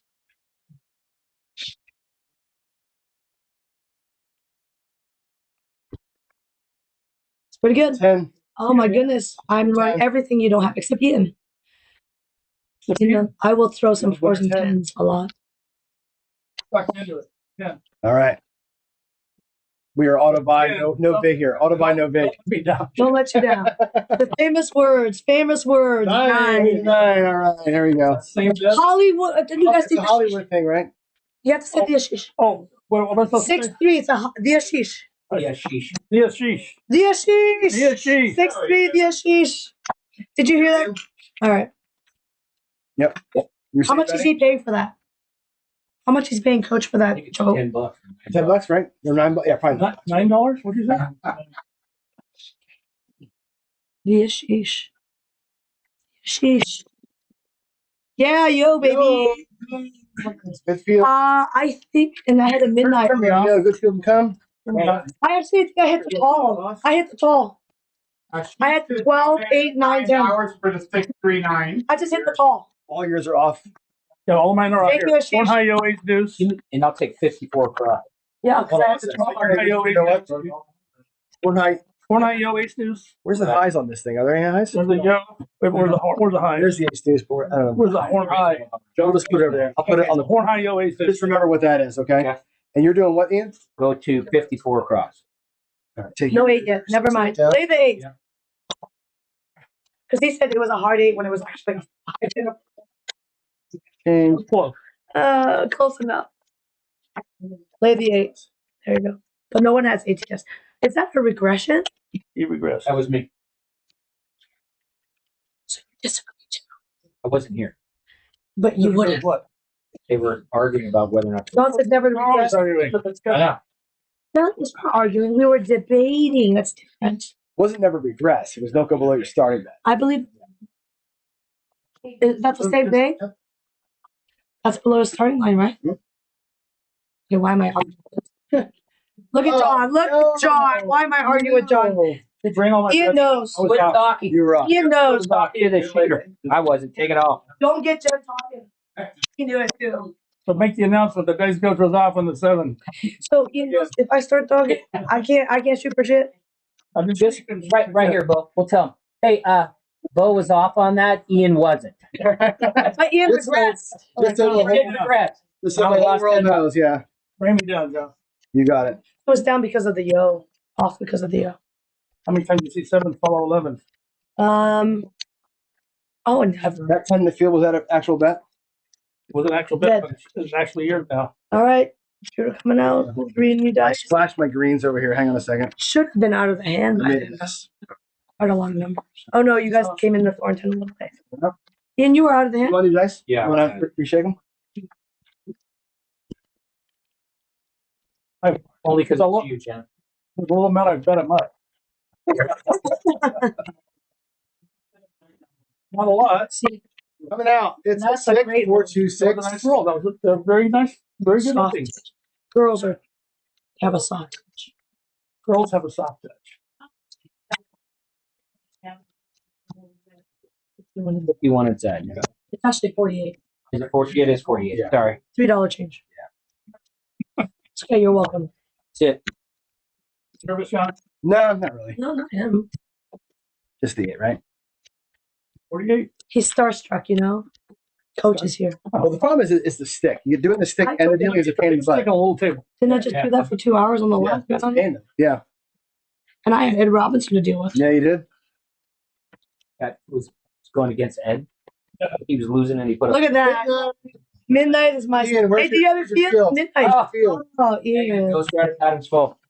Yeah, It's what okay. I always do. So this is what Coach does. He'll do a horn. He'll protect it with a field. Bill. We're just giving away all your secrets, Coach. I like that It's word. good to understand, though, right? Yeah. So you guys see that? So what is the math? I'm up. Before you throw, what's the math on that? You're protecting your field with the. Well, with if this hits, this pays. If this misses, a lot of times 4, 9, or 10 will hit. Yeah. But I'm overprotected right now. Wait, yep. Normally I could do a $30 horn high ace, but the way this game is, Mm-hmm. Look at that. so there's the field. It So I use that. protected you. Boom, there you go. Field. I do hit a lot of 4s and 10s. I'll take 10 or the 4, please. Thank you, Edward. So we all know on your shooter. Yeah. I will guarantee the ATS win every time. 26 shooter. Every time you'll guarantee an ATOs? Yep, I will. I'll take something, even if it's a baby lay. We got a 9 Guess what? Say What? Yeah, say it. the Ashish. Oh, the Ashish. It's the Ashish. 6-3. Ashish, what are you doing? Donating 500 every time we say the Ashish? Yeah. Press them each by one, Johnny. $5? He's up his ante a little. He doesn't realize. Come on, Ashish, you can do it. I'll toss a lot of 6-3-9s for him. He's Not your 4 though, right, Ian? Ian, not the 4. So, Coach, you're waiting one more? She's just donated $9. All right. Goes $9. You waiting one more, Coach? He should probably like save that till the end because he's paying like 80 cents every time he does that in tax. Yeah, YouTube charges you for that, right? No, I thought it was free. 8. Oh, you're right. You're right. Oh, yeah. For donation, it's free. It's free. Okay, that's good. That's what we told everybody. Yeah, 8. It's an 8, guys. It's a grade 8. Tourist at 8. All right, so take me down to 54 across. All right. Big time regression coming right here. Don't do that. 4 all the way across. You want to go all the way across? Okay. All the way across. 52. 52. Correct. Yeah, because you're not taking. Got it. There you go. Oh, I do. So much. Or you could go 64 included. Well, I got. I know. Where'd our shooter go? Oops. She's abandoned her spot. Shooter had to take a bite. Drain the energy right out of the game. I know how you guys would be commenting more. Instead, it's mostly Jen. Oh, we're good. There is a 10. 10, 10, Got 10. it. I told you I will roll some 10s. You ready to get some 10s, Coach? Nobody for field. Lined up Say at okay, 6 15, more. dude, John. Ian knows. So there are days I'll only roll 4 and 10 and nothing else. It's so crazy. I can never hit the ATS. Jen said, she said you will not do well with pizza in your voice. My boy, I can't help it. I smoke, a pack of cigarettes every hour. This is what happens. I know. All right, there's a Hey! Nobody on it. I just need the 8. No, I hit the 8. That's the tall. I swear, I hit the 8, 6, 2, 8. I hit the 9, Hollywood 9. I hit the 10, and I hit the 11. I just hit the 12. Tracking it, yeah. That is the tall. Twice. You want to play on this little table all the time. Stadium craps. But no one tracks. It's okay.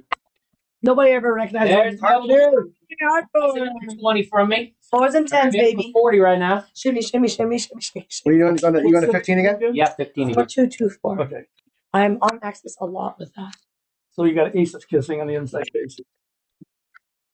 So I don't know what you hit on the bottom side besides that 4. What has been 6, hit? Oh, the 6. obviously. Yeah, the 6. Okay. Yeah, because nothing else is. Yeah, I always get the tall first. It's very strange.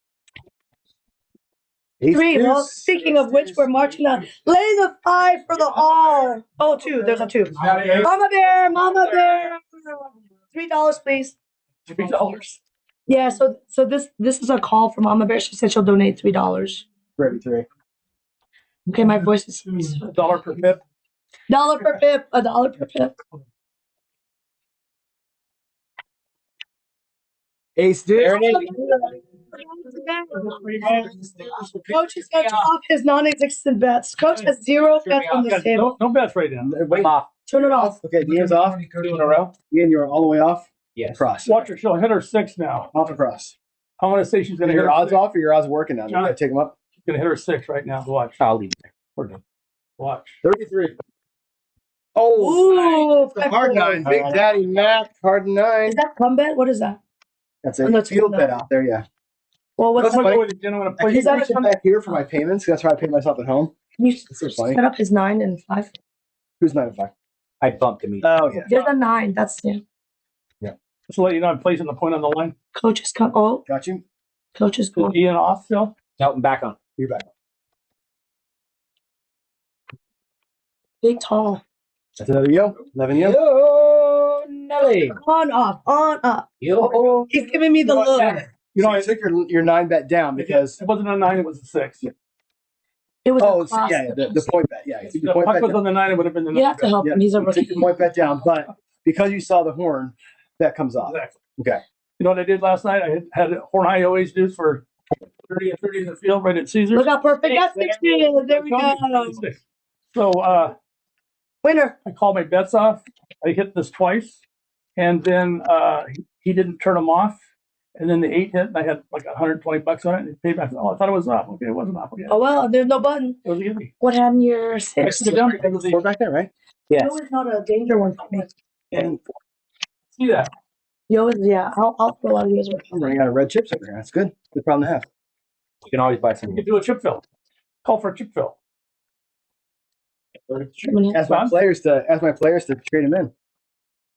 Everybody, Ian voted for it. If you don't have enough red chips over here. That's okay. They were like nothing but PSO, so. Does it come out seven? Seven. Okay, so Mama Bear donated $6 for the. Thank you. Let's reset the ATS. So look at the game is in balance now, see? The seven's gonna come out, I'll reset. right? Yep. Now we can start again. Now we'll get a real ATS out of you. A real ATS? Well, like we didn't Nobody betted anyway. Six again. Six again. I'm gonna repeat this. They've all been 4-2s. Yeah. Exactly. I'm on We'll access. wait one roll.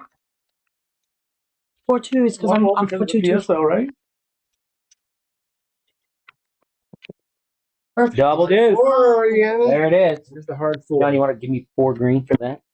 It's gonna jump. Get it. And then take me to 25 on. What do you got? 29. Yeah.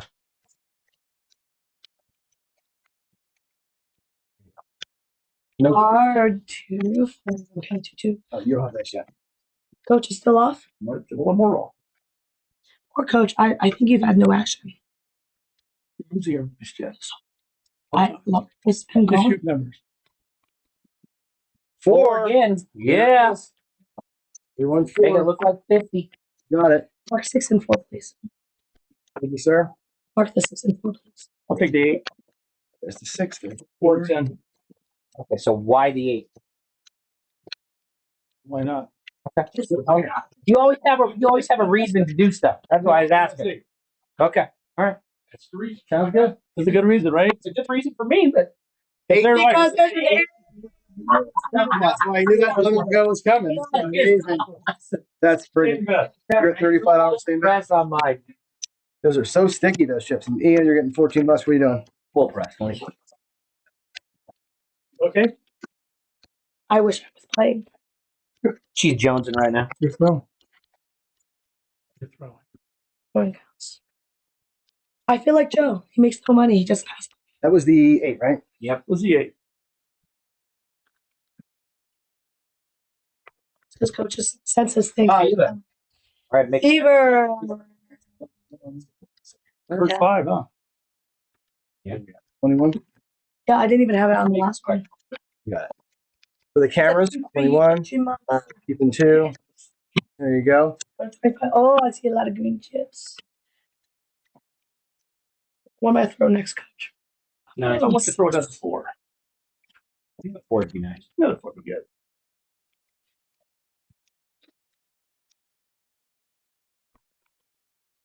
How about nine? The sheesh 9. The sheesh. The sheesh. He's saying, oh, sheesh.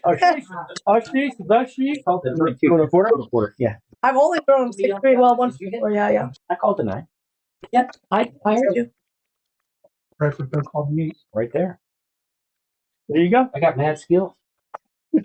Just mad. It's just the guy's broke as a joke. Come on. Yeah. Hey. All right. All right. Coach finally gets a hit. That's his Yeah, first that's the second one. Second one. But that's because you had an 8 and he said, why? Make mine look like 36. Coach is collecting and Mr. Ian is pressing. Take my 4 and 10 down. Oh.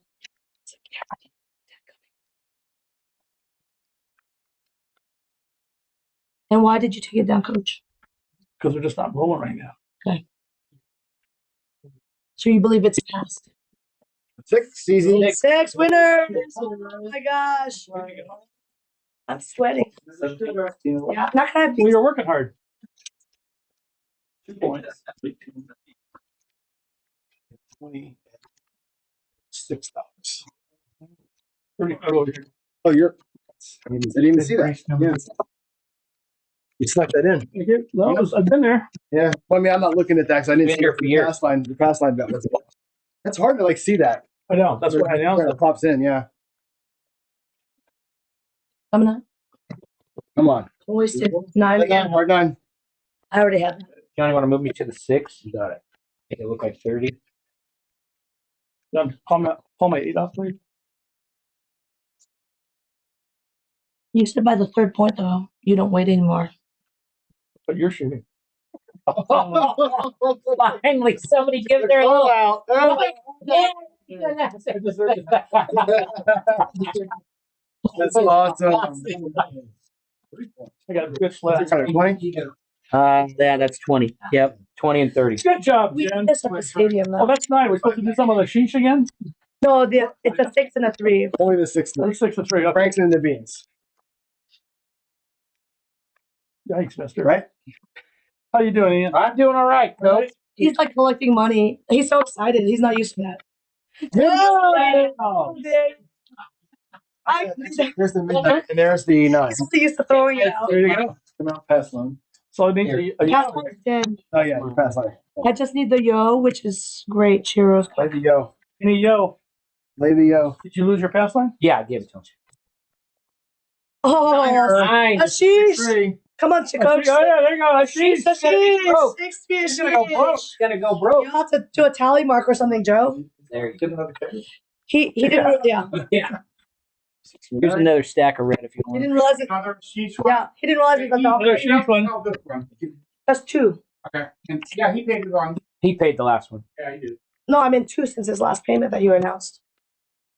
Cap on 29? Shorthands. T-Rex. There was a person on the cruise. He would never give it to me. I had to. Every time? Yeah, I was like, I'm done. Pass the dice. Trying to catch a peek, I guess, right? Dirty Rotten. Another 426. How many of those have we thrown today? Only 4 Like 2 100 6 of is them? the only 6 I've thrown. Literally. Press it. Press Go to it. 60. Come on, go to 60. Sure, why not, John? All right. Better talk me in. I got a hard 6 to back it up. Hard 6 right there, John. Coach is in, I'm in. Missing a Coach is in. 6. Oh, that's yours. Yeah. Was that your heart? Did you put a hard 6 down, Coach? No, that's your hard 6. That's my heart 6. Yeah. You're on. Coach is lit up. Here we go. Oh, Coach is coming. All right. Let's go. This is the roll right here. Look at that. That's 4 points. You're gonna bankrupt that poor guy. He's dead. Yeah, he's trouble. How about you just write a check, Ashish? Okay.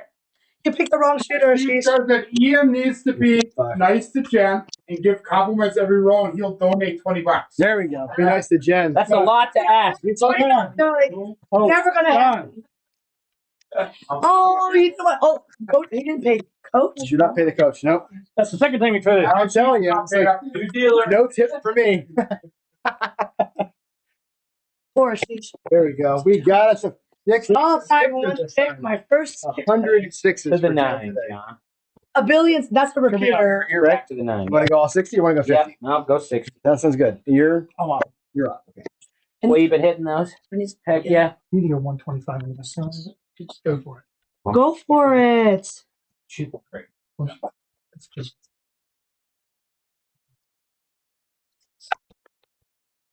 Nice. Another one. Hey, Jen, that's a great shot. $70. Turn off your bets. He's being nice. Turn off your No bets. kidding. Make it look like 100. You got it. Hey, I'll do that for you, sir. Yes, sir. You're on. The acting lessons. Paid it already. Kidding? So Coach Parker now is back on. 6, 8, 9. Back on. I don't know. Ian Slow it down. gave me a compliment. I think we should be careful. Those worth $20. So we're 20 6, bucks. 8, 9. Yo. Yo. Oh, I knew it. I knew it. You might fall in there. no. Yeah. It was that teammate's compliment. It was like turn off your bets. All right, guys. We're gonna give somebody else a chance to shoot. Good shooting. Ben, Good example. Yep. who wants to shoot? Pretty random. You want? I know you want to bet. You want to take a turn? No, Are you please. sure? I want to see your amazing betting skills because you're a really good player and amazing. He's really good. Negative 20. Right. Are you up for the? Yeah. Huh? What the shot? You like 8 of them. 5, He's paid up. 6, Yeah. 7, He's like he said 5 to 20. 9, 10. So I'm up Under that. What do you pay? $9 or $11? $150, I guess. I'm up about 8, 9 years. Why isn't he here? There's the yo. There's the yo you needed. 100%. There you go. It always happens that way, isn't it? Exactly. I mean, The last number, boom. hop it. Hop it on the come out. Right. It's so weird how that happens, but It's strange, isn't it? try telling a math guy that though. Yeah. Oh yeah. All the Drop the gloves and that's good. Another one, yo.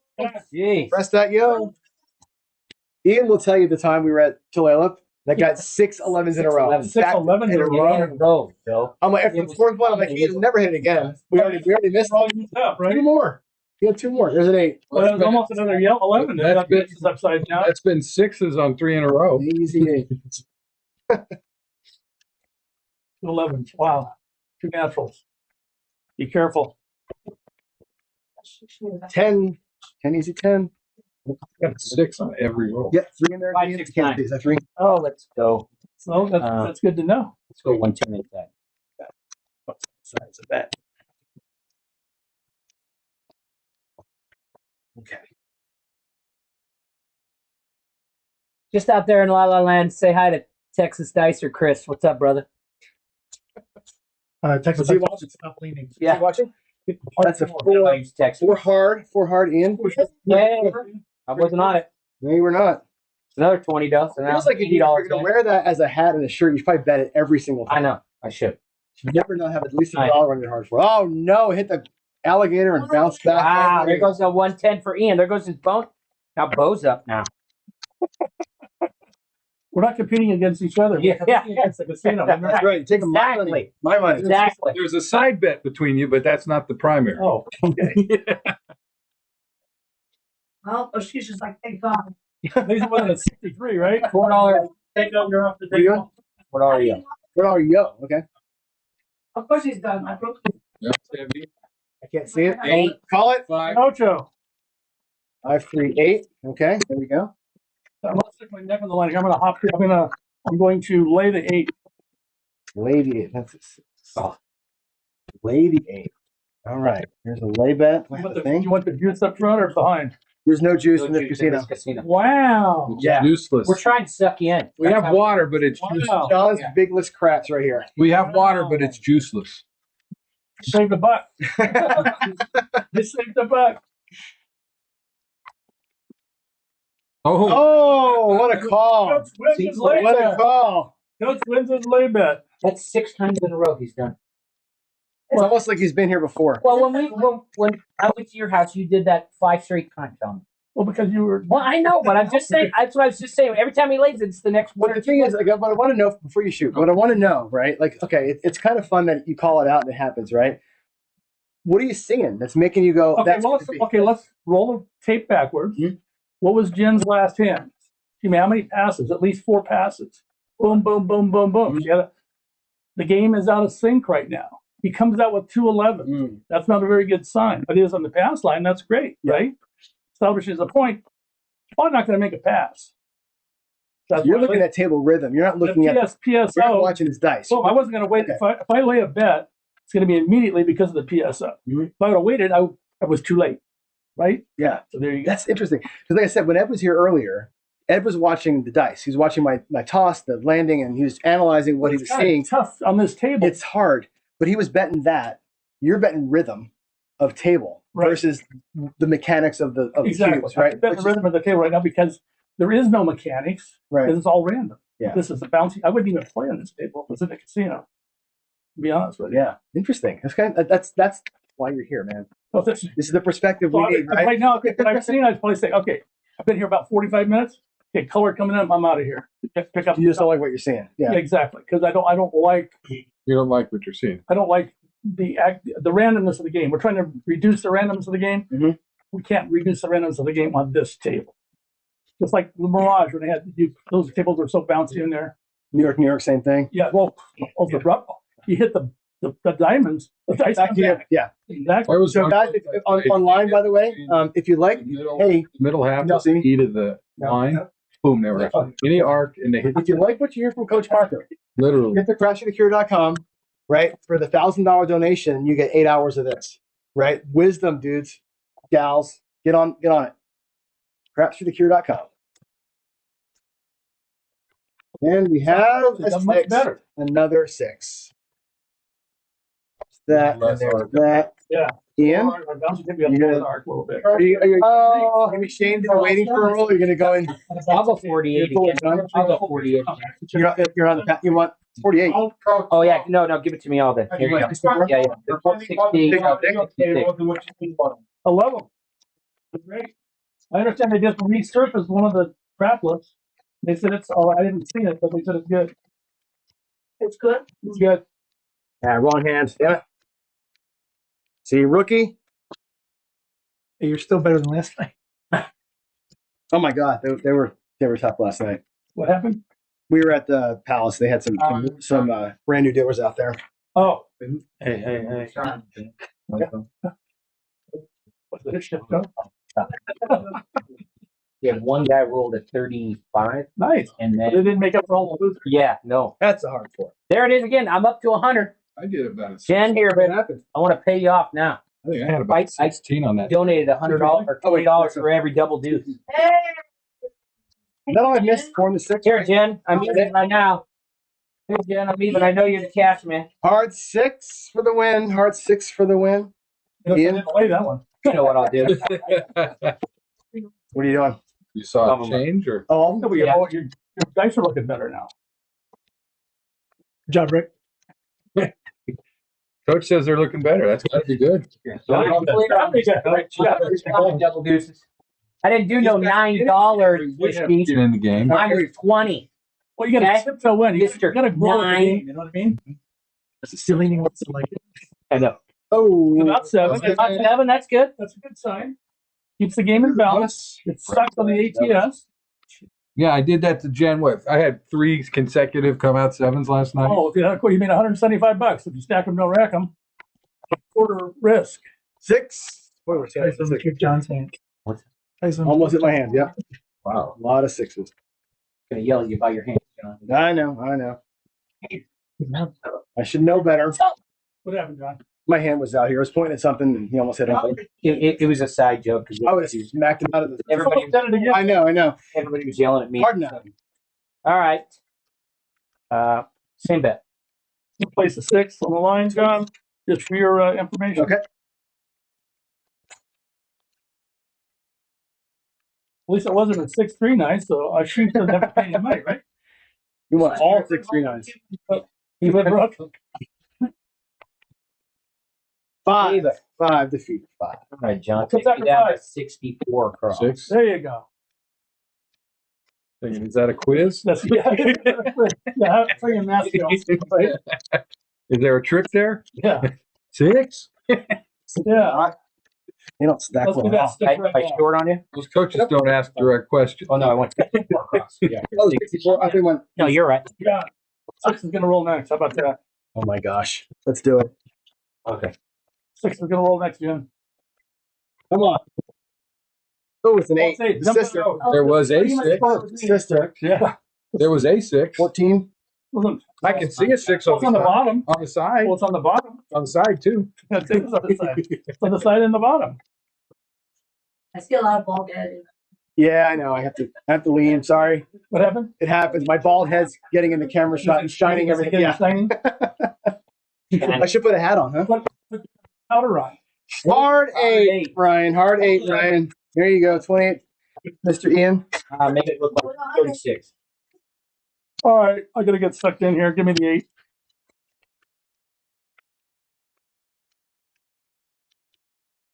I'm doing okay if I'm getting betting from the There coach. you go. Don't screw it up. Where's my? I didn't put the. Yeah, it was 8. What else? 6. Don't screw it up. 9 is Sheesh. another $9. Make you holla! Oh, what a wimp! Give me a dollar. Yeah. Take a look at 25, will you, Jim? You got it. I'm not a quitter. 6, 8, 9. I'm still here. And the 5, John. Oh, you're on. I didn't mark the 5. No. Okay. And That's good. okay, we're good. Good job. There's another one. Boy, sheesh. Wowsy. 40, John. Oh, 6-3. You, John? Yep. You're gonna go to 40. 40. Drop me a nickel. I would hop 6th grade every week. Yes, sir. I know what's happening next. Yes, you do. You got that $4 ready for? Got it. You got that $4? I got a couple of them right here. What are we expecting here? I want a 6, 8, or 9. I don't know what these guys are. G Money special he's doing. Money special. G Money special. Come on. There's another one. There, his junk. He just popped that in. Fantastic. All right. Yep. You know what's going to happen. I'll explain it for people. They can see it. But that pays 56 plus your 4 makes this look like 100. Love it. Black and play. There we go. Black out. Here we go. Okay. Did I already pay you? No, I thought put a 50. I thought I did. You got it. 50. You got it. All right. That's a big press bow. This is the full press. So what's next? It's this. It's coach. It's this. We can go as long as we want to. Yeah. Oh, we want actually learn. Ooh, that's how he shot fired right there. Maybe 15. Sit down and get it. John, Yes, sir. pull like this, John. You got it. What I do? You didn't do anything. Go ahead. Here's the thing. You're doing just fine. Don't do anything. Right? The dice. You're doing just fine.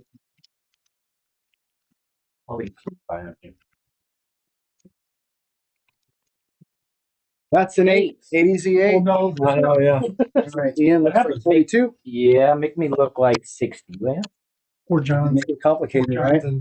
How do you make 12 look like 60? I wasn't at 12. He was a 36. I had 36. Oh, really? Okay. Good. Wait. I don't know what it is.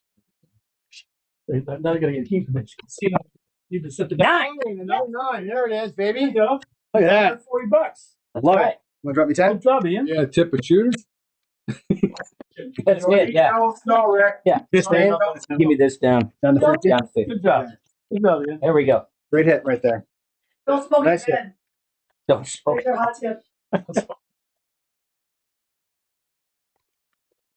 Yes, he does. 8 hard. 8 hard. Here we go. Gotta do a quick order. Oh, 75 for 5? yeah. Hold on. Let's make it look like I think I'm trying to keep it close. 77. Yeah. But it's still, 77. Good gravy. Well, let's make it easy. Just keep it that same bet. We'll just same bet it. Give me 5. Yeah, here you go. $77. Come on. I just want to mess with you. 77. Yeah, what the hell is that kind of bet? 66 is the profit. I know. I Oh, am messing with John, guys. Yeah. Stops every Yeah, day. you got it. $4 bet. I That's got not very fun. Yeah, it's like the no fun group. No. No. There was a No 16. parlays, Brian. Sorry. Yeah. There's another 8 now. Easy 8. All right. Good job. Now make it look like 90. You got it. Make mine look like 300, John. Wow. That'll take 3 black chips, sir. Put it on my account. But yeah, I'm good for it. Marker. He's good for it. Say Marker or Bo Parker? Marker. You know, I did that one time. It said Parker, and he said, "Oh, you want a marker?" No, I don't need a marker. Oh, there it is. Wow. That was a great roll. Good roll, shooter. But I didn't. Good job. For one more. Let's do it. Keep shooting. Want to go? Same Same shoot? Oh, Randall. You want to go? You got a new shooter. Randall's Itchy. Now we gotta be careful. Yes. How you doing over there, Ian? I'm up a little bit now. Okay, well, how much is a little bit? Let's see, 6, 7. I'm up 300, 400. 3, I got some catching up to do. 8, 9. And there's my bind. You got a 7 come out 7, winner 7. Frontline winner. The winner. You should have been on the pass line. What the hell's the matter with that? Almost 400. Telling you. You're up 400? Almost 400. Well, I would have to make a major move. There you go. That 9 was nice. That 9 was nice. That 9 has been rolling a lot. 7. Hit the back wall, please, sir. Shit, that would have $100. Dice didn't get in the way. Hit the gym. Hit the gym, my friend. Stay off the steroids, okay? You can't throw 8 feet. Lack of hair, no strength. I mean, you know. This is where you really need to be on the pass line. Because right now, a quarter, you'd be at 100 right now with a $25 risk. hits another natural winner, you got $75 profit. Oh, He's at 80. but even so, you're on a good number. Oh, yeah, Right? yeah. 5 ways to make it, right? Yep. I love that play. Good number. You don't need to take odds. I love that play. You need to take odds. You're just doing the 4 and 10. Just the 4 and 10 right now. You want a hard 4? Sure, John. Talk me into it. $5 hard fork. You don't like all night. Oh, That's a 5. 5, that don't help. Doesn't help anybody. It looks nice, but 1-4. nobody gets paid. Drop a dot. You did the hard way shit. Hey, there you go. That's the reason why we doubling it. There you go. You're gonna do press 1 there, and I'll take 1. Got it. You don't pay the dollar juice? No. No, not today. For the bets. Juiceless Casino. This is Johnny's Juiceless Casino. That's what we're gonna call it when I make it too. Johnny's Juiceless House of Fun. That's what it's gonna be. All the free bets, and I'll still make money. 6. Nobody gets nothing. All right. You're not marking my ATM. I'm not marking the 6. And would you else have an 8? Yeah. Can you throw a 5? And a 10. And a 10. He didn't throw a 5? No, he did throw a 5. He did. Did I throw a 5? Yeah. Yep. Oh yeah. It's a big roller. It's another 8 right there. Like a winner. Nobody's in it. Looks like a frontline winner that nobody cares about. So there's your thing, right? Press. Okay, what I'm gonna do? I'm gonna go to the pass line right now. This shooter. Pick it up a little bit. Yep. Is that hardway? There we go. Railed up. Hardway's No. working. Let's call him off. No. Fever. That's a 5. Viva. Viva Las Vegas. Drinks. Good.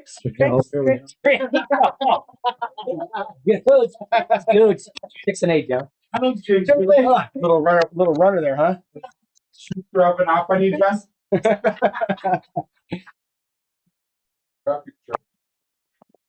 That's a hard 6. Hard 6. All right. Mark the point. Hard 6 and 8. Double. Drinks are overrated. Hey, Jen, you never won. Give me those odds. Yeah. There we go. Give me those odds. Cat, come I'll here. take the 9 as well, John.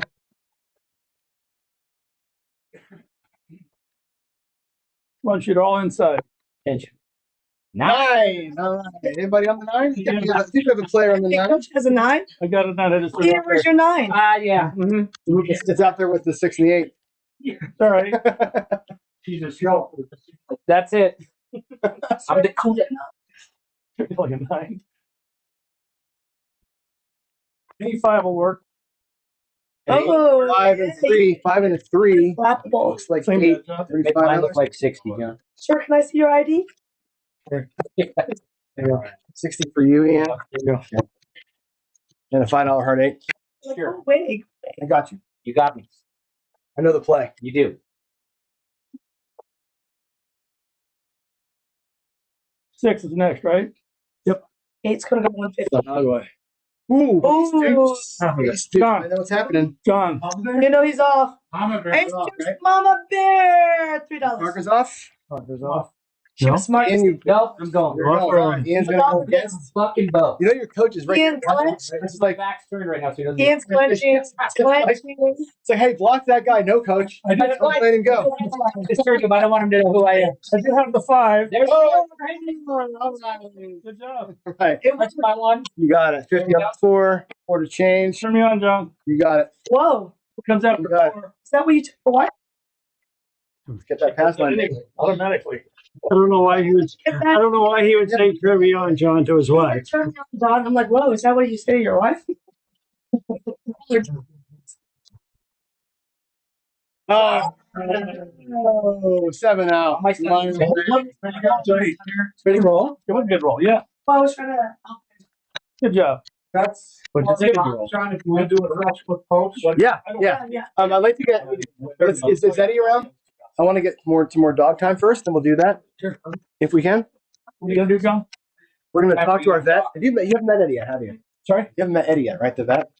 No. Oh, this is great. He's got his in-service dog with him, Oh, so we're going to talk to him for a few minutes. Then why don't we sit down and just talk a little bit? okay. Pop out 450. We do need. That's good. Yes. Yeah, that's fun. But we're not competing against each other. We're friends. You want to give us two ads, like one of ours? Thanks for joining us for Craps for the Cure 2025. This year, we're again proud to partner with Veterans Moving Forward, a unique organization that's 100% focused on providing service and support dogs for U.S. veterans that are dealing with physical and mental challenges associated with their time in service. 100% of every dollar donated through Craps for the Cure goes directly to Veterans Moving Forward, and VMF puts 100% of that money directly to work in the purchasing, caring for, and training of these very special dogs that serve our highly respected U.S. veterans. Over the last 2 years, with your help, Craps for the Cure has raised enough money to purchase 2 dogs for Veterans Moving Forward. The first one, Moochie or Mooch, was purchased about 1.5 years ago and named after our good friend and fellow Craps YouTuber Chiro Moochie, who unfortunately passed away a couple of years ago. Pearson was purchased this past year and named after Ed Robinson from Roll to Win Craps, from his son, who we also unfortunately lost way too early. This year, we shift our focus into funding the training and raising of these 2 pups as they prepare for their dogs is expensive and time-consuming work. They each train about 2 hours a day, 5 days a week with a certified service dog instructor. These lessons, they run about $100 an hour over the course of 2 years. If you want to make a big impact, we're happy to let you know that a few of our sponsors have really stepped up this year. Head to crapsforthecure.com and click the high impact donations link, and you'll come here to this part of our donations website. And for starters, every person that donates $1,000 will get to train for a full day with Dice Coach Bo Parker. Coach Parker is willing to donate his time, 8 hours, to the cause for everyone that steps up with that size of a donation. The folks at Casino Quest have put up a number of high impact items, full dealer training for $500, all the classes, all the online courses they offer, full dealer training, $500. If you do 1,000, they'll let you have the full dealer training plus come in person for a private audition with David or Alex. If you really want to step up and drop 5,000, that's fantastic. They put up a full experience with training at the facility, a ride to the casino, dinner with those 2, David and Alex, and of course, gambling with them live.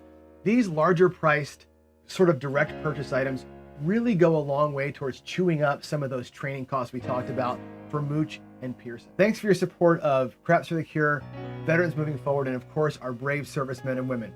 God bless you. A little more. That should get you out of it, barely, yeah.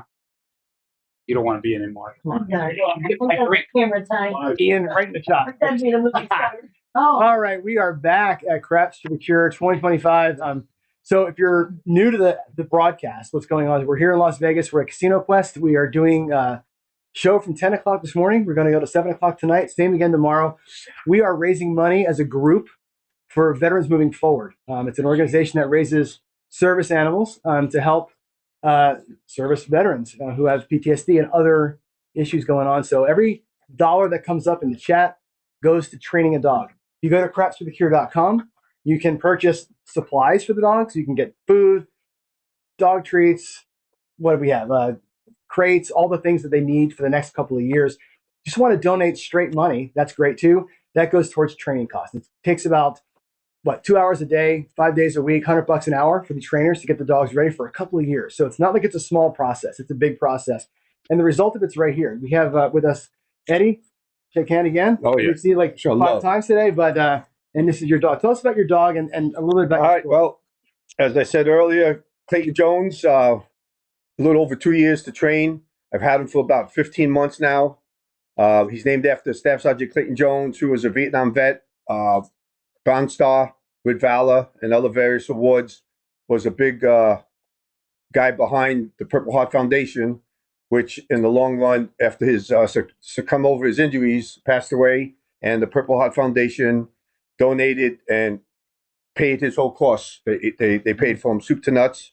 And like we said earlier, it's an expensive investment. And that's why we're here. So, please donate. It works. It works. It's phenomenal.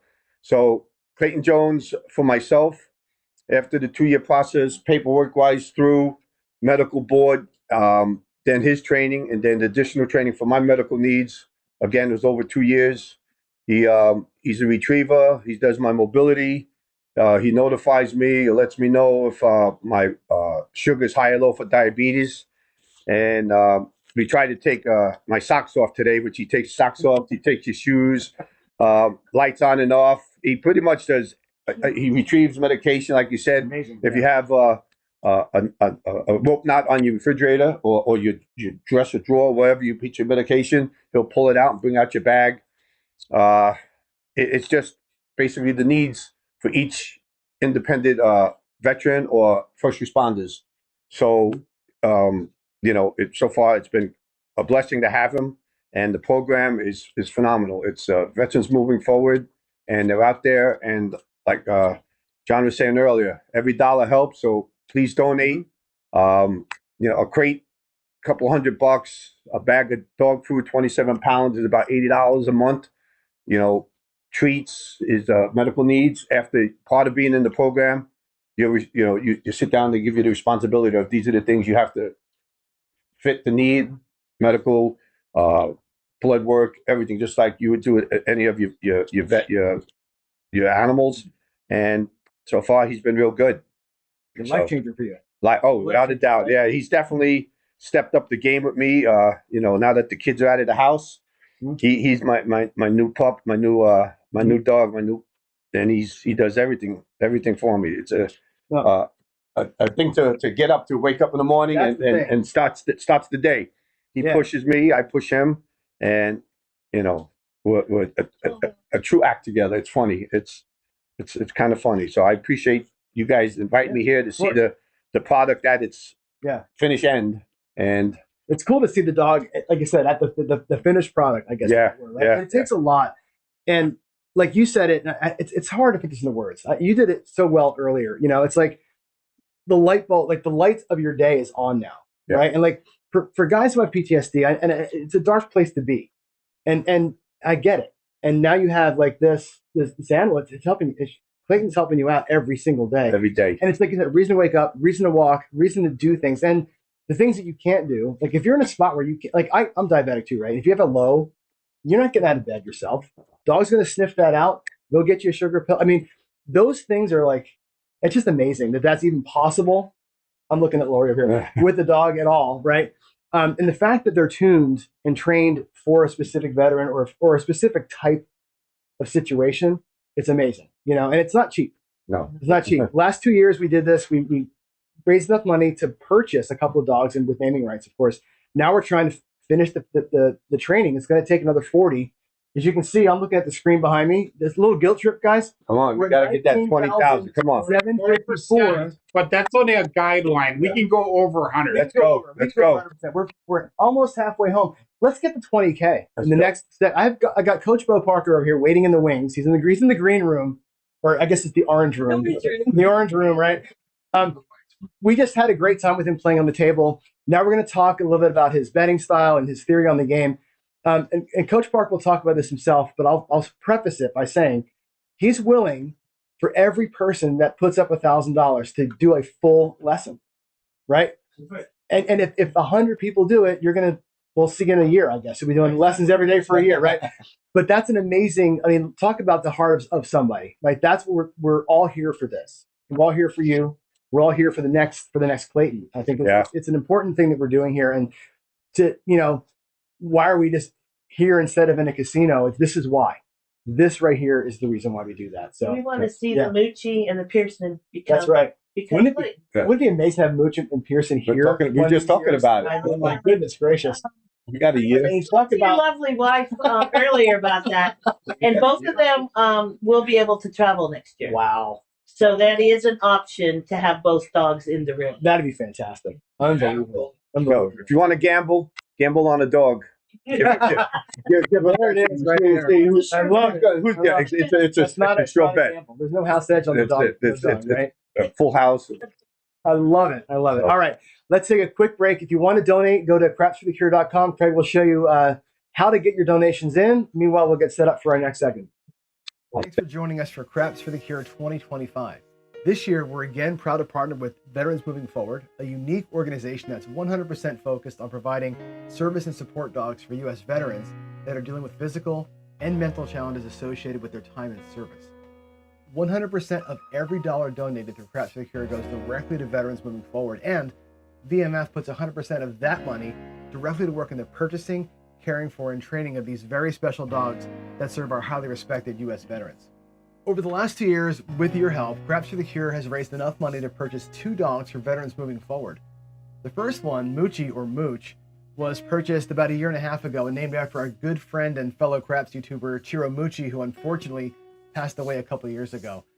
Pearson was purchased this past year and named after Ed Robinson from Roll to Win Craps, from his son, who we also unfortunately lost way too early. This year, we shift our focus into funding the training and raising of these 2 pups as they prepare for their life of service. One of the best and most tactical ways you can help the cause this year is to purchase items of need for the service dogs. By following the Dog Training Fund link at crapsforthecure.com, you'll see a full list of training aids, medicines, doctor's visits, and other supplies that the dogs need over the next 2 years. From a $15 box of poop bags to funding their vet visits and vitamins, pick the item that fits your budget and know that what you buy literally gets bought and earmarked directly for Mooch and Pearson for use over the next 2 years of their training. Thanks for your support of Craps for the Cure, Veterans Moving Forward, and of course, our brave servicemen and women. God bless you.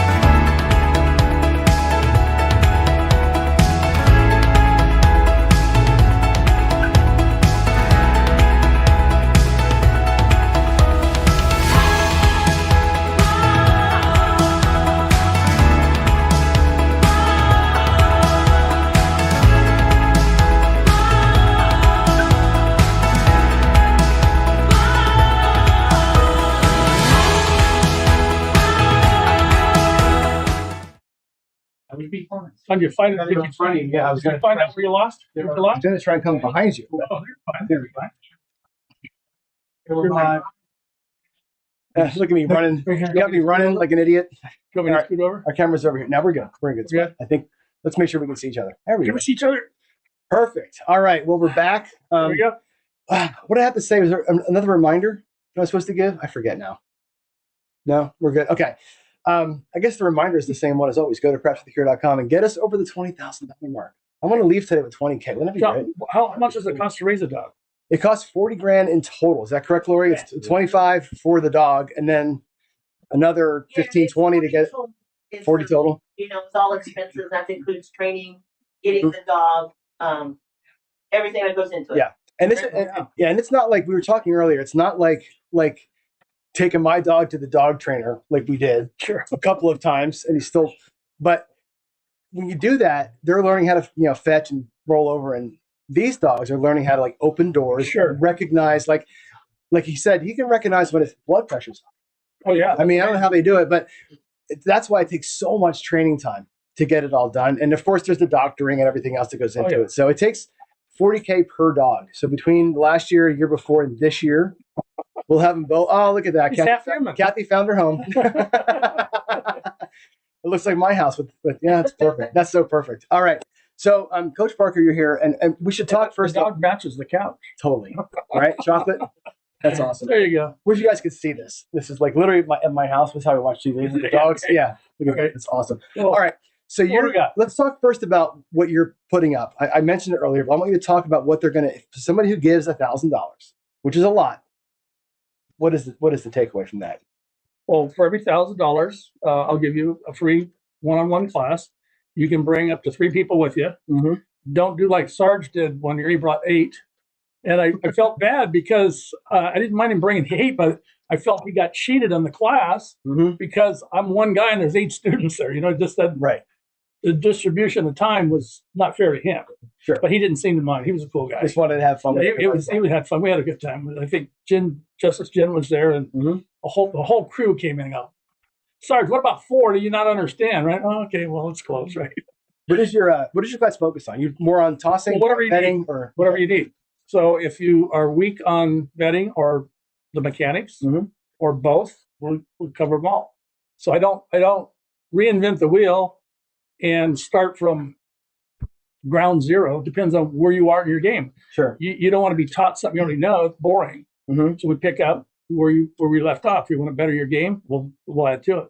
So somebody like me, and I'll use myself as the example. Because here's the reason why I asked the question, because I think I know a lot, right? I think very highly of myself, right? But the problem is, you probably know more than you think. I think I know it all. You don't know it all. Nobody knows it all. The problem is, right? And I get caught up in this, and I preach every day. The choirs here, I preach to you all every day. What? Be careful, hug your money, right? All the things. When I go to my local with Ian, we went a couple times, right? And you're like, you're ready to go home, aren't you? Like, yeah, I'm ready to go home. Like, we played for like 5 minutes. I'm like, love you, dude, but I'm out of here, right? But when I come, are you up or down then? Up. Oh yeah, if I get up, okay, get up. Right, done. Hit and run. The first time we met, though, Ian, he's like, hey, are you? Anyway, we go, let's meet at the casino, and and I with my bodyguards, we went to just make sure he wasn't a crazy person. We go to the table, play the Headless Horseman, right? Literally, I put $50 in the don't. 25 in the come, the guy 7's out, and I'm like, beautiful. And he goes, are you ready? I'm like, yeah, I guess that's nice meeting you, dude. See you later. We stayed for a while. But at home, I can do that. At my local, I can do that. How close are you to your now I'm far. We just moved. I'm 2 hours away. Cool. But I used to be a half an hour. Okay, that's good. You can do that. You can do hit and run. Yeah. I can hit and run my local blackjack, which I do, right? That's easy to do. Come in here once, twice, 3 times a year. Bigger bankroll, a little more fun. Let's go once cross. Let's play like Ian played earlier, just kind of blah, blah, blah, like I was playing earlier. The problem that I have is knowing all the things that I know and going, oh, and then I get lost in the sauce, right? You are a machine all the way through. So what is your advice to somebody, not to me specifically, but somebody who's got that kind of like, I just want to have fun today? Well, okay, are you there to play or to win? Yes. Yes, what? Yes to both. Okay. I do want to play. I mean, I do want to win, obviously, right? Winning is part of having fun, right? Truth. But if you stay too long, you're going to lose. I don't care who you are. Time's on their side, right? So last night, here's a story.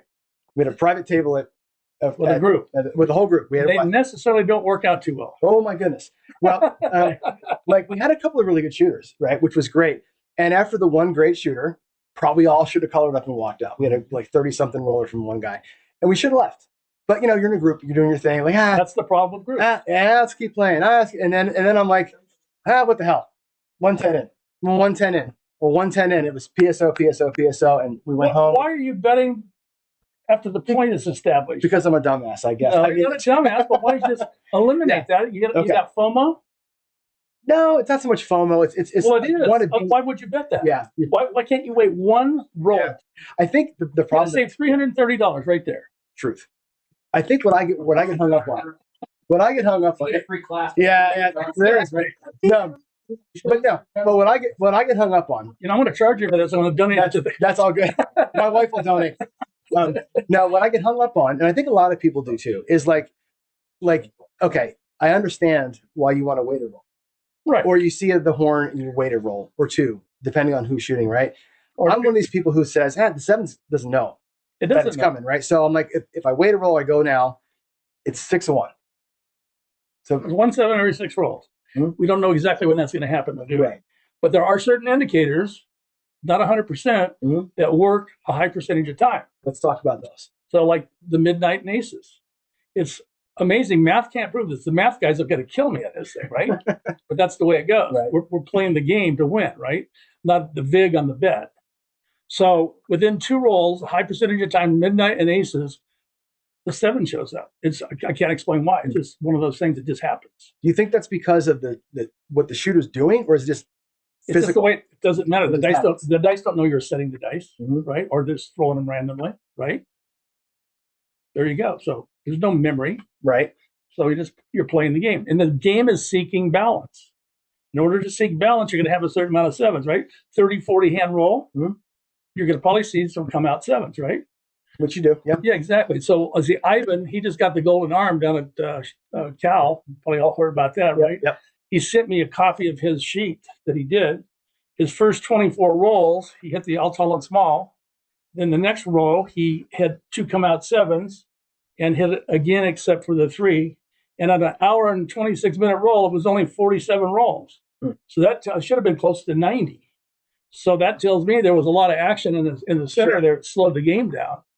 And then the next day, 2 days later, he goes to Fremont and gets another 45. So, but if he'd have got 60 there, he'd have been a golden arm there too. So what are your thoughts on that? So I get what you're saying about the horns and stuff. What about time? Because when you have a slow game, do you feel like that has an effect on things from the metaphysical side of things? You want to quickly, to keep good energy, right? So say you're in a game and you just started and you're up $300 or $400 and the table's full and it's mostly random.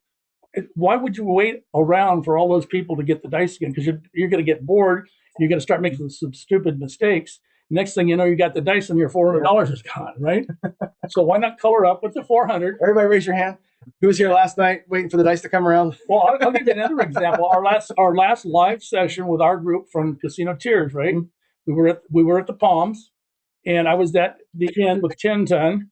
The other half the class, the whole table was full. We had a full class, and there was a student next to me. And 20 minutes goes by, and I haven't made a bet. And he goes, "Why haven't you bet?" I said, "Have you seen a number we can bet on yet?" He said, "Well, you just saved me $800 because it was just 2 short rolls. And since people are paying you for the class, it's kind of hard to go lay against them, right?" So we just rolled with it. So, but you got to be able to read the table. If you're not getting numbers, why have the money at risk? And look at right there, the dice. Got to look at the 7 right now. We're talking. Look at that. And we keep staring at it. Look at that. I'm looking at boxcars and there's a 7 on top. What does that tell me, right? So what's the number one thing you would tell 2 types of people, right? The brand new player who's coming out, right? The casino teaches them to come bet, right? What do you teach the brand new, never played before, trying to figure the game out person to help them through a night? Well, I like to look for dominant numbers. Okay, let's talk about the come bet for a minute. I don't do come bets, but if I were going to do one, I would do it. If I had a pass line, I'd do the come bet right after the pass line was set, right? For the PSO. What's the matter? Oh, we're changing camera views. You're what? Changing the camera views. Put the bet. I'm going to put the money out there while you're talking. All right. So you would do a come bet after the points established. So if you PSO, you broke even, right? Yep. So there you go. So catch a 7 here, that pays. Yeah. Everything's even. You lose one, win one, right? So boom, boom, boom. So I don't do a pass line bet on anybody but myself. And of course, as you all know, you sometimes shouldn't do that either, right? It's the way it goes, right? So there's no guarantees. So what I like to do is this: if you want to do a come bet, don't do the come bet, but follow the number. So pick that come bet up. So say the point's 5, and the dice are rolled, and now the 6 rolls. Go ahead and place the 6 now for $30. Okay. So the reason why you're doing the come bet, of course, to the math guys, is because it pays true odds, right? Okay, but if you do the math in this thing, okay, you've got a $30 place bet, right? Yep. Well, let's just for the math reasons, let's say it's a nickel game. You had a $5, so that the $5 goes there, and you put full odds, which would be 25. You got the same amount of risk, and they're both going to pay the same. On any inside number, they pay exactly the same. Only you don't have a contract. Right. On a 3-4-5 game. On a 3-4-5 game. Only on a 3-4-5 game. Now the 4 and 10 actually pays better on place bet when you buy them as opposed to doing a come bet. And I'll give you that example. Let's do $100. Let's do $100 thing. Okay, goes to the come. Full odds is 300, right? Yep. Okay, so you come along and you place it for 400. Buying it, right? Mm-hmm. This pays 700, right? That's right. This pays 800 minus 5%. You make an extra $60. Mm-hmm. So there you go. So why would you want to do a comeback? Yeah, I think it's a rhythm thing. I think that the casino wants you to do it because it plays into their also on the come bets, if you get 3 or 4 come bets and now the points hit, and now come out sevens, you just lost all your base bets. True. And you get your odds back. So what's up with that? And a lot of casinos don't even give you comp points for your odds because they're true odds. You definitely don't get comp points for your odds. I know. Yeah, so it's just and so why would you want to do that? Yep. But you have the same amount at risk. Does that make any sense? Mm-hmm. See what I'm saying? For sure. Here you go. Now, an interesting thing, and I'm not. My people have seen me do this before. I spend a lot of time breaking down big rolls. Okay, so I've done my show. I've done it where people have gotten 54 rolls here, 56 rolls there, and they'll send me the numbers, and I'll go, cool. Was that practice rolls? Or? No, at a casino. Okay. Somebody's logged them in a casino. Like if so and so had a 56 roller, and nice hand. It's beautiful, and I'll play. Let's play it out. So I'll put the bets out there, and I'll go. Let's follow the rolls. We'll do a same better. Follow the rolls. We'll do a single presser. Follow the rolls. We'll do a full press. You know, whatever the rhythms are. Right. And then I'll do a come better. And what's interesting about it is that on a massive roll like that, now the come bets played this way, where you go with a $25 come bet first, and and after it wins, the next come bet goes to 35. Okay. And right, you progress the flat to get the odds. Okay. Right. Those people actually make almost as much money as the person who's doing a full press collect rhythm. Well, and they leave less money on a long roll like that. On a long roll, they leave less money on the table too. On the short rolls, you're getting planked, like you said. Those come out sevens are killer. So it's like this weird balance of like that can really work well if you're okay with pressing the base or doing like you do, like the follow it. I mean, the stack it. I'm saying if you catch an 11 in here, right, stack it up and come up with a free bet, right? Those treat that the same as you would a pass line. Yeah, exactly. So I don't want to go fully against the come betting because you can make money with it if the roll comes to depends on the situation. Right? Yeah. Well, like at a 60-hand roll or whatever, I mean, they'll probably both equal out pretty close. Yeah, the biggest difference I found when I did that analysis was the money left on the table. The come better ended up with 3 bets, of course, with max odds. Everybody else had like $4,000 out here on the 56 roller. So you end up burning $4K while you're winning 16. This guy burns 900 while he won 13. Okay. And so you look at that, you go, yeah, but the money you're burning, you didn't bring with you. Truth. Yeah. The casino provided that for you. Mm-hmm. So you really didn't lose anything. You hadn't had it yet. Yeah. It's hard. Is it hard to watch the money go away though? When you've pressed, I'm watching, I look in the room. When you've pressed up your bets, you're like, and you get to like 3,200 across sometimes. You're like, oh man, look at that. It's not because we pressed up that sure. That's not money that I Well, if you're worried about it, you can always just regress it all the way down, put it in your rack, and start over again. I do that. I'll get to a certain point, and I'll regress down to my base again and work it back up again. Or so how much did you have out there? It's like $4,000, $3,000. Good question. Okay, 800. If you have a question, come on up, and the microphone's here. We can hear you better. So if you got something to say, come on in. That's all right. What will be the ratio then, right? So let's say you put 600 in your rack. What should be the ratio in your rack versus on the belt? Because I tend to see myself being a little bit more aggressive. I don't regress as much. I end up having, even though I'm putting stuff in my rack, I still have my belt. It could be up to $1,300, $1,400, and only $600, $800 in my rack. So what do you think that ratio should be? Well, it depends on how aggressive you are, right? So you could have 1,400 and you got 600 in your rack. If you don't mind losing the 1,400, if you're cool with that, because you may miss out on a monster roll if you take it down, right? That's the give and take part of it. But if you want to be a little more conservative and guarantee you more money, it's your money. There's 1,400 out there. Take 700 and put in your rack. Now you got 1,500 in your rack. You got 700 out here. Boom. Why not? And then immediately start pressing when they hit, and then collect. That's what I would do. Yeah, I think I said this one time about like what does your personal table max look like? Like some people, the table max might be 5,000, but you're not ever going to go past 500 per bet. Some of that freaks them out. And it's okay, you know, it's okay to recognize that, I suppose, right? Well, it depends on your tolerance to risk. But if you know, say you started with an $18 eight, and all of a sudden the eights are rolling, you got it up to $900. What's the matter with that? It's not. You didn't bring the $900. Yeah, You know what I'm but saying? that's mental gymnastics though, because you're looking at it going, if Well, that person don't collect, focus on the money. Focus on the numbers. Okay. Because you get the money out of the equation. You hit the numbers, the money is going to come, right? Yeah, I kind of feel like if I got it to 900, if I collected a 450 along the way, then I'm okay with the 900. Well, it depends But if where I you never are in the game. collected, Now, here's another scenario: if you've struggled to get there, and you're just treading water, and you're just like even, and you got all this money out there, I would grab a lot of that and put it in my rack for a psychological move. Amen. Yep. See what I'm saying? You can't just, especially if you're struggling. Coaches bring up the point. That's what you need. The point is, it's not about the money. It's about the progression. It's about how. Right, don't focus on the money. Right. And if you're struggling to get there, then take the money. If Yeah, you struggle to get there, then keep the progression going till you get to a point where you're not comfortable anymore. For sure. Yeah, if you're uncomfortable while making the bet, don't make the bet. Yeah, and I think it's a huge mental thing, right? So if It you're is like, mental. yeah, and so I was in a situation not long ago, well, maybe a couple years ago, I guess it was. We have another anonymous donation, $20. Awesome. Thank you, Anonymous. Where, like you're describing, I had a really rough session. I had a rough couple days, actually. I was in Atlantic City, and I'm down quite a bit, and we caught one of those rolls. Right. And I worked my tail off in that roll. 35 rolls into it, I finally got my rack even from where 2 days ago. Yeah. Right? That's a lot of work, isn't it? Ton of work, right? And but I had to regress twice to get there and make sure, and you know, and like if I hadn't regressed to preserve my rack to get myself back where I was, which made my brain okay, there's $5,000 to win.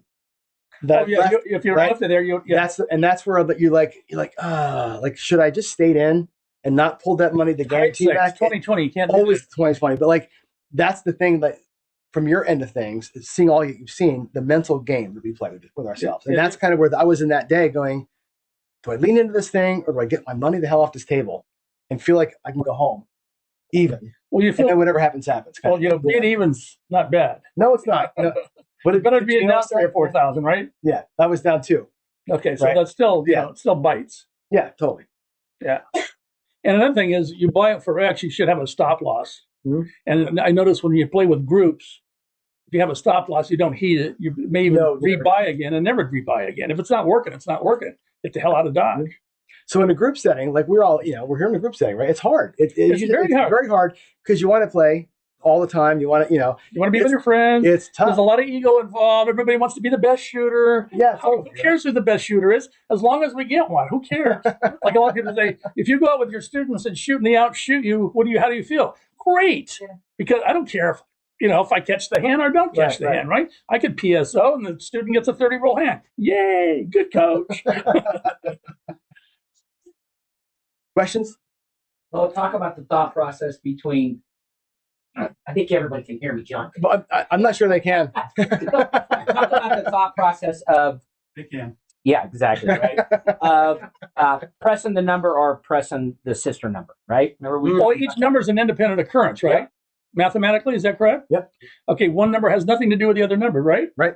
So a lot of people on the 6 and 8, especially if the 8's rolling and they collect and then they press the 6 and 8 together, hell, you may throw 8 8s or 6 8s and 1 6. So the pressing, you'll have an even amount on both 6 and 8 when the dominant number is the 8, and you got the same amount at risk if you did just press the 8. So that way you'll make a lot more money with the same amount of risk. So this is the difference between playing a system, which is sister press collect, and just kind of do it on rhythm. Right. Or, like you're saying, recognize what's happening. Recognize what's happening. Exactly. Right? Exactly. To beat the casino is use higher unit bets for a shorter period of time and get the hell out of Dodge. Simple as that. So I watched you do that earlier today. Well, it didn't work very well because. But I get the point. Well, I didn't have enough information on the table to begin with. It threw me in here cold turkey, and that's okay. Yeah, but you got information. You got information later because it was a bouncy table, right? Exactly. So yeah, and I tend to agree with that. Like we say it all the time. Like get out of the hand quick, get your money in your rack. And I had this I call it like the 3-step kind of plan. Like get even, get a little bit up, and be okay with it, and then you can make a choice. Sure. Stay and keep playing, or take it all and run. that's the point where I think the lean in has to happen. And I think myself, I miss the lean in sometimes. I miss when it happens, or I'm on the wrong numbers, or whatever. And it's like a lot of times I'll grind to a tie, or I'll grind to a small win, and I'll not get the lean in. Well, if you buy it for $1,000 and you're down to 500 and you're staying, and now you're back up to $1,100, you better leave.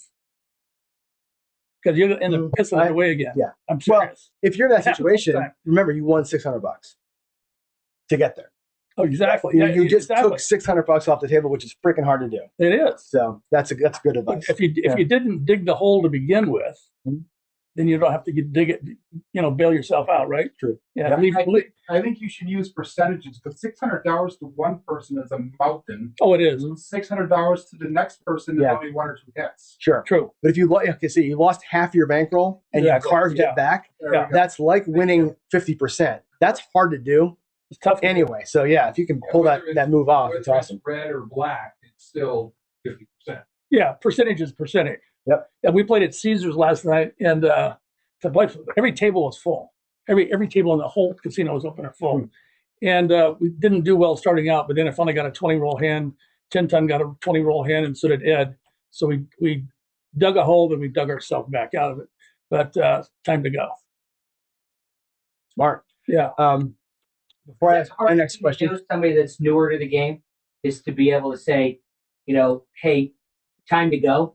Versus, a lot of people have trouble leaving because they want to play. And they end up and never rebuy. I see people rebuying or sign another marker. That's insanity, man. The question from Skill and Luck: how likely is Bo to recommend a 6, 7, 8 with a big don't and total right side less than the don't? Well, okay, what's the table producing? You're playing in the moment. You can't just give a generic answer to that because I don't know what's happening. I don't know what's being produced. You have to be in the game to answer that question. So this is the biggest. If you were to give 2 scenarios to help answer his question, if you were to give a scenario on either side, if you remember the question, what would you do? Or what would you like? Well, the way I play is if I'm going to switch to the dark side, I don't do the don't. I do the lay bets, and I'll eat the 5% vig. And then just do one lay bet on the pass. Because a lot of times if you're in a game, the point's established, right?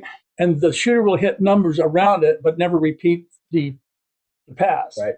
So they're hitting some numbers, but not that. So then just lay the point.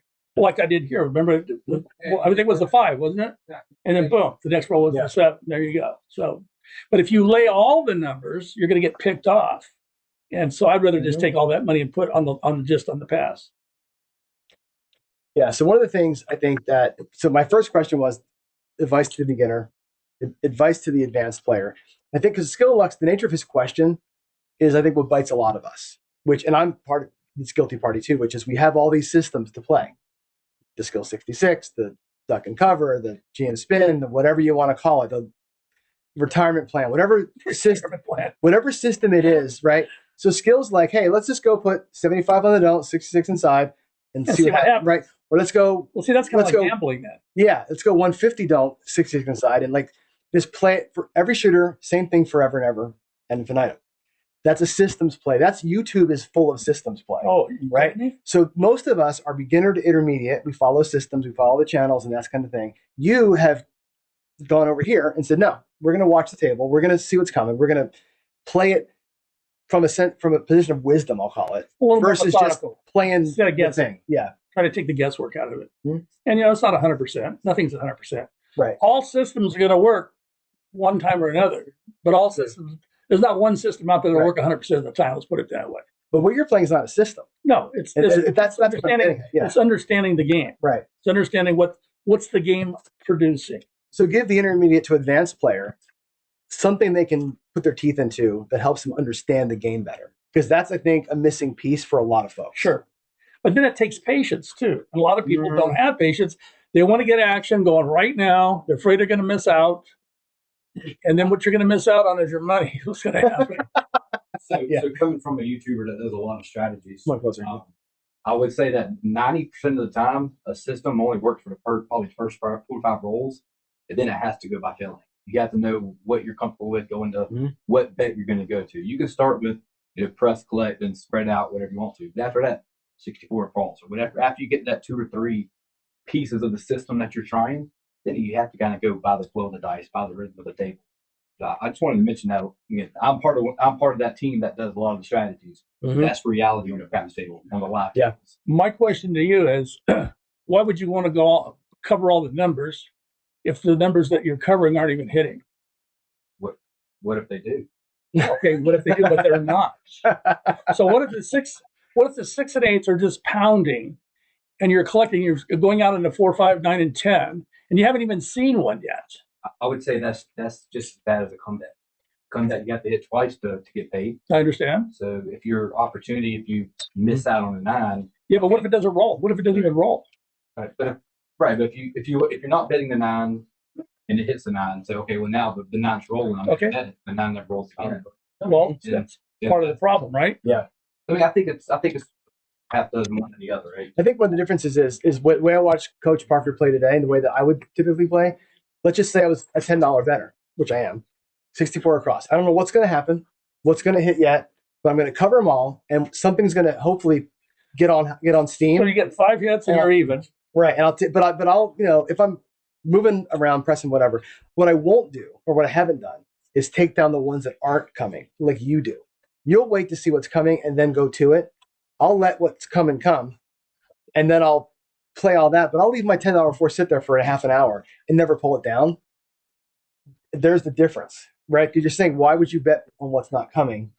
That's my mistake. Yeah, I would agree that that's probably my mistake. But I have that FOMO of like, I don't know what's going to come. The dice don't know what's going to come. Let's cover them all, and we'll see what happens. And whatever happens, I lean into that. But I forget or am not willing to lean away from the things that aren't happening, which I think you do way because better. you're afraid the number is going to hit that you don't have money on. Yeah. I was at a game one time. The 9 was lost for 60 rolls. No 9 for 60 rolls. Wow. So that becomes a good lay bet. So you lay that sucker because it's lost, right? I had laid it 5 in a row before the 9 hit, and now that's over multiple shooters. Oh yeah, Obviously, right? obviously multiple shooters. Yeah. Then when the 9 hits, you wait a roll, then you go back. It makes a good. Now it makes a good bet. It's amazing. So we have another viewer question. How would you describe the difference between a system versus a strategy? Well, a system is a system, right? It's a specific system. Like, say, for instance, the Iron Cross, right? 5, 6, 8 in the field. A betting strategy is one that you're going to create. I've asked this question a lot. What strategy are you going to use when you go to the game? I have no idea because I don't know what the table's producing. It may be a total dark side game. So then I would just end up.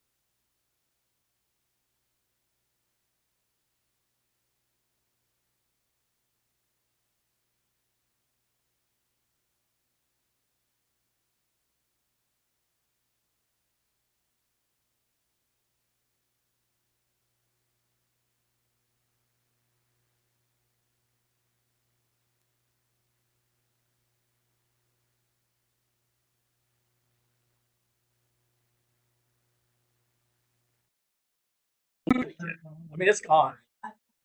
Check. There we go. Is that Are you on overtime? Are Okay, you on please let overtime? us know in the chat if the audio is working. It should be. So the next question we have. What's up? You got it fixed. Here. Unplug it, plug it back in. That's always the secret.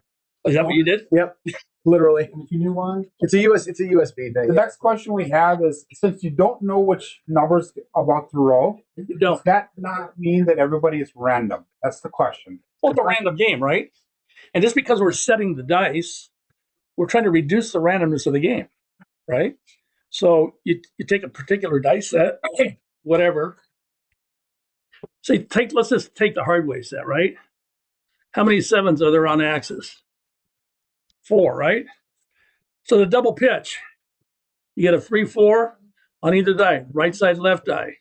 If your right die quarter pitches or single pitches backwards and the left die forward, there's another 7. There's 4 sevens there. So to change that, if you just rotate one die backwards or forward, you've completely changed the whole dynamics of the set. So now your double pitches, you give you 6s and 8s. Forward and backwards, they'll give you 9s and 5s. So it just depends on what they're doing on the table and the surface that you're throwing on. So if you're getting a series of numbers, that'll help you with your betting strategy. So in looking to de-randomize the game, how much stock are you putting into that? When you're throwing for one, but also when other people are throwing, are you watching their sets and the action or no? 80% of the people are all random, aren't they? Yeah. And a lot of people, if you look at them when they set, they're changing their set all the time. Mm-hmm. And they may not even know they're changing their set. So they know one of the group classes we had, the student next to me, every time he got the dice, he thought he was using the same set. We'd hit it with his finger. He was nervous. He would do something weird. And it was a different set every time. So it's hard to, figure that out, right? So if you have a set that's working, I mean, by working is generating numbers, don't change your set. You got no reason to. We have a friend who changes that on every roll. Why? What's the theory? George from Cyprus. Oh, he does. He does change it every. What's his theory? He tries to read what happened. Oh, that was a double pitch. I'm going to change it. Oh, that was a single pitch. I'm going to change. He's trying to every roll dial it in. Yeah. Well, every roll's gonna be a little different, isn't it? But through practice, if you're double pitching or on axis or off axis or whatever. So take your best set from practice to the table and see if it's working there. Try your best set coming out on the come out. Because if you come out with your best set and you throw 2 or 3 sevens in a row, now you establish your point. Now change your set. Don't stick with that set. Does that make sense? Good call. Yep. Yeah. But still wait a roll because you could still PSO, right? Hey, I'd rather pay rent on the pass line. I hear you there. Instead of going, 120, 320 or whatever you want to go across, 640, whatever, depending on the size of your bankroll. Next viewer question. Sure. Do you believe in on-axis throwing? And I'll add a second. Okay, everybody puts too much emphasis on axis. What are we trying to accomplish here? Keep them on axis? In my mind, we're trying to use the best set playing in the moment to what? Avoid the 7. And it could be off axis, could be a double, it doesn't matter. So again, through practice, boom. Oh, sure, it's nice. Or oh, look at my dice, are so pretty. Unfortunately, they don't pay on pretty. That's weird. I mean, right? some of your best shots can oh, look at that. Wow. All my best shots. Especially for John. All my best shots are 7s every time. Or try this. One time I threw the dice and they were both leaning against the back wall, looking at a 3-4. Oh, they're a great looking shot. Shit. There goes your money, right? No. So not the on axis thing, I'm not a big proponent of that. Okay, it's nice. Randomly, they're going to be on axis 44.44%, right? Well, okay. So you figure the set, if you're off axis on every roll on one die, what set are you going to use? The hardware set, if you're not double pitching. Or if you're double pitching, quarter pitch one die using the hardware set, and you're off axis with one die and double pitching, there's no 7. Not that complicated. But a lot of people say, oh, my die was off axis, I'm a bad shooter. Do that You're again. not a bad shooter. Well, it was like the hardware set right here. So you could, if you double pitch, that's a 7, right? Or if you single pitch forward with one and single pitch back with the other, that's another 7, right? So taking the same set, either die, right die, left die, single pitch forward, single pitch backward, you eliminated all of those 7s. Simple as that. Does that make sense? But in that set, just be careful and don't quarter pitch. Right. Everything's got you can't give you a set with there's no sevens. I wish we could. All right. We have a taker. I'm gonna throw a wrench in. Okay, throw a wrench in. We like wrenches. I'm a stack tosser. Okay, stack tosser. Okay, that's good. So I've done that. yeah, Into the hook. I'm actually from. Are you right or left-handed? Right-handed. Try right-handed, stick right one into this hook over here. You'll be amazed. No, I'm a flea flicker. I'm towards that direction. From stick left? That's what I'm saying. Okay, you're right-handed. Go to stick right, stick right one. Stick right. Stick right one. See this divider here? Just before here, there's a little sweet spot right there. You can drop them right down there. You'll be amazed. Cromwell, it works really good. That's what John did. He switched to stick right one. Yeah, I went to the right side. You went. Yeah, he's on the chopper. Well, I'm more towards a different. But I'm just saying, try it. Yeah. Gotcha. I mean, Learn both sides because the right side is a great toss. Because you can't do that. We have another donation. Yeah. Sorry to interrupt. Sure. Patty from over the seas donates $100. That Patty got? Oh, Awesome. Great job. better. Hey, while we're talking about that, get on there and donate, guys. So we get a lot of chat donations, which is great. Make sure you get to the website, crapsforthecure.com. Right at the website, you can buy specific things for the pups. Right, the food, the treats, the doctoring, the vitamins. You can obviously with Coach Parker, $1,000 donation gets you a day with Coach, and just in 15 minutes of sitting here, we've all gotten smarter. We have, right? Yeah, we have. At least I have. We're always I thought I knew it all. Now I know even more. See, now I'm really dangerous, right? But seriously, think about being able to have access to Coach Bo for a full session, right? And again, the money goes to the dog. We saw the dogs earlier with Eddie. This isn't okay. And Yeah. John, well, can I throw something in here? Please. Okay, if you're from back east or out of the country or whatever, and you can't make it to do a class, we can do a Skype thing. Yes. Oh, cool. Yeah. Awesome. Yeah. Do a Zoom, do a great. Zoom thing. That way, if you can't ever make it here. Scott is dead. Yeah. Okay, let's Zoom. All right. Microsoft Killed it. Yeah. Zoom. Whatever. Zoom or Teams. Zoom. or Yeah. Teams. Anyway, fantastic. the thing on the computer with the camera that All that high tech mumbo jumbo, right? Yeah. Oh my God. Yep. So get on that, everybody. This is the time. You got a chance to watch Coach bet a little bit. We talked a little bit. He didn't lose. He didn't lose. But I'm just saying you can just tap into the wisdom here. It's been an honor to sit and talk with you. Right? Yeah. We have more questions. Another donation. You made your 20. We made our 20. Oh, we got our 20. Wow. Somebody donate exactly 254 or something. That's amazing. Oh, that's awesome. The Bo had it right on. It was $135. We have another question from the viewers. They have to pay to ask questions. That's a badass question. Next year, that's what we're doing next year. Dollar question. Hypothetical. Why would you want to fight the 7 when you could fight other numbers with far more success? What do you mean fight the 7? What does he mean by fight the 7? I don't fight the 7. The 7's going to come when it comes. There's no fighting involved. I don't understand that. I don't either. I think he's saying like lay on the dark side. He's talking about dark Well, if there's lots of 7s, you're going to do lay bets then. The problem is, and a lot of people do like a don't and then a don't come. So you do a don't. Okay, then you do a ZC and then the 7 roll. Hello. I'd rather do the lay. I would rather do the lay bet and eat the 5%. Well, it's not that though. Then you shell out a little bit more to bypass the come on game. So you need to do 150 lay on the 5 to win 100, and they're hoping to win. We'd net out 95. Yeah, they're hoping to really win that with just a little. So it's the tax, right? It's the adult tax. You got to fight that one roll to get a flat, awesome bet versus just choosing your poison and paying the You can big. avoid all of Rick's come out rolls. It might be worth it. Yeah. Good luck with that. So, question I was throwing when you were betting here. Can you explain a little bit what you were looking for when you were waiting? Because it was about 6 rolls before you even put anything on the table. Exactly. I'm just curious. Well, I was looking at the way the dice were responding and so forth. This is really a bouncy table. Yeah. Like I said, I wouldn't even have played it. If I saw this in the casino, I'd have kept on walking. I rolled for 20. He had no bets. So you're just looking to see what's happening. going on. Is I had some random, bets on you. totally, hucking and See, that's checking bad. or what's going on. Okay. That's how rumors It's slander. It's called slander. That's Talk how a rumors. little bit about the height because you told. Oh, the 45-degree arc? Yeah. It's a little high, don't you think? Well, yeah. Yeah. All right. What goes up comes down. I'm just saying because you said. Well, okay, this bouncy table, I said lower your arc. On a bouncy table, I guess you need a really low arc because it's just too much kinetic energy. You know, what goes up comes down, right? On certain tables, they hit right, they go keep on going off the table, right? So you need a really low arc. 45 degrees is way out of whack. That's old school. Yeah. So the lower, the slower, the better off you are. And you want just enough energy to hit the wall. Right.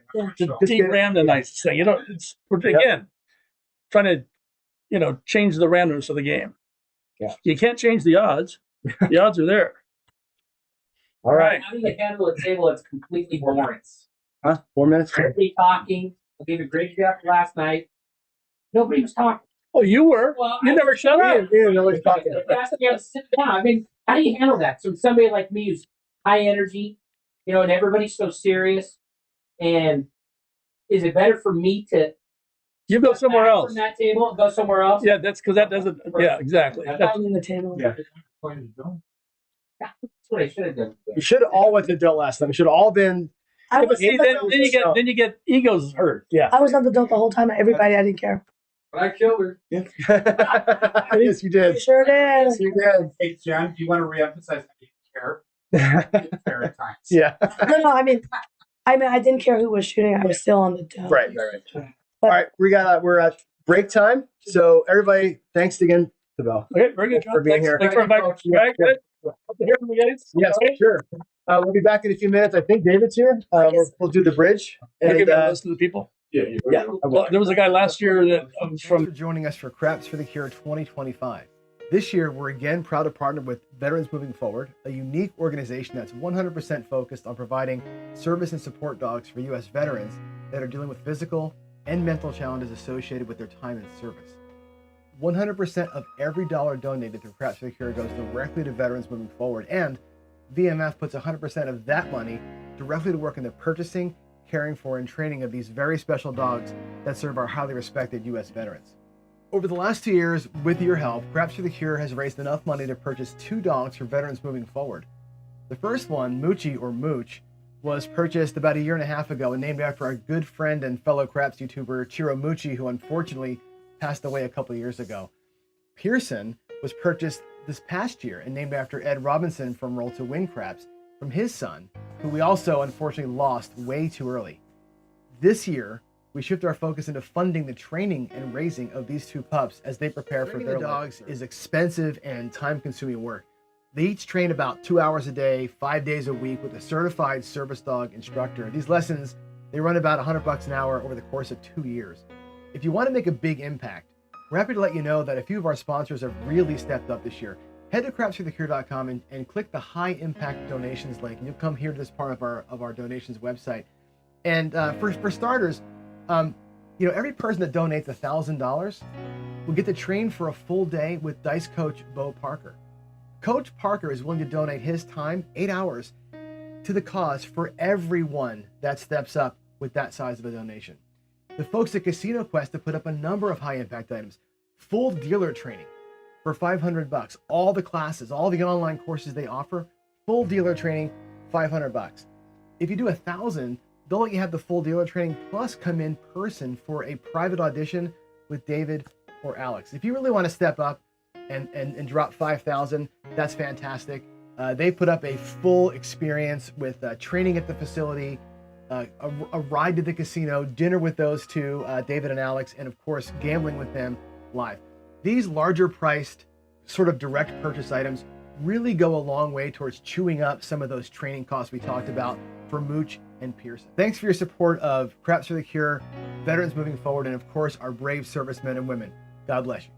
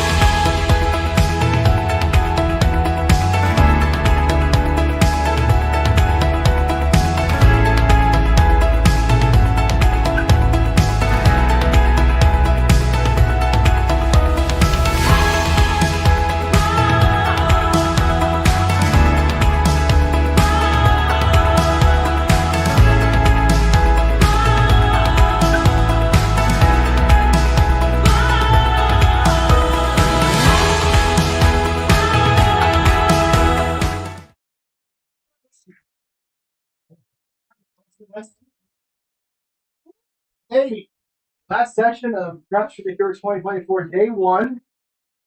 Look at that. $20,000 we raised today, which is That's right. That's awesome. We're not done. I've been told that we're stagnating a little bit on the website donations. So I'm great in chat. What I'd love to see is more people getting into the raffles. There we go. Thank you. I'd love to see a little bit more juice in the raffles. We got those felts that Gargo's put up for sale or for raffle. He's got one from the Frontier that's got to be 50 years old, that felt.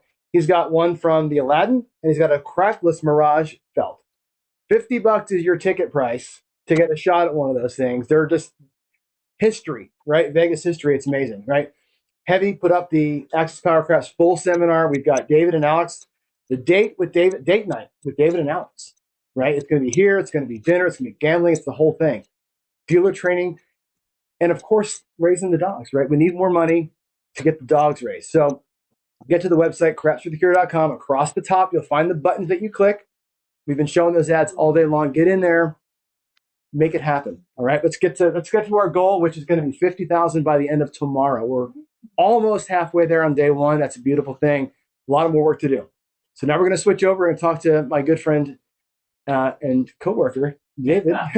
Coworker. I call him coworker. He's the man over here. The switch. He's coming over. That's the camera. Look at it, it's just rolling around. Just coming right to you. Isn't that amazing? Hey. Hey. All right, we're going to talk about the bridge. Now, what's interesting is you came up with the bridge a while back. Yep. Which was, by the way, one of my favorite videos to watch from you and Al. It was great. And I do similar talks all the time, right? You know me, Mr. Conservative. Yes. And it was just like, I'm like, wow, David's speaking my language. Like, this is a beautiful thing. I've gone to, and Craig, put the other screen over here. I've gone to putting this up on my show every single day for the last probably 6 months. Is it up now? The thing? Okay. We talk about this every single day, right? Look at this. Yep.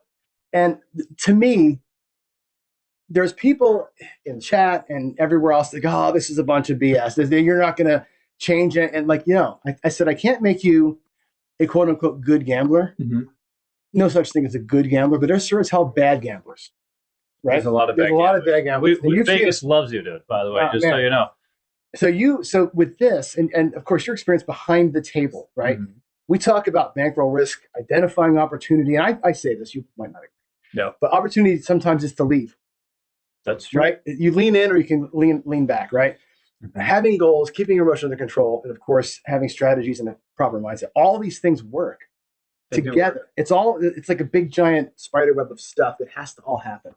And I love the fact that you come up with the acronym bridge. And let's just talk through some of the tenets. You know what I could do? Hey, can someone get Dennis to give me some of the Casino Journal? Mm-hmm. Just give me an example, because we'll give some of those away, because that's literally the bridge. So here's what's crazy. People come to Vegas with a pocket full of money, and they have no plan. Meanwhile, you go online, and let's say $500 you're going to buy. You're buying to come to Vegas. If you're going to buy something worth $500, you go online, you research, you come up with a solve, right? You spend a little time, figure out what the value is and what the opportunity is, and then you do that. Comes with a warranty and some, right. But people will come to Vegas. We call them a pocket princess. They step up to the game. They just look at the minimum that's on the table.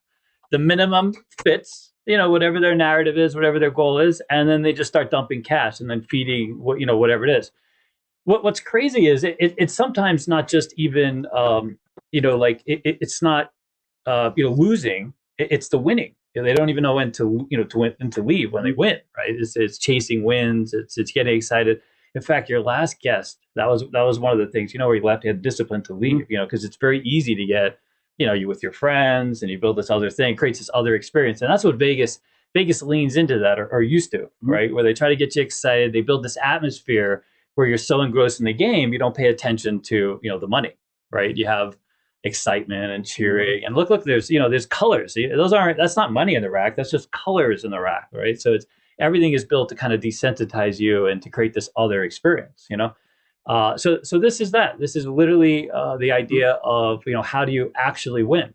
In all of my life, it's crazy. It's the same conversation over and over again. People, there's this sort of a curve of losses, and then people win a little bit, but then they lose a lot more, and then they win a little bit back, but they can never get ahead of that curve because they're never really gambling. They don't understand what it means to actually gamble. They haven't put it together. They haven't spent any time. I put this together. So here, I don't know. What do you think we should ask for a donation? We'll send this to you. There you go. So we'll print these. So you would get. Let's do this. If you give $20, we'll give you 2 of these, and we'll eat the shipping, all that stuff. So for every $20 you give, I will sign them. And this is this. I did this. I created this.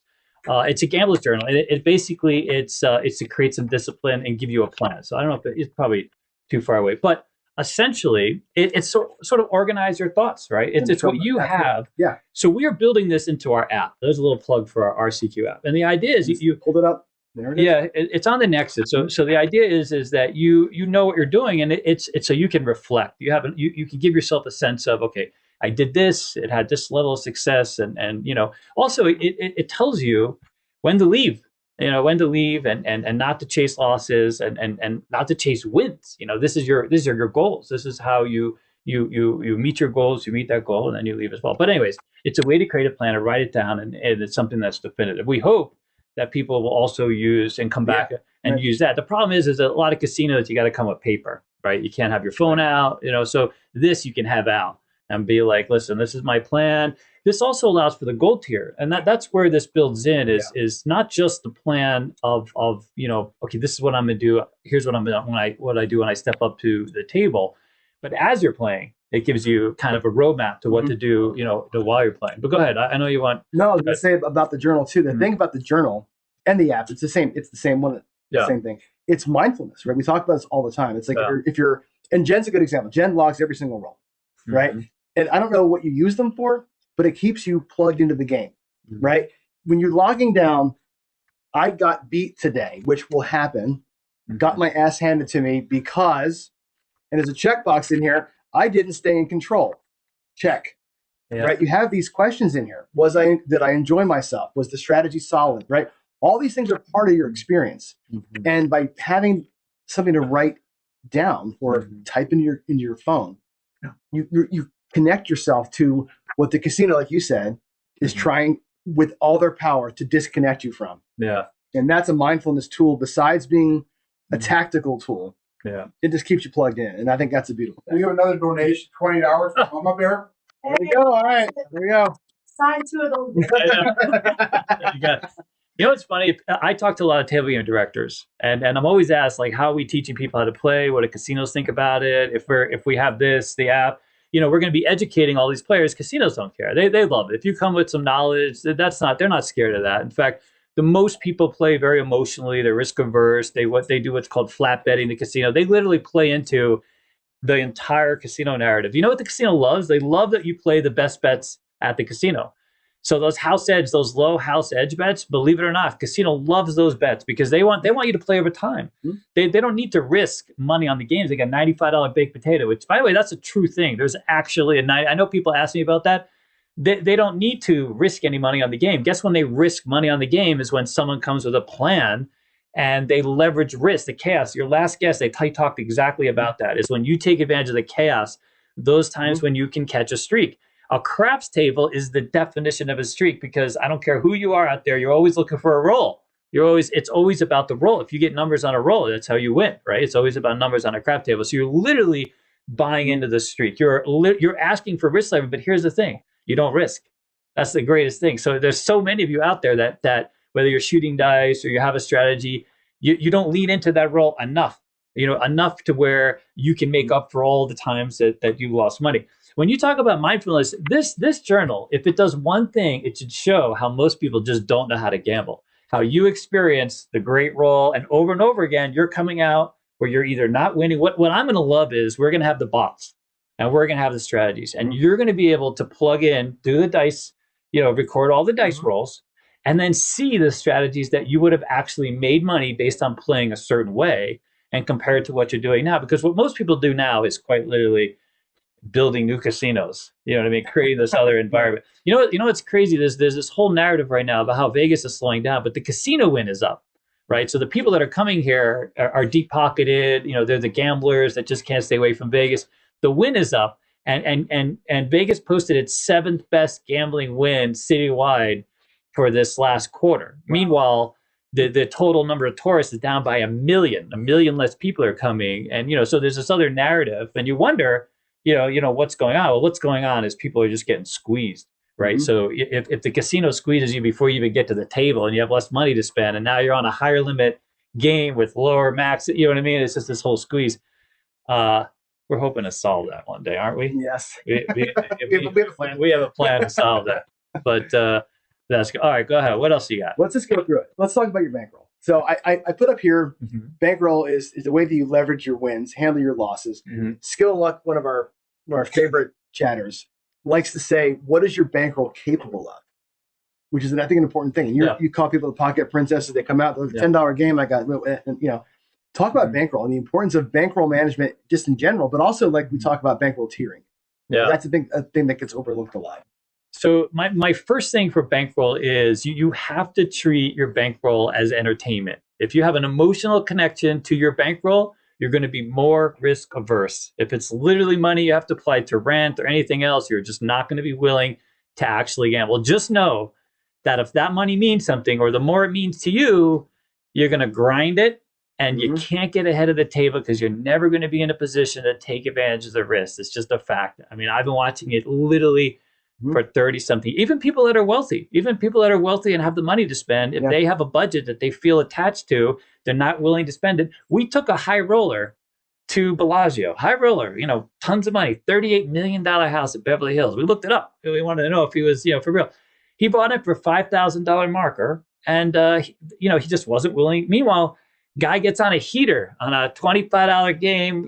We have a couple rolls in a row. Everybody else wins thousands of dollars, and this guy with the big, the money, $1,900. It sounds like a lot of money, but not really.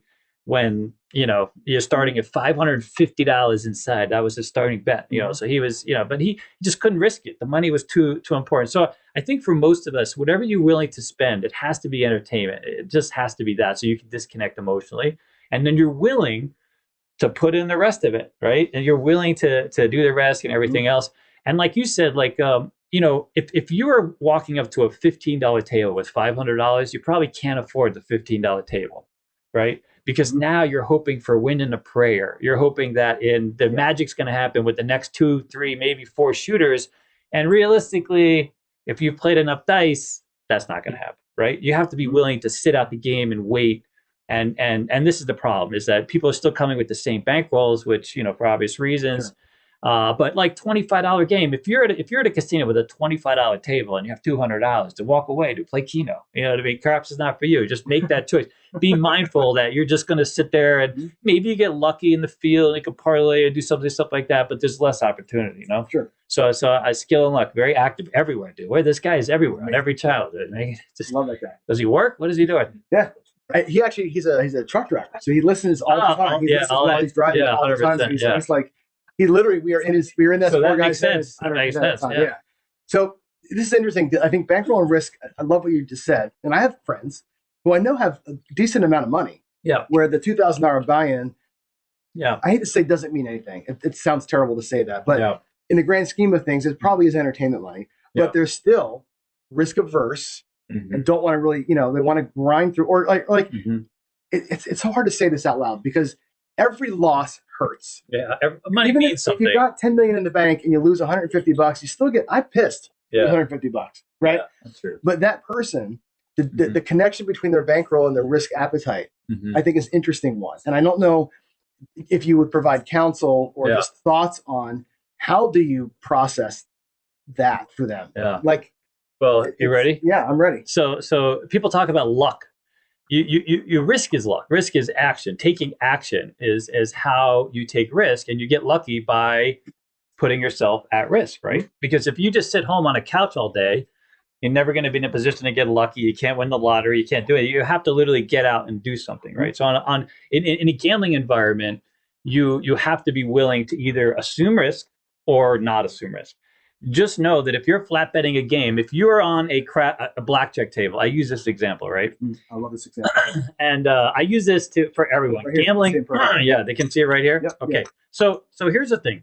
If you are playing blackjack at a casino, and by the way, you find a 3-2 game and you find all the rule sets are correct and everything else, you find your best way to play blackjack and you win 6 hands in a row, you win $150. 6 hands times 20. It's a $25 table. Okay, you win $150. Okay, you haven't taken risk, and this money means nothing if you're in Vegas. Okay, so $150. It's a baked potato and a salad. Okay, at one restaurant we know. Okay, I keep going back to that because it's so absurd. It's ridiculous. It's $95, dude. You know what I mean? It's just the fact. They won't let you go there and eat it by itself, but we try. We want to show up and just eat it and talk so much shit about it. $600 steak with it. $1,000 steak, buddy. What are you talking about? $600 steak? The discount? What are you, Costco steaks? Okay. So just so you know, this is not risk. This is you playing into the casino, and a lot of people will play the pass line. Like we tell you not to play. Pass line's a low house edge bet. The casino loves for you to play the pass line over and over because they're just looking to middle the game. They're not looking to risk or be in a contest. You know, they don't want to win. They just need you to pay their vig, right? Now, I can't show you on here, but if you parlay this, you can do it at home. If you parlay this 6 times in a row, you win $1,575. $1,575. Now, even if you don't parlay it that much, that's risk. You have to do that once to make up for all the times when you're not going to win. You're looking for the streaks. That's it. I will tell you that I have this, I don't know, interesting story. I'm out walking, and I've been using ChatGPT to do like a task model for me, like a lot of people do. We have a lot of shit going on, right?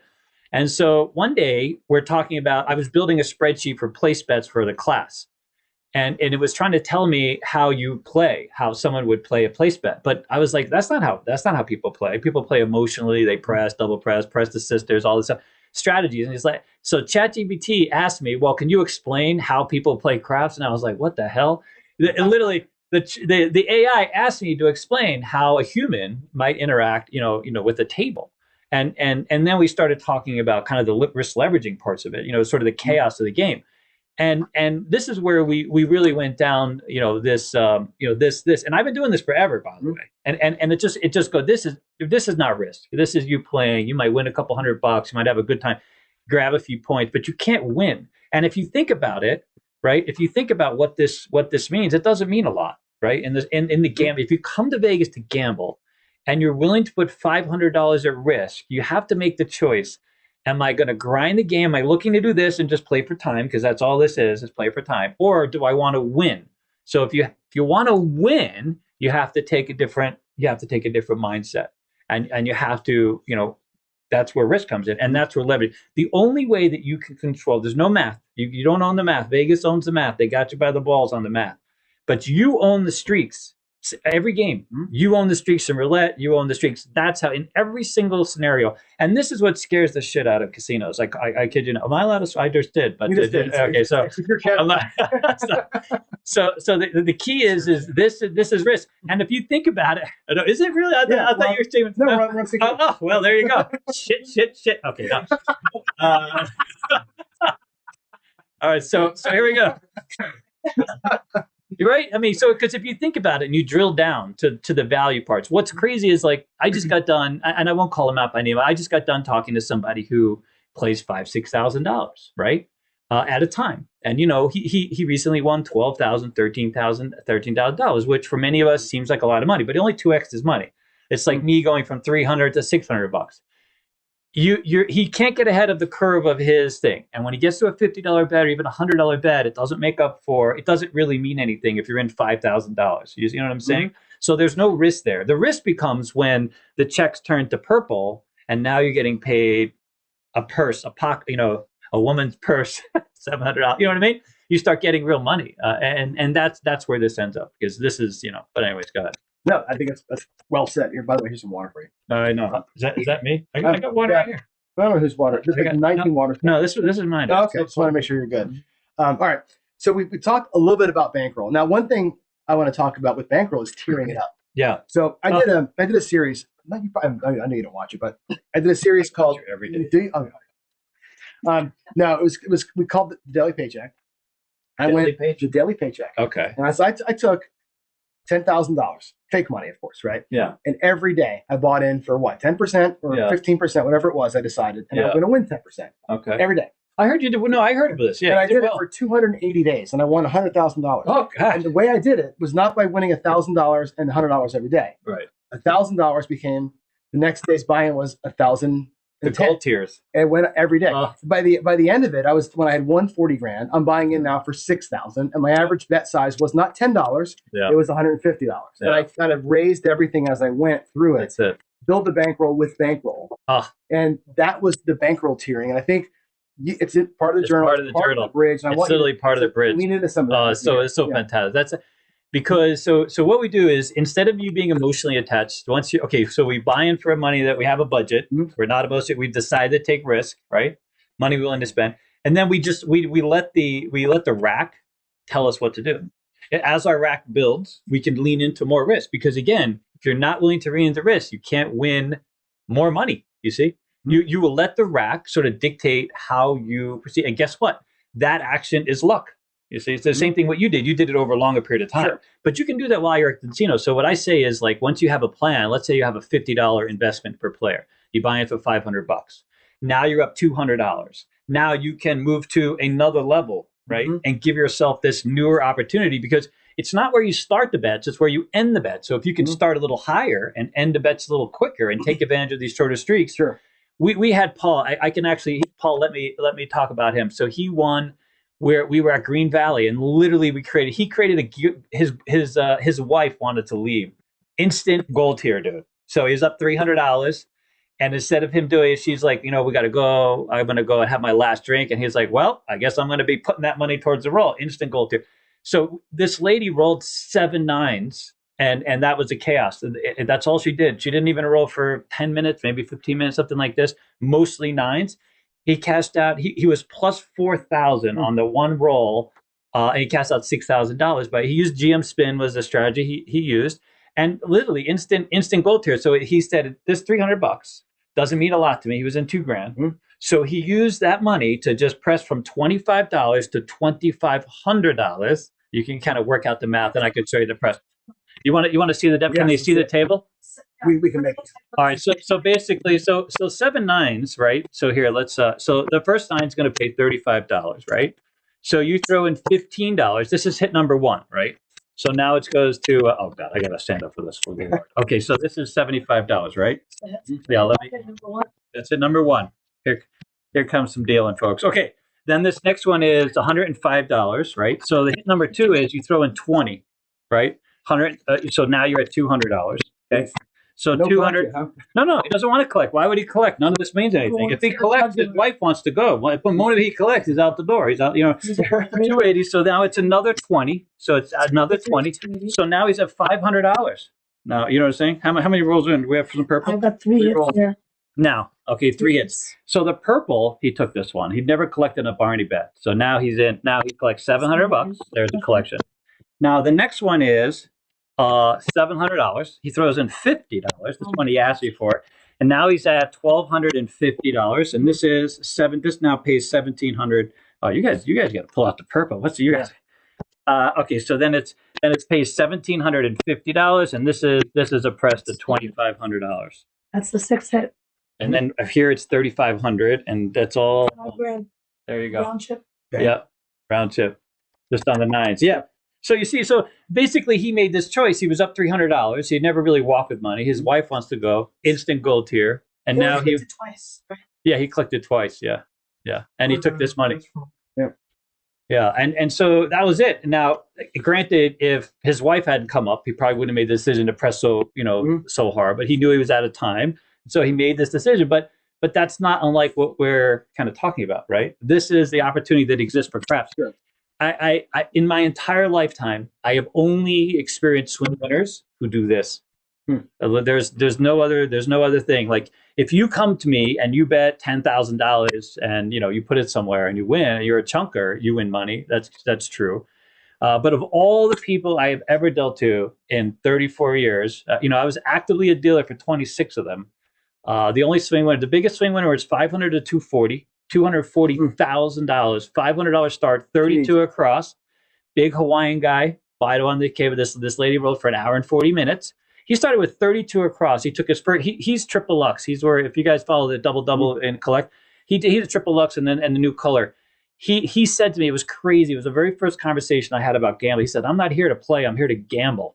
I'm here to put my money at risk and try to win as much money as possible."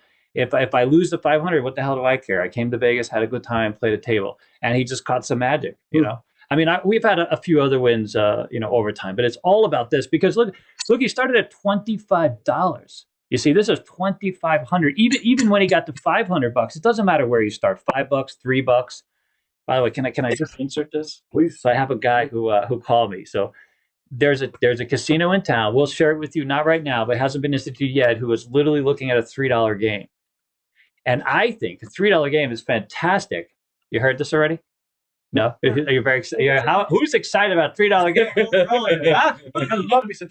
I don't know if you're going to get any cruise credit for that one, but something. But you know what's great about a $3 game? Again, it doesn't matter. I used to have this guy who would talk so much shit. I would play at this local casino. Here's a $3 nine. Do I have now? $3 nine pays $4. Okay, it's going to pay you $4.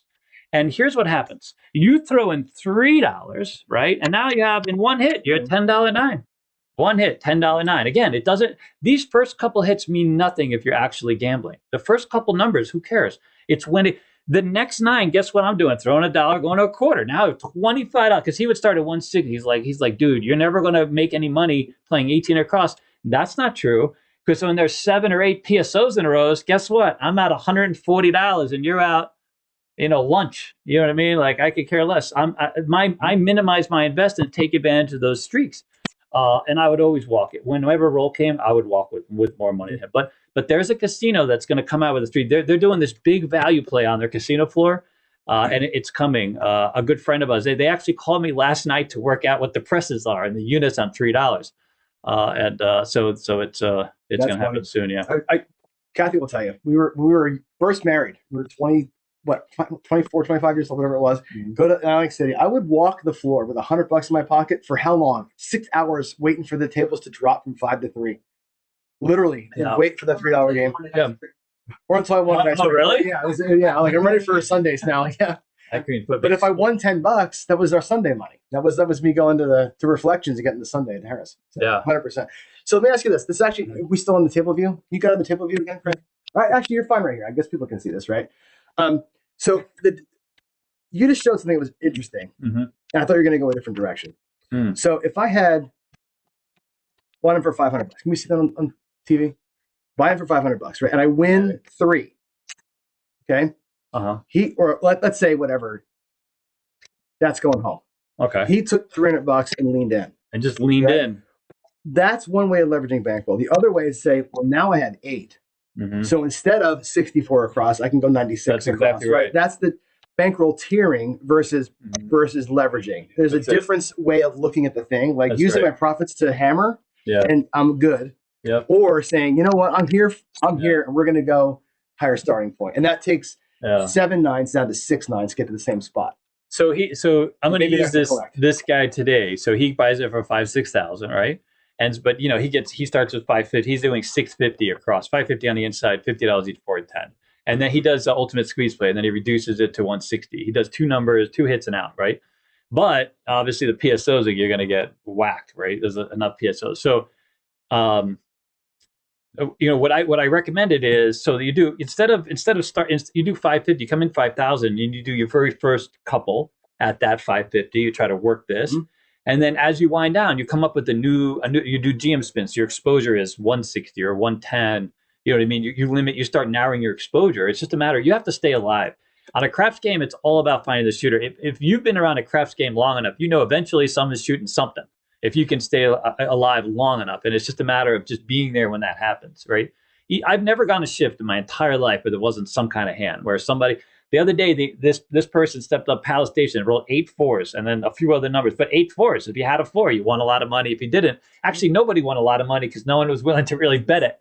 They're like, it's never going to happen again. 8 4s. You know how much you can, listen, even if I just started $5, you know what 8 4s is? It's ridiculous sums of money if you're willing to go.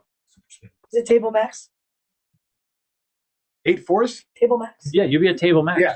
Yeah, because if you do a $6 8 just on 7 of them, it's a 22,000 something exit. You know what I mean? So at a $5 4, it's got to be outrageous.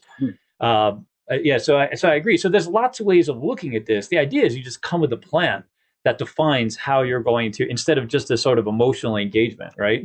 and that's what crushes most people. Yes. Another donation. Bill Pinto, $100. Thank you, sir. All right. Another hour. Another full hour. Training. 10 books, yeah. So, the question we have from Arnell, Dice Grinders. He says, if you're doing your bankroll tier and you win the first day, are you taking your first day winning plus and then adding it to your second day moolah? So if you only got envelope system or something like that. Yeah, so that's where you have the exit goal. So you have to, what's more realistic on dice is how much you're expecting to win. Just keep in mind that if on dice, it's a much bigger number than any other game you might interact with, except maybe blackjack or games where you literally just parlay. The way dice works is if you don't get 10x your bankroll once, you can't get ahead of all the buy-ins, right? So if you're coming to Vegas and you're coming for 3 days, it should be a session-based type of thing where your whole trip you want to have X amount of profit, because I'm talking literally to the choir. Everybody knows this is absolute reality, right? So if you don't win enough, you can't get ahead of the curve of the game. You just can't. So if you're coming in, let's say $1,000, let's say $500, and every day you're winning $100, you're really not winning, because there's going to be the day where you lose it all, 500. You know what I mean? So that's not, and that's the other thing that people just don't take into account in this game. It's not a game for hedging. You don't come in a lot to win less. You do that on roulette. That's the only way to interact with the roulette table, unless you're psychic. On a craps table, it's all about leaning into that one shooter. That's just the fact. It's no other way. The number of people on the don't, by the way, don't get me started on the don'ts, because it's just not, they're like zero opportunity to play the don'ts. In fact, even on crap lists, they've gotten rid of it at most casinos, but there's just very little opportunity. Any dice deal will tell you the same. It's all about rolls. So yes, the short answer is you want to take the whole thing into account, because if you're only winning 100 or 200 or 300, you need to roll that in and create the next level of opportunity like you did. That's exactly what you did, and that's why it was successful.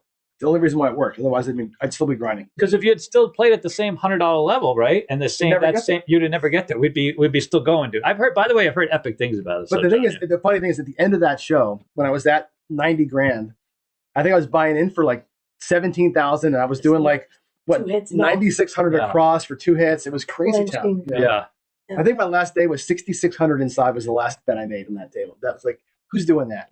We have a debate that David could settle. Yeah. So before you came in, before Coach, John and I argued about what was the right level to play. I'm a proponent of squeeze play 220 inside, go outside to ultimate squeeze play. Ultimate squeeze play, yeah. He says, no, don't do that. Go 64 across the nets and go for the moon. And just go for the I think it's just going to go broke at 64 across going for the moon. Oh. We've had 25 shooters where you never got it. Yeah. Right? Yeah. Whereas he's like, but going big to go out. I'm big on regression. At least you get out. See, my philosophy is always, because once you get out, you got to stay alive. You got to stay alive. We love that. That's worth money right there. Yep. Can I donate $5 to that? Right. You got to get out. You got to stay alive. You got to last, because if you're not in a position to stay alive, the other part about getting out and having regression is now you're emotionally disconnected. You can look at it as casino's money, and as high as it goes, you can be like, well, I didn't really lose anything. You know what I mean? Even though that's not necessarily like. I've been in positions where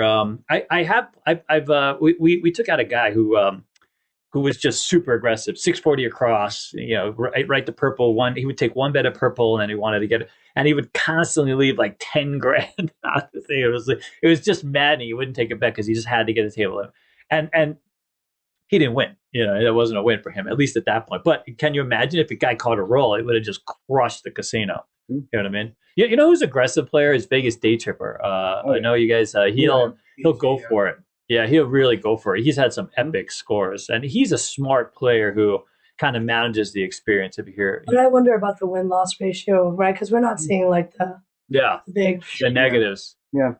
Yeah, that's true. So regression, got it. But I think me, I would always play with some regret. I got to get out. So there are people who love risk and who want to just put it all in play. And that's great. If you have the money and that's your entertainment and you're willing to leave and not chase endlessly, because it doesn't matter how much money you have, if you chase endlessly, you can't get ahead. I mean, I've seen people completely destroyed, lose millions of dollars on a craps table over time. I think it's kind of a bankroll decision too. Like we said earlier, if you're going to regress from 220, you need to have enough money to play at 220 to make the regression work. If you don't, then like I said, lose as little as possible. If you're going to play 64, then just freaking play 64 and just ride it out. And like I said, you're going to catch it sometimes, you're going to break even sometimes, you're going to lose 64 sometimes. I'm never going to lose 220 playing 64 across, right? And I think it's about your risk and your bankroll marrying up. And like, what can you actually afford to put out there? What are you comfortable with? And I think for me to catch a roll, I find catching a roll from get and just go is easier than going up and coming down and spreading out. And then maybe 3 rolls into it, you're okay with it, but you won $4 and maybe it doesn't happen.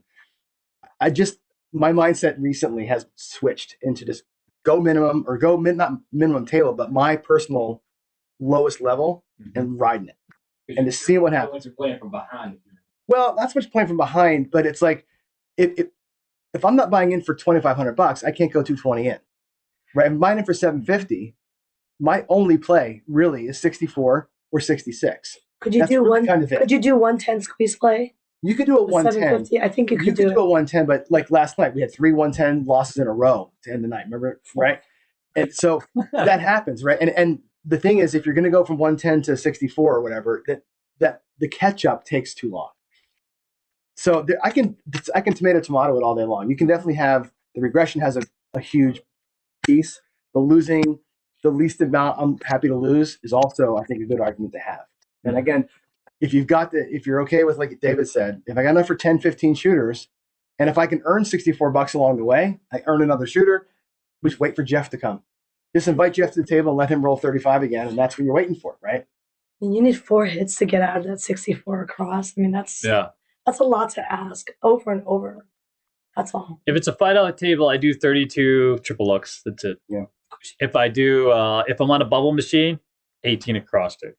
Just regress the dollars, man. Thank God.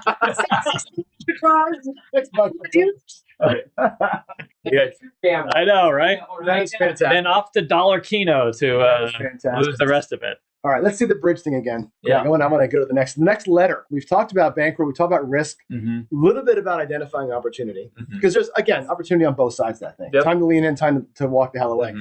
Discipline's a big thing. By the way, me and you substitute this. So I talk about destination a little bit. But, but discipline, execute. Discipline is actually an important thing because you shouldn't be playing $25 table with $500. Your destination is a bubble crash. We should. And or whatever the rule set is. Like if you're playing an iron cross, you should go somewhere it's double, triple. Don't end up at a double table. You know what I mean? Like, take advantage of the rule set. If you're a blackjack player, you got to find the best blackjack in town. Right, which is coming harder and harder. I want all the side bets. I want the blackjack with 4 side bets. That's my favorite. Fantastic there.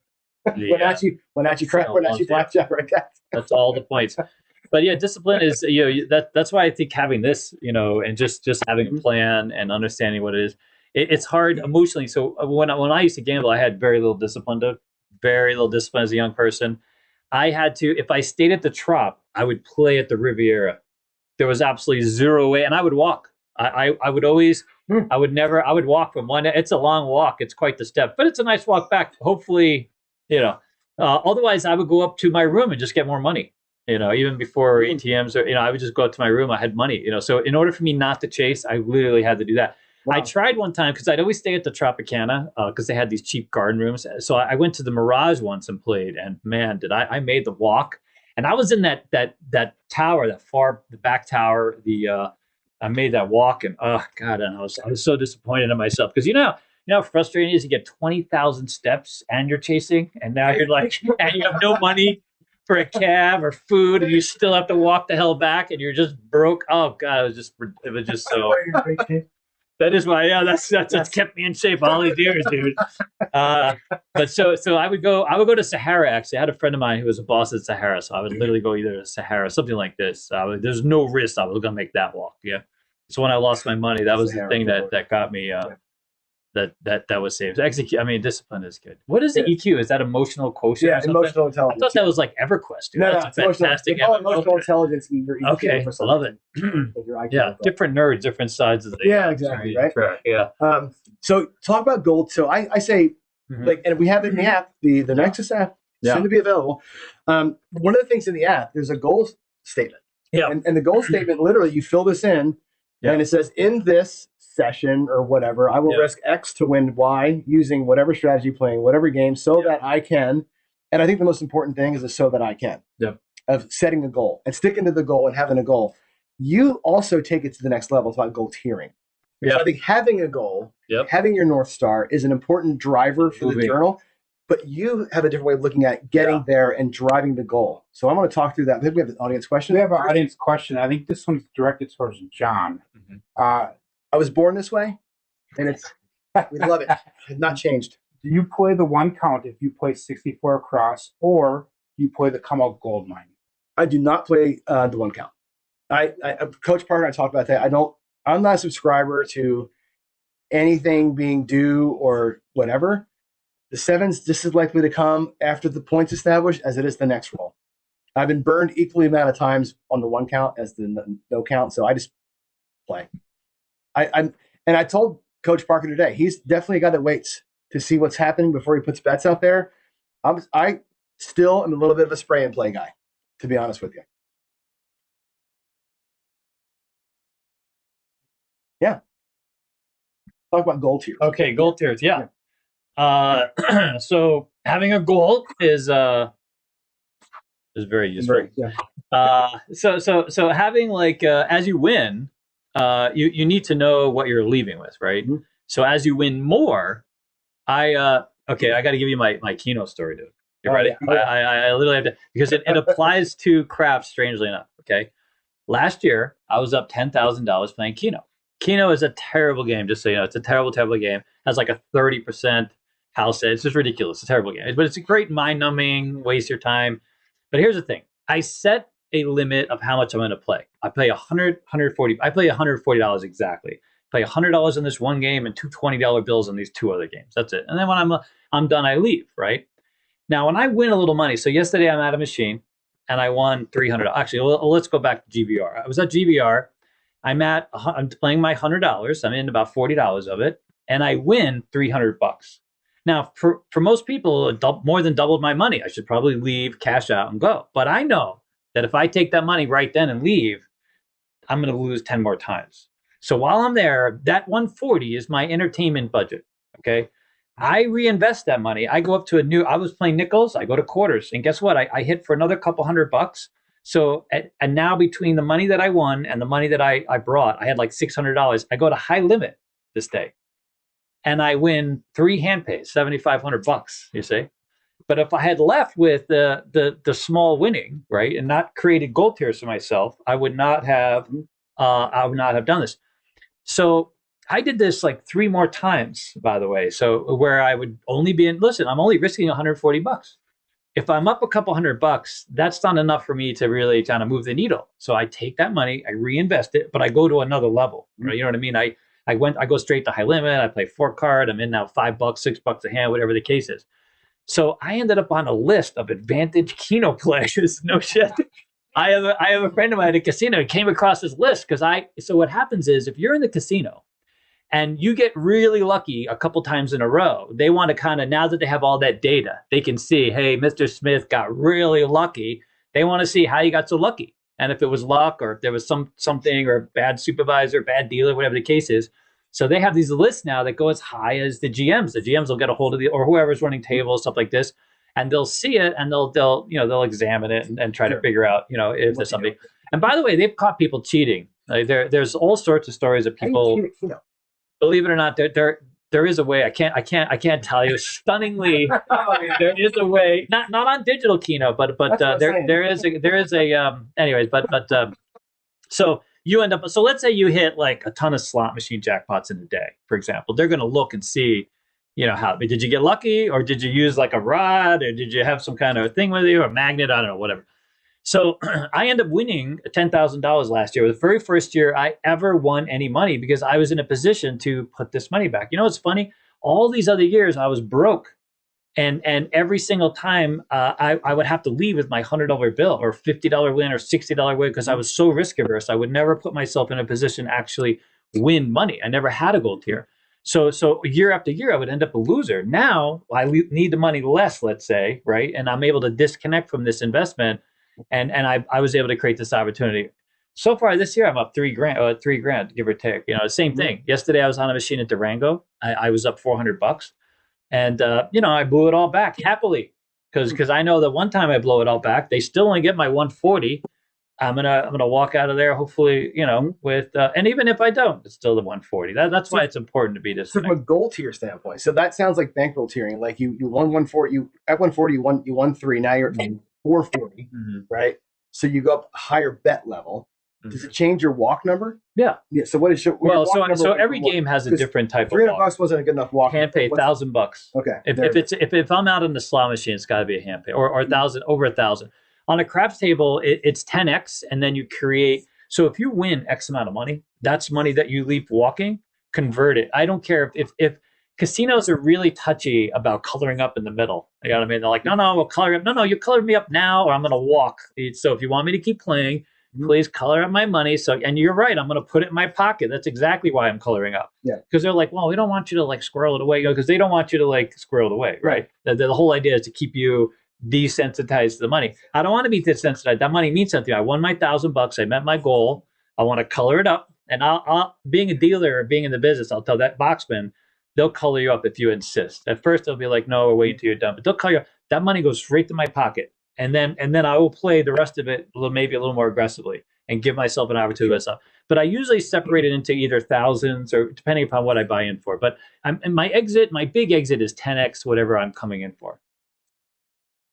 But believe it or not, if it's not some big number, you can't get ahead of the curve of craps. It just doesn't.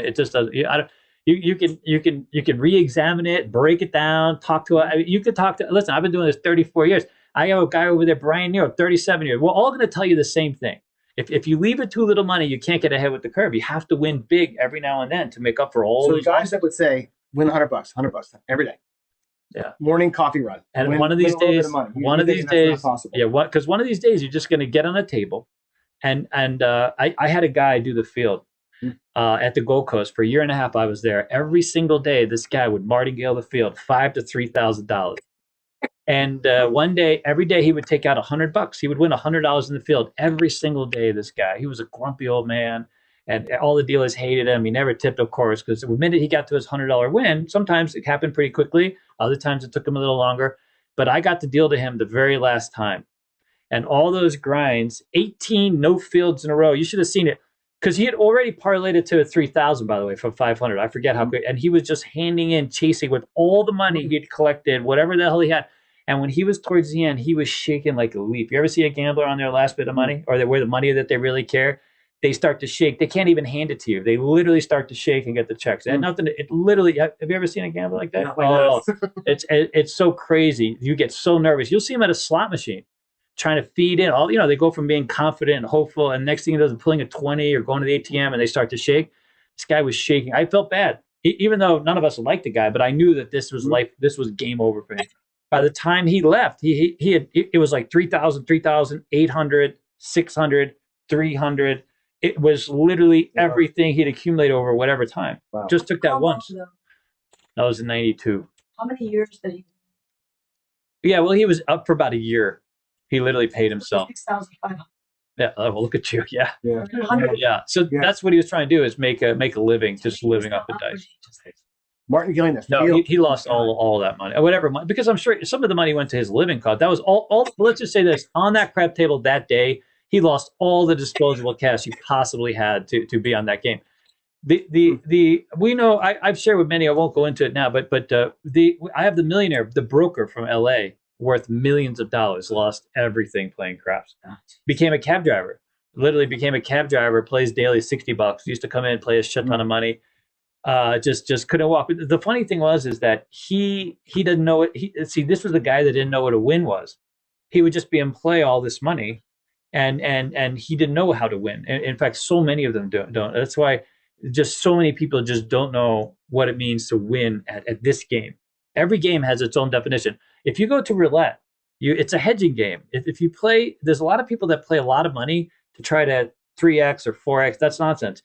Unless you're psychic and you know how to roll the number, you know what I mean? You have to hedge the game because you bet lots of places, right? You have a strategy where you're betting a lot, you know what I mean? You're trying to avoid just a few numbers. And then you use that money to leverage in, And so the idea is you come with 1,000, win with 100, and that plays more into sort of that narrative, right?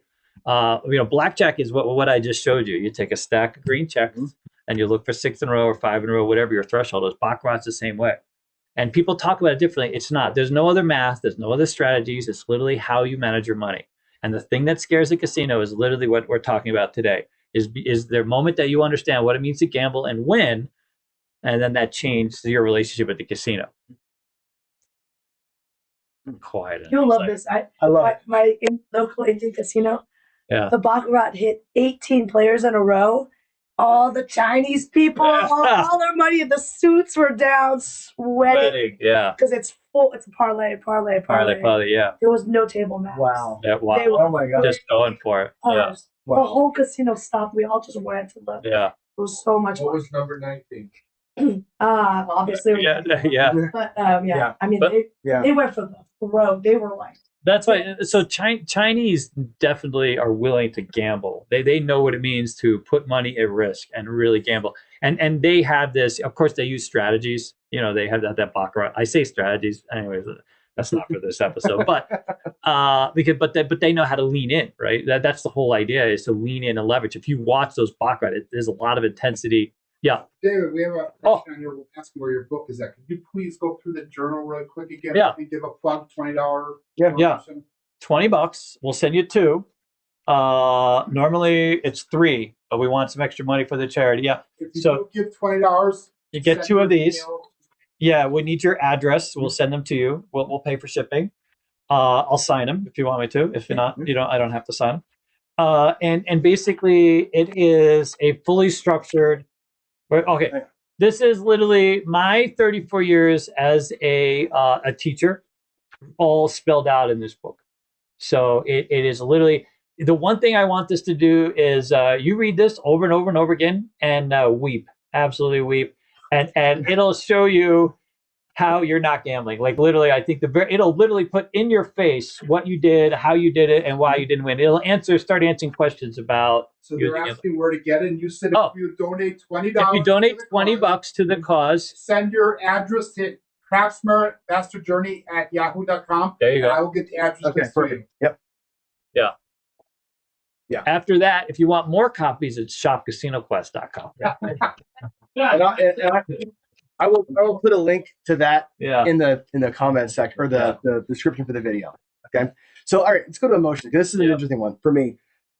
Because it happens. Actually, I'm going to ask you a personal question because I've heard all the stories. You're gonna have to share the $5 fire bet story at some point. That's my favorite thing. Okay, that's a good story. But the emotional control of players, that group of players, had a weird emotional response to what was going on the table. That's right. But as a dealer, I want to get into your head a little bit. You just said you watched that guy. I know other people have told stories where people have Martin Gebler fielded 25,000 and lost it.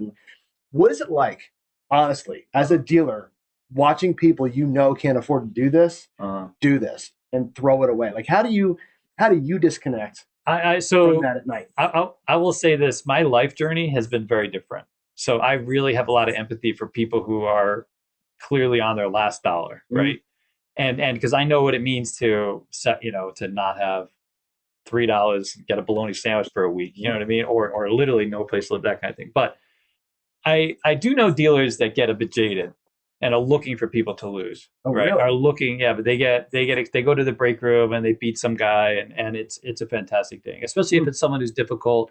The problem with this game specifically is there's this sort of hurdle of knowledge, right? This has been a little bit higher entry point, to learn crafts and get familiar with how the game works. So a lot of people walk up to this game really not knowing how to play. Even people that have played it for 30 years, when it comes to lays or it comes to etiquette and things like this, you follow. So for dealers, they get very defensive, in how people interact at the table. So if someone's doing something stupid and it's causing them to interact a certain way, they revel in this person losing money. You know what I mean? Where I hate that, right? I ultimately want people to win because that's how dealers make money. They tip when you win. You typically don't tip when you lose, although there's some really good people that tip while they play, right? So I want people to win, and I do feel bad. I will tell you, this guy was literally vilified. Like The problem with him is he would just grind out the game constantly, and even if we had a dead side, he would just be there every single day. The guy was there every single day. The field guy I'm talking about, and it was just horrible. That last moment, you knew the dread, the dread that this person experienced, and I'm sure I've gone through this quite a bit. Everyone's looking for the secret sauce. I had a father and son. They spent all their money, sold everything they had, moved to Vegas to go to the school, and they only came to the school to learn the secret sauce. They thought that by coming to the school and learning how to deal, they would somehow it translate to them how they played. It was the craziest thing. I don't know, not the smartest people. I just say. But anyways, they come up to me one day, and I was curious because they weren't interested in getting a job. So they start talking to me. It's like, listen, what do I got to pay you guys, you and Alex, to show us how? I just wanted $40 a day on roulette. Well, there's you can't pay us anything. There doesn't exist. There's no. You can pay us $1 million. I mean, I'll get all the notes from the Listen here, I am wearing pants currently. There may be reason to go pantless in the next episode. Just saying, keep for a $100 donation. $100 donation. Oh, look at that! There's the crispy one right there. Oh gosh! Okay. I get the speedos on later. Speedos are coming. Okay, I have two things before we wrap it up here, guys. Yep. 4 people have done the $20. We have Mama Bear at $20. We have Ian $20 in cash. We have Jen at $20 in cash. We have Bill Pinto at $100 online. Nice. Fantastic. Question from the audience. And Randall. And we have Randall also. Question from the audience. Should a strategy have a large win wager that covers the come-out loss of $200?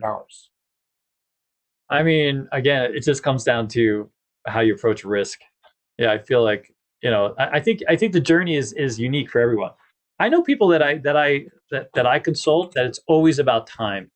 Like, you shouldn't be gambling, put your money at risk. You're just too risk averse. And if that's true, then play for time. Enjoy the game for what it is. There's lots of ways to enjoy the casino and have fun and not really put yourself at risk. Because if you don't want to risk, just don't risk. Yeah. You can grind the game. Yeah, we got to hard it. Look at this. Look at this. Right to the wire. Right to the wire. Oh. All right. So let's close it off here. This last audience question. Any more questions in the group, by the way, in the room here? We've kind of covered a lot of stuff here. This was a 1-hour condensed version of the bridge. It wasn't really even by the numbers, right? Yeah, we have a whole clinic. Yeah, we have a whole thing. That we do the last Saturday of each month that you can attend. And it's literally, we feed you, we teach you, we show you all the games, we have you leave with a strategy, we have a workbook you fill out, and you identify what the opportunity is for you. And then if there's enough people, we move your ass right to, we give you the best game possible at Palace. Yeah. And they've been very accommodating. By the way, not sponsored by Palace. No matter what we just come out with a video. We're literally not sponsored by Palace. We train a lot of their dealers and we work with them and stuff like this. But it's a great environment. They just reserved a game for two groups of ours at 3-2 blackjack with a low buy-in to get them started and acclimated. And that's the kind of casino it is, right? Yeah, they're great. We love it. Yeah, we do. Yeah. Will you do a small bridge clinic, a small private group? Yeah, I would do all sorts of private groups. Small group, large group, middle-sized group. All the group you need. With your pants on. With pants on, dude. No. Yes. The bridge for me literally is for people who are watching for the first time and seeing this thing, right? Mm-hmm. I talk about it every day, 2 minutes a day. I talk about this right here. It's life-changing. Like, literally, you can be a really horrible gambler. This brings you down to reality, right? And it also helps you identify opportunity. That's the big thing about it. It's like, I don't know how else to say it. How about this? We have a guy that used to buy into Venetian, $5,000. He's up 60 and 58,000 in 2 different sessions. Now, not every session, but he's given him a chance to win. He gave himself a chance to win. He came with a plan, and then he came back, got a new plan. But that's what the bridge can do. Yeah. No guarantees and no secret sauce, but it puts your mind somewhere else. Yeah. Yeah, and it helps you enjoy the thing is enjoy the experience of it, and the disconnection from your money. I think is a big part of it too. So it's just, to me, this is the way to get it done without getting hurt. It's all about not getting hurt, right? So you want more of that? Obviously, we can go to Casino Quest. Would you actually? Yeah, the gun show. I'm not even going to compete with that. Come on, buddy. We got the ab show? I got the tattoo show. Oh, you do the tattoo show. But yeah, so anyway, you can get the live bridge every other month, every other Saturday. Yeah, and we're also putting it up for sale in the Nexus. So we'll have We're gonna do a working video. on putting it in the can. We'll do a video, me and John. How many people are usually in a bridge session? We could have as many as 100. We could have questions, or is everyone just like? so Not a small meter inside. so the clinic will run from like, I know, right? The small baked potatoes, sir. It's the hard four with sauce. Okay, it's I know, right? Oh my gosh. He just got it. Someone just got it. I have to throw one out there. Okay.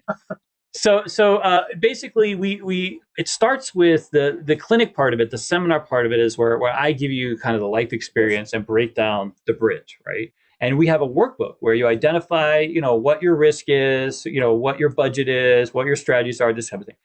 Then once we get done with that, we eat, take a little break, right? And then we move on to the actual tables. And we split off. Now we're just splitting off into roulette and craps primarily, right? And so then you get immersed. So we want you to practice. We want you to be familiar with the strategy, know the bets, know the presses, be comfortable, understand what you're going, and literally leave here with a plan, a working plan, and a better understanding, of the game, both of those games specifically. Because that seems to be the bulk of our audience is really blackjack. I just showed you the best strategy in blackjack. Basic strategy, winning 6 in a row, done, right? Don't get me started on baccarat, dude. But now but roulette and roulette and craps definitely have very definitive ways of interacting with them. And so it's 3 hours. It's 3 hours, and then it's another hour live play. So if there's enough people, we reserve the games so that we have the best dealers, the best supervisors. So it creates an environment where it's just very conducive to being a better gambler, kind of thing. Yeah, that's the goal. Awesome. All right. Well, that'll close it out. So your final reminder, crapsforthecure.com, where you can go to get your donations in. Again, chat donations are always awesome, right? Here at the actual website, you can click the 4 links at the top. You've seen the commercials all day long, right? You can buy those big ticket items. You can pay for and purchase supplies for the dogs that we bought 2 dogs last year. We're going to pay for them this year. And of course, every other dollar goes right to training. And training is, as we know, expensive and time consuming. It takes a good couple of years to get these dogs ready to go. We're at how much? 20,329. 20,329 on day 1. 20,000 more to go tomorrow. 30,000 more to go tomorrow. We can do this, guys. Back here again tomorrow morning Pacific time. I guess that's 1 o'clock East Coast time. 10 o'clock tomorrow morning, we start back over again. We have a full slate of guests tomorrow, including Nick Fava from Ellis Island, who he was awesome last year. I cannot wait to just pick his brain. He could be here for the whole 7 hours. He was so good last year. Yeah. And we get to talk about that weird new table they got. I can't wait to hear about that. So you seen that thing? And they've expanded. Ellis is really, you want value, go to Ellis Island. Great. I mean, they have a lot of value. Yeah. So yeah, we'll see you tomorrow morning. Yeah, and we have the cruise battle tomorrow. Yeah, the cruise face off tomorrow between the 3 of you. That's going to be fantastic. So Ryan and Brian and Jen are going to be here duking it out over cruise ship comps. It's going to be a whole thing. What's that? Heavy and G are going to be here over Zoom talking to each other. That's going to be fantastic. We have a great day tomorrow. Garrison's going to be here in person. Tomorrow's going to be fantastic. So if you haven't donated yet, take that breath. Tomorrow's your day.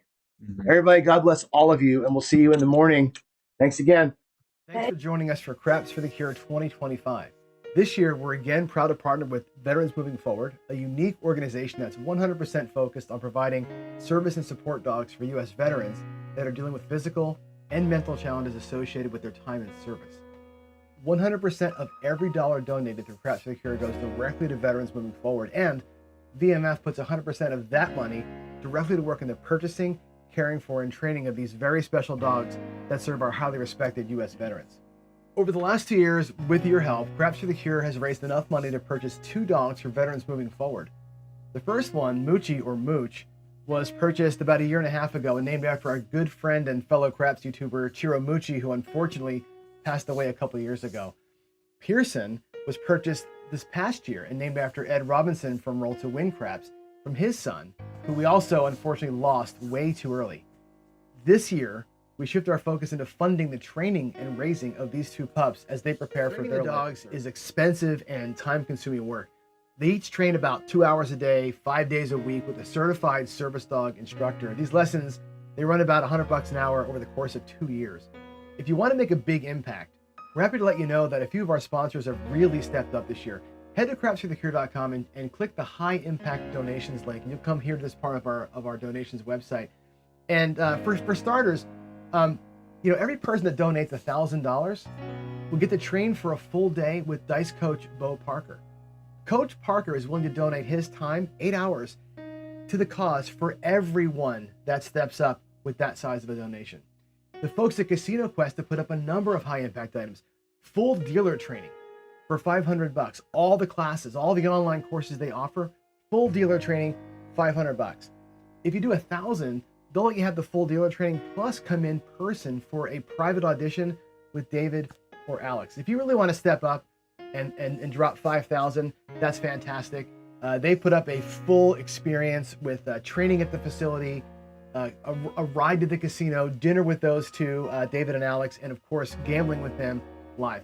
These larger priced sort of direct purchase items really go a long way towards chewing up some of those training costs we talked about for Mooch and Pearson. Thanks for your support of Craps for the Cure, Veterans Moving Forward, and of course, our brave servicemen and women. God bless you.